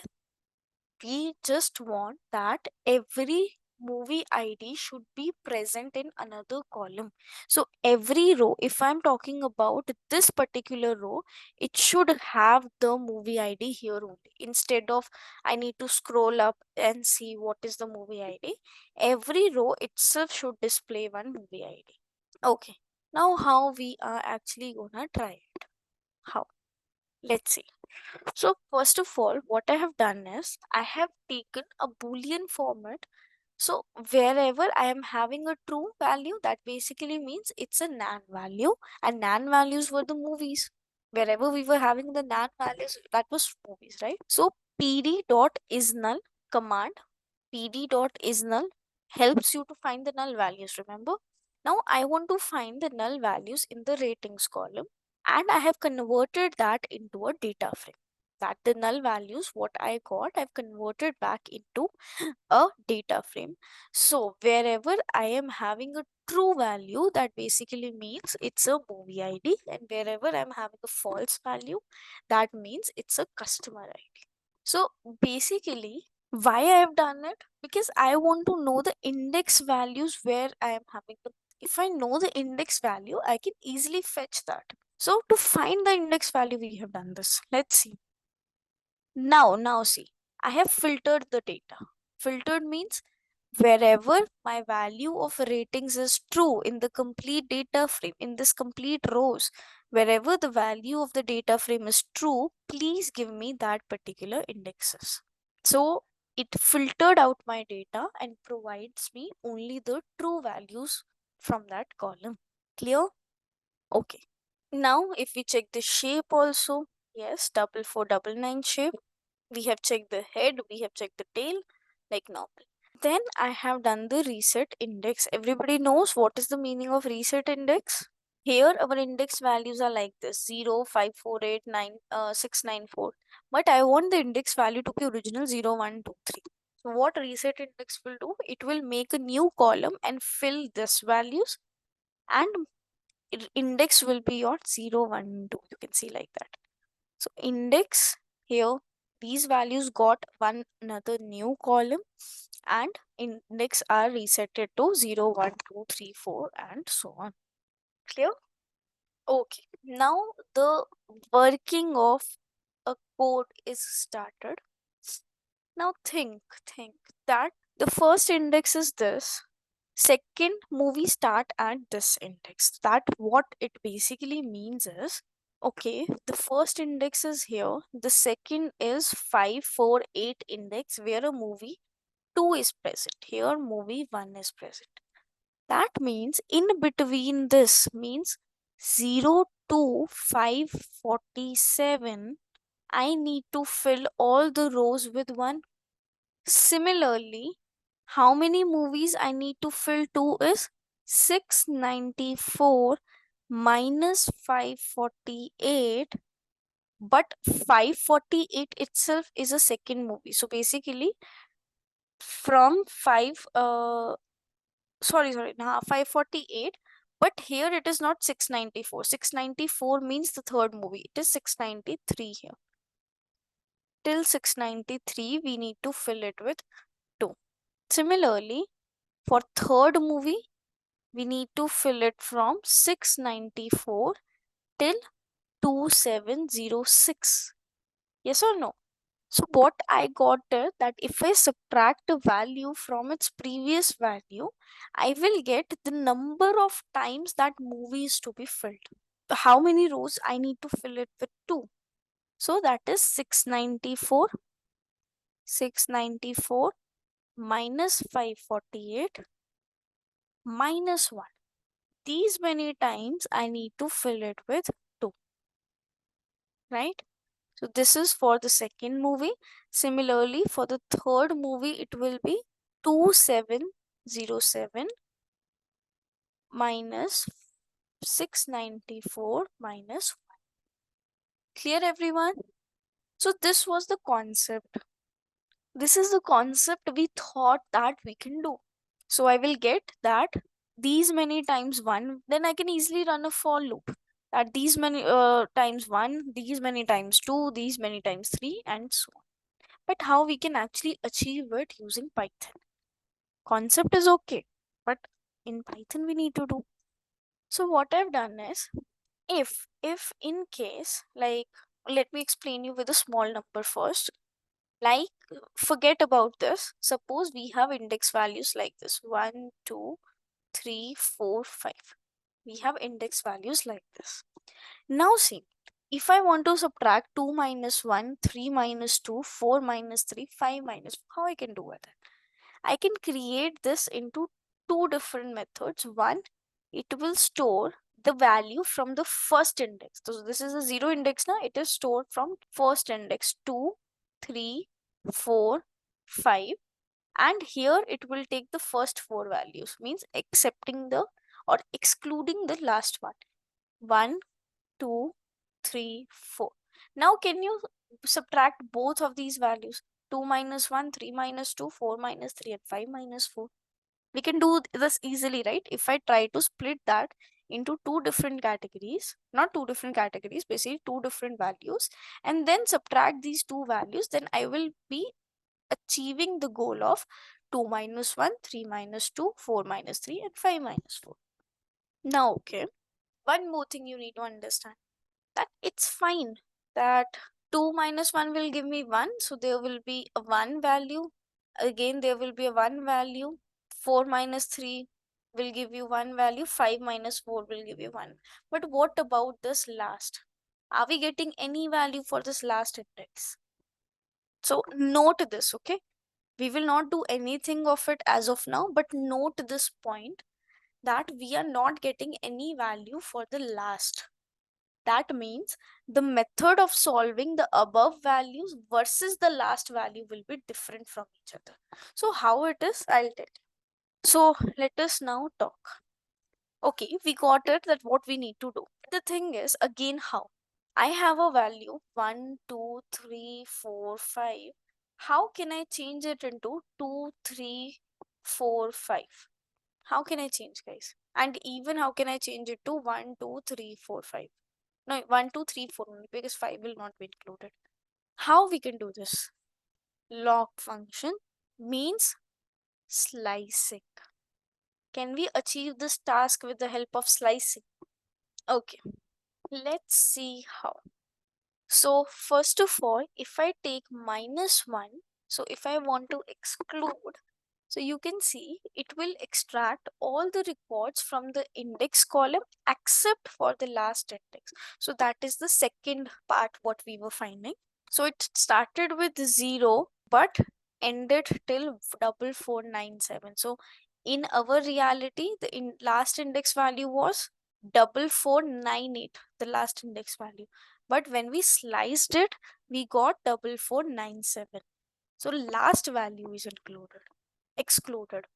Then to achieve the first one, we can start it, the index value will start with 1 only, just excluding the first value. till 4498. Now I can store this in one variable, I can store this in another variable and subtract both of them. So it will give me the subtraction of 548 minus 0, 694 minus 548, and so on. Yes or no? Okay, so zip function will basically work same as your compression as you do in your system, that you combine multiple files together. So in Python, zip command is used to combine multiple outputs together. So we got one output from here. You can see two different outputs we were having. So either we can use a variable to subtract them, or either we can zip that value, and if you want to display the value, double six. So you can see here now in this x variable only. Now don't you think so you can run a for loop into this x to subtract 548 minus 0, 694 minus 548, 2707 minus 694. How easy it is now to run a for loop over this? Yes or no? Okay. Now everyone, do you remember the working of the full function? So in full, we need to pass the shape and then the value we need to fill it with. Okay. Now our main code. This was the partition of the code. Now what the thing is, remember that in the starting, we were having 548 minus 0 minus 1. That we need to do. So 548 minus 0 minus 1 means 547 times I need to fill it with 1. So in basically, if I make a variable temp np.full, I'll give the shape that started from the 1 and fill it till 547. How many times? The first one. Okay, now we will run a for loop. How? Let's see. So we will create a numpy array that will contain 1 from value 0 to 547, means the first movie, then 2 from value 549 to 693, because the second movie, and so on. So first we have created an empty list, which is movie underscore np variable, and movie id is starting from 1, so I have taken the value movie id equals to. Now for I and j into zip command, because in zip I have two different values, so I will run through this value and j will run through this value. So for I and j in this, temp is equals to np dot full starting with 1, I minus j minus 1. Remember that we were having like this 548 0, then 694 548, like this. So we need to subtract. So I minus j minus 1. Clear? Now we need to fill it with, like using full command I've shown you. We have given this value 1. We have figured out 547 using I minus j minus 1, and we need to fill it with, this is movie ID. So this is movie ID. Then whatever the temp value I got, means temp will give you a value like this. So if we are talking about movie ID 1, it will give you these many times 1, means I minus j minus 1 times 1. Similarly, it will give you number of times 2, 3, 4. We are appending this temp variable into movie np, that means into a list what we have created. And when we are appending it, so this list will be created something like this, movie np. At the end, it will be number of times you will be having 1, the number of times you will be having 2, then 3, then 4. So this list will be created. Then I can easily convert this list into a data frame. I can add this list as a new column into the data frame, right? Now after, once I got the number of times I need to find a particular value, it will increase the movie number. So one time it will fill all the ones, then movie ID is increased, so it will fill it with 2, then 3, then 4, till the number of movies we are having. So this was how we have achieved it. Now if we scroll down to see the output, you can see here, guys. So the first movies are filled it with 1, You can have a movie ID here, filled it with 1. Then other last it is filled with 499. You can see the tail. Similarly, you can see the other index values using ilog function to see a particular data is created. Clear, everyone?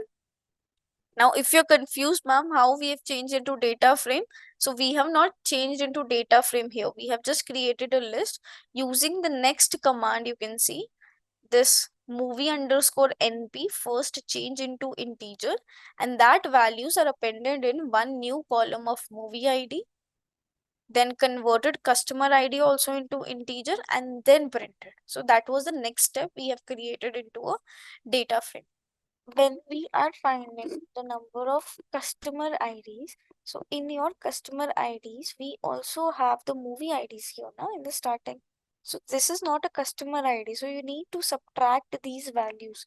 So this is a movie ID, so you need to subtract the number of movies to get the actual count of customer ID there. Clear? Okay, guys. Now listen carefully. Now comes to data cleaning part. So we remove null values in your previous data, what you have worked. We remove null values, we remove duplicates, we remove outliers, and all that stuff was the steps of data cleaning. Yes or no? But here we don't have such things.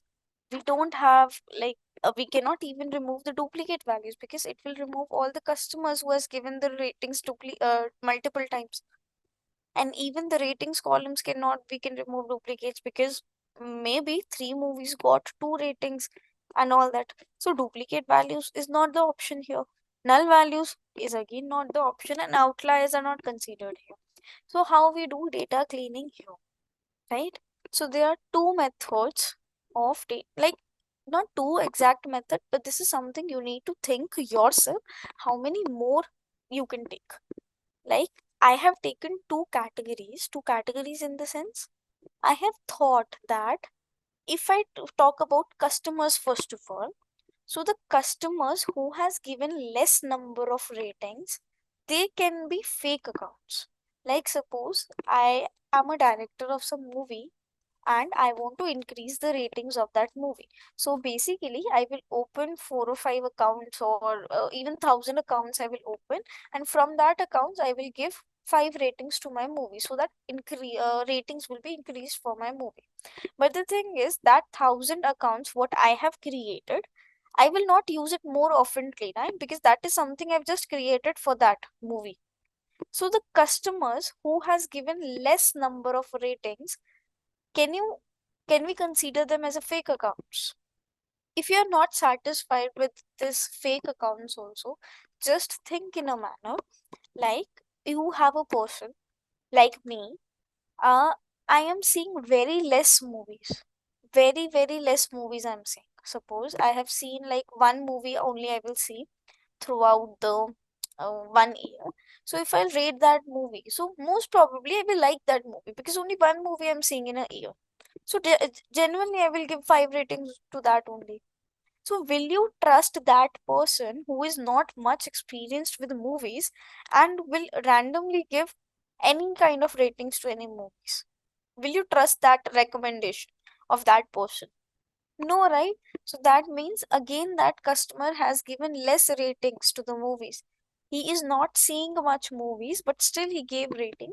We will not rely on that recommendation. If that person has given that the movie is okay, means it's very good, we cannot rely that actually the movie is good or not, because the person itself don't have that much experience. He watched less movies. So we can remove, I can set a benchmark below which I can remove all those customers. Maybe the customers who has given less than 100 ratings, or maybe the customers given less than 50 ratings. So that is something I will decide the benchmark. Below that, all the customers I will do. This is the first scenario. Everyone getting it? Your way of thinking could be totally different, guys. This is something I'm giving as my way of thinking, what I am thinking. Okay, so I'm not saying this will be exactly same for you also. Maybe you don't want to remove.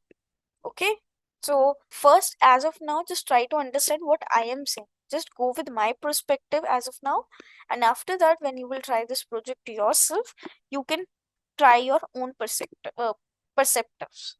Clear, everyone? What I am telling you about customers. So the customers given less number of ratings, I will try to remove those. And the second is obviously about movies. The movies who got less ratings. If a movie got less ratings, you will not recommend that to any person, right? Because the movie itself got less ratings now. So I will remove all those movies also who got less number of ratings. So these are the two benchmarks I will create. One for the customers, another for the movies. Clear? Now what I have taken here is in movie IDs, like we have now one new column, if you remember, that is a movie ID column. Now, if I count the values of the ratings, so one movie got 547 times ratings, second movie got 145 times ratings, three got 2012 times ratings, and so on. So now I have checked the benchmark. Means the movie who got 0.7 quantile, less than 0.7 quantile means this is the value. So who got movies less than this value, 1798, please remove that movie. You can see wherever the count is less than this benchmark, we are storing all those indexes into the drop movie index variable, and after that we are, I think, okay, as of now just understand that we are dropping it into, not dropping it, we are just storing those indexes into this variable drop movie list, and the length of this is 3149 movies I got, which does not meet my benchmark. Clear, everyone? The first means all the movies who got less number of ratings. Now we will remove all the users that are unactive. So we will remove all the users who are inactive, or you can say given less number of ratings. So we have done, initially we have done the count for movie IDs. Now we will do the count for customer IDs also. So this customer ID whose number is 6 has given 553 times ratings. The customer ID 7 has given 195 times rating, and so on. Similarly, this customer ID 25 has given only 4 times rating. Then you need to check a benchmark here also. So I've again taken a 0.7. So that's 52. Then stored all the indexes of the customers which is less than this benchmark into drop underscore customer underscore list way. Clear? Now the original data frame shape was this. This was the very, very original shape. Now what we are doing is these is in function will give you wherever you will get this value. So wherever we are having the indexes. Now, so everybody knows about this function, this operator. This operator means, guys, no, no, no. So wherever this value becomes false, only that values it will give. Means indirectly you are dropping the value. So the data set where these values are not included, because these values we have stored into drop movie list contains the values, remember, which was are the indexes we need to drop. Drop movie list and drop customer list are the two variables which stores the indexes we need to drop. This is right. So now I have printed all those indexes of drop movie list. Now using this command, it says that wherever you are having the values which is stored into drop movie list, this drop movie list here, please don't include that values, and other than that all the values should be stored into Netflix underscore data variable. Means leaving the values which are stored into the variables drop movie list and drop customer list, all other values should be stored into this. Means indirectly you are dropping it only. If you know any other method to drop the values, you can use that also. We are just dropping the values which are stored into drop underscore movie list and drop underscore customer, right? After that, printing the new shape of the data, which is this. Now you can see initial shape was this. and now the new shape is this. Clear? Then you can see now head commands. Head initially it was giving you 1, but the one movie was getting less rating, so it got removed. So your movie ID starting with 3 here. Not from 1, not from 2. It is starting from 3 because the data is trimmed now. Okay. Now guys, we have loaded another data set similarly, like here only. You can see we have another data set, movie titles. So what is this data? This will have a movie ID, the year of release, and the name of the. So in our previous data set, we were not having the name of the movie. It was just a movie ID. But in this data set, we have the name.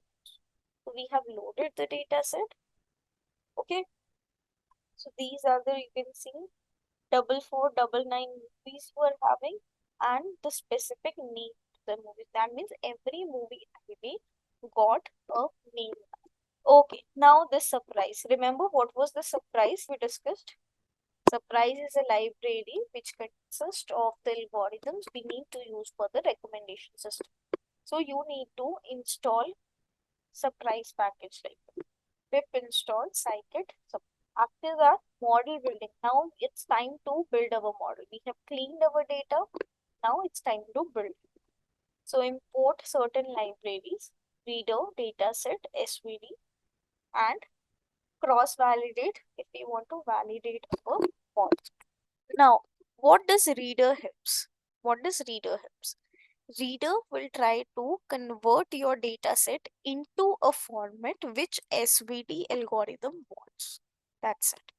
The work of reader is to convert the data frame into a variable, into a format which your SVD algorithm wants. Right? Now I have taken only the first 1 lakh rows because like to increase the speed of the code. When you're running this code without any Zoom meeting or something, you can run the complete code also. Means don't slice the values, take the complete because my RAM is consumed with Zoom meeting also. So I have taken only first 1 lakh rows so that no runtime error I will get. Now model equals to SVD. We have created the model over here. Cross validate the data using RMSC and ME. Like we have accuracy score in logistic regression, we have R2 score in linear regression, RMSC also. Similarly, we can cross validate the SVD model also using RMSC and MAE. Okay, then we have, okay, this is we have created our model here. We have properly created our model. Now, if we want to recommend movies, how? So what we have taken is, so we will take the user. So this is little bit wrong. 133,115. Now guys, if we want to recommend the movies, now see, if we want, we'll take any random user and we try to recommend some movies based on the past data. So he rated so many movies with 5 star, right? So what I've done is I have filtered out the data wherever the customer ID is this and the ratings given by that customer is 5. I want to see what are that values. So what we were doing is for this customer, like suppose I will give name to this customer instead of speaking any number. So what name we should give? Ram. Suppose we are giving this customer name as Ram. So I want to see how many movies Ram has given 5 ratings. So from this Netflix underscore dataset, which was our data, I have filtered out the data wherever the customer IDs of Ram and Netflix dataset means the ratings he has given is 5. All those values I have stored in, that is data underscore the customer ID of Ram. Clear? Now this data set, I want to see, it's the past data we are collecting, that how many movies the particular RAM has given 5 ratings. Now this data set, df underscore title is the new data frame we loaded. We are making the copy of this data into this variable. I don't want to do any changes in the original, so I have made a copy into a new variable. Reset the index of the new variable. Okay. Now we need to again see. I want to see the movies, or I want to get the movies which movie ID is not present. Means all the movies we have done in drop underscore movie underscore. Remember, we created a variable and storing all the indexes value which the movies we need to drop. Now I want to check from the movies, like the person who the Ram has given 5 ratings. Is there any movie which is belonging to that particular set? So if it is belonging in that particular variable, we will not include that movie and we will include the rest of the part. So maybe Ram has given 5 ratings to 3 movies, which was in my drop underscore movie underscore list. So I have removed those 3 movies from the list of Ram's recommendations. Once we figured out, now estimation score. What was estimation score? So estimation score was the prediction score of each and every movie, that how much prediction value it is getting for the person. So this is the code model.predict.est. est is the function for estimations. Now see, we have created a new variable which is estimation score, not variable, new column in the data frame in which I am storing these all estimation score. So you can see movie 3 got this estimation score for the user, for Ram. Movie 8 got this much estimation score. Movie 16 got this much estimation score. Now what we will do, highest estimation score is something we should recommend. So I have done the sorting part, estimation score in descending order, so that I could get the highest. So these are the movies. So if you want to recommend the top 10 movies, you can take the first 10 values. If you want to recommend the top 5 movies, you can take the first 5 values. The first 5 movies is the what is recommended to that person, to Ram. Clear? So this was your Netflix project. It was little tricky, I know, different from your all other projects, little bit typical, but yes, that's it, guys. So this was all about your project. Alright, guys. So, by far, what we have done is we have covered the statistical part, programming part, machine learning part, and now we are done with one project as well. Now, what we have done is we have called one industry specialist data scientist who is working as a principal data scientist in Accenture, and he is going to give some insights about how exactly data science recruitment process looks like and how the hiring is being done in industry. These insights, these values will definitely prove helpful for you to make transition into data science job roles and crack those interviews. So definitely go through the next 1 hour and earn values about how you can get started in your data science job readiness journey. Understanding problem from business standpoint is very important. I guess you'll second me on that. So if anyone, be it let's say a beginner or let's say someone working in the IT field, but they don't have any business acumen about let's say supply chain or any other discipline, be it marketing, be it sales, but they want to enter into the field of data science, how important business acumen and understanding of problem statement becomes important in that case, and how they can crack that, to get into the field of data science, how they can build the business acumen. Okay, amazing question first. So, Onkar, I think that's where now everybody's scared. And you know the reason. Scared of Generative AI, yeah. ChatGPT will take our jobs. And that's a burning question for everybody who is a data scientist.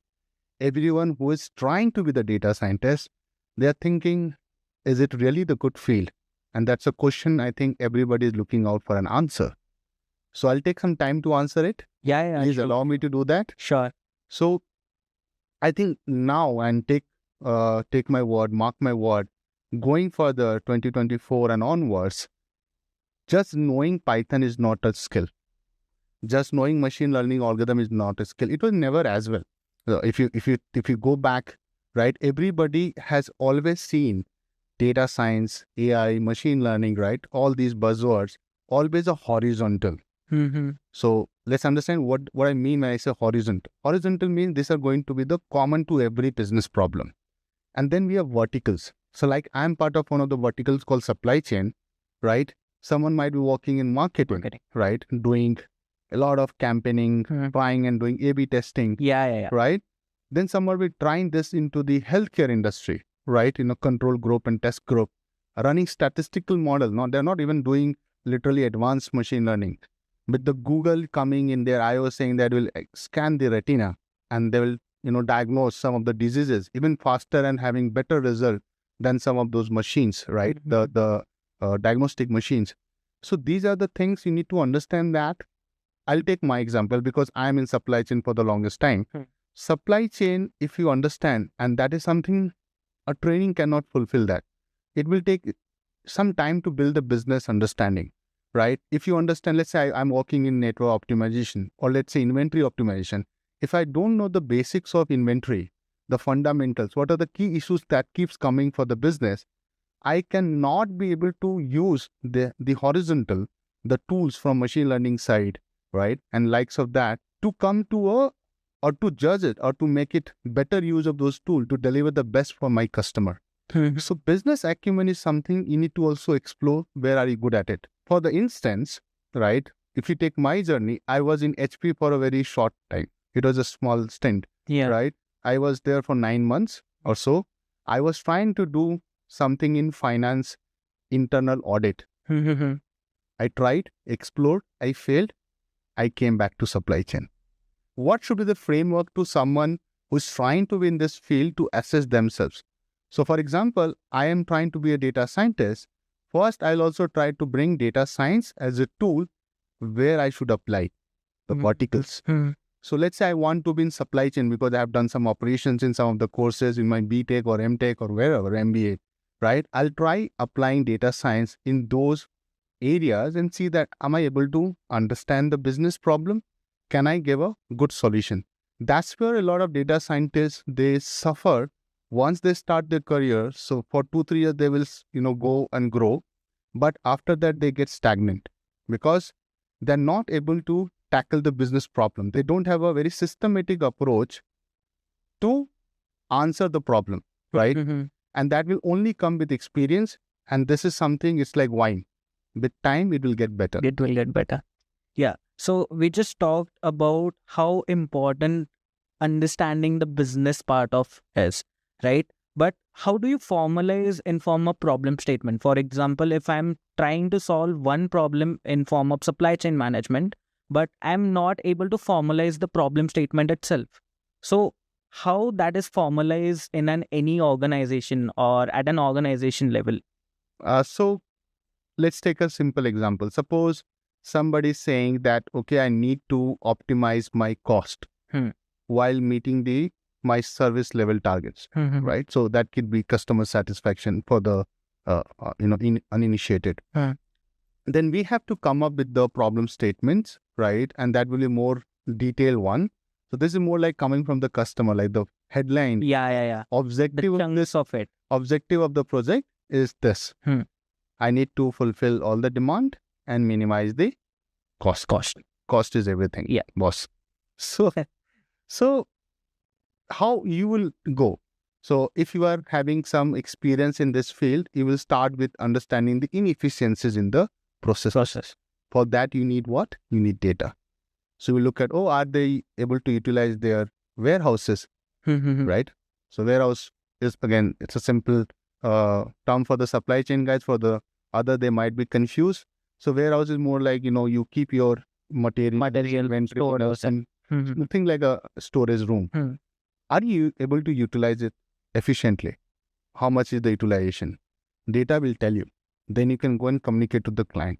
So that's one way of looking at one of the pillars.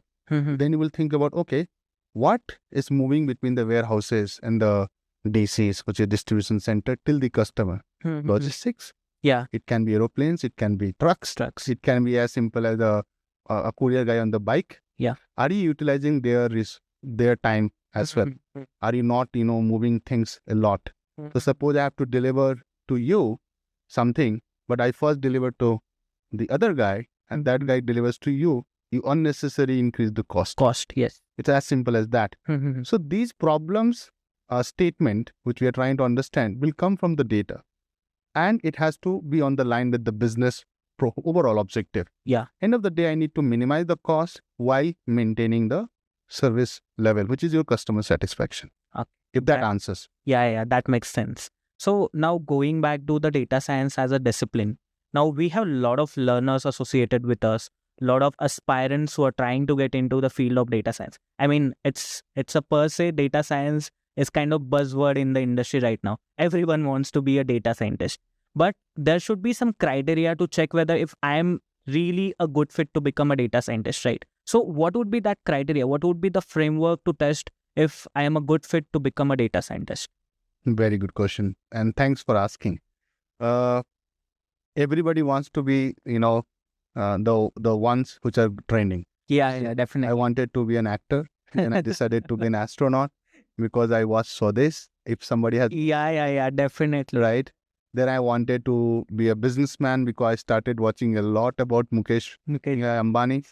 Right. So aspirations keep on changing. Like right? As we grow, initially I'd like to become a cricketer, but years down the line... Cricketer is the common career goal for everybody. And that was mine when I was a really kid in 8th grade or so.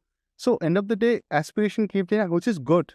So suppose you want to buy a good camera, right? You go to all the different camera shops. Yeah, definitely. Then you decide to buy one. Career is also that, I would say, that detailed choice you have to make. Else you will suffer. Why we are talking about career so seriously these days? Because it's something you'll do for another 30 years, isn't it? Am I right? Yeah. So you start 25, 26 into job. Till 60, generally everybody's plan. But let's say till even 50 you are planning to work. It's hell 25 years. Yeah, definitely. That's right? Hell a lot of time you're investing into something. So just imagine, I'll give another example here. I give you a job of a liftman. You just go and up and down. In physics, your work done is zero. Yeah, because definitely. your displacement is zero, right? So you might be not off for this job, right? And just imagine, just multiply. 30 years you have to do it. So that's where, if you're not able to get a job of your dream, a job of your choice, give it some time. Don't jump to a job because everybody is jumping. That's what we call peer pressure. Yeah. So if everybody is going into IT boom happened like that. I'm from electronics, doing software development. I'm from mechanical, automobiles. Engineer, they are doing some C and C++. Can they survive? If they don't have the interest, definitely they are the ones who are in the bottom of the bell curve, right? The tail. They will definitely gonna get fired. So my point is that even for data scientists, now since 90% of the youngsters, right, they are looking at job as salary. Yeah, definitely. They will filter highest salary giving jobs. Yeah. Data science is hitting that search.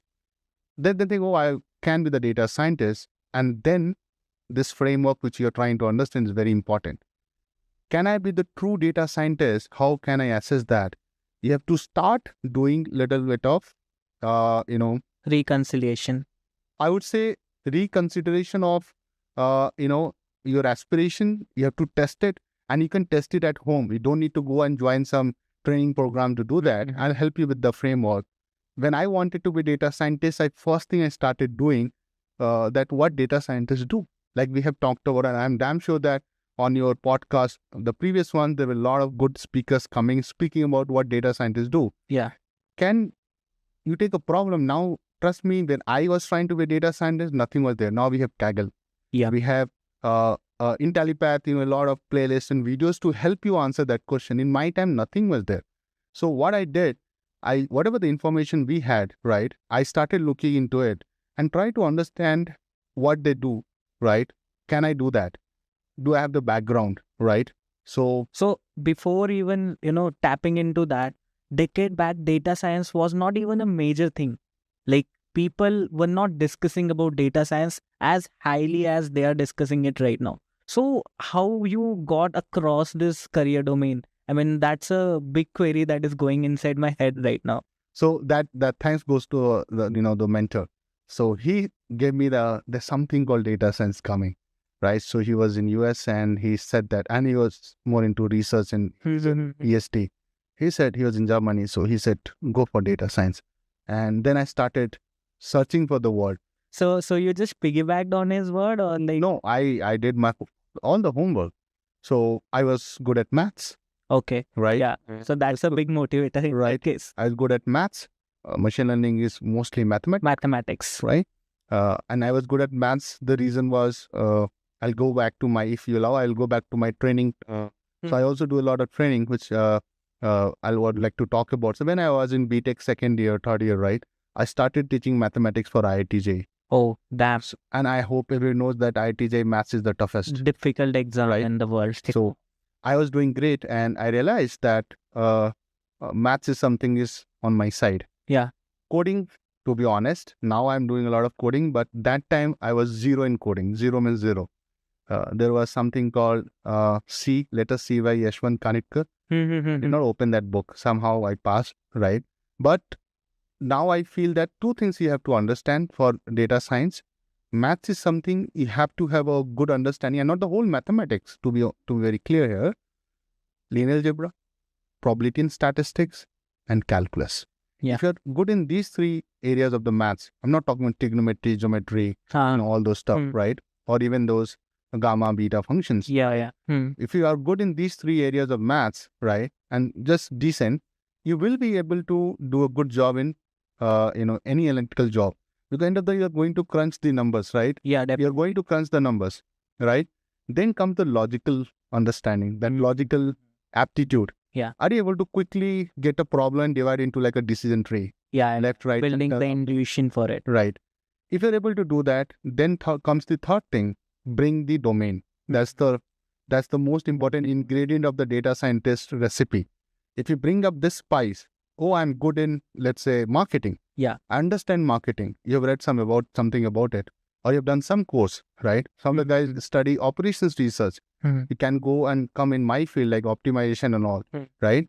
Or you are good in, let's say, little bit on the healthcare side. You understand pharmacy, you understand biologist job. You can apply data science. Companies like Novartis, Biocon, they also need data scientists.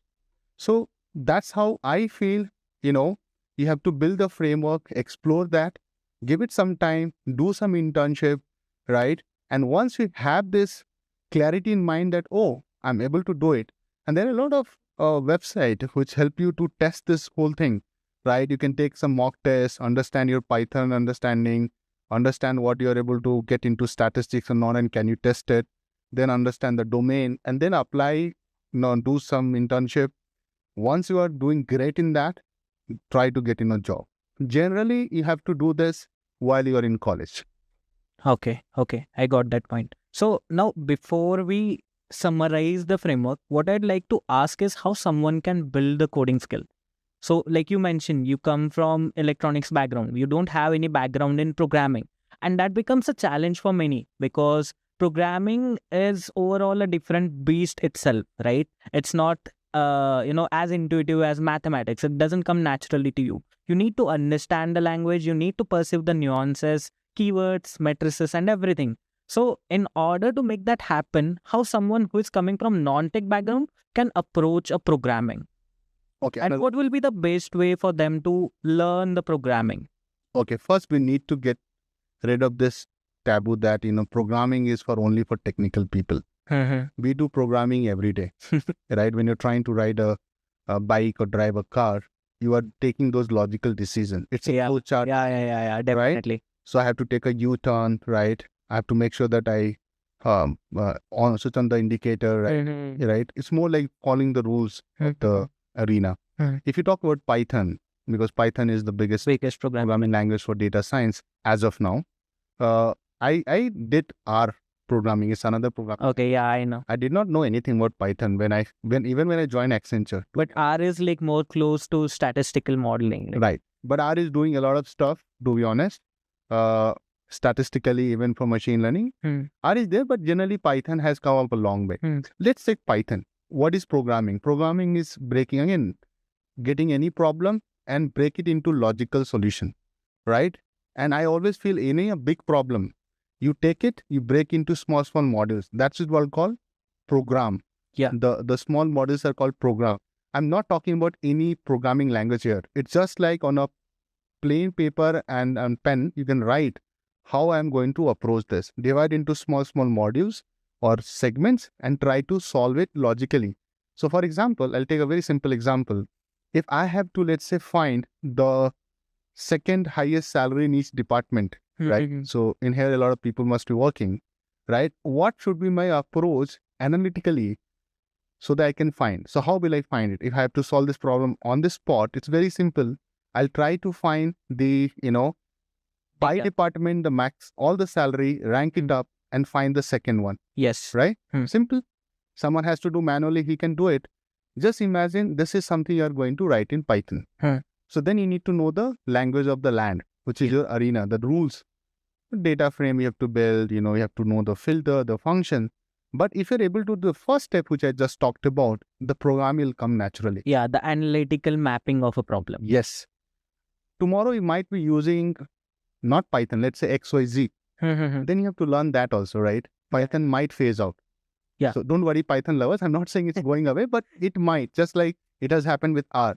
Yeah. So then what is going to be the common? The analytical logic. Right? Logic, your knack for solving analytical problems, right? Logically. If that art you have, or you can upskill and get there, right? You can be a good data scientist. Yeah. So to summarize the framework to check whether you can become a data scientist, we'll start with assessing if you have the love for math, or if you, let's say, per se, like statistics or the concepts that lie around the area of calculus and linear algebra, right? Right. Second thing would be mastering a programming language, which is going to be a very intuitive thingy. You'll have to understand how to map a problem into analytical setting. So this is going to be a second pillar. Then you'll go on to trying your hands-on at the programming, building your machine learning algorithms, learning the concepts, and then probably you'll do the analysis by giving the mock test, if I'm not wrong. So that's the framework you're talking about, right? Exactly. Yeah, we have nicely captured it, Omkar. Yep. Yeah. So now that we have understood the framework, moving forward, I'd like to ask you, why someone from non-technical background, or rather, let's say someone who is working as a software engineer, or someone who is in a college and is part of computer science community, why they should get into the field of data science right now, even though it is a buzzword. But why they should get into this particular field when there are so many other skills are growing at the astronomical pace as well. For example, let's say cloud computing, DevOps, site reliability engineering, all these skills are also being in demand. But why someone should go for data science particularly? First of all, brilliant question. In data science, although we are tagging it as a profession, but everybody is using data science. Let me break it for everybody here. So let's start with some voice assistant, right? Even a kid is using Alexa. Yeah, definitely. Right? When you say, "Hey Alexa," right? What's the time? So you need to understand when you are saying that, what's the time, right? You are actually using some component of ML and AI. There is NLP, which is natural processing. So Alexa tries to understand what kid is asking, right? Kid is not knowing that there is some data science in AI.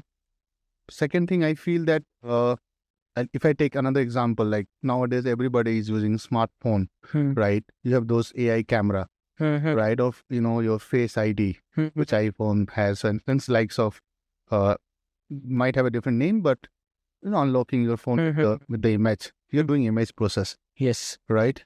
People trying to applying filter, right? Enhance the, image quality, look and feel and aesthetics. You're using this. So it's like every time people used to say, right, oil is the new currency. I feel the new currency today is the data. Yeah, data science. If you have the data, right, you're the king. And that's where data is so important. Google, that's why we keep saying Google is the giant, because they have the most amount of data than any business can have. Although Google is trying to break into GenAI, and we'll talk about that. ChatGPT, which is OpenAI, is having some lead. So it's like OpenAI 1, Google 0. But things will change. Trust Google, give some time.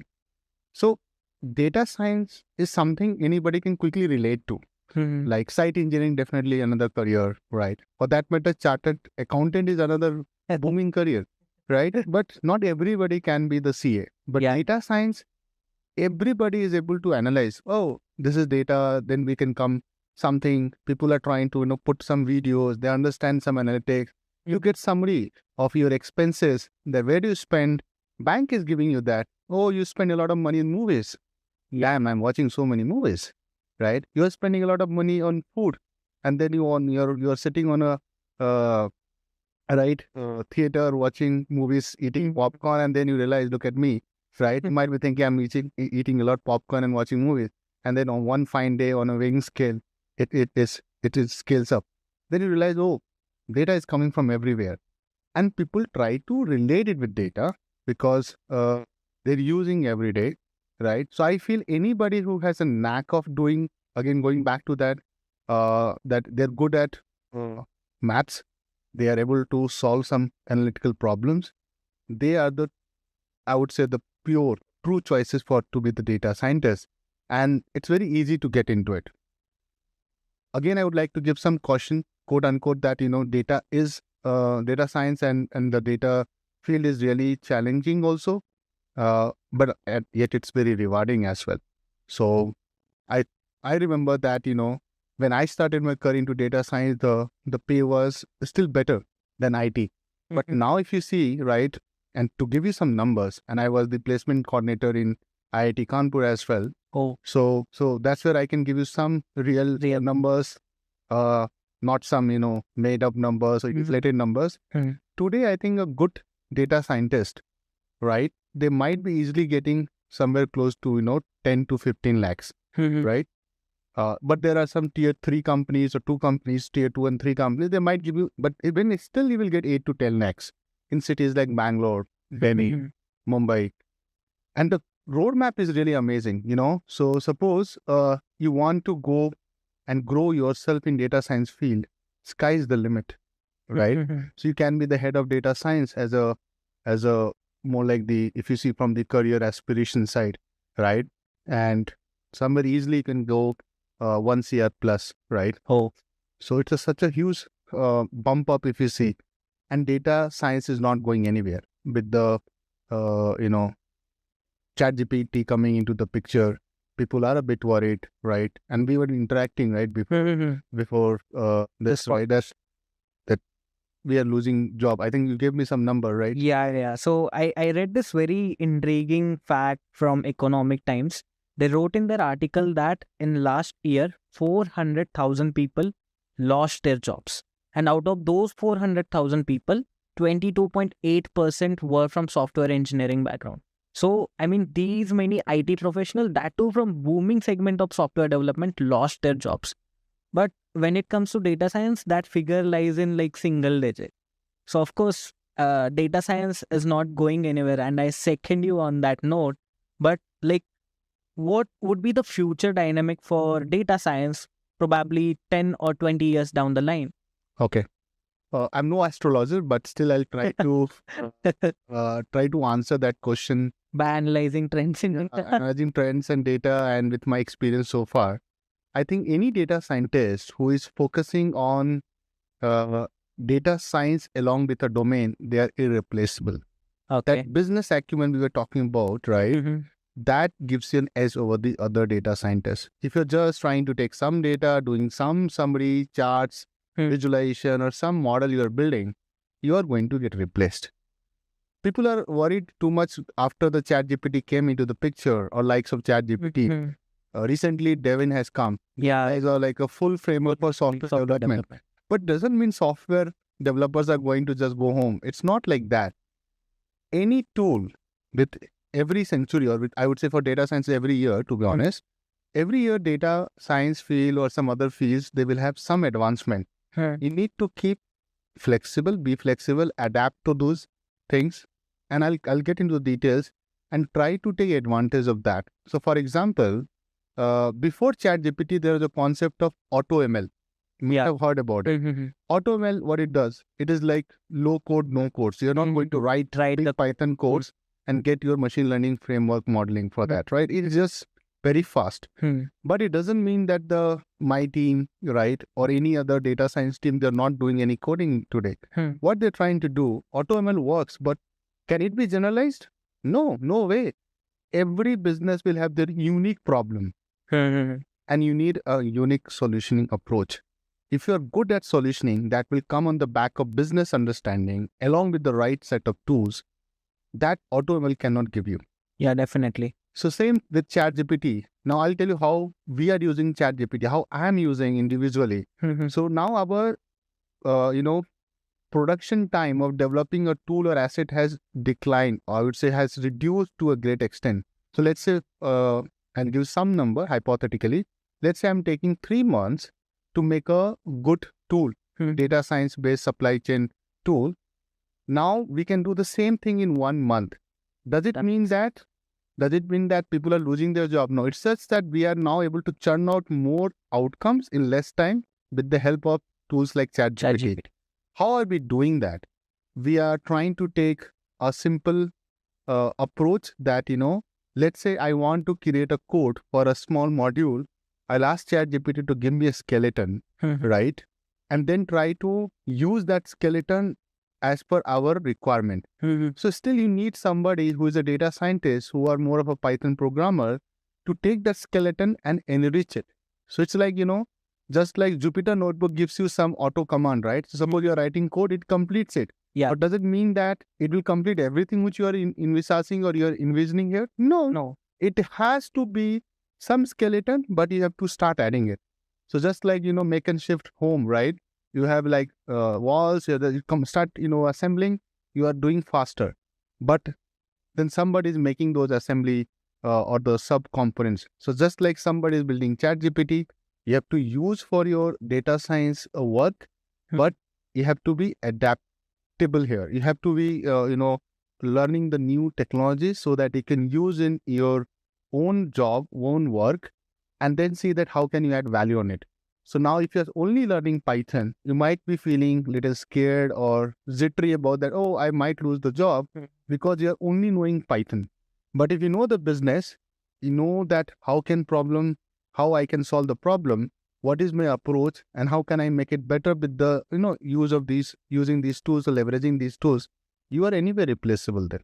Yeah, so basically what you're saying is today organization don't want specialization, they want generalization. So basically you do have a specialization in certain domain, but you are able to scale up and generalize across other business functions as well. Is what I'm saying right? To an extent, yes. So, but my point was more on like you have to have a specialized area. So in that case, I would say business. So for example, I'm working in supply chain, but what within supply chain? So I said I do a lot of fulfillment and network optimization. That's my core strength. But if I am working my core strength and now data science fields keep changing and I keep learning those traits and try to keep working my core strength, still I am going to be relevant in the business. Okay. So I am not saying that you generalize your skills to everything. Like you should be good at everything. Not possible even if you want. So that's why I would like to counter that. Idea is to be specialized and adaptable. So basically you need to specialize in one business vertical and you need to know the ins and outs of data science completely. Exactly. Yeah. That's how we can summarize this. Yeah, basically, right. So one more thing I'd like to talk about data science job description right now, right? So I have been observing a lot of data science job description on LinkedIn. We have been going through them because we have a placement team which help a lot of people create their resumes. A lot of our learners associated with us, we help them create resumes. Now, the trend that we are seeing over there is that right now, even for a beginner level data scientist, companies are asking for MLOps, right? And which is a new trend that we are seeing these days. And a lot of programs, let's say even at the college level, people don't teach MLOps, or even let's say fresher data scientists, they don't have hands-on knowledge about MLOps. So is MLOps a trend in data science right now, or is it like a necessary tool for data science? Okay, very good question. I think we are talking about job description. Yeah. ZDs are always misleading. And I'm telling in my own capacity. I'm not representing anybody here, just to be a disclaimer. I have always a problem with ZD. So job descriptions are like that. Something which was developed 2 years back, they might ask experience of 10 years. So you can't trust it. Okay. And there are examples on LinkedIn to say so. But coming back to the specific question, do every data scientist needs ML, right? No, not at all, right? ML ops itself is a job, a very specific job, right? Data scientists. So let's also understand these. Data analyst, business analyst, right? BI analyst, business intelligence analyst, right? Data scientist, ML scientist, ML ops, ML engineer, data engineer. It might look like, oh, so many names. It's only one job. No, everybody has the different roles and responsibilities. It just happens. It turns out that in today's world, and mostly on our side, Indians, they are always a fan of Superman. They want to be the Superman, right? I can take it. And that's where I'm trying to again come back to. You need to have a anchoring yourself to one domain. I'm doing supply chain for almost 8 years now. I'm anchoring myself. Is it like really tough for me to go and do risk and modeling, banking, marketing? Yeah, it is tough. Suddenly I cannot switch over a night, right? Yeah, definitely. Career, right? Virat Kohli cannot start bowling to it. You just take this example. Right. You have to back your instinct and build, strengthen your core skill. My core skills is going to be in supply chain. I can hover or go left, right, center in supply chain. But suddenly I cannot be joining the Elon Musk SpaceX, right? Oh, now I want to become an astronaut, right?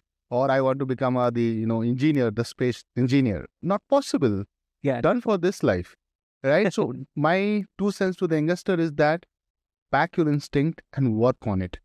Okay, you might fail, you might not clear some of the interviews, but you have to back your instinct, and that's where JD has a big role to play. But I will try to be a bit sorry to those who are trying to get a job, and that's on us, data science fraternity. That JDs are so misleading, but trust me, it's for all the different roles in the whole globe. So JD is always going to be like everything they'll put it and they'll try to judge. So ML ops is not the thing that data scientists really needs to do, to be honest. I feel data science has to do a lot bringing data analytical skills.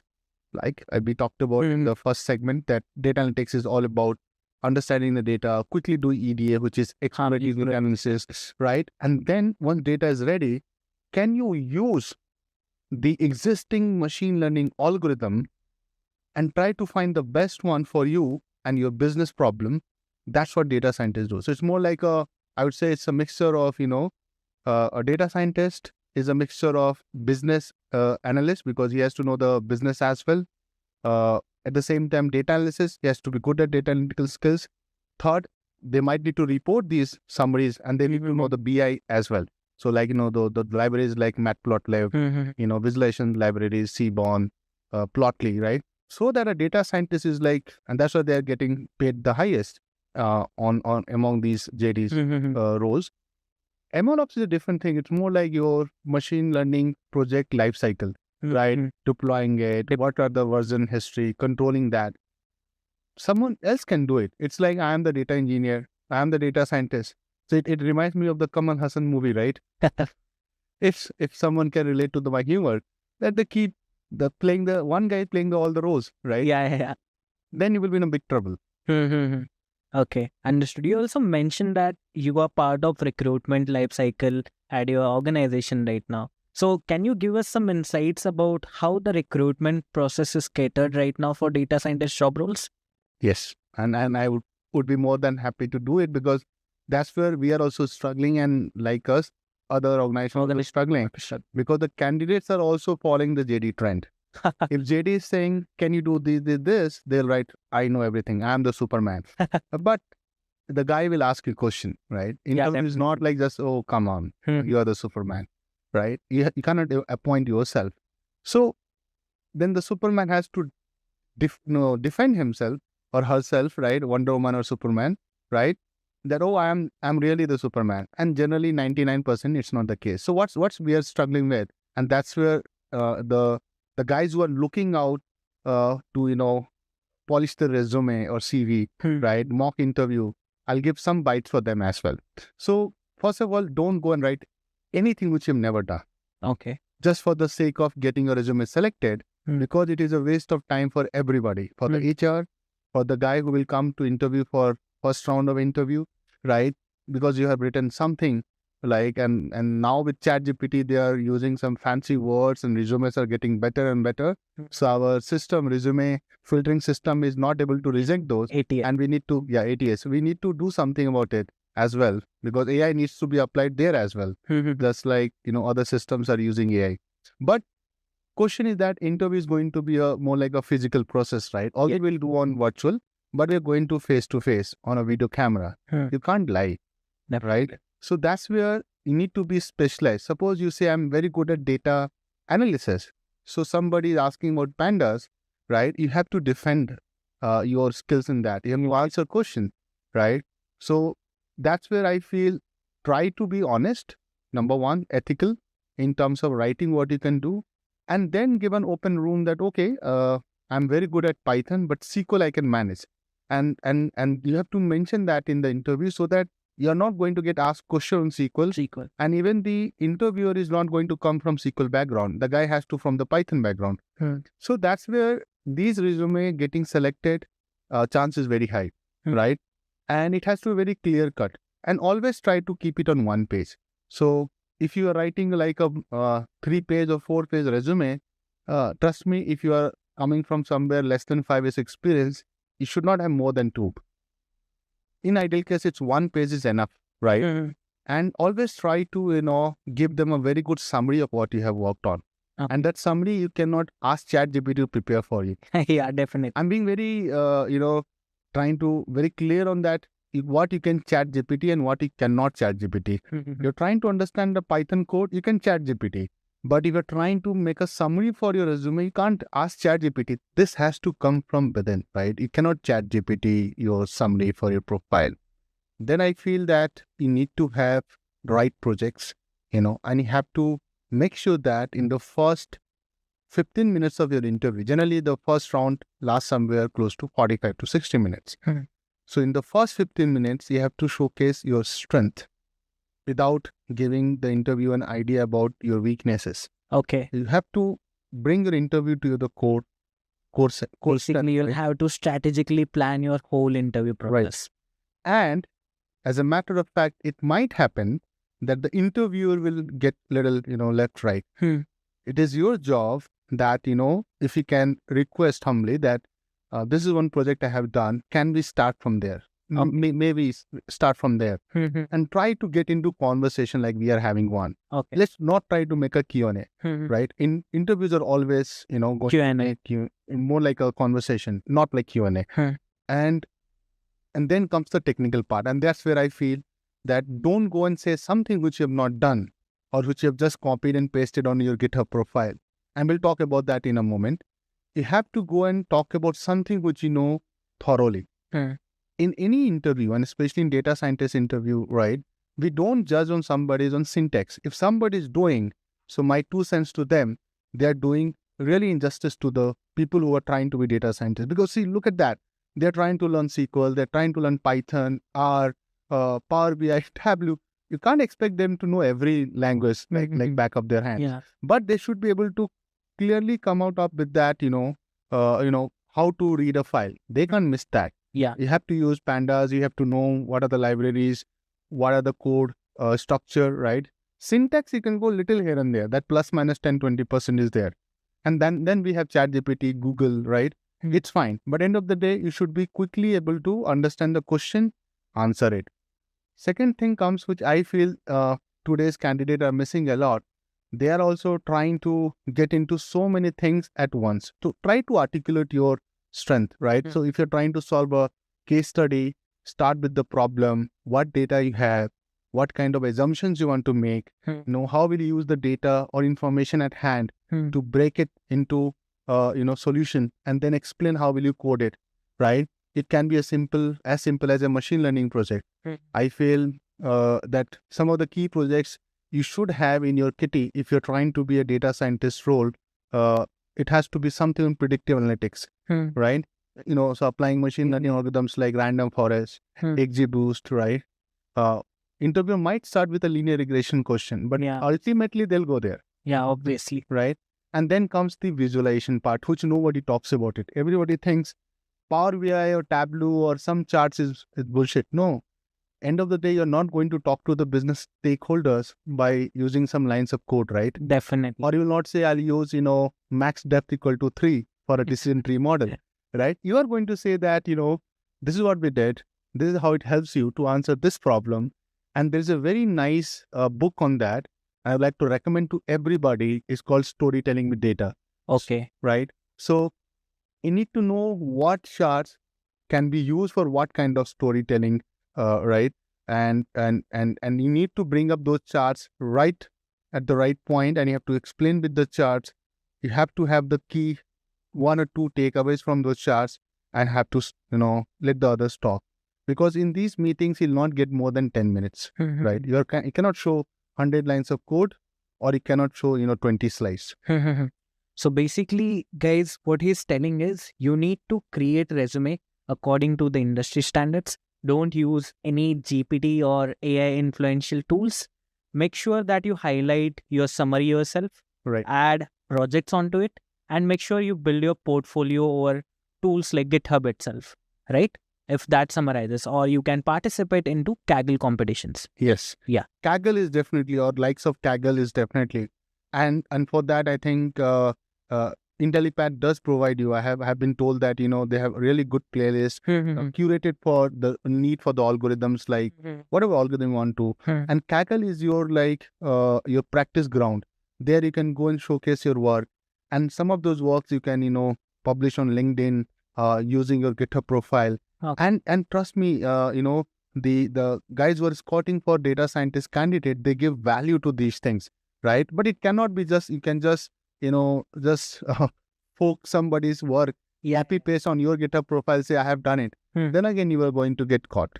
Yeah, that is a fair point actually. So now that sums up how one should prepare for the complete interview process. Now I'd like to ask one more question. So for example, let's say somebody is coming from a non-technical background, or let's say somebody is coming from an IT background but don't have any kind of backing in data and analytics discipline. So how can they get into the field of data science with the help of professional trainings that are available in the market right now at the abundant rate?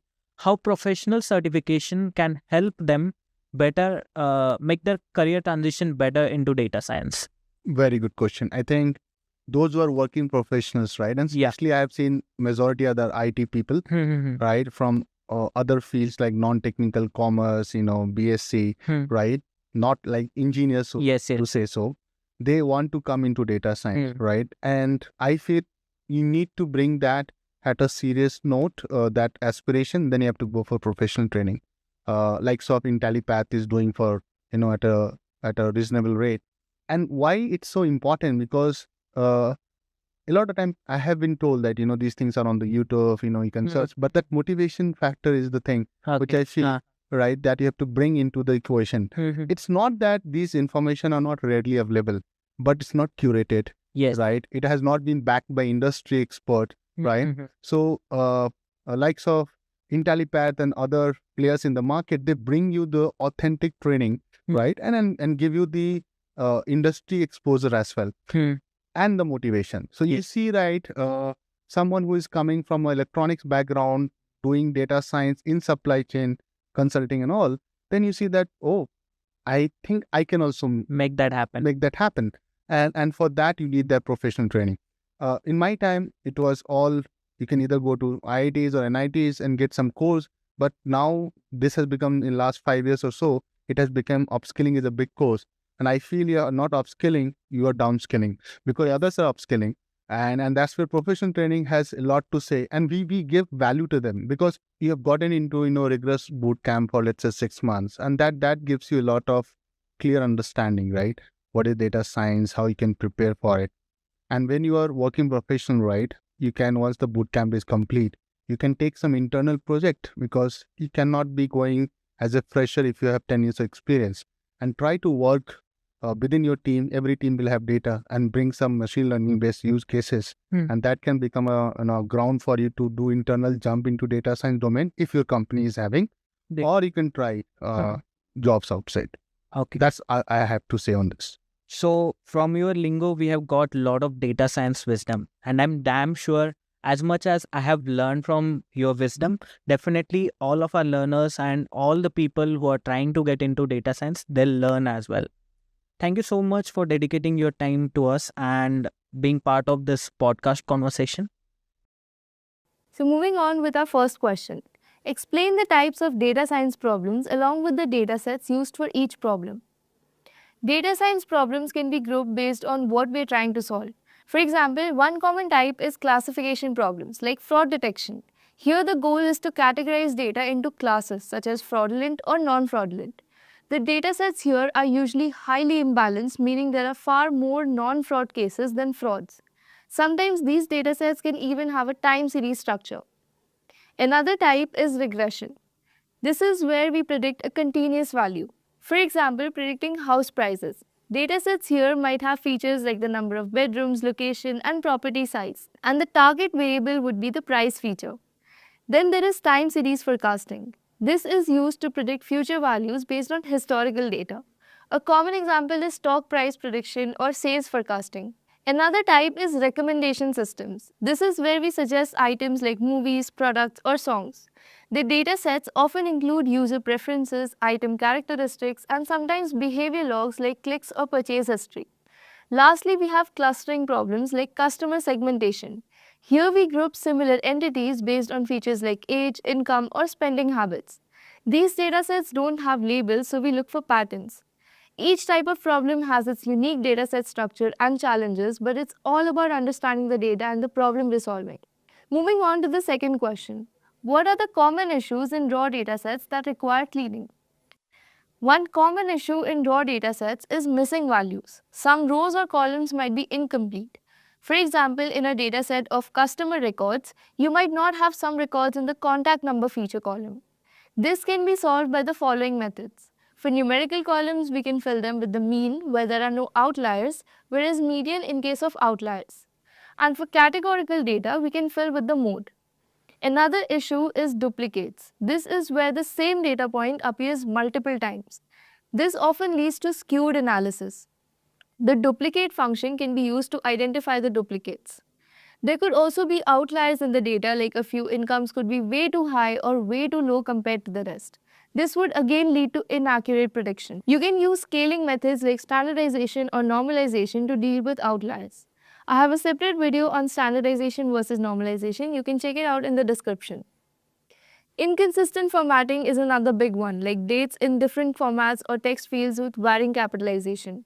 And then there's incorrect data where entries are just wrong. So say for example, a negative value in a column for age. All the above issues can be taken care of at the data cleaning stage itself. The data needs to be accurate, consistent, and reliable for analysis. Moving on to the third question. What are the different learning mechanisms in data science? So there are four main types: supervised learning, unsupervised learning, semi-supervised learning, and reinforcement learning. In supervised learning, the model is trained on labeled data, meaning we already know the outcome. It's like teaching a child with examples. So say in email spam detection, we know which emails are spam, so the model learns from those examples. Next is unsupervised learning. This is where we have data but no labels. The model tries to find patterns or groupings by itself. A good example is customer segmentation, where the algorithm groups customers based on their purchasing behavior without knowing what each group represents. And then there is something known as semi-supervised. This is a mix of both. There will be a small amount of labeled data and a large amount of unlabeled data. The model uses the labeled data to learn and then generalizes to the unlabeled data. It's useful when labeling data is costly. Finally, we have reinforcement learning. Here the model makes decisions and gets feedback in the form of rewards or penalties. It's commonly used in gaming or robotics, where the model has to learn to improve its actions through trial and error. Moving on to the fourth question. Why is standard deviation often preferred over variance when analyzing data? Both variance and standard deviation measure how spread out the data is. But the key difference is that variance is in squared units, while standard deviation is in the same units as the original data. Let's say we're looking at the test scores of a class of students measured on a scale from 0 to 100. If we calculate the variance, it would give us the number in the units of squared points, say something like 25,000. Now, this is not easy to relate to the actual scores. However, when we calculate standard deviation, it's in the same units as the original data. In this case, just points. So if the standard deviation is 50, it's much clearer because we can directly understand it as the spread of scores around the average score. Standard deviation just makes it easier to relate to real world values. Moving on to the fifth question, what is overfitting and underfitting, and explain how you can detect if your model is overfitting or underfitting. So overfitting happens when the model learns the training data too well, even the noise and the random fluctuations. It performs great on the training set, but struggles with new unseen data because it's too specific to the training data. It's like memorizing answers to a practice test without truly understanding the material. On the other hand, underfitting happens when the model is too simple to capture the patterns in the data. It fails to perform well on both the training set and the test set. It's like studying just the basics and missing out on the important details. In order to detect underfitting or overfitting in your model, you need to look at performance metrics like accuracy or error rates and compare them between the training and the test sets. To deal with overfitting, you can either reduce the number of features or use techniques like regularization or cross-validation. Whereas for underfitting, you would want to make the model more complex. This might involve adding more features and increasing the model's capacity. Moving on to the sixth question. Explain the concept of regularization in machine learning and why is it important for improving model performance. Regularization is used to prevent overfitting by adding a penalty to the model for being too complex. Essentially, it discourages the model from relying too much on specific features or learning noise in the data. There are two types of regularization techniques. First is L1 regularization or lasso regularization. It adds a penalty based on the size of the model's coefficients, making some of them shrink to zero. This way, it automatically selects only the most important features and ignores the rest. For example, in house price prediction, if the number of garage doors has little impact, L1 regularization might set its weight to zero and exclude it from the model. The next one is L2 regularization or ridge regularization. It adds a penalty based on the square of the coefficients. This reduces their size but doesn't make them zero, so all features are kept but none dominate too much.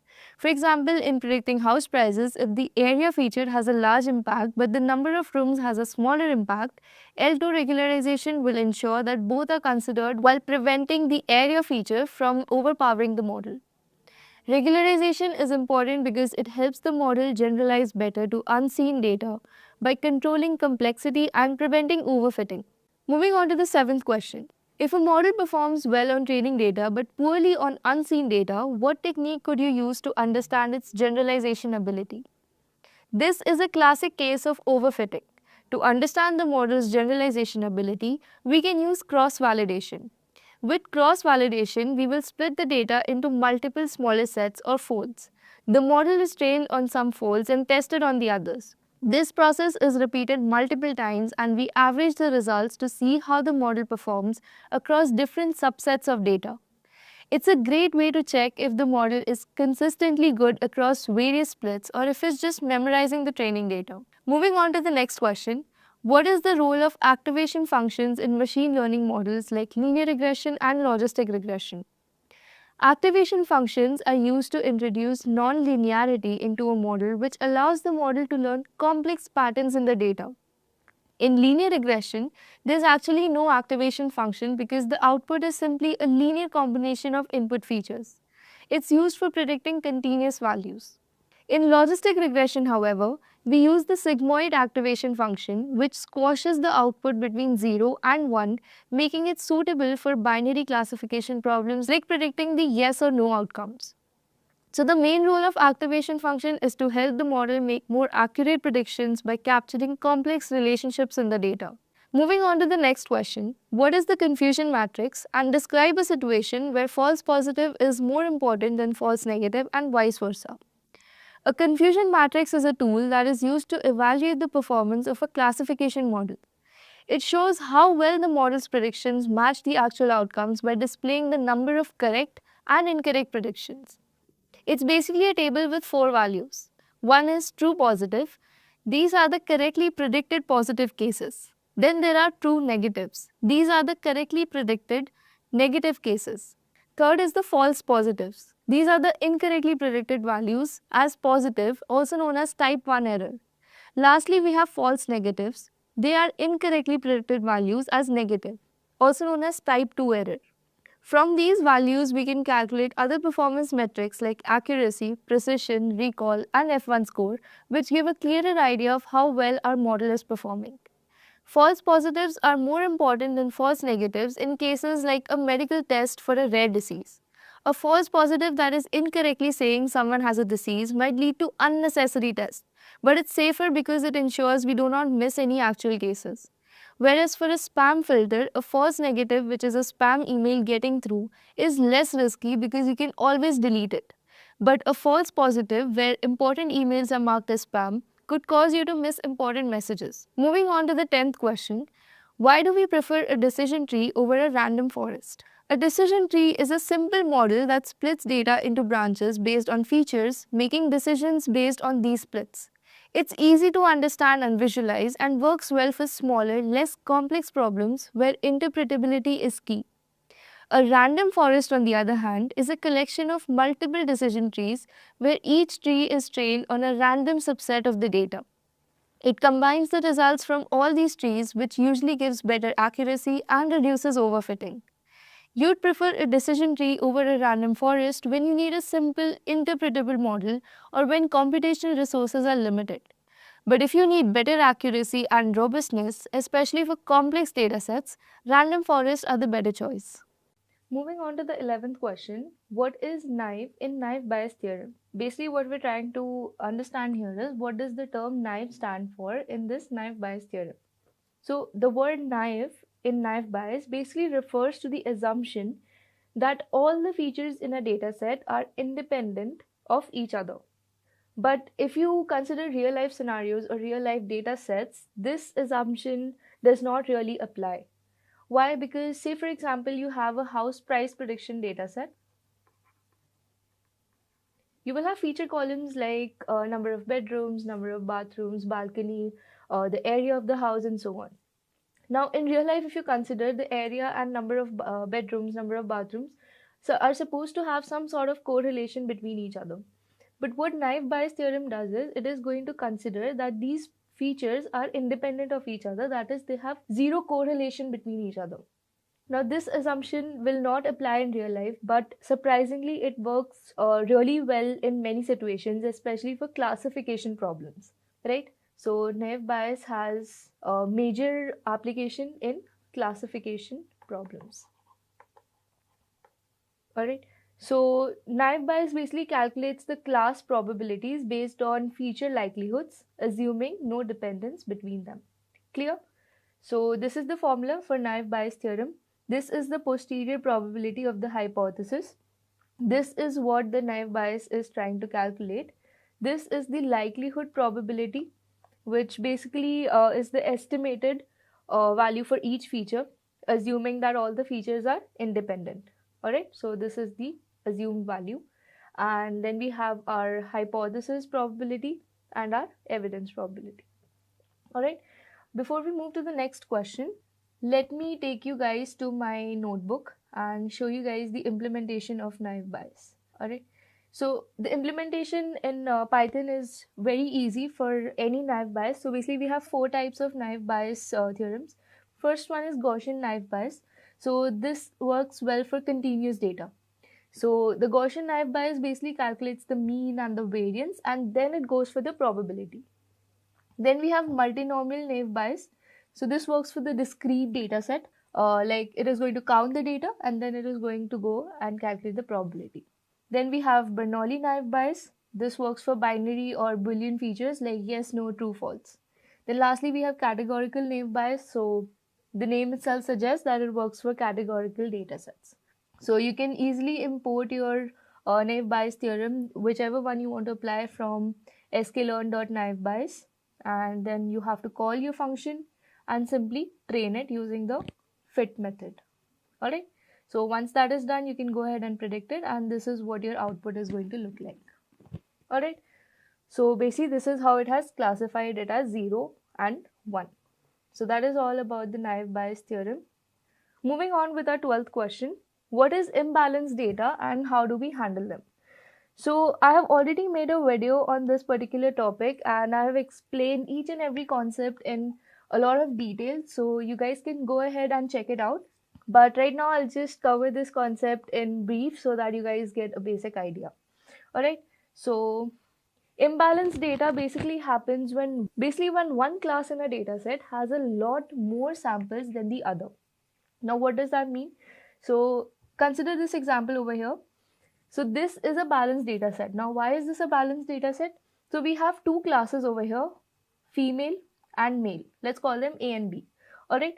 Now class A, that is female, has 51% of samples in a data set, whereas class B, which is male, has 49% of samples in the data set.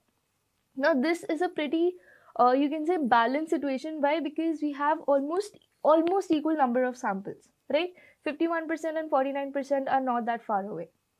But if you consider this particular scenario, we have 98% of samples in class A, which is our normal okay, so this imbalanced data is basically for the fraud detection data set. Okay, so we have a fraud detection data set where we have two classes, which is normal transactions and fraudulent transactions. Now our normal transactions are obviously going to be in a higher ratio compared to our fraudulent transactions. So we only have 2% of transactions which were fraud, which is our class B.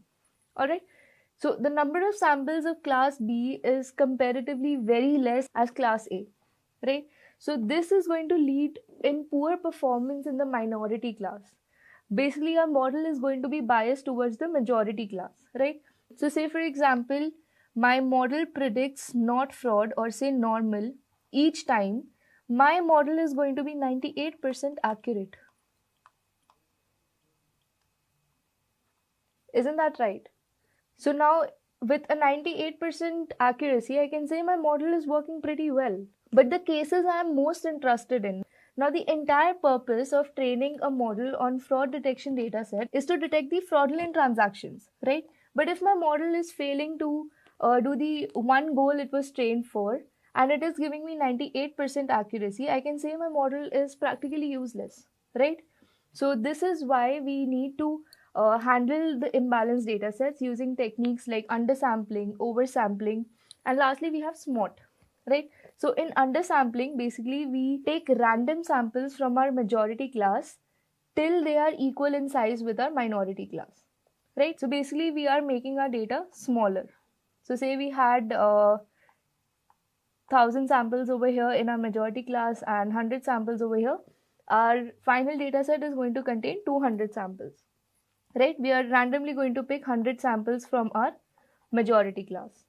Whereas in oversampling, if we have 1000 in our majority class and 100 in our minority class, we are going to keep duplicating these samples in our minority class until and unless they are equivalent to the size of our majority class. That is, initially we had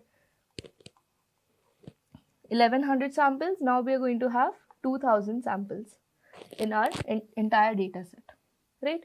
So this is how undersampling and oversampling works. Now over here in oversampling, we are simply duplicating the data randomly in our minority class, right? We are not exactly performing some sort of calculation. Now in our next technique, which is known as SMOT or synthetic minority oversampling technique, over here instead of randomly duplicating the data, we are going to perform some sort of calculation using this particular formula, and we are going to create synthetic data points, and these data points have one rule. That is, they are always going to lie between the axis of two existing data points. Alright, so this is basically what SMOT does. So these are some of the techniques that you can use to handle your imbalanced data.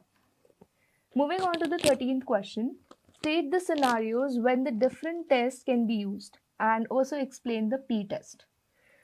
So now the different tests that we have are z-test, t-test, f-test, chi-square test. Like these are some of the tests that we'll be covering in this particular question. So the first one is z-test. Now this is used for the large samples, generally greater than 30. So whenever we have more than 30 samples, we will be using z-test. Now keep this condition in mind. I'm sure some of you guys must be having a doubt regarding 30 samples. We'll be talking about this in a few minutes, but first let's cover all the tests, right? And your population standard deviation should be known. So say for example, you want to compare the average heights of two cities. So this is a scenario where you would preferably be using z-test. So this is the formula for finding the value of z-test. So you subtract your population mean from your sample mean and you divide it by your standard deviation divided by the total number of observations. Alright. Then the next one that we have is a t-test. This is used for small samples, preferably less than 30, and you don't know your population standard deviation. So say for example, you want to test a new teaching method, whether it improves your test scores in a class or it doesn't, right? So this is the formula for your t-test. So the next one that we have is an f-test. This basically compares the variances of two data sets.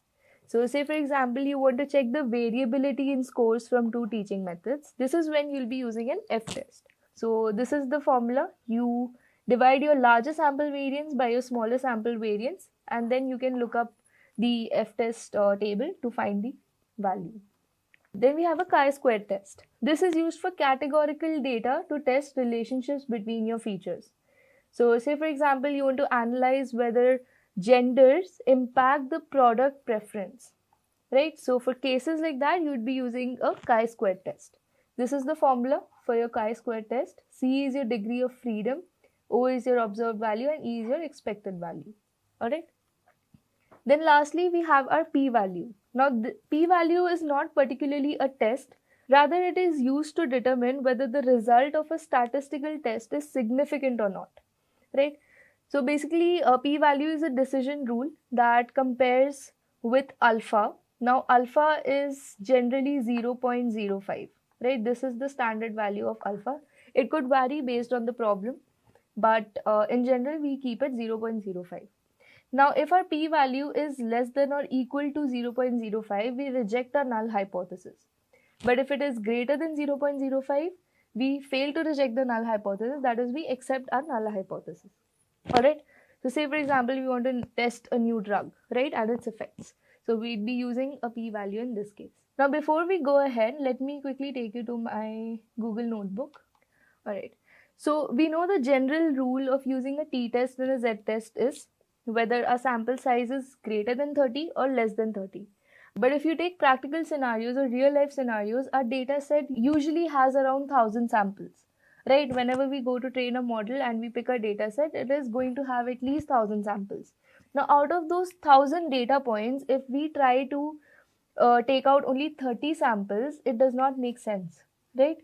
Our data set is going to have at least 500 or 600 data points to be able to learn and have an accurate output, right? So in a problem statement, whenever there is mean or average mentioned, we use a t-test, and whenever there is a percentage or proportion mentioned, we use a z-test. Clear? So theoretically, we take the 30 sample rule, but when it comes to practical scenarios, this is the condition that we follow. Alright, so let me quickly show you how it is implemented. So I am going to implement t-test. So this is my data set and I have taken a sample size of 1000. I have decided my new sample data. And what I'm going to do is I'm simply going to perform a one sample t-test. So I'm going to import my t-test from scipy.stats. I've declared my variables t-stat and p-value, and I've passed my column purchase, and I've given the sample size over here. And after performing that, I have got my p-value as 2.8. Right? Now this 2.8 is clearly greater than 0.05. This means we have to reject our null hypothesis.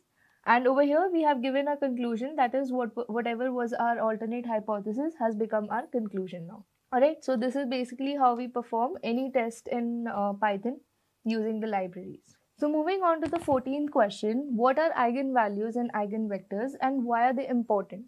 So let me quickly explain a scenario where we have a data set which is in a 3D form. Alright, now if I want to make my model simple and understand the data better, my goal would be to transform this 3D data into a 2D data, while also being able to retain the maximum information out of this particular data. Now, in order to do that, I can compress my data from any one of these dimensions, either from my height, my width, or my breadth. But if my goal is to retain the maximum information, I'm definitely going to compress it from an angle that has the largest area. And if I feel this particular side is going to give me the maximum information out of my data, I'm going to compress my data set from this particular angle. So now what eigenvalues and eigenvectors are? Eigenvalues are basically going to tell me how much my data set has shrinked or stretched during my transformation, whereas my eigenvectors are going to define the direction from which my data sets have been shrinked or stretched, right? And the direction is always going to remain unchanged during that transformation. So I hope this is clear, and this is the basic formula that is used to calculate the eigenvector, which is represented with the x vector, and we have eigenvalue represented by lambda. Alright, so let's quickly look at the example. So we have a matrix denoted by A, which is 2, 0 and 0, 3. Now in order to calculate the eigenvalue, this is the formula that we'll be using. Alright, we need to calculate our matrix A minus lambda into I. Now I is the identity matrix and it is represented using this particular matrix. Alright, so now we know the determinant of this particular matrix is going to result to 0. Alright, now this is going to help us give the final values of the lambda. Alright, so now to calculate A minus lambda I, this is the kind of calculation we'll be performing. We've already multiplied lambda with our identity matrix, and this is going to be the resultant matrix after multiplication, right? So after subtraction, this is going to be our final matrix, 2 minus lambda and 3 minus lambda. Once we equate it with 0, we get the values of lambda, which is 2 and 3. Alright, so we get two eigenvalues, which is 2 and 3. Now in order to calculate the eigenvectors, we are simply going to multiply x with A minus lambda I. Alright, now we know the values of lambda, which is 2 and 3. So we are going to substitute these values in lambda, and once we do that, we're going to get a matrix like this, and after we multiply this matrix with x, our x value is going to be somewhat like this. Alright, so basically these are the steps that we follow in order to calculate the eigenvalues and eigenvectors. Alright, now why are they important in data science? So eigenvalues and eigenvectors are used for principal component analysis. Basically, they reduce the dimensions of large data and they're used to identify the important features using eigenvectors. Then they're used for graph analysis and stability analysis also. Alright. Moving on to the 15th question. How do you ensure that the sample chosen for a study truly represents the entire population? Now, in order to answer this particular question, first we need to understand what is sampling. So whenever we're conducting a study, it is not always going to be possible to include everyone in the population, right? So we're going to use sampling to study a smaller, more manageable group. So the first step is to define who or what you are studying. That is, we need to define the target population. So say for example, we want to know the opinions of college students for a particular study, right? So our target population is going to be only the college students, not their parents, not their siblings, right? So that is how we define the target population. The next step would be to choose the right sampling method. Now we have over here 4 different types of sampling methods. So the first one is simple random sampling. Over here, everyone in the population is going to have an equal chance of being selected, right? There is not going to be any particular bias towards any person. The next one is systematic sampling. So over here, every nth person or nth member from a list or sequence is going to be selected. So basically over here, we're going to apply some sort of algorithm or some sort of system that every third person that we meet or every third person that we interview is going to be part of our data set. Alright. Then what we have is a stratified sampling. Over here, we divide the population into groups, that is our strata, and take a random sample from each group. Alright. So say for example, I am interviewing college students. I'm going to divide the college students into groups, say depending on their streams, right? So maybe I make groups of computer science and MBA and other fields like that, right? So once I have divided the college students into groups, I'm randomly going to pick a student from each group. Alright, so this is what is known as stratified sampling. Then lastly, we have cluster sampling. Over here, we divide the population into clusters. randomly select the clusters and include all the members from those clusters.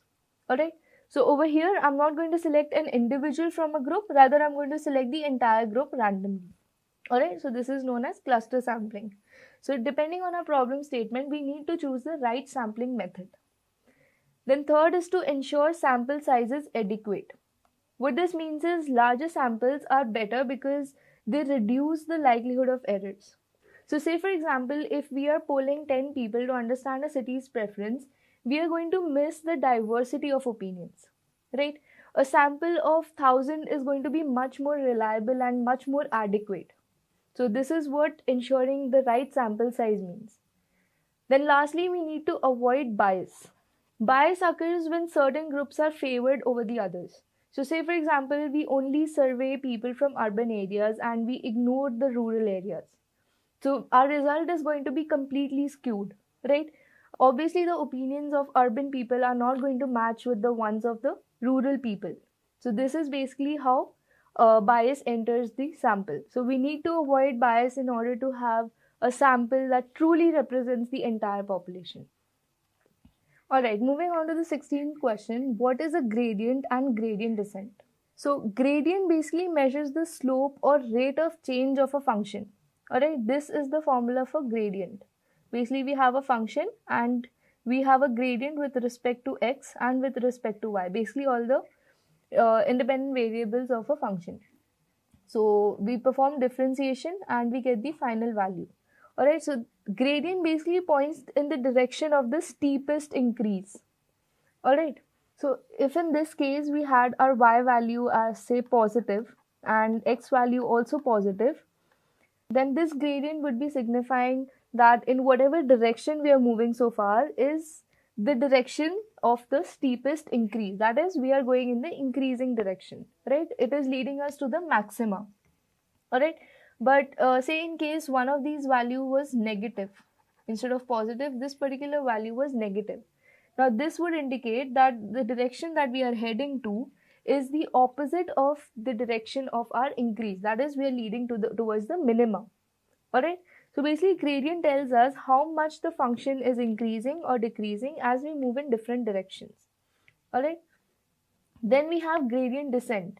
Now this is a method to find the minimum of a function by moving in the opposite direction of the gradient. Now we already discussed gradient is going to lead us in the direction of maximum value. And now gradient descent is a method to find the minimum of a function. So obviously gradient descent is going to move in the opposite direction of the gradient. Alright, so say for example this is our function. Alright, now in order to reach the minimum point which lies over here, what we are going to do is at every point we are going to calculate the gradient. Alright, now if the gradient is telling us that this particular direction is going to lead us to the minima and this particular direction is going to lead us towards the maxima, we are obviously going to move in the direction that is leading us towards the minima, right? And we are going to check that at each particular point until and unless we reach a point which is the global minima. Alright, so basically we are trying to reach towards the bottom of a value. Now this optimize the models by minimizing error. Alright, so this is basically what gradient and gradient descent means. Okay, moving on to the next question. Define confounding variables. Now confounding variable is something that influences both the independent and the dependent variables. Alright, so confounding variables are often referred to as hidden variables, and they can make a relationship appear between an independent variable and a dependent variable even if there is none. Alright, so this is basically what confounding variables do. Now say for example you're studying the relationship between exercise and weight loss. You find that people who exercise tend to lose more weight. But if you don't account for people's diet, it could be the diet causing the weight loss as well, right? And not just the exercise. So in this case, diet becomes our confounding variable. Alright, so this is basically how confounding variables work. Moving on to the next question, define bias variance trade-off. Alright, now in order to understand bias variance trade-off, we need to understand these terms separately. So bias is basically an error due to oversimplistic models that don't capture all patterns in the data. Alright, so this is an example of high bias in a data. So these are our data points and Since we have a high bias in our data, we are not really trying to understand all the data points. Rather, due to the simplicity of our model, we are just going to fit a straight line where we assume that most of our data points are being touched. But this is a case of underfitting. Alright. Then the next thing that we have is variance. Now this is an error due to models that are too complex and overfit the training data. Now this is the opposite of high bias. So basically when we have a high variance or low bias, what we do is we try to learn each and every data point in the data set. This leads to overfitting, and this is also a case where the model performs really well on the training data but very poorly on the unseen data. Alright. So a simple example or simple analogy of a high bias would be a person studying for an exam, and the person is not really trying to understand the definition and the examples of each concept. Rather, he just looks at the headings of each concept. Right? This would be a case of underfitting. But if that same person tries to memorize each and every detail of a particular concept, so he even memorizes the numericals, the exact value of each numerical, the person is going to perform extremely well if the exact same questions appear in the data.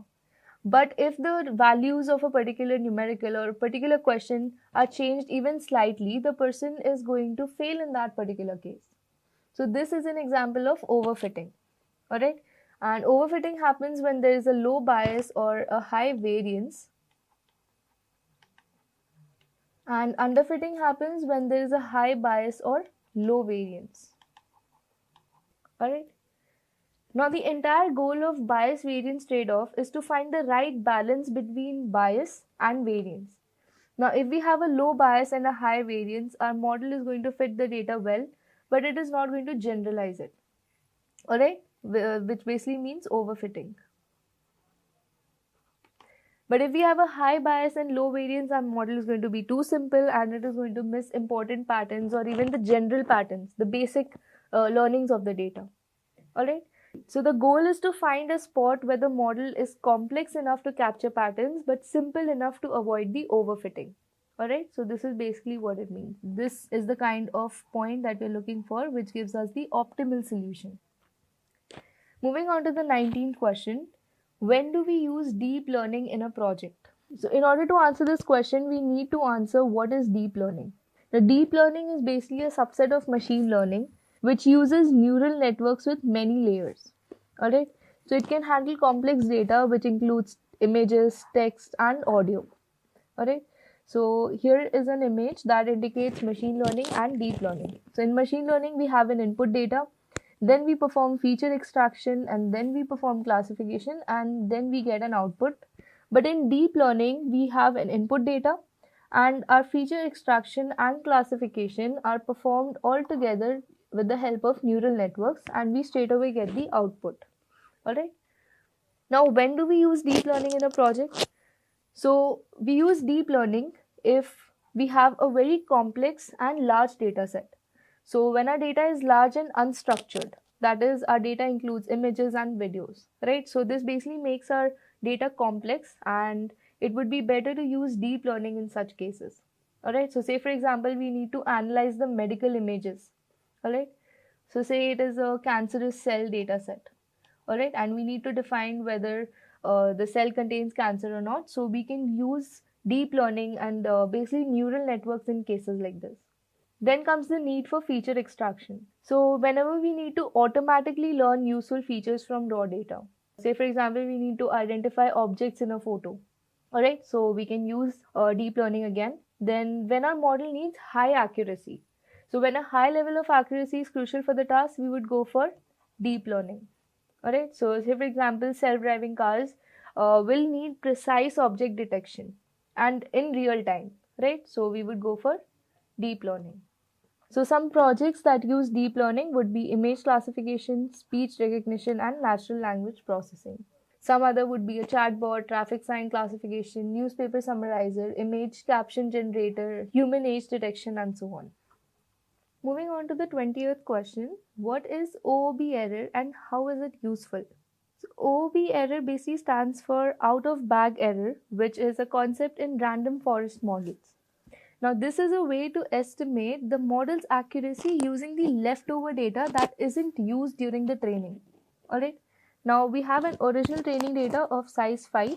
Now, we are going to do sampling with replacement. So, we have multiple decision trees and we are going to use the sample size of 3 for each particular decision tree. Now, OOB error is basically when random forests build multiple decision trees, they train each tree on a random subset of data called a bootstrap sample.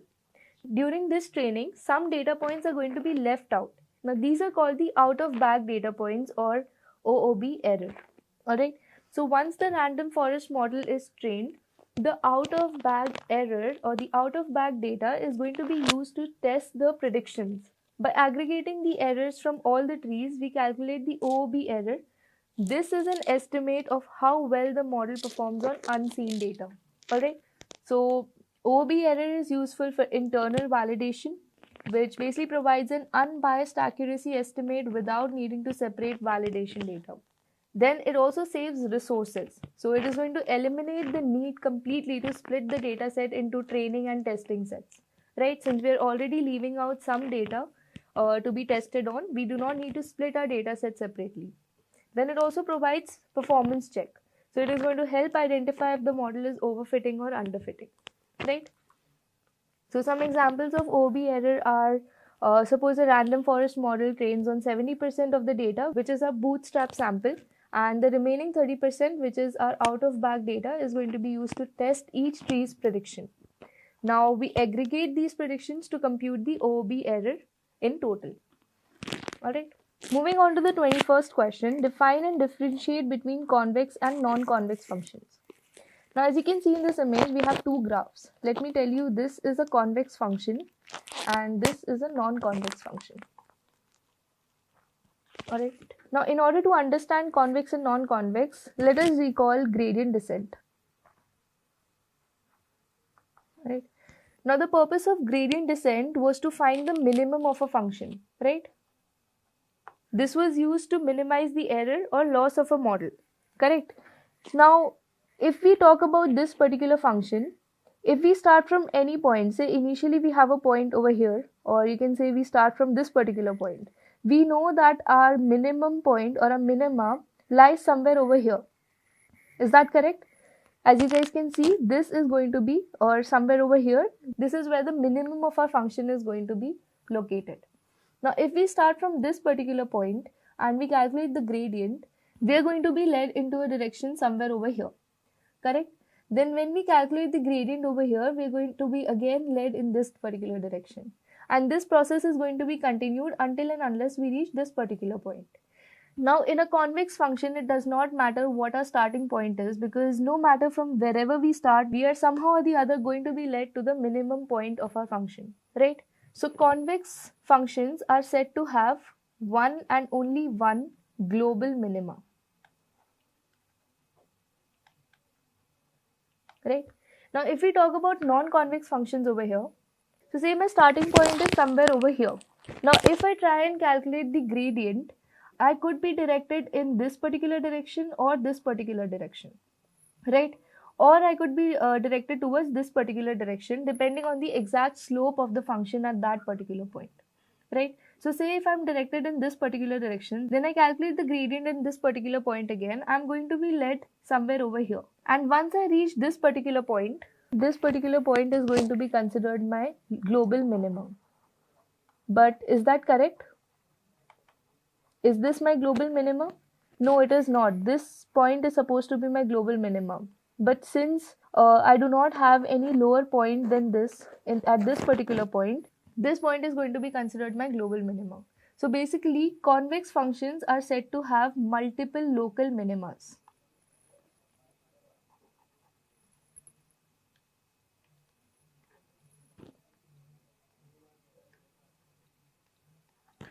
Alright.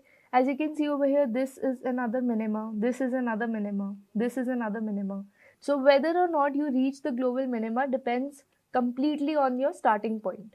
Alright, so say if you start somewhere over here, there is a higher chance you reach the global minima rather than some other local minima. Alright, so these are your local minimas. Alright. So this is a basic differentiation between convex and non-convex functions. So a convex function is where the line segment between any 2 points on the curve lies above or on the curve. There is only one and only one global minima, and it is easier to optimize. Alright. A non-convex function is a function where the line segment between any 2 points on the curve may lie below the curve. Alright. It has multiple local minima and maxima, and it is much harder to optimize. Moving on to the 22nd question, what is collaborative filtering? So collaborative filtering is basically a method that is used to make recommendations based on user behavior. It relies on similarities between the users or the items. So collaborative filtering is again divided into two types. First is user based and second one is item based.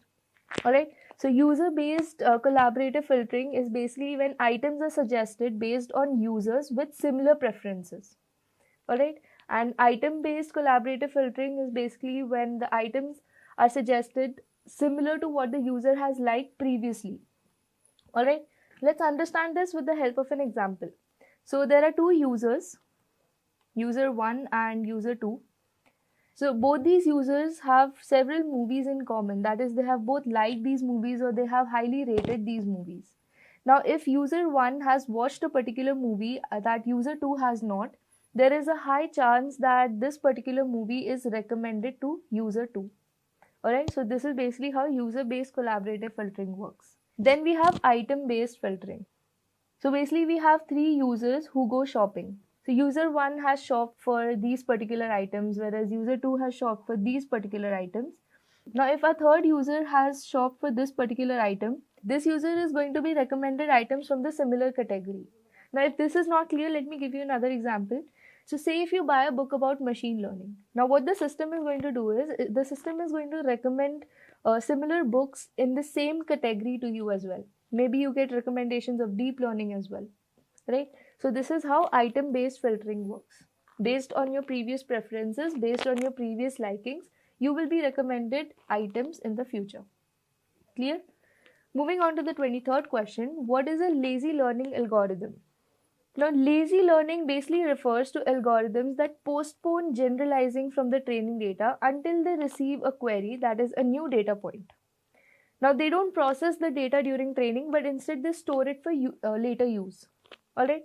So basically they delay generalization data until a query is made. Alright. So in the training phase, a lazy learning training is almost instant because the algorithm is going to store the data set without building a complex model. Whereas in the prediction phase, when a new query comes in, the algorithm is going to compare it to the stored data to make a prediction. This step is going to take time because this is going to involve looking through all the stored data. Alright. So one example of lazy learning algorithm is the k nearest neighbors algorithm. Alright. Now what k nearest neighbors does is, so say you have 5 data points about fruits. Alright, let's say these are apples, some are apples, some are oranges. Alright, they're already classified. Alright. Now say you have a new data point, which is basically a new fruit. Now in order to classify this new fruit, what KNN is going to do is, it is going to compare it to the stored data, right? These are your stored data points, right? All these are your stored data points.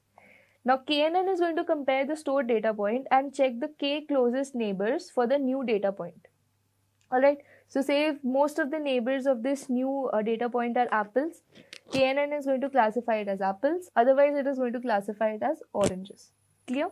So this is how KNN works, and this is basically what lazy learning algorithm works. Alright. Moving on to the 24th question, describe the differences between bagging and boosting algorithms. Alright. So bagging basically works by creating multiple subsets of the training data. So bagging and boosting are basically two powerful techniques in machine learning that are used to improve the performance of models. Alright.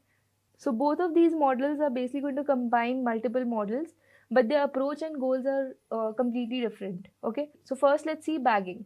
Now what bagging does is, it is going to create multiple subsets of the same training data, and it is going to train independently on each subset. Alright. So basically bagging works in parallel, whereas boosting trains the model sequentially where each new model is going to focus on correcting the errors made by the previous model. Alright, so the final prediction is going to be a weighted combination of all the models. Clear? The basic difference is clear.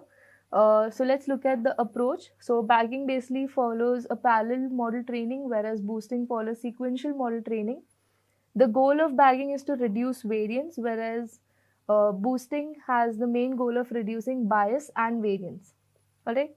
The basic method of error handling in bagging is to have equal weights for all the models, whereas boosting corrects errors of the previous models. Alright. So bagging has a lower risk of overfitting, whereas boosting has a higher risk of overfitting if not controlled. Alright. So basic example of bagging would be random forest, where we have multiple decision trees working parallelly on each subset of the training data, whereas boosting algorithms would be AdaBoost, gradient boosting,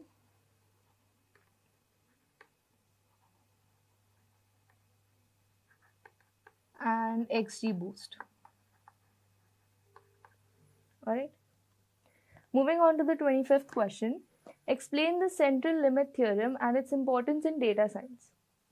CLT or central limit theorem basically states that the sampling distribution of the sample mean approaches a normal distribution as the sample size increases. Alright. So as you can see over here, as we increase the sample size, the distribution of our data approaches a more normal curve. Alright. So this basically enables the use of statistical methods that rely only and only on normal distribution. It's going to help make inferences about the population using sample data, and it is used in hypothesis testing, confidence intervals, and many more such inferences. Alright. So a basic example would be, say you want to measure the average height of students in a school. Now the individual heights might vary a lot and may not follow a normal pattern, right? But if you repeatedly take random samples of students, calculate the average height for each sample, and then plot these averages, the graph will eventually form a normal distribution as the sample grows. Alright. So the importance of CLT in data science is mainly the foundation for statistical analysis. So stats plays a major role in data science, and CLT is a basic foundation of stats, right? Many statistical methods assume normality, and CLT is going to ensure that we can apply these methods even when the original data isn't normal. Alright. Then comes sampling and efficiency. Alright. So instead of analyzing the entire population, we can work with smaller and more manageable samples and still get reliable results. Finally, we have hypothesis testing.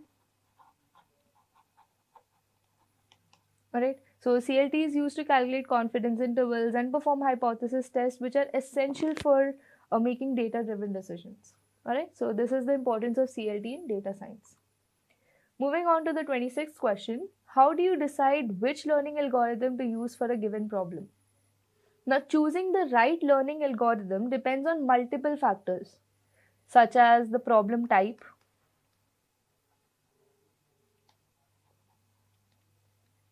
okay, the size of the data set,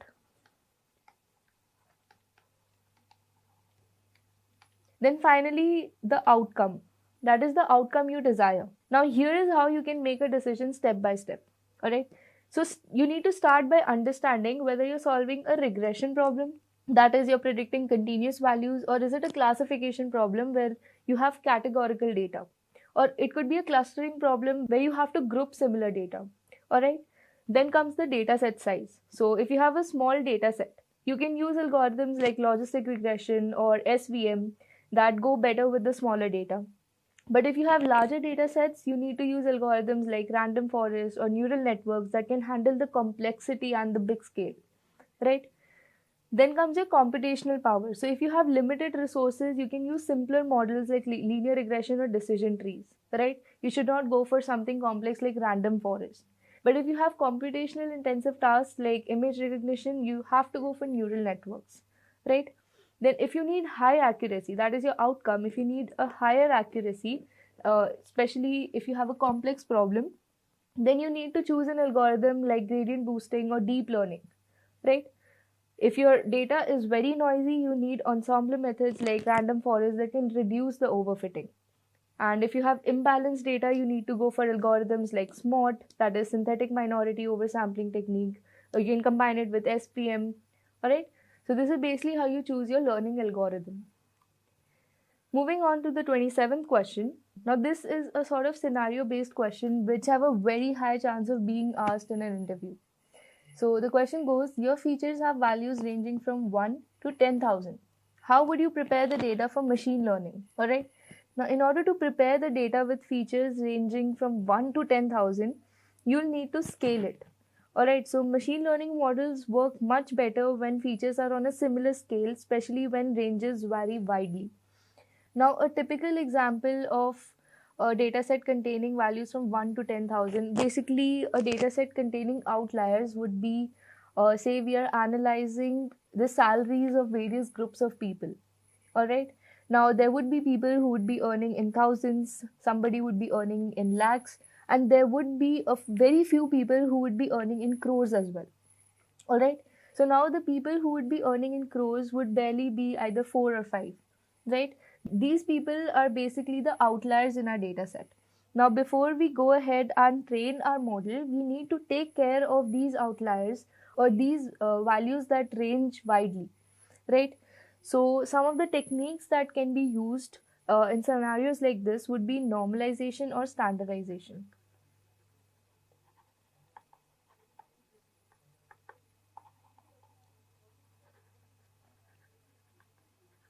Right. So again, I have a separate video covering these topics of normalization and standardization, their implementation, the theoretical aspects, when to use which particular concept in complete detail. So you can go ahead and check it out. All right. So normalization basically use methods like min-max scaling, which helps to bring the values between 0 and 1. All right. Whereas standardization uses mean of 0 and standard deviation of 1. Alright, so this basically helps models perform more efficiently, right? So again, you need to choose your right scaling technique. So if your data has outliers, normalization is going to work better, but if your data does not have outliers, you need to perform standardization. Alright, let's quickly look at one small implementation. So I have a cricket data set, and when I plot the various aspects of my data set, like my innings, my not outs, my runs, and the high score and so on, I can see a lot of outliers in my data set, right? Now to tackle this situation, what I'm going to do is I'm going to perform standard scaler. Alright, so I've imported standard scaler from sklearn.preprocessing. I've called my function and then I've simply fit and transformed it on my data, right? So once my data set is scaled, that is the values are arranged between the mean of 0 and standard deviation of 1. This is what my data set is going to look like, and after my data set is scaled, I can go ahead and train my model for a better accuracy. Alright. Moving on to the 28th question, which is also a scenario based question. So the question goes, your data set has missing values. Now what are the steps that you're going to take to handle them? Now, in order to deal with the missing values in a data set, you first need to understand the nature of your missing values, right? They could either be missing completely at random, or they could be missing at random, or they could be missing not at random. Now, what do these terms mean? So, missing completely at random basically means that there is no identifiable pattern. Alright. Missing at random means that the missing values are somehow correlated with other variables. Alright. And missing not at random means that they're related to the missing value itself. Alright. So say for example, customers are not reporting low satisfaction scores. Alright. So if a column consistently has missing values, that is, if a column has more than 50% of missing values, then the best option would be dropping the entire column itself. Alright. But if that is not the case, that is, our missing values do not exceed 50%, the other possible techniques would be ignoring the missing values. That is, we drop the particular rows or the particular columns. Now, when do we drop the rows or drop the column? Whenever we have minimal missing data, that is, our missing data is less than 30%. Alright, so if a small percentage of rows or columns have missing data, we can consider dropping them without losing the significant information. Alright, so in order to perform this step, all we have to do is, let's say our data is stored in df variable, all we have to do is call drop na function. So this function is basically going to drop all the rows that contain the missing values. Now the next technique is imputing missing values. That is, we can replace the missing values with mean, median or mode. Alright, so whenever we have a data set that contains outliers, that is, say if we are dealing with a feature like salary, where our salary could range from 0 to even crores or even billions, millions, alright, there is no end limit to this number, right? We could be considering the richest person in India, right? We could be considering his or her salary as well. So for features like this, we would have outliers, right? And if we were to take the mean or the average of this particular feature, our average would not be justified to the lowest and the highest value in this particular feature. So in cases like this, we would impute our missing values with something known as median. This would give us a more accurate representation or the more accurate imputation of our missing values. But if this is not the case, we are dealing with a regular feature, then we can go ahead and impute our missing values with our mean itself. Alright, and if we are dealing with categorical data, say we're dealing with a feature called fruits, right? We have apple, we have orange, and then we have some missing values. This is when we will use something known as mode. That is the most repeated value in that particular feature. Alright, so if we have minimal data missing, less than 30%, we just drop the rows or columns. If we have substantial data missing, then we impute the data. If we have categorical data, we use the mode or unknown for imputation. If we have predictive missingness, we create an indicator variable for missingness. And if we have mostly the entire column missing, that is more than 50%, we drop the entire column if it is non-critical. Alright. Moving on with the 29th question. An e-commerce website runs 2 designs for its homepage. How would you determine which one performs better? Now this is a classic scenario of A/B testing. Alright, A/B testing is basically a method that compares 2 versions, A and B, it could be of a website or any other scenario, to determine which one performs better. Alright, now how does it work? So A/B testing is basically going to split the website visitors randomly into 2 groups. So group A is going to see design 1 and group B is only going to see design 2. Alright, so after the groups have seen the 2 designs, we are then going to measure the performance of both designs using a key metric like conversion rate, that is the percentage of users making a purchase. Alright, so we are going to separately calculate the conversion rate for group 1 and group 2. So whichever conversion rate is higher, we are then going to classify as that particular website page as more efficient than the other. Alright, so you need to define the goal. You need to identify the key performance metrics such as the click-through rate, purchases and so on. Right, it could be n number of factors depending on what kind of website you are building. Then you need to split the traffic. So you need to randomly divide the users into equal groups. Right, then you run the experiment, that is you show each group their respective design for a set duration. Alright, then lastly you analyze the results, that is you compare the metrics, that is the conversion rates, the click-through rate or whatever other performance metric you have decided to determine the better design. Alright, so this is how you determine which one of the 2 versions you have made performs better. Alright, moving on to the last question for this particular video.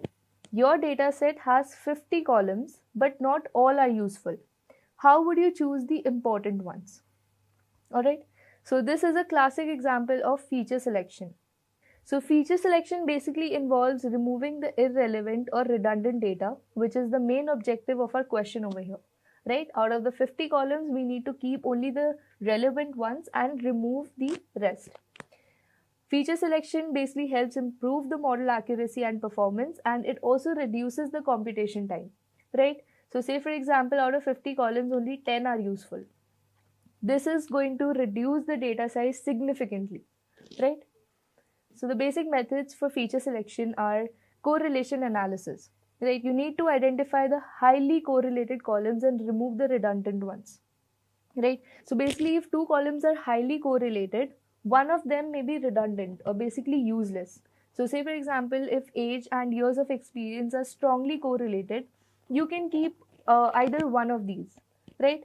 You can also use correlation heat maps in Python using the Seaborn library and the heat map function.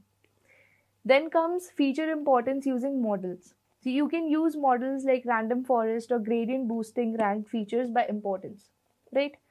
So say for example, in predicting the house prices, your location feature might rank higher than paint color. Alright. So there's a high probability that removing the paint color is just going to make your model better. Right. Then comes statistical methods. So you can apply methods like ANOVA or chi-square to assess the feature significance. Then finally comes dimensionality reduction. So you can use techniques like PCA, principal component analysis, which as we discussed use eigenvalues and eigenvectors to reduce the features while retaining the key information. Alright. Coding or programming is no exception. Gone are the days when you have to sit for hours, write automation script, get your task done. Also, gone are the days when to develop a small scale application, a team of developers for necessity. Today, coding is getting transformed into higher dimensions, vibe coding. And what is driving the change? It's the agentic AI. It has been changing the way business used to operate. Today, I'm going to walk you through the exact same process where I will be walking you through the entire process of building an AI agent from very scratch. We will be building an AI agent for automating the email where our agent will be able to read, reply, and even summarize them for you. This will at least make your inbox hate you a little less. And this is just one of the use case that I will be discussing. There are n number of other tasks that you can automate from the AI agent. And yes, this isn't one of those download the shady extension and sell your soul hacks. This is real step-by-step beginner friendly tutorial using cool stuff like LLM, LangChain, CreUI, and bit good old Python. Coming to the first question that should hit your head, that is what actually AI agent is. The agent is an autonomous system that senses its environment, reason about it, and act on it. Internally, it's structured into modules to keep perception, logic, and execution separate. But together they form a complete intelligent unit.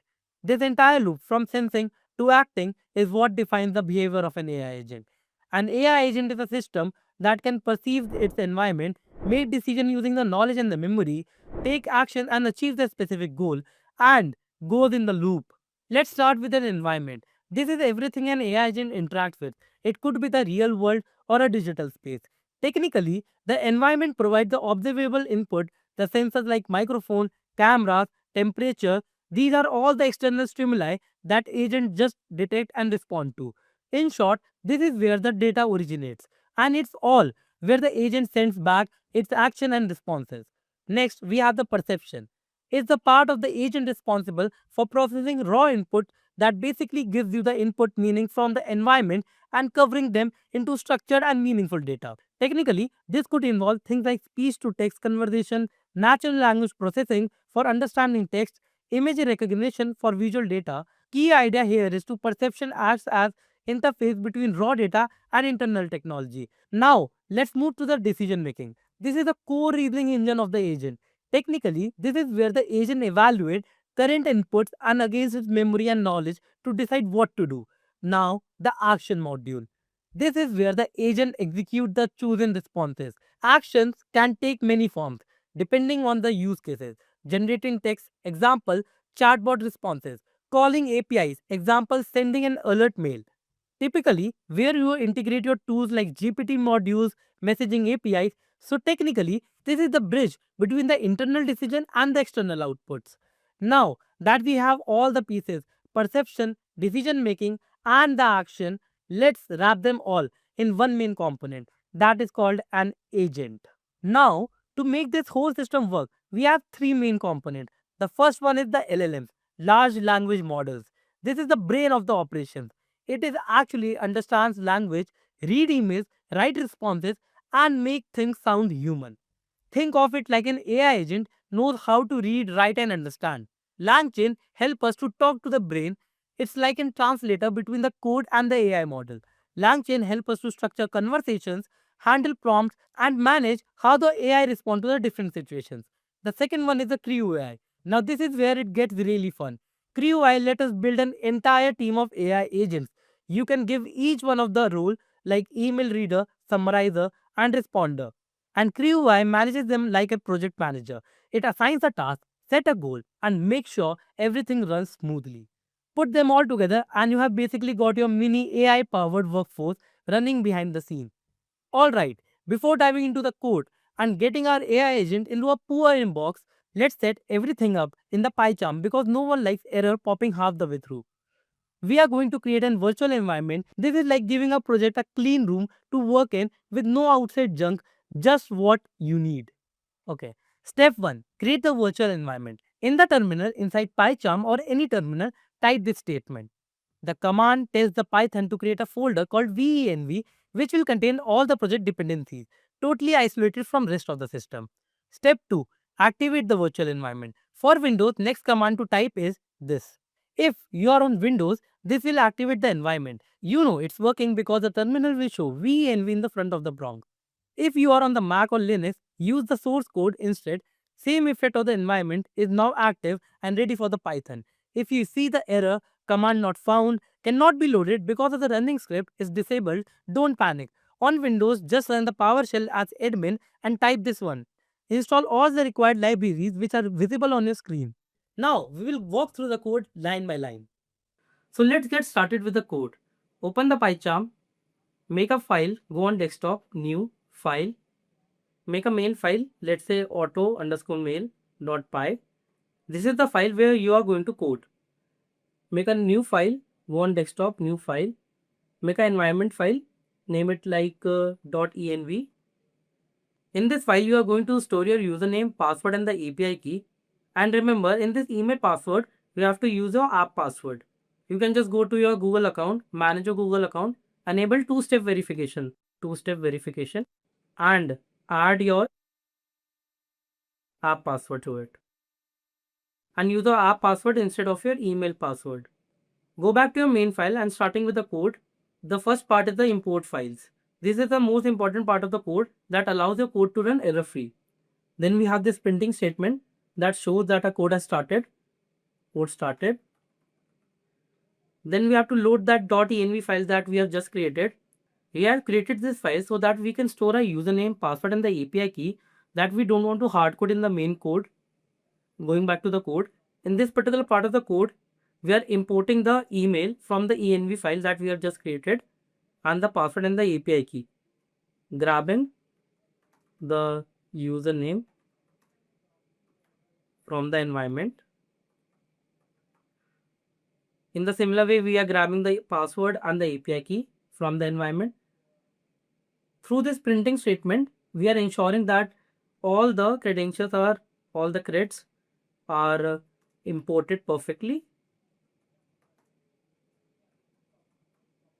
Before coming to this IMAP server and SMTP server, I just want to let you know that Gmail talks in IMAP and SMTP. Gmail talks in IMAP and SMTP. Basically, IMAP enables to read the files. IMAP will basically allow you to read the mails, and the SMTP will allow you to send the mails. These are the IMAP port number and the SMTP port number, and these are the default values, and you don't need to change it. This allows you to read the mail with the security, read mail securely, and this allows you to send the mail securely.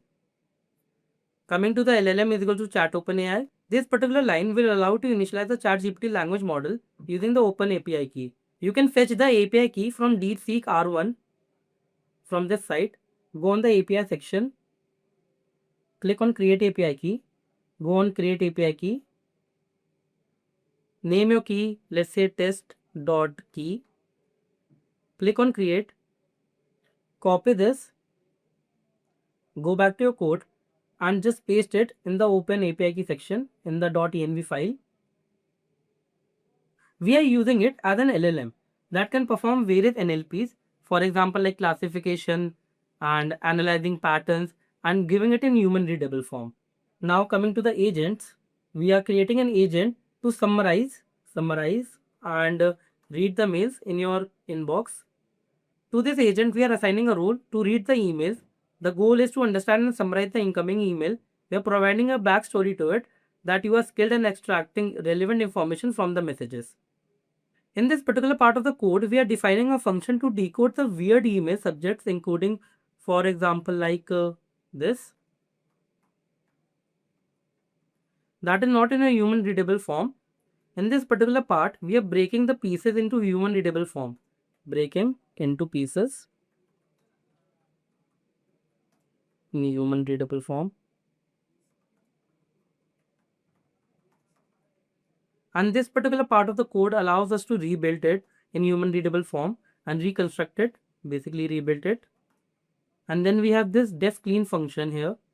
We have created this function to remove all the special characters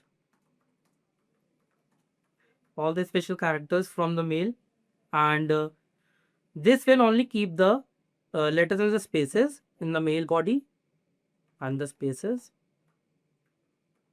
in the body. And this particular line will allow us to iterate through each part of mail. Then we have this fetch function here. This allows us to fetch the unread emails, to fetch unread mails in inbox.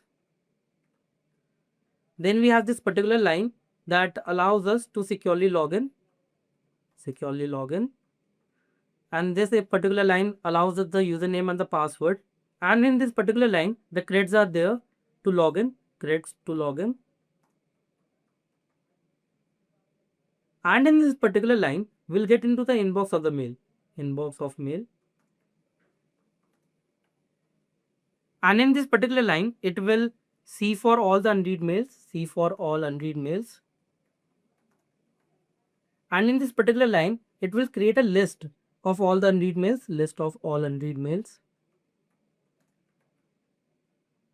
And in this particular line, we are creating an empty list to store all the unread mails,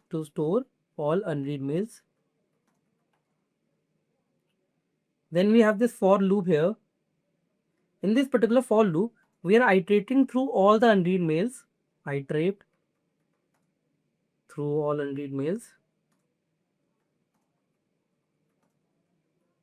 And in this particular line, we are fetching all the content of the body to fetch all content in body.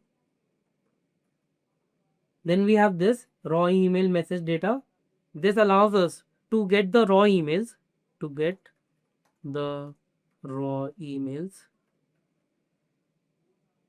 And in this particular line, we are parsing through all mails in readable form. In this particular line, we are getting and decoding the subject lines of the mail.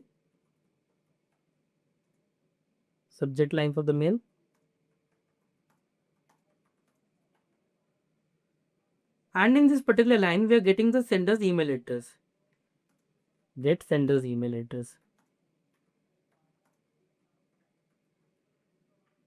In this particular part, we are starting with an empty body.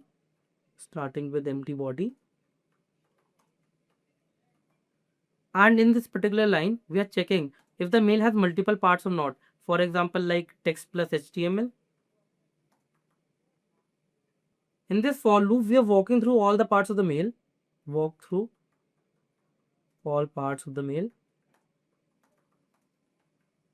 In this particular if loop, we are trying to get the plain text, and breaking out of the loop if we get the plain text.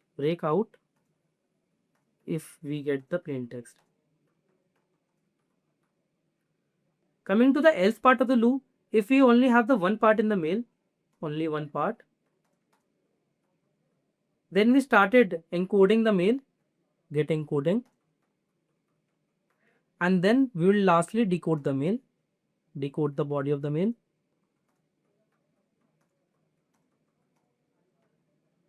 In this particular part of the code, we are saving the cleaned email data into a list. Save clean email data in the list. And then we securely log out of the mail securely logs out of the mail. Now coming to the send mail function, this is basically the function to send the replies to a mail, send replies to the mail.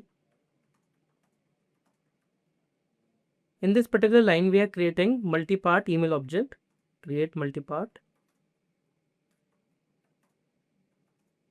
mail object. In this particular line, we set the email headers such as senders, recipients, and the subject. And in this particular part, we attach the plain text to it. Attach plain text to it. In this particular line, we are actually connecting to Gmail SMTP server. Connect to Gmail SMTP server. And in this line, we are using inscriptions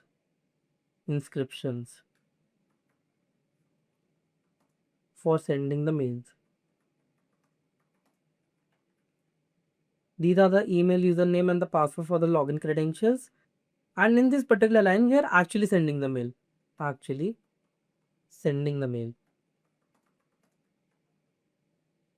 Coming to the main part of the program, we are getting all the unread mails here.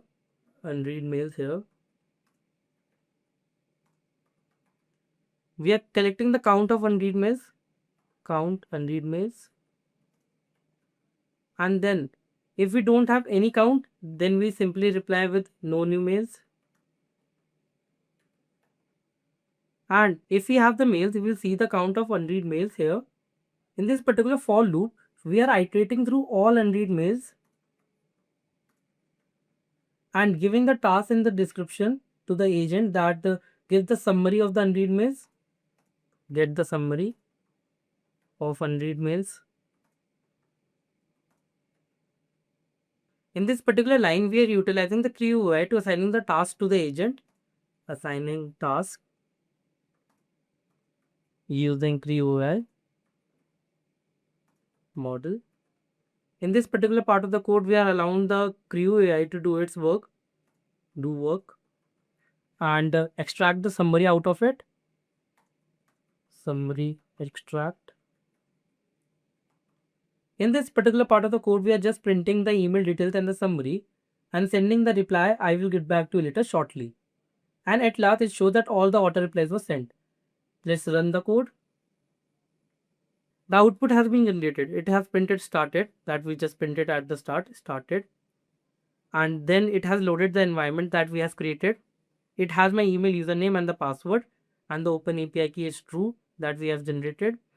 I don't have any new mail in my inbox, so it's showing no new email, and the exit code 0. That means our code has no errors. If I would be having any mail in my inbox, this would be the auto reply that I would be sending. I will get back to you later shortly. This I got during the testing time of my code. Now we will discuss the workflow for the same. Now we are going to start by adding our first node, that is a chat trigger. This will allow us to open chat with the agent. Then we are going to add an AI agent to our workflow. You can see a chat model, memory, and a tool. We will add a chat model to it. Let's say OpenAI chat. Now let's build the credential to connect from very scratch. You need an API key for this that you can fetch from DeepSeek R1. Go on the API section. Click on create API key. Create key.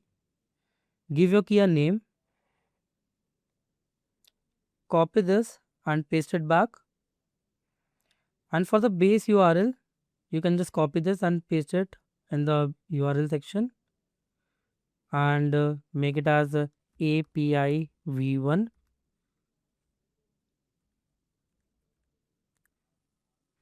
Now change the model to by ID. Go back to DeepSeek. Copy this DeepSeek R1 and just paste it here. Go back, save the changes, and just click on open chat and try something like, hi, how are you?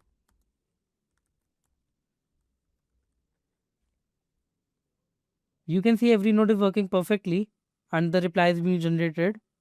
Hi, I'm just a computer program, so I don't have any feelings, but I'm here and ready to help you. How can I assist you? Now you can add any node to the flow. Let's add Gmail to it. Click and type Gmail here. Now you will see Gmail options. Let's say select get many messages, and you can set the limit to it. Let's say let's set it 3. Go back, save the changes. There's an error in the Gmail. This is because of the login credentials. So add your credentials here. Create credentials. You can sign in with Google. Click on select all. Continue. And connection is successful. Go back. Save the changes. And just try give me the summary of the unread mails in my inbox that I have received. Error has occurred in the agent node. Click and open the error. Go on the JSON, copy this code, click here, select define below, paste the code here, and just go back and save the changes. Now copy and paste the same query.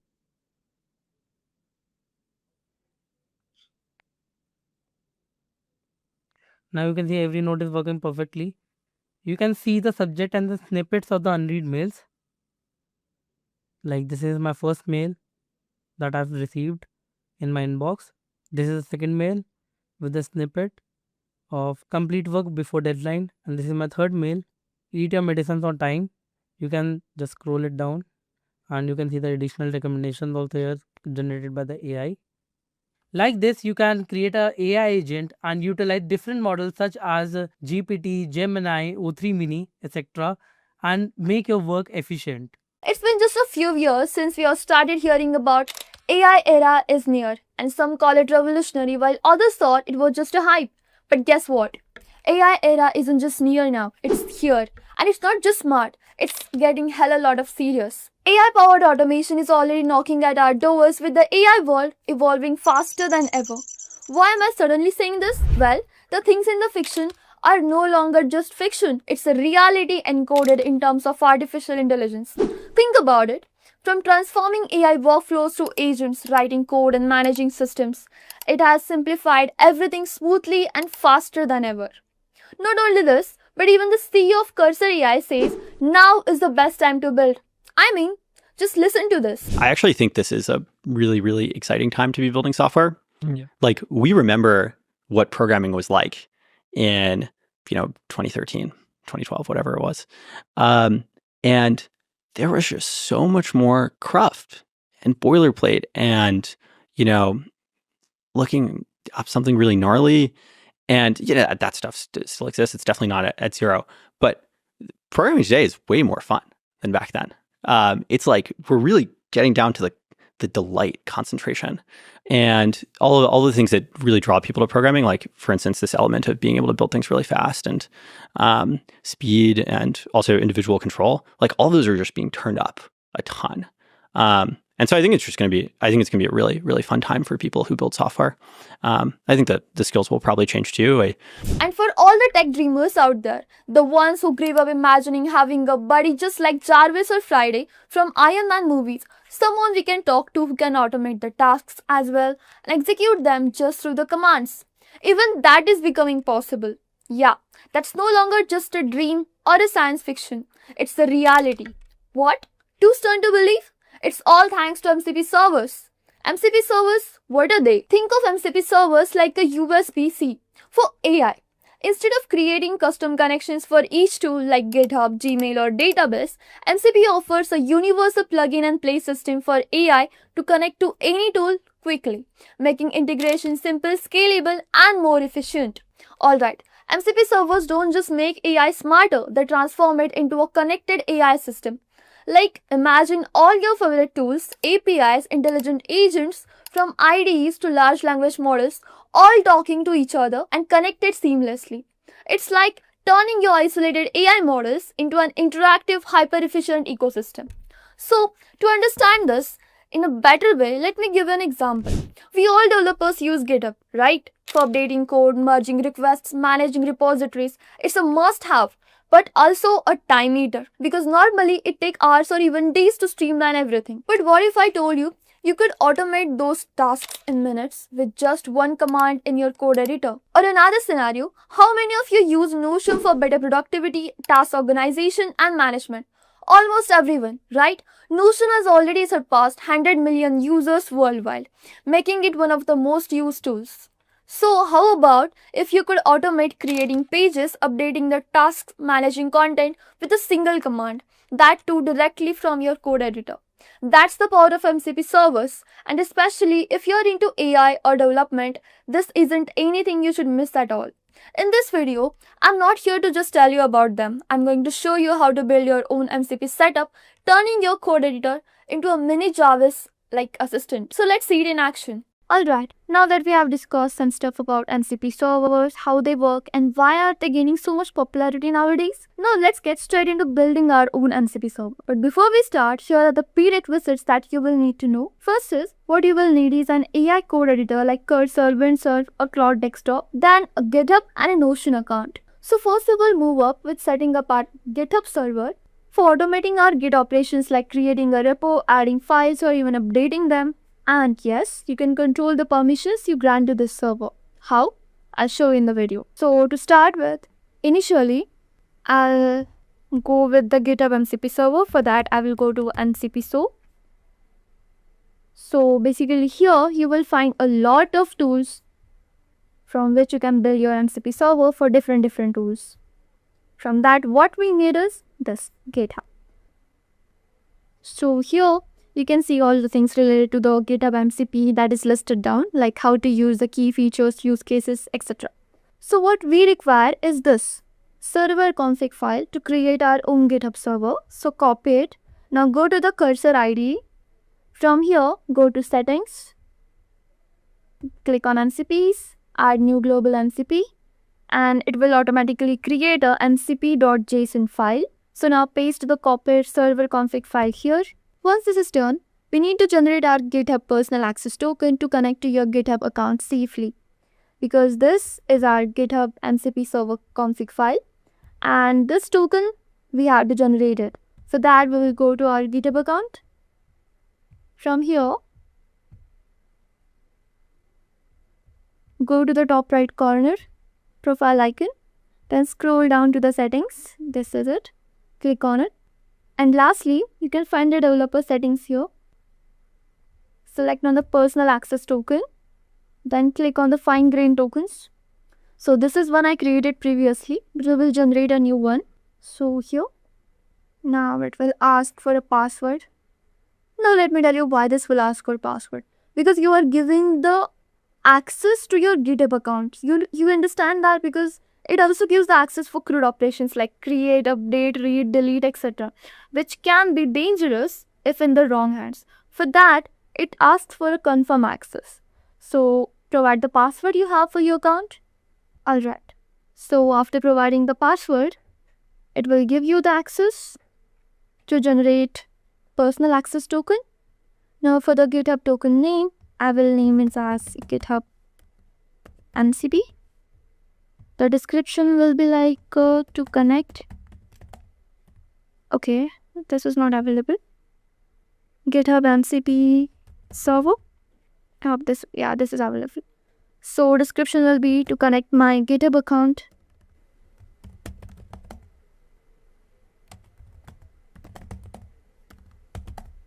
to the Cursor IDE through MCP server.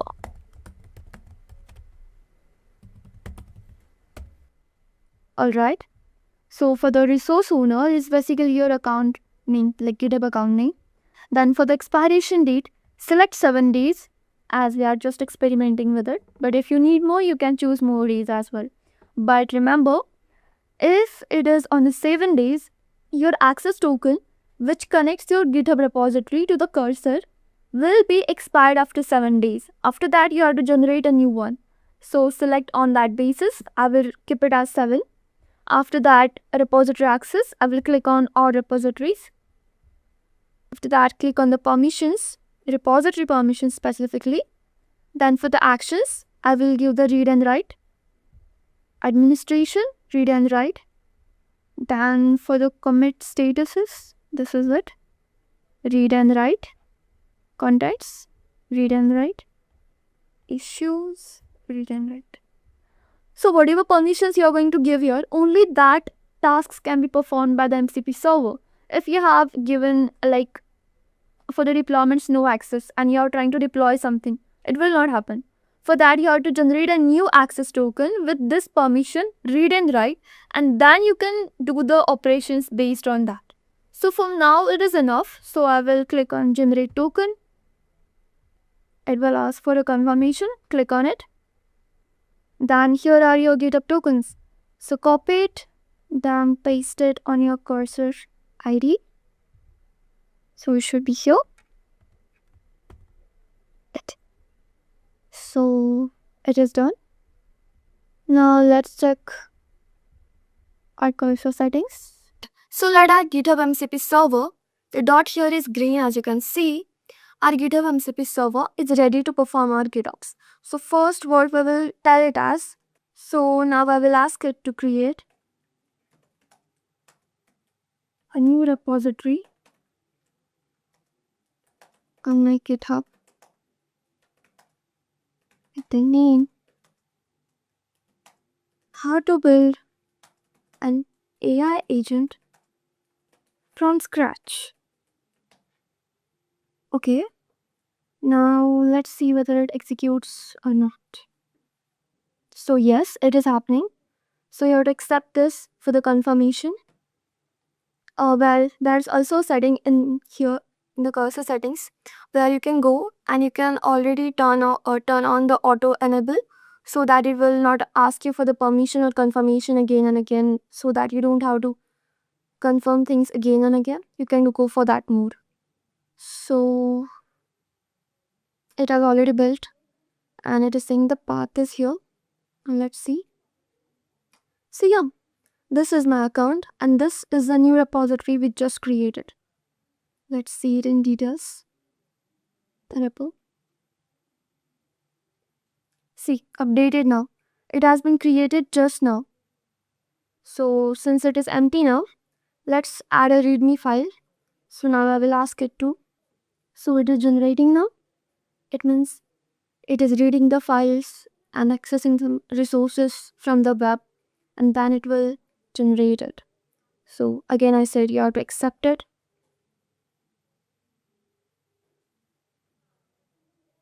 Boom, here is it. Now let's go and check it. Perfect. See, it has created a step-by-step guide in a readme file with resources, like whatever will be required. Now I'll ask it to create. So that was it for the GitHub MCP servers. And not only this, besides adding the files and creating the files, you can also execute other commands. Just for that, make sure to give those specific repo permissions while generating the GitHub personal access tokens. So that's it. And that's how we created our GitHub MCP server. And that's how we have covered the GitHub MCP servers, where you can directly give commands to the AI agents and they will execute all your GitHub operations smoothly and effortlessly without any manual work. Now that we have already created our GitHub MCP server, now let's move forward with the other MCP, that is Notion MCP server, which helps AI models to create and manage pages, databases, search for the content, add content blocks and comments, query the databases, retrieve and update the information on Notion, and much more. So to set up our Notion MCP, first we need to go to Make Notion MCP server GitHub repo. It is an official MCP server repo by Notion itself. Here you will find a proper setup guide for the MCP servers. So first we need a Notion integration to get an API key. As you can see, it is written even here. Yep, so here it is. Setting up the integration in Notion. For that, we have to go to this profile. That is Notion.so profile. Now from here, we'll create a new integration. We'll give it as something like my MCP server. Okay. So let's say this. And this is our MCP server's internal integration secret API, which we will be needing further. Now, let's set the capabilities. We need the read content, update content, insert content, read comments, insert comments, and that's it. And we should save this. Okay, read user information without email address. And save this. Integration is successfully updated. Let's refresh this since we have updated the integration. Yep. So we have this. Moving next, we need our server config file. For that, I will again go to the Notion MCP server of Neat Notion. Here we'll find the official server config file. We'll copy this, go to the cursor, add a new one, copy here, save. We have to replace this part with our secret internal integration key. So for that, we'll go to our integrations, copy this, go to cursor, paste it here, save it. Now go to cursor settings, refresh this. Now it is stable. Now we'll go to our integrations. Now online Notion profile.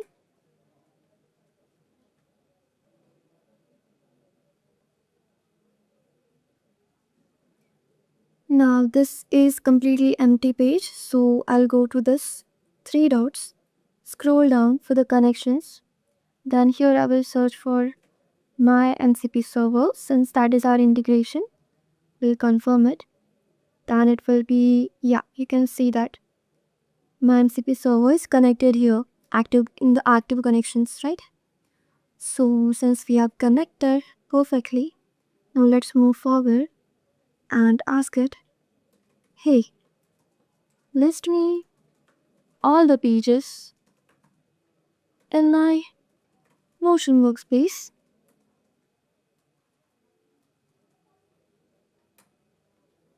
Let's see what it does.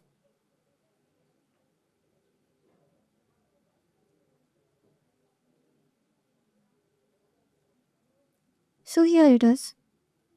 It is running the API post search tool. Now we'll accept this.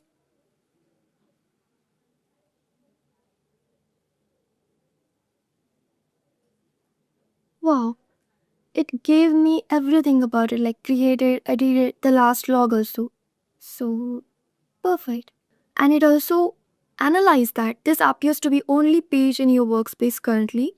The page is not archived, not in trash located. The main workspace has no cover page or echo set because we haven't created any kind of details in that page just yet, right? So then it asks us, would you like to see more details about this specific page, or would you like to perform any other operations with your Notion workspace? So I will ask it to write me a blog on the same topic as this page has in a impressive and impactful manner. So see, it is even writing the blog for it with the new page, that too. Alright, it's taking time. Yeah, so it finally found everything. Now it will create.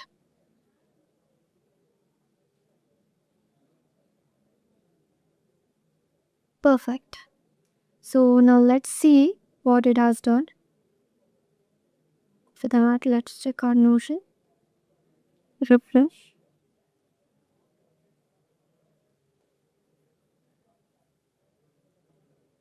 and this is the page it has generated. So you can see this, right? This is generated completely by the Notion MCP server. Now for the other tasks, I will ask it to add the images as well as per the context of the blog to make it more appealing and attractive.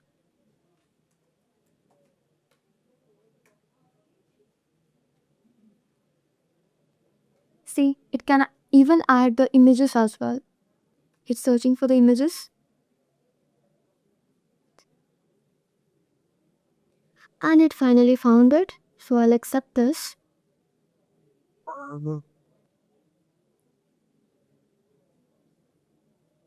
So again, accept. You can see these tools, right?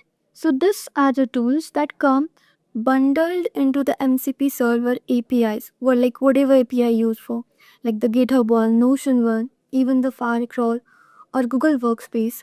There are certain tools like API patch block children, API patch page, and what we created above, API post page. These are the tools it is using to fetch, create, and analyze the information.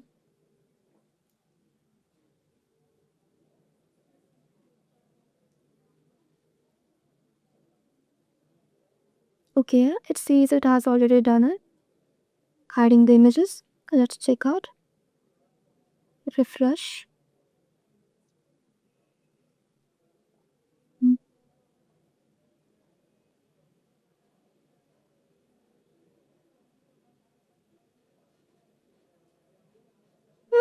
Creative enough. That was cool, isn't it? So this is what MCP servers are. With just one command, it can perform marvelously. This is really impressive, I mean. So that was it, guys. This was the tutorial for the Notion MCP server. Now, since we have already set up the GitHub MCP server as well as the Notion MCP servers, tell me which server would you like to create, like which is your favorite tool and which is your favorite created MCP servers. Let me know that, okay? Alright.